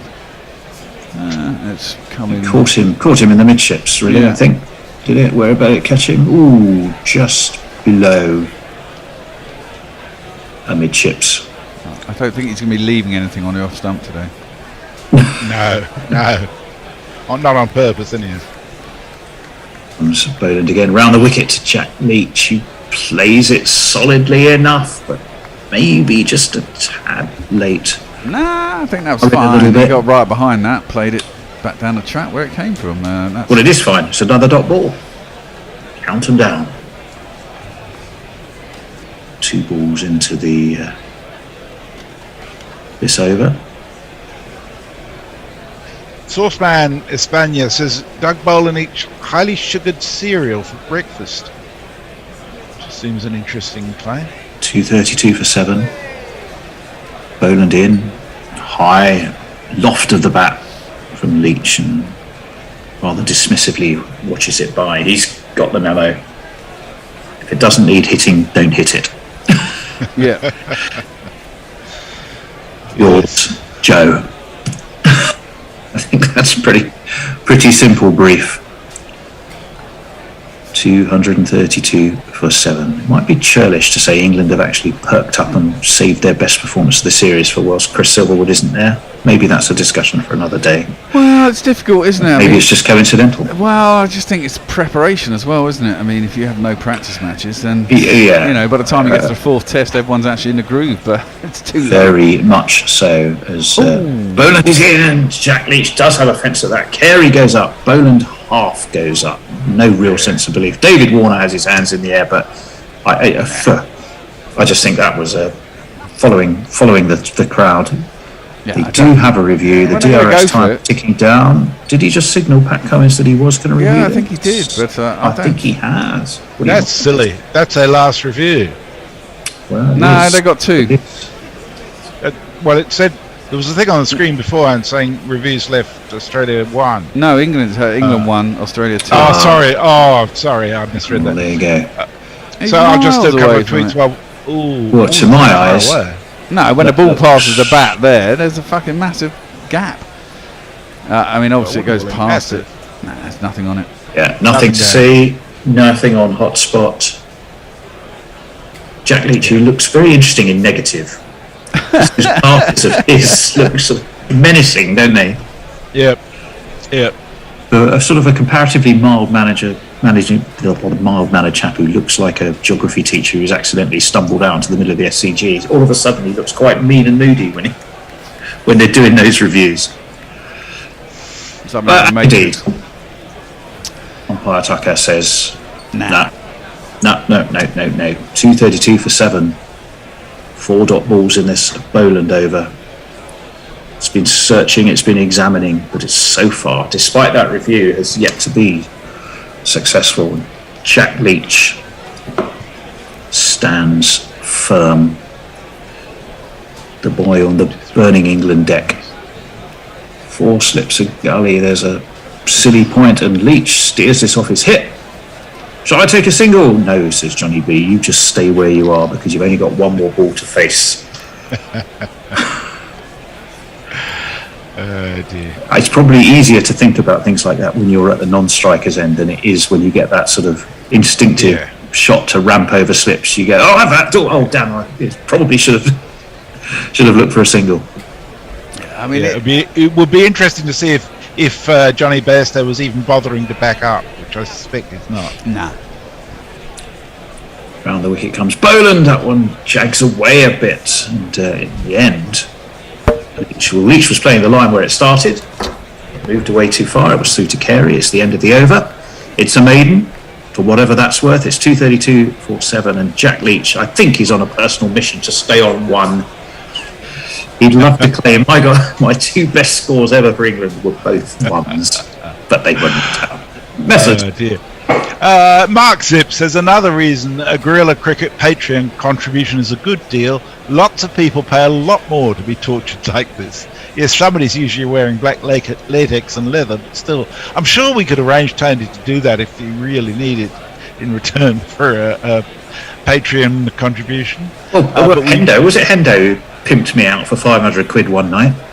Yeah, did you get a taker? Tony, yes, 500 quid. I paid 500 quid. Or was it 50 quid? I can't remember. You don't know. Actually, no, I think it might. I think it genuinely may have been 500. I know it was at the studio, and he just kept on all night. And here's a big sum of money to do it. There we go. We'll change of bowling, but the bear, as I say, through either call the bladder or needs to either go out one end or in the other. The bear's disappeared, left outside of his stump by Bairstow. Very wide, fairly harmless from Cameron Green on that occasion. Although he did serve up what probably I think is one of the balls of the day. That Yorker was just superb. Well, that was quite slow too. That was only 133 k's that one, so I think he's probably going to put a bit more pace into the next one. Yeah, I keep wanting to call him Camberwick Green, but it's not. It's Cameron Green. We'll tell you about the field in a minute, as that's nicely played as well by Bairstow. Dabbed past point. And again, all the fielders are in, but there's no sense that England will run. Fielding, by dint of this extraordinary pitch, the tenser this gets, the more relaxed in a bizarre kind of way the fielding becomes, because what's the point? I'll just trot after this. 232 for 7. We had a change of bowling there. Cameron Green has gone into the attack. This one is left by Bairstow through to Carey once more. Can we jingle up Cameron? We can do. Why not? He goes like this. We are the Cameron Green Appreciation Society. God save Mitchell Marsh's brand of all-round variety. We are the Cameron Green Preservation Society. His injuries cause all of us excessive anxiety. So 3 slips, a gully, and a forward short leg for Bairstow. In fact, they've dispensed then with the silly point that they had a couple of balls before. This one's pulled by Bairstow, and I think that is going to go all the way to the boundary. Yeah, no one back. I think it's that Boland jogging after it. He's not in any hurry. 4 runs it is. It's Nissan she. It's Nissan she. Sorry, Moggs just tweeted, I didn't have to pay nearly 500 quid for my night with Tony. I did the paying, as I recall. Well, there you go. And it was a lovely night too. Yeah. Remember well, it he also says fondly. whether even if England do save this, they still haven't gotten close to making 300.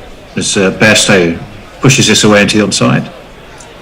Have we reached the point where he does want to take singles yet? Yes, he does. Well, there's only one ball Jack left in the Leach over. to face one ball of this Cameron Green over. And it's a good sharp single, took it well. Yep, and Johnny B's doing the right thing. He has. What can Jack Leach He has to face one more ball from Cameron Green. Australia, of course, as if you didn't know, need those 3 wickets to win. We've had 90 overs in total, so really 10.5 with the new ball. 1 for 38 for Green. And Leach is steadying himself, composing himself, standing with his bat aloft. Green's around the wicket. Leach pulls the bat inside of it. It goes through to Carey. And once more, it is a dot ball. Now, Bear, you will notice how I carefully did the rotas to maximise your opportunities towards what I thought would be the denouement. Well, yeah, I did that, but then I also noticed you had me on 4 sessions in a row. For that reason, I couldn't predict when the game could finish, could I? So it's a spread bet. So even though I've been up all night, you decided to put it on. That's all. Oh, you see, you can't win, can you? You can't win. I'll moan whatever. It's me, Forthy, and Tone. Okay, well, I'll catch you tomorrow. You hang around there, because if this goes, I don't know when it's going to finish. Is it going to finish at 7:40 then, or 15? I don't know. I mean, this is what I never get about this last hour thingy, jiggy. 15 overs nonsense. If it's 15 overs from 20 to 7 our time, it's going to go till about 8 o'clock, because they never bowl 15 overs an hour. And at the moment, where all the pressure's on, they're changing positions all the time. I think the last hour started at the drinks break, which was about 15 minutes ago. What exactly? What does it say? Many overs remaining. It says 11 here. That's defended by Bairstow back down the track, and there's no run. I mean, that's nearly an hour from here. I mean, the way over rates go in a test match, at least 45 minutes.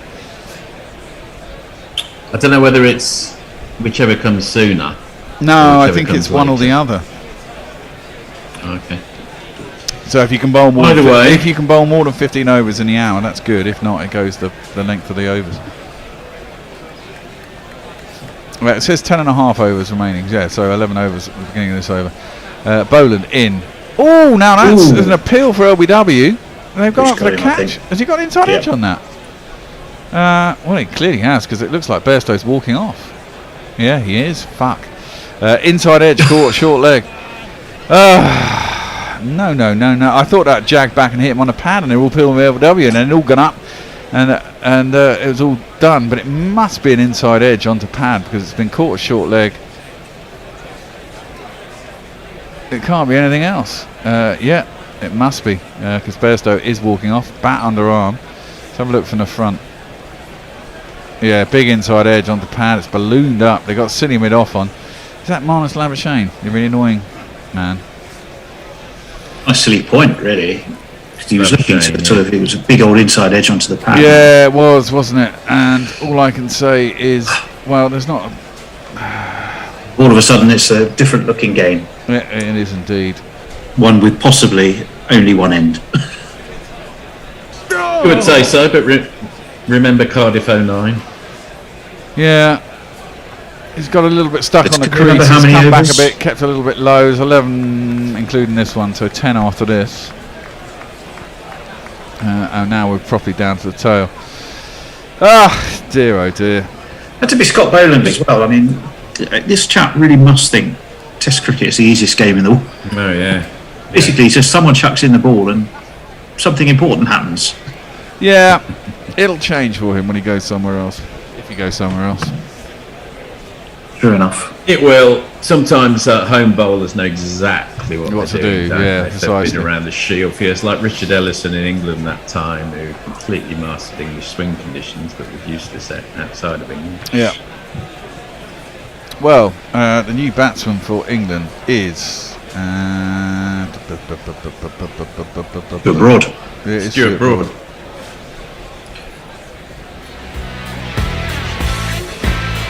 Sweep the leg, Broady. Got the best headband around. Something has got to keep her down. Got the best headband around. Your ego ain't gonna be kept down. Got the best headband around. Even though your hair is thinning now. This is the thing you love about a Test cricket. There's 3 slips, 2 gullies. There's a leg slip, silly mid off, silly mid on, and someone sort of not too far away at square leg. Basically 7 or 8 people in catching positions. First ball to Broad. He defends quite nicely. And it's full of chat, isn't he? Stuart Broad's happy to chat back. Yeah, I'd hate to get Very chat. intrigued If to I know got what they're chat off talking about. Marnus Labuschagne and I had a bat in my hand, I'd be very tempted to just smash him around the head with it. I'm sorry. Might be a short international. It would be, career. yeah, it might well be, but I'd feel justified. Boland in, keeps it a little bit low, squirts out on the leg side. Will Broad take the run? He decides not to. Let's say, well, after Australia took that wicket, they swarmed right across the pitch in the manner of American supporters at the Ryder Cup, which was, in other circumstances, you might have said A bit of a Shahid Afridi. Sporting. Yeah. Someone dragged their spikes through it. 2 wickets required. 10 overs after this to survive for England. Boland is in around a wicket. Broad defends that nicely out to the offside, out past Marnus Labuschagne. They get 1, just stay at 1. They do. 1 ball left in the over. I mean, is there a pecking order in terms of who should try and take strike between these two? I mean, my instinct says if I had to rely on one rather than the other, I'd rely more on Jack Leach. Yeah, I would as well, but I don't think agree with you. Here, when there's no, if both are deemed bowlers, maybe because Leach has faced more balls, but he's still only faced 11 to Broad. I don't think he'll farm the strike. No, I don't think so. I think they just basically say stay there, do whatever. Driven quite nicely by Leach though, out into the vacant fields on the leg side. They'll probably get 2, and Broad might want to come back for 3 so he doesn't have to take strike. But I think they did, didn't they? Because Leach looks like short man at the batsman's end. In fact, they did. They took 3. They did take 3, so Leach is going to take the strike. Right, is that the end of the over? It is indeed. Tim Everingham, how many English hearts will I break if I said it's raining and it wasn't? No, we're not going to be fooled by that one. We've been fooled. We've got by a some of their TV picture. You forecasters, all can't fool tests us that so way. far. And he's another stray observation. The Aussie team today is far more likeable than the Ponting wore lots of earlier years. True, they are characters, but many of them look like bit actors from Laurel and Hardy shorts. What I would say to that is, I think Cummins as captain has really helped, but there's still a fair amount of Labuschagnes and Smiths and Lyons and Warners out there. Mog, I didn't have to pay nearly 500 for my night with Tony. The light roller abandoned the game as a result of slow overs. Adrian Lowe, did we decide how many overs left today? Well, we've just been having that dispute. It's always we always get into the weeds of that. This time it becomes very important. Mog, there's allegedly 10 overs left 5 minutes ago. And Mike says, if the 15 overs are done, can't Australia ask for the extra half hour because England is now 8 down, or is that it? I think that's it. And the thing about that is there's 98 overs to be bowled in a day, and the last over should come. I mean, I thought the last hour should have come about half an hour before it did. But surely if time runs out and the overs have been bowled that should have been bowled in a day, that should really be it, I think. I think you'll find Australia quite happy to whip through them. Oh, well, exactly. Start. Well, they're not going particularly quick at the moment, are they? I mean, oh dear. No need to whip at that. Jack Leach is going way down the leg side. Stark is on. And a waste of a ball down the leg side. There is no run. I mean, surely we're not going to get suddenly Leach and Broad suddenly deciding they need new gloves at the end of every over. No. Well, England, there's no point in England wasting time. If there's a set amount of overs, then it doesn't matter to England. It's floodlights, I suppose you could argue. Yeah, I mean, it's a question of whether whether the light fails and the lights take over from the natural light or whatever, and they take them off. This is the second time it's happened to England this calendar year. Well, not this calendar year, in this cricketing year, I suppose. Start in. Leach lets that through outside his off stump, and there is no run.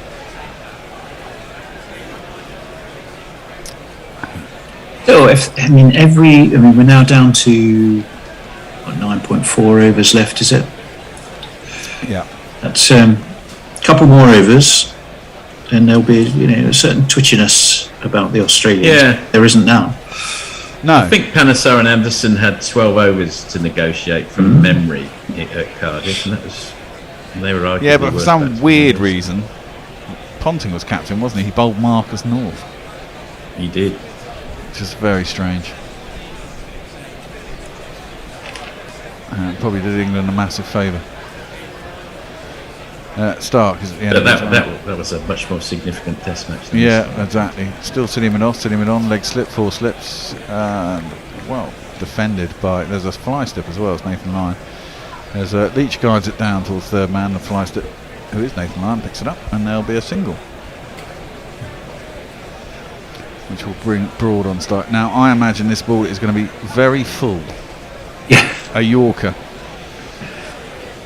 Broad has been bowled a fair few times. Soften him up with a couple of shorties and then bowl very full, and he usually ends up getting bowled. Yeah, I would expect that to be the angle of attack from Mitchell Stark. It wouldn't surprise me at all, and considering he's only faced 3 balls, it's probably quite wise. Gets it There's right. also a couple of other aspects at Cardiff, wasn't there? It wasn't a brand new ball, and there was the aspect of getting the runs, which meant Australia would have to bat again, which isn't an equation.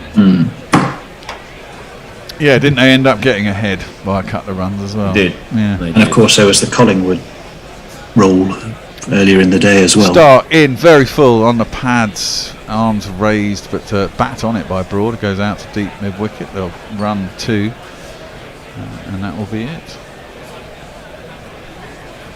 England move up to 244 for 8. Mog says you wouldn't want to kill Marnus. No, just leave him crippled for life. Anthony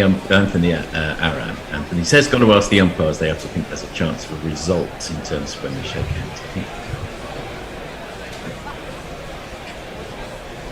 Stark at the end of his run. Broad facing up. 2 wickets required.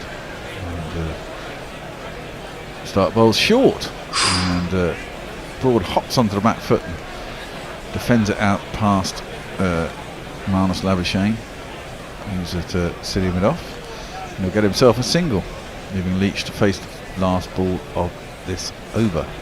Actually, in retrospect, sort of sharing out the duties equally possibly is the best way for these two to get through it. Yeah, absolutely. I think you've got to play normally. If there's a run, you might as well take it. It gives the bowler something to think about different if they rotate the strike. I mean, they play differently, they react differently to each type of ball. Winviz has 60-40, which I'd say is probably about right. 60-40 in Australia's favour. Stark comes in. Oh, and Leach gets in line and pushes that up to mid-on. He'll want 2, so he doesn't have to strike. I'm not sure Broad probably does, but they do take 2. And that ends that over. 75-25 in Australia's favour. Myself, Yeah. Tim the Suitgate T, re the fielding side wanted to keep someone on strike. Is it within the laws of cricket for a fielder to intentionally help the ball over the boundary? And Stephen Kelk replies to this.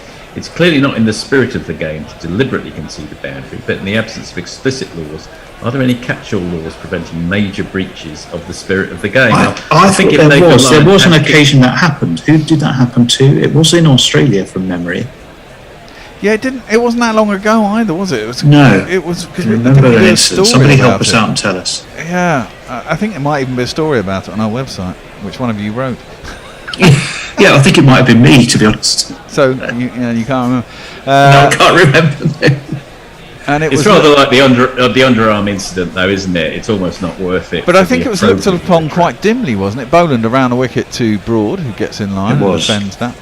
Back down the track and there's no run. And I can't remember if there was a penalty. I can't remember exactly what happened. It was in a New Zealand game, wasn't it?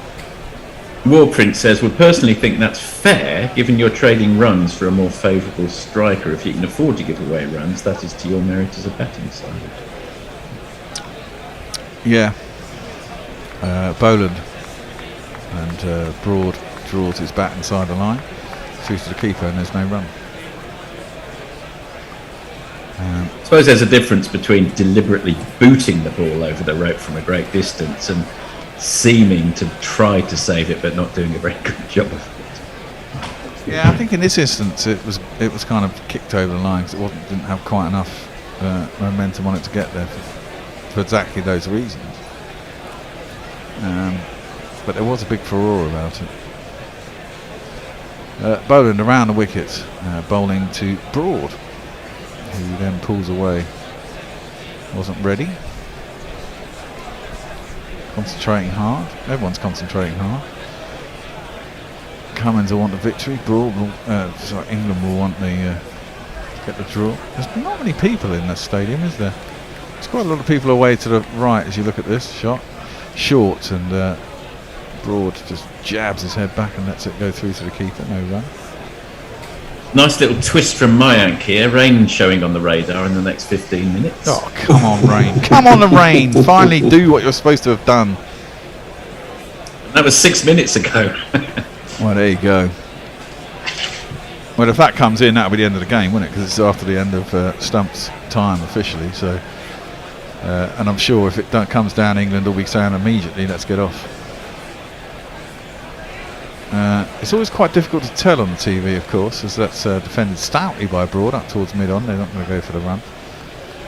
Looks like the sun's come out a little bit right now, but obviously they turn the gain up on the camera, so it never looks as gloomy as it probably is if you're inside the stadium. In 2013, they went off with 4 overs to go because of bad light, with England within touching distance of victory. Again, not a particularly exciting or relevant test match in terms of the result, in terms of the series. Yeah, Boland around the wicket to Broad. Oh, and did he draw his bat inside that? I think he did at the last minute. Yeah, I think he did. Seemed to jump on him a bit. It's through to Carey and there's no run. Pretty good delivery. That seemed to leap off a length a little bit. Anthony Condon adds, the weeds on when the game ends. It reads like corporate law written by a French philosopher. Yeah.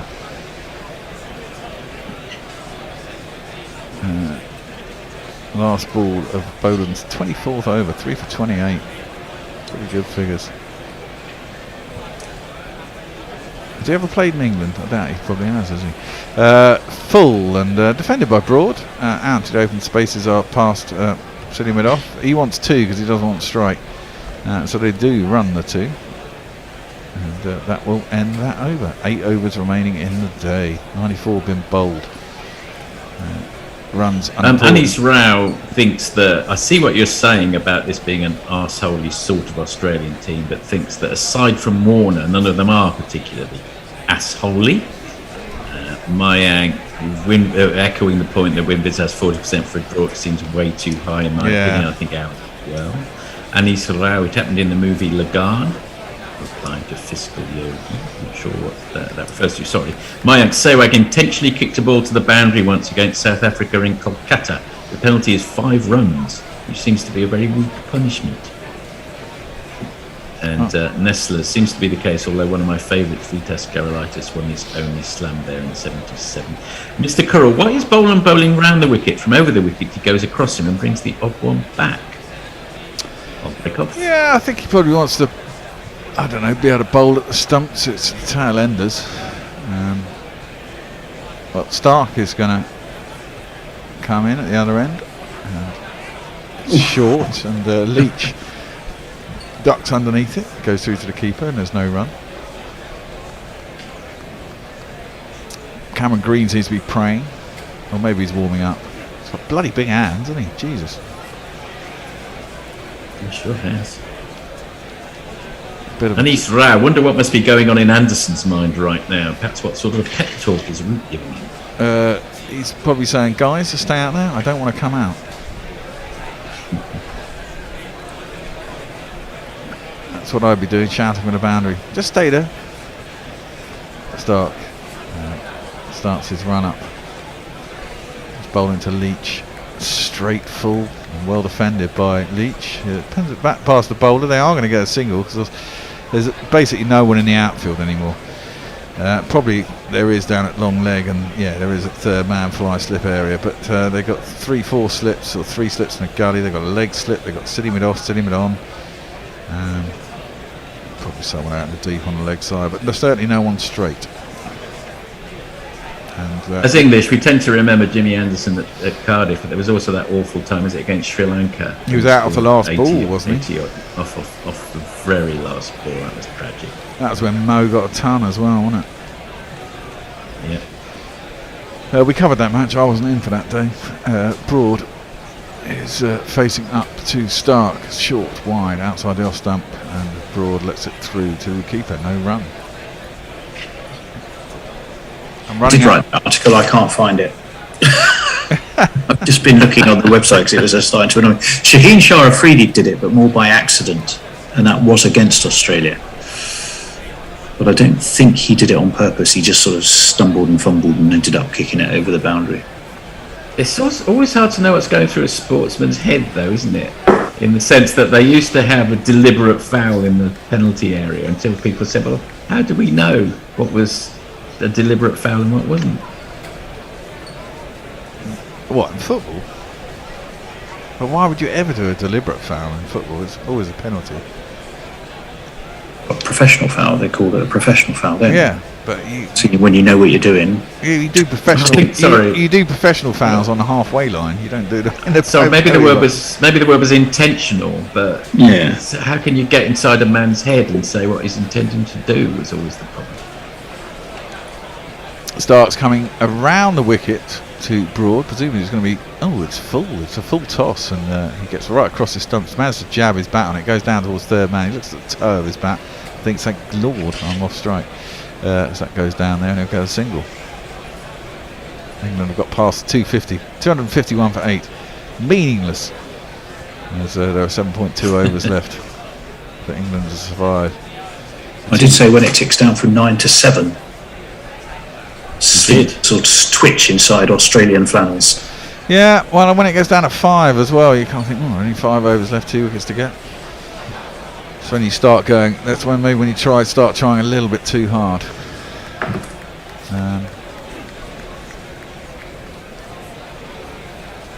Harris still has a gormless smile on his face. And Stark comes into bowl to Leach. It's full, it's on his pads. Nicely whipped. That's a beautiful shot off his pads. Like a top order batsman just clipped it off his pads. It was a half volley on his pads, to be fair. Raced away to the square leg boundary, 4 runs. It's Nissan she. It's Nissan she.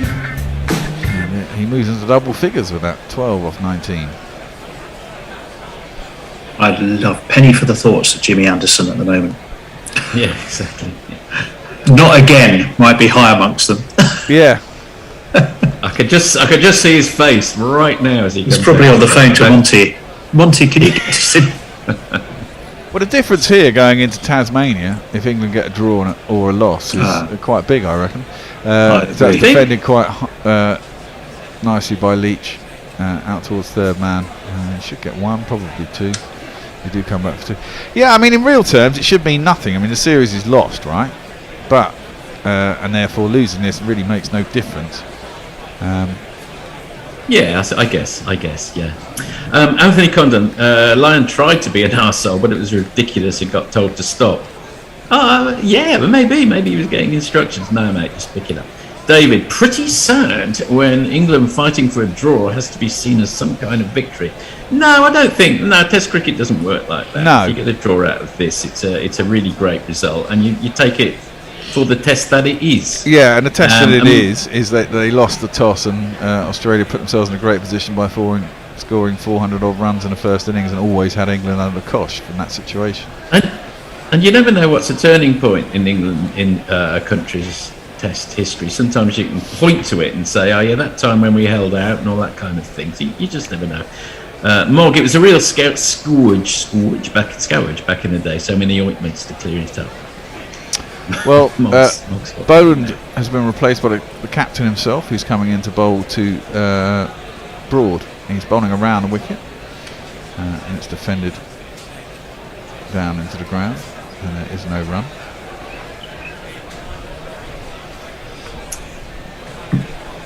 Frank Rockefeller, who is definitely duty bound to read out after his very generous contribution, says faking fielding a ball is against the spirit. Yeah, it is. Cummins round a wicket to Broad. Again, short. Broad backs away a little bit, but it's following him, and he gets right behind it. Defends it out to Labuschagne. He's at silly mid-off. The field still remains a bunch of slips and a leg slip, short leg. So he's playing one in short. When's the fuller one coming now? He's already got Broad to back away. Well, it's weird, isn't it? I mean, there were 2 overs where the ball suddenly swung, right? Where Woody got out, and the ball that got Butler was also an absolute cracker. And it's done.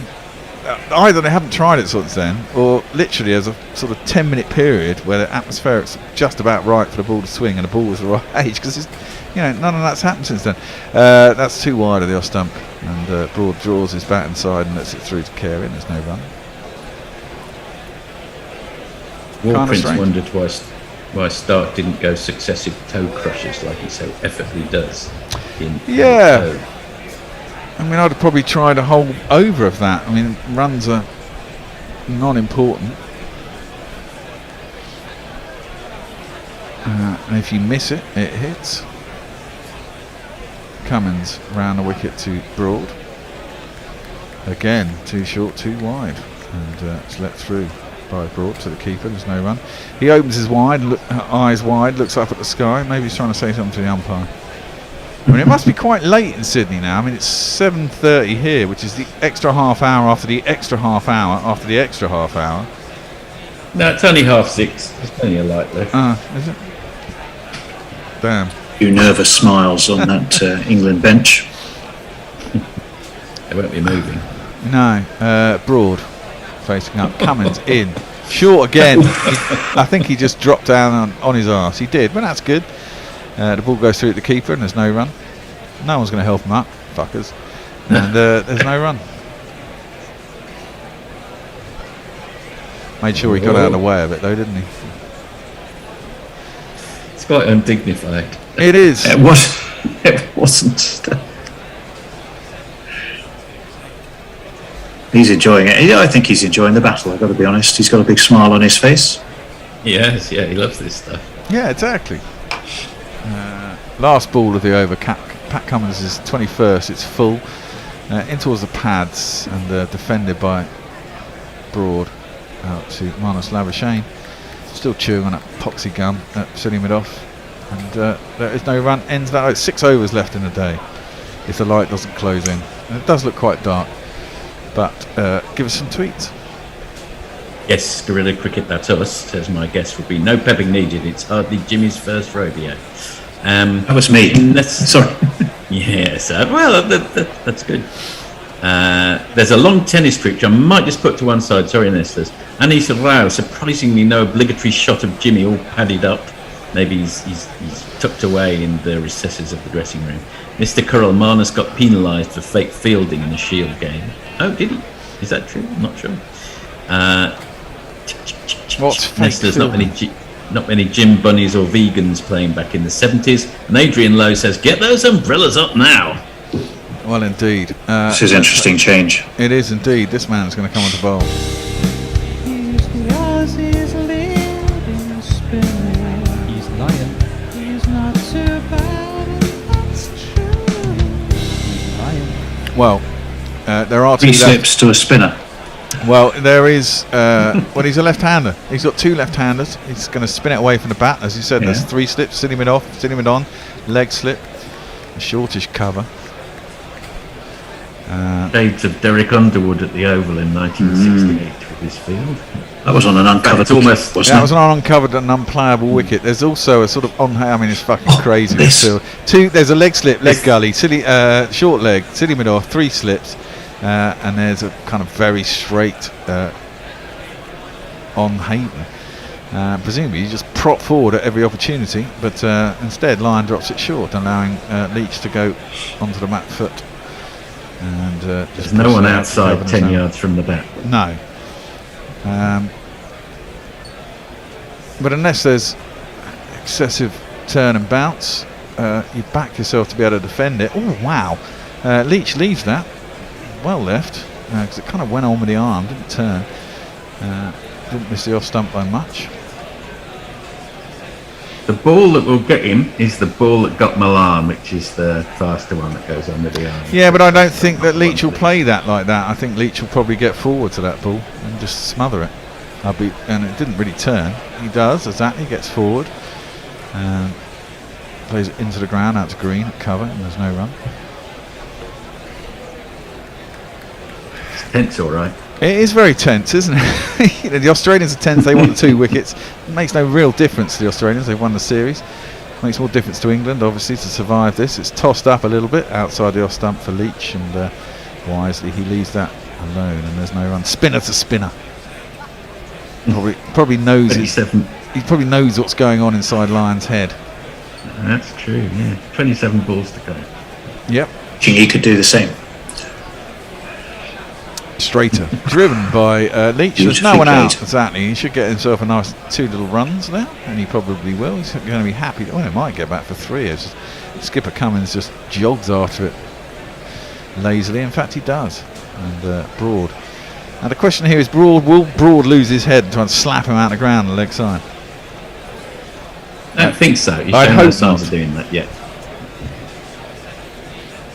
Seen Warner with 2 hats on. Yeah. Sunglasses in between. At the end of this over, are you going to take over, Tone? I don't know. I can do if you wish. Yeah. In fact, we'd need it overtime on top of the overtime. Well, should we just stay on? Yeah, we're just going to stay on. I'm just wondering. I guess if Lyon tosses that up inside half of the bat, goes out to short leg. There's no one. The thing is, I've run out of booze, I've run out of whiskey, and I've run out of beer, so I don't know what to do. Lord, wasn't that a famous song, "Pub with No Beer"? Yeah, that was. We could take an over each if you want. Do that. Slim Dusty said that. Sang that. Josie Oak, we're doomed. Yeah, my wife once met Slim Dusty, and he sort of laughed out loud at that. No one is going to help him up, fuckers. That was funny. Hang on, where have we got to? Well, the batsmen are talking to the umpires, and they're going, "What's going on?" I guess they're asking about either light, time, anything to get them off the field. They're going to have to carry seen the spectacle cleaning cloth. Surely it's time for a run. I've seen the physio with moods come on as well, like we did in 2009. The moves like Jagger. Khalid Wazim says, "Salam guys from Pakistan. What a beautiful game of cricket. Loving it, Khalid. I think this is one of those games that you can enjoy a lot more if you're a supporter." Am I doing this fair or are you? I am. Yes. You go for it. All right, Cummins around the wicket. Oh. Past the outside edge of Leach, who pulls the bat inside it, through to Carey it goes.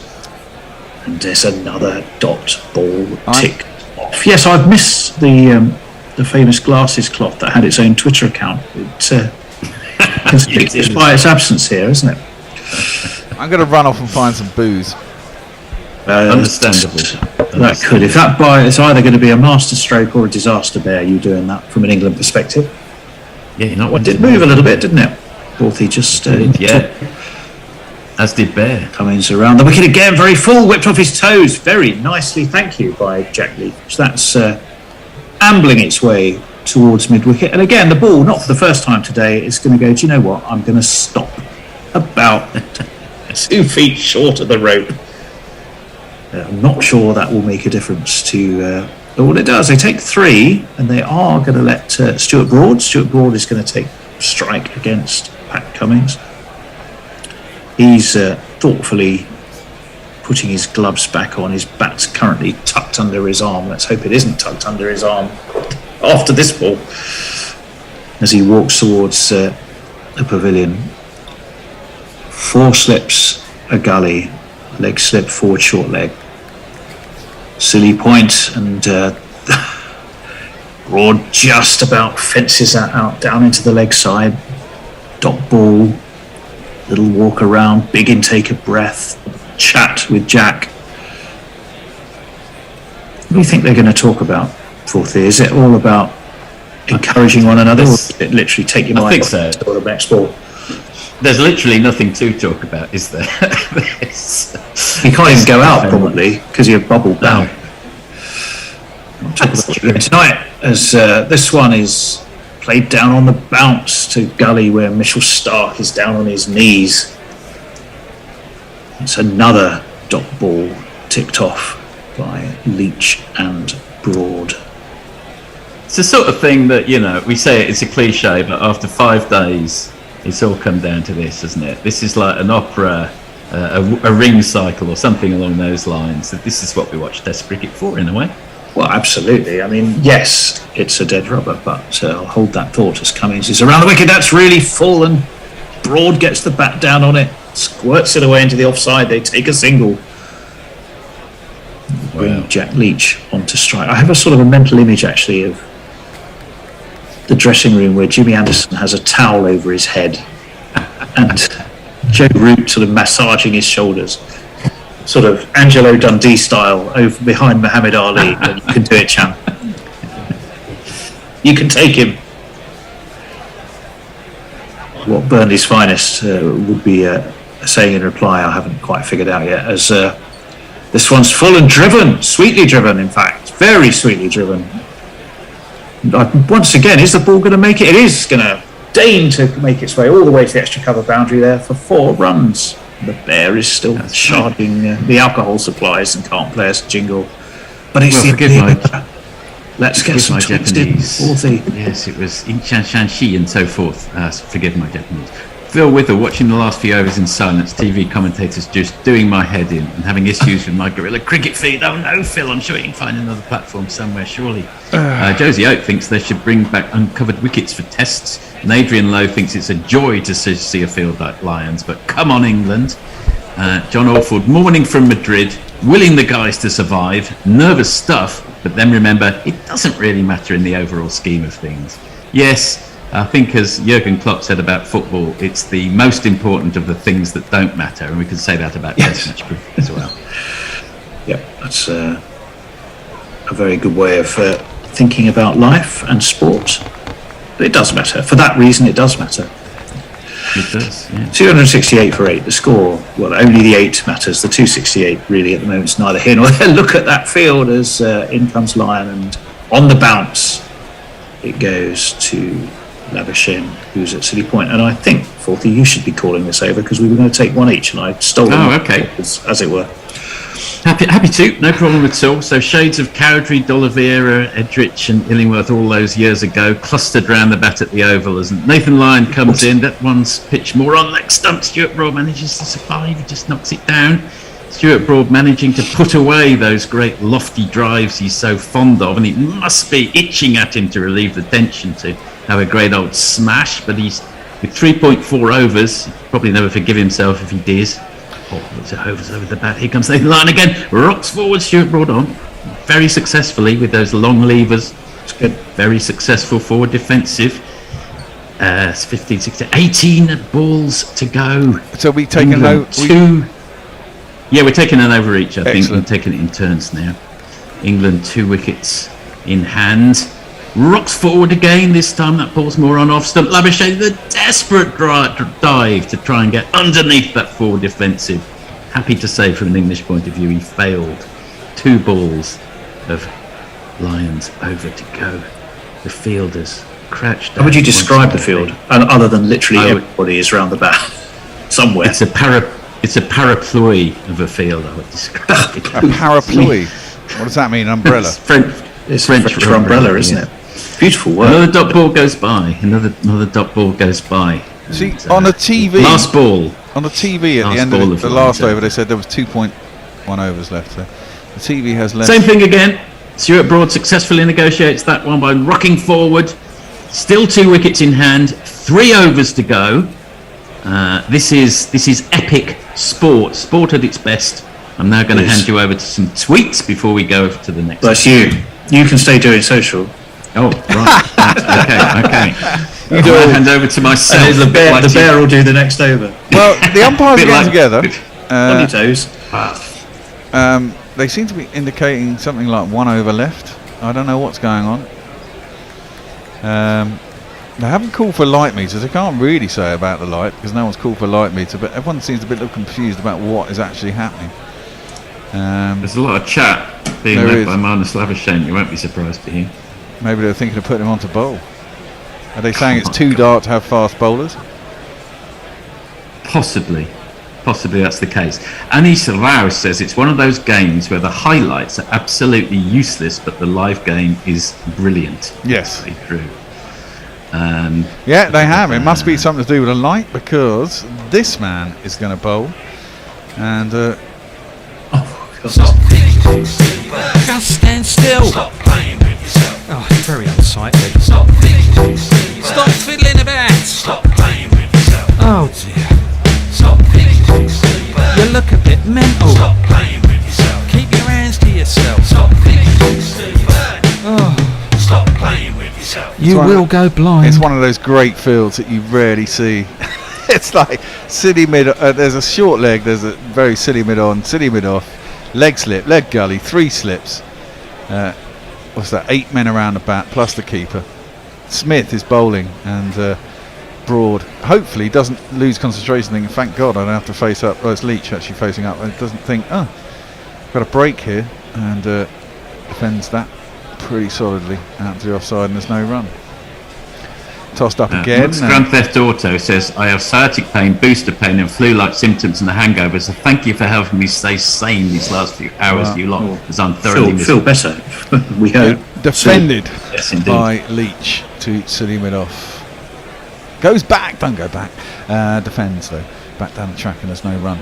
3 balls left in the over, 2.3 overs left, 15 balls left for England to survive. There's Leach is defending. Piggy Smith tosses it up and again just gets on top of the ball, knocks it down to one of the leg gully, which is Nathan Lyon. It's weird, isn't it, that the umpires did that, because no one at any point has actually called for a light meter, so it's kind of decided on the pitch. Tossed up well outside off stump, squatted, but was so wide that Leach just knocked it out square on the offside. They'll lollop through for 2 runs. He'll retain the strike. Moves into the 20. There's 26 for Leach. 1 ball left of the over, yeah. And 1 ball left of the over. 2 to go after this. But if none of the fast bowlers can bowl, it means surviving a over of Lyon and probably another over of Smith or Labuschagne, and then it will be done. Smith throws that one out. Oh, there's an edge and he's gone! I don't believe it! He has fucking caught it as well as Piggy Smith has got it. Surely that was an edge. It is indeed. Fuck me, can you believe it? 2 overs to go. Oh, 100 overs gone in the day. He just lunged forward as an edge. It didn't turn. He just played down a wrong line. Leach has got an edge. It's gone through to the key. It's bounced off Harris, his gloves, and been taken by Warner in the slips. Oh my God! Even the tension rises and fucking rises.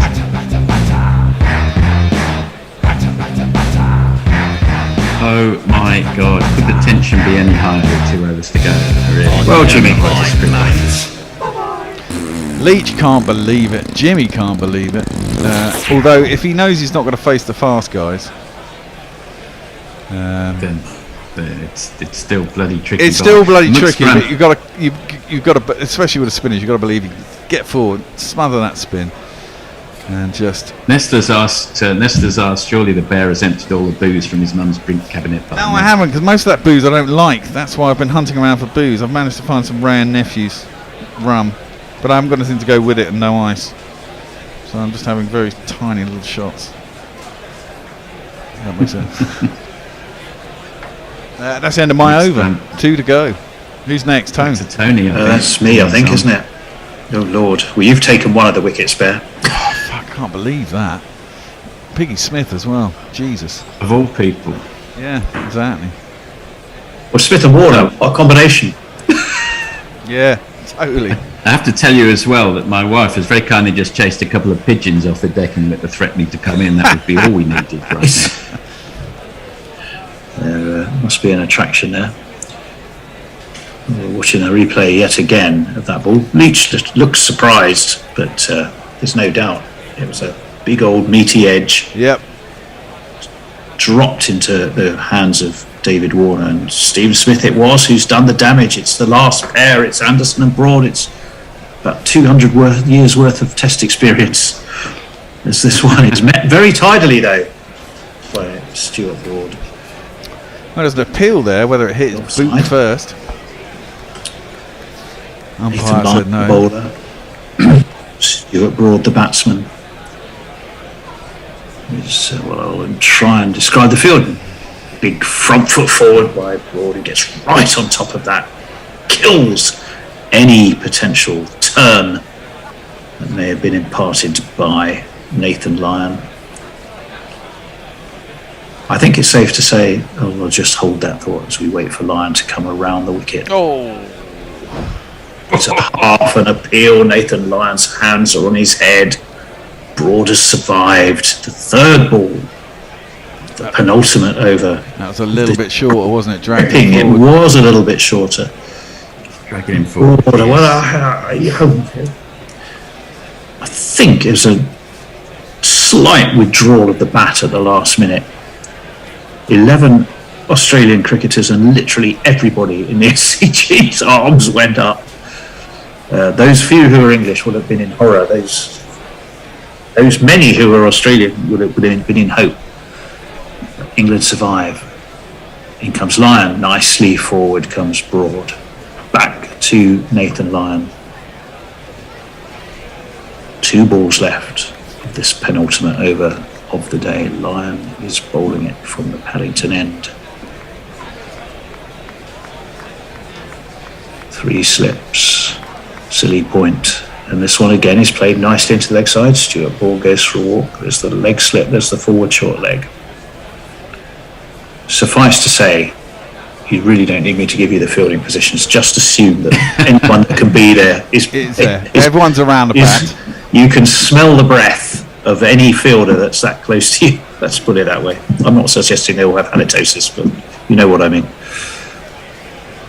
Last ball of this line over. Plenty of air. Beautifully, tidily, solidly met by Stuart Broad. He's done his job, but Burnley's finest is going to have to face the last over. Do you two going to arm wrestle for who takes it? Do you want to do scissor, papers, rock, or do you want? I don't mind doing it. You ready? Honestly. Up in the screen. Oh, okay. Hang on. Yes. All right. 1, 2, 3. You're doing it late. Probably because we're not synced. I don't think this is going to work, boys. No. Yeah. So I'll do it. All right, you do it. Right. Okay then. It's all come down to this. After 5 days of epic action, we've come down to 1 over of the Test match to go. England 1 wicket away from safety. Australia also 1 wicket away from safety. And of all people, Steve Smith. Originally started out life as a bowler, of course. Comes in for the first ball. And can you believe it? It's his kind of wrong one, I think. Nah. And no, it was not his wrong one, actually. You're quite right. And Jimmy, I'm losing the plot slightly, but successfully negotiated. Played into the ground by Jimmy Anderson. Well done. Second ball of the over, tossed up further. And Jimmy Anderson gets what he needs to. Big gap between pad and bat. Who cares? Deflected down into the pitch. The third ball of the over. What will Steve Smith have in his locker? Well played, Jimmy Anderson. Defends it down into the off region. 3 balls to go. Is there going to be a conference? You can't have a conference here, for fuck's sake. Just bowl. No. Leave him in the zone. Oh, what are you going to say to him? Bowl it better. I've got everyone around the bat. You know. What else can you do? You meant a conference for the fielding team, or I thought you meant between Broad and Jimmy. The last thing the batsmen need to do is have a conference. It's just like Jimmy knows what he needs to do. I think Pat Cummins is just rearranging. Honestly, what difference is it going to make now? The ball could squirt here, there, or anywhere. Everyone's around the bat anyway, so it's slightly guesswork. 4th ball of the over. Everyone crouches down. The tension you could cut with a knife. Steve Smith in, knocks it up.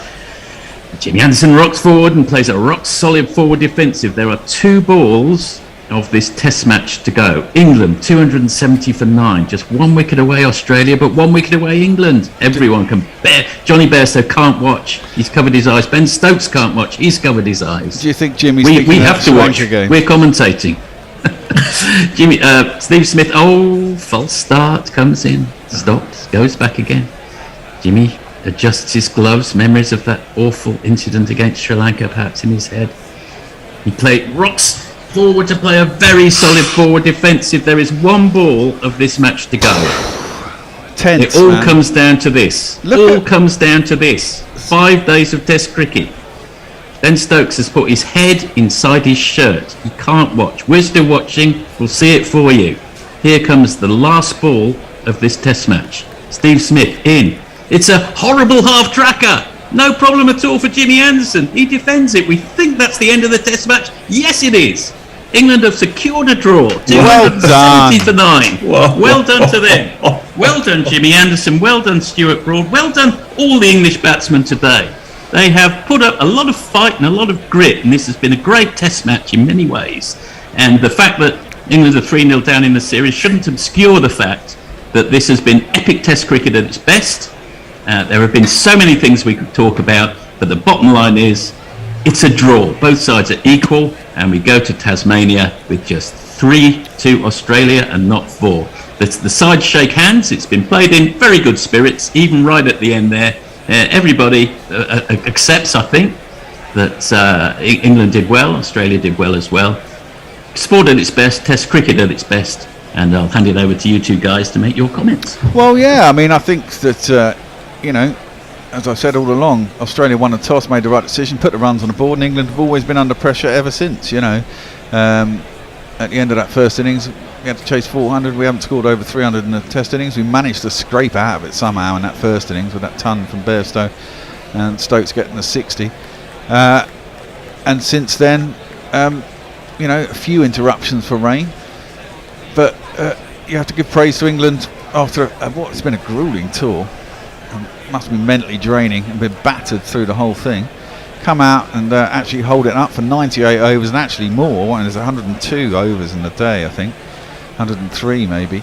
Have actually got out with it with a draw. I mean, it's gone down to the last wicket. At times it looked like it was going to be a little bit of a breeze, and then the wicket would suddenly go down at the wrong moment, and then there was that little spell by Cummins where suddenly the ball was moving around doing all sorts.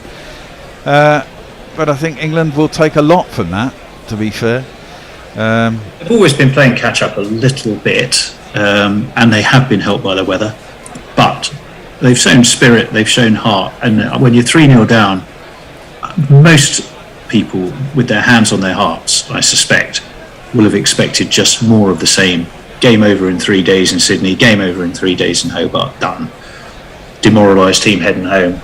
Yeah. And the one thing they have done is, show some mettle, and it doesn't invalidate all the concerns and issues and worries about the fabric of the game, the structure, the lack of match practice, the organisation that has been exposed so badly. But just viewed as a spectacle right here, right now, you have to applaud just the pure guts and fight that they've put up here. Yeah, I agree. I think that's a fair comment. A friend who hardly ever watches cricket has just texted saying, "Don't get that in the BBL. That was awesome." Well said. No, you don't get that in the BBL. If you don't, you get a lot of KFC buckets and slap happy shit. But there you go. Exactly right. There's your slogan for next year's marketing campaign for BBL. Plenty of buckets and slap happy shit. I might. Is now a good time just to didn't have time for all the tweets at the end. There's been some great ones. I think yes. I think give us a few. Yeah, absolutely. Yeah, I won't read them all out because some of them rapidly became irrelevant for obvious reasons. James Mitchell says this is the best thing I've seen all winter. Yep. Emily Elizabeth, it's 1:30 a.m. I'm sleepy, but I'm gonna stay up. Thanks to chocolate. James Mitchell adds, this is classic Test cricket. Rick Myfrap's up to rash of a field setting. Right, now there's some ones I'm going to skip over. Complete faith in these last two. Justified, Tim Nosuke. Awesome Legend said, come on Aussies. Mohammed Safdar, Test cricket at its best. Steve Kelk, unbearable with a capital B for bear. Tim Nosuke, faith that Broad won't walk at least. I think that's very true. Very fair comments. Sunil Kumar, fast bowling not allowed due to low light. And Shahid Qureshi, let's hope Anderson doesn't do another Sri Lanka but holds out. He did. 4 balls to go, 3 balls to go, 1 ball to go. It's a draw. Jimmy, says Stephen Kelk. What a draw. Many thanks, Gorilla Cricket, says Tim Nasuke. Your words are worth 1,000 pictures. Thank you very much, Tim Nasuke. I really appreciate that. Again, Will Belandres, thank you, England, for giving us an incredible match. Human First adds player of the match, Pigeon. Thank you very much. And Tony adds... It's me, you don't have to read mine. Well, bloody hell, that was tense. And Simon Q. Rain, what a great contributor to the English cause. Don't know whether that's tongue-in-cheek or not, but we only lost half a day at the end. Yeah, we didn't lose that much in the end. I mean, we started every day early by half an hour. You did. Somebody said in the previews that various discussions we had, one of us had 4-1. Was it you, Bear? No, I had 3-1, I think. Oh, I had 3-1 on another channel to Australia, which could still come true, actually, couldn't it? No. Someone actually said 4-0, but England will scrape a draw somewhere because of some weather. I always believe there's somebody said that. I always believe there's a draw because of weather. I think it was maybe Messi, I can't remember. Mog said this is getting a tad tense now. He's bloody right there. And Mayank said of all bowlers, Piggy was the one to get the fucking wicket. Adrian Lowe said no social distance during these overs. Absolutely right. Anis Rao was praying for Smith not to finish the victory. It didn't happen, Anis Rao, we can reveal. Mayank, 6 balls, here we go. Holy fuck, this is the closest test I've seen since Cardiff 09. Mog, stop wasting time, Picky, you little fucking oik. Janet Hopper, it's a test version of a super over. Yes, it is in many ways. In many ways, yeah. Over. Adrian Lowe, bloody well done. Mog, well done to England for not being entirely constructed from tissue paper and jelly for once. Ravi Naya, it's not 5-0. And then a list of people who should take that. The light roller, oh my word, what a tense finish. Thanks again for all your coverage. See you all in Tassie. Nestlers, that's why Test cricket is the best form of cricket. Marks it. Phew. Now I get to explain to Americans how a 5-day draw is a victory. The best part of Test cricket. Again. Thanks again. Exactly. Thanks all night. Morgan, well done by you lads for covering the whole excruciating thing. Only 1 to go. Messi, Jez, England draw by a sticky ball. Mayank won't be a whitewash after all. And I think that's more or less Katie. Good luck telling Mark Wood he's Thatcher's boy. Anyway, that's it, more or less. It is indeed. And I guess we should say thank you to everybody for listening in. And thanks for all the contributors and everybody who's been on the show for the last 5 days. It's excruciatingly long, hard winter if you're an Englishman. Has only got 1 to go. And when does it start? 8th? 4th? 8th? What is it? What's the day today? It's the 8th, 9th today. Yeah, it's the 12th, I think. 12th. No, 14th. 14th, which is Friday. Am I right? It's Friday. Yeah. Next Friday. One thing, just one final thought. Pat Cummins might want to look at when he timed that declaration. Yes, good point. Yes, that was a point actually that was made. You can't rewrite history. By Rick Myfrats on YouTube. Bad declaration from Australia, and I'd agree with that. Yeah, and no GPL winners again. There's only 3 entries, but quite a way off. So it rolls over to the next game. That's about it, isn't it? I need to go to bed. Yeah. Just in bed in that order. I know that's not the conventional way, but that's what I think I might do. Yeah. Well, that's been fun. Thanks, guys. It is indeed. We will see you all. It starts at 4 a.m. here, doesn't it? The next one. That's a tricky one. Day-night game in Tasmania. Is it going to do anything in Tasmania? Is it going to swing? Steam? English conditions, isn't it? That's what we keep getting told. Maybe that's a bit hopeful, but we'll see. But until Friday night, then we should all say goodbye and enjoy yourselves, and we'll see you in a bit. Until then, goodbye. Take care for now. Guerrilla crickets. Whoa.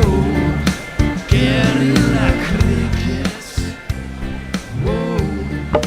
Guerrilla. Take guard, man the barricades, patrol the cover boundary. At last the time has come, this is a cricketing emergency. Hear this call to arms for every cricket revolutionary. Take up your bats and stumps for the test match insurgency. At first they tried to silence us, but we would not be silenced. They threatened us with lies, so we threatened them with violence. Che Guevara, Sangakkara, Joseph Stalin, Douglas Jardine, Robespierre, Darrell Hare, Vladimir Lenin, O'Brien Kevin, guerrilla cricket. It's not about the winning, it's about how many rules you break. Even in cricket commentary, this is the best advice to take. Pick guerrilla cricket, it's the finest choice you'll ever make. There's so much more to cricket than rev counters and a slice of cake. At first they tried to sanitize us and clean up our act, but people like it filthy, and we know that for a fact. Fidel Castro, Lenny Pascoe, Carlos the Jackal, Umar Akmal, Mahatma Gandhi, Grant and Andy, Brendan Behan, Austin Ian, guerrilla cricket. Stick with us, cause you know we're not the kind of thing that you see on the TV and the radio. So vive la revolution. First they tried to buy us, but we would not be bought. Okay, we were, but then we ran away, and we will not be caught. Would not give up the ghost when they left us all for dead. They decapitated us, but we just grew another head. Chairman Mao, Jamie Howe, Ho Chi Minh, Asif Din, Václav Havel, Graham Saville, No Surrender, Percy Fender, Che Guevara,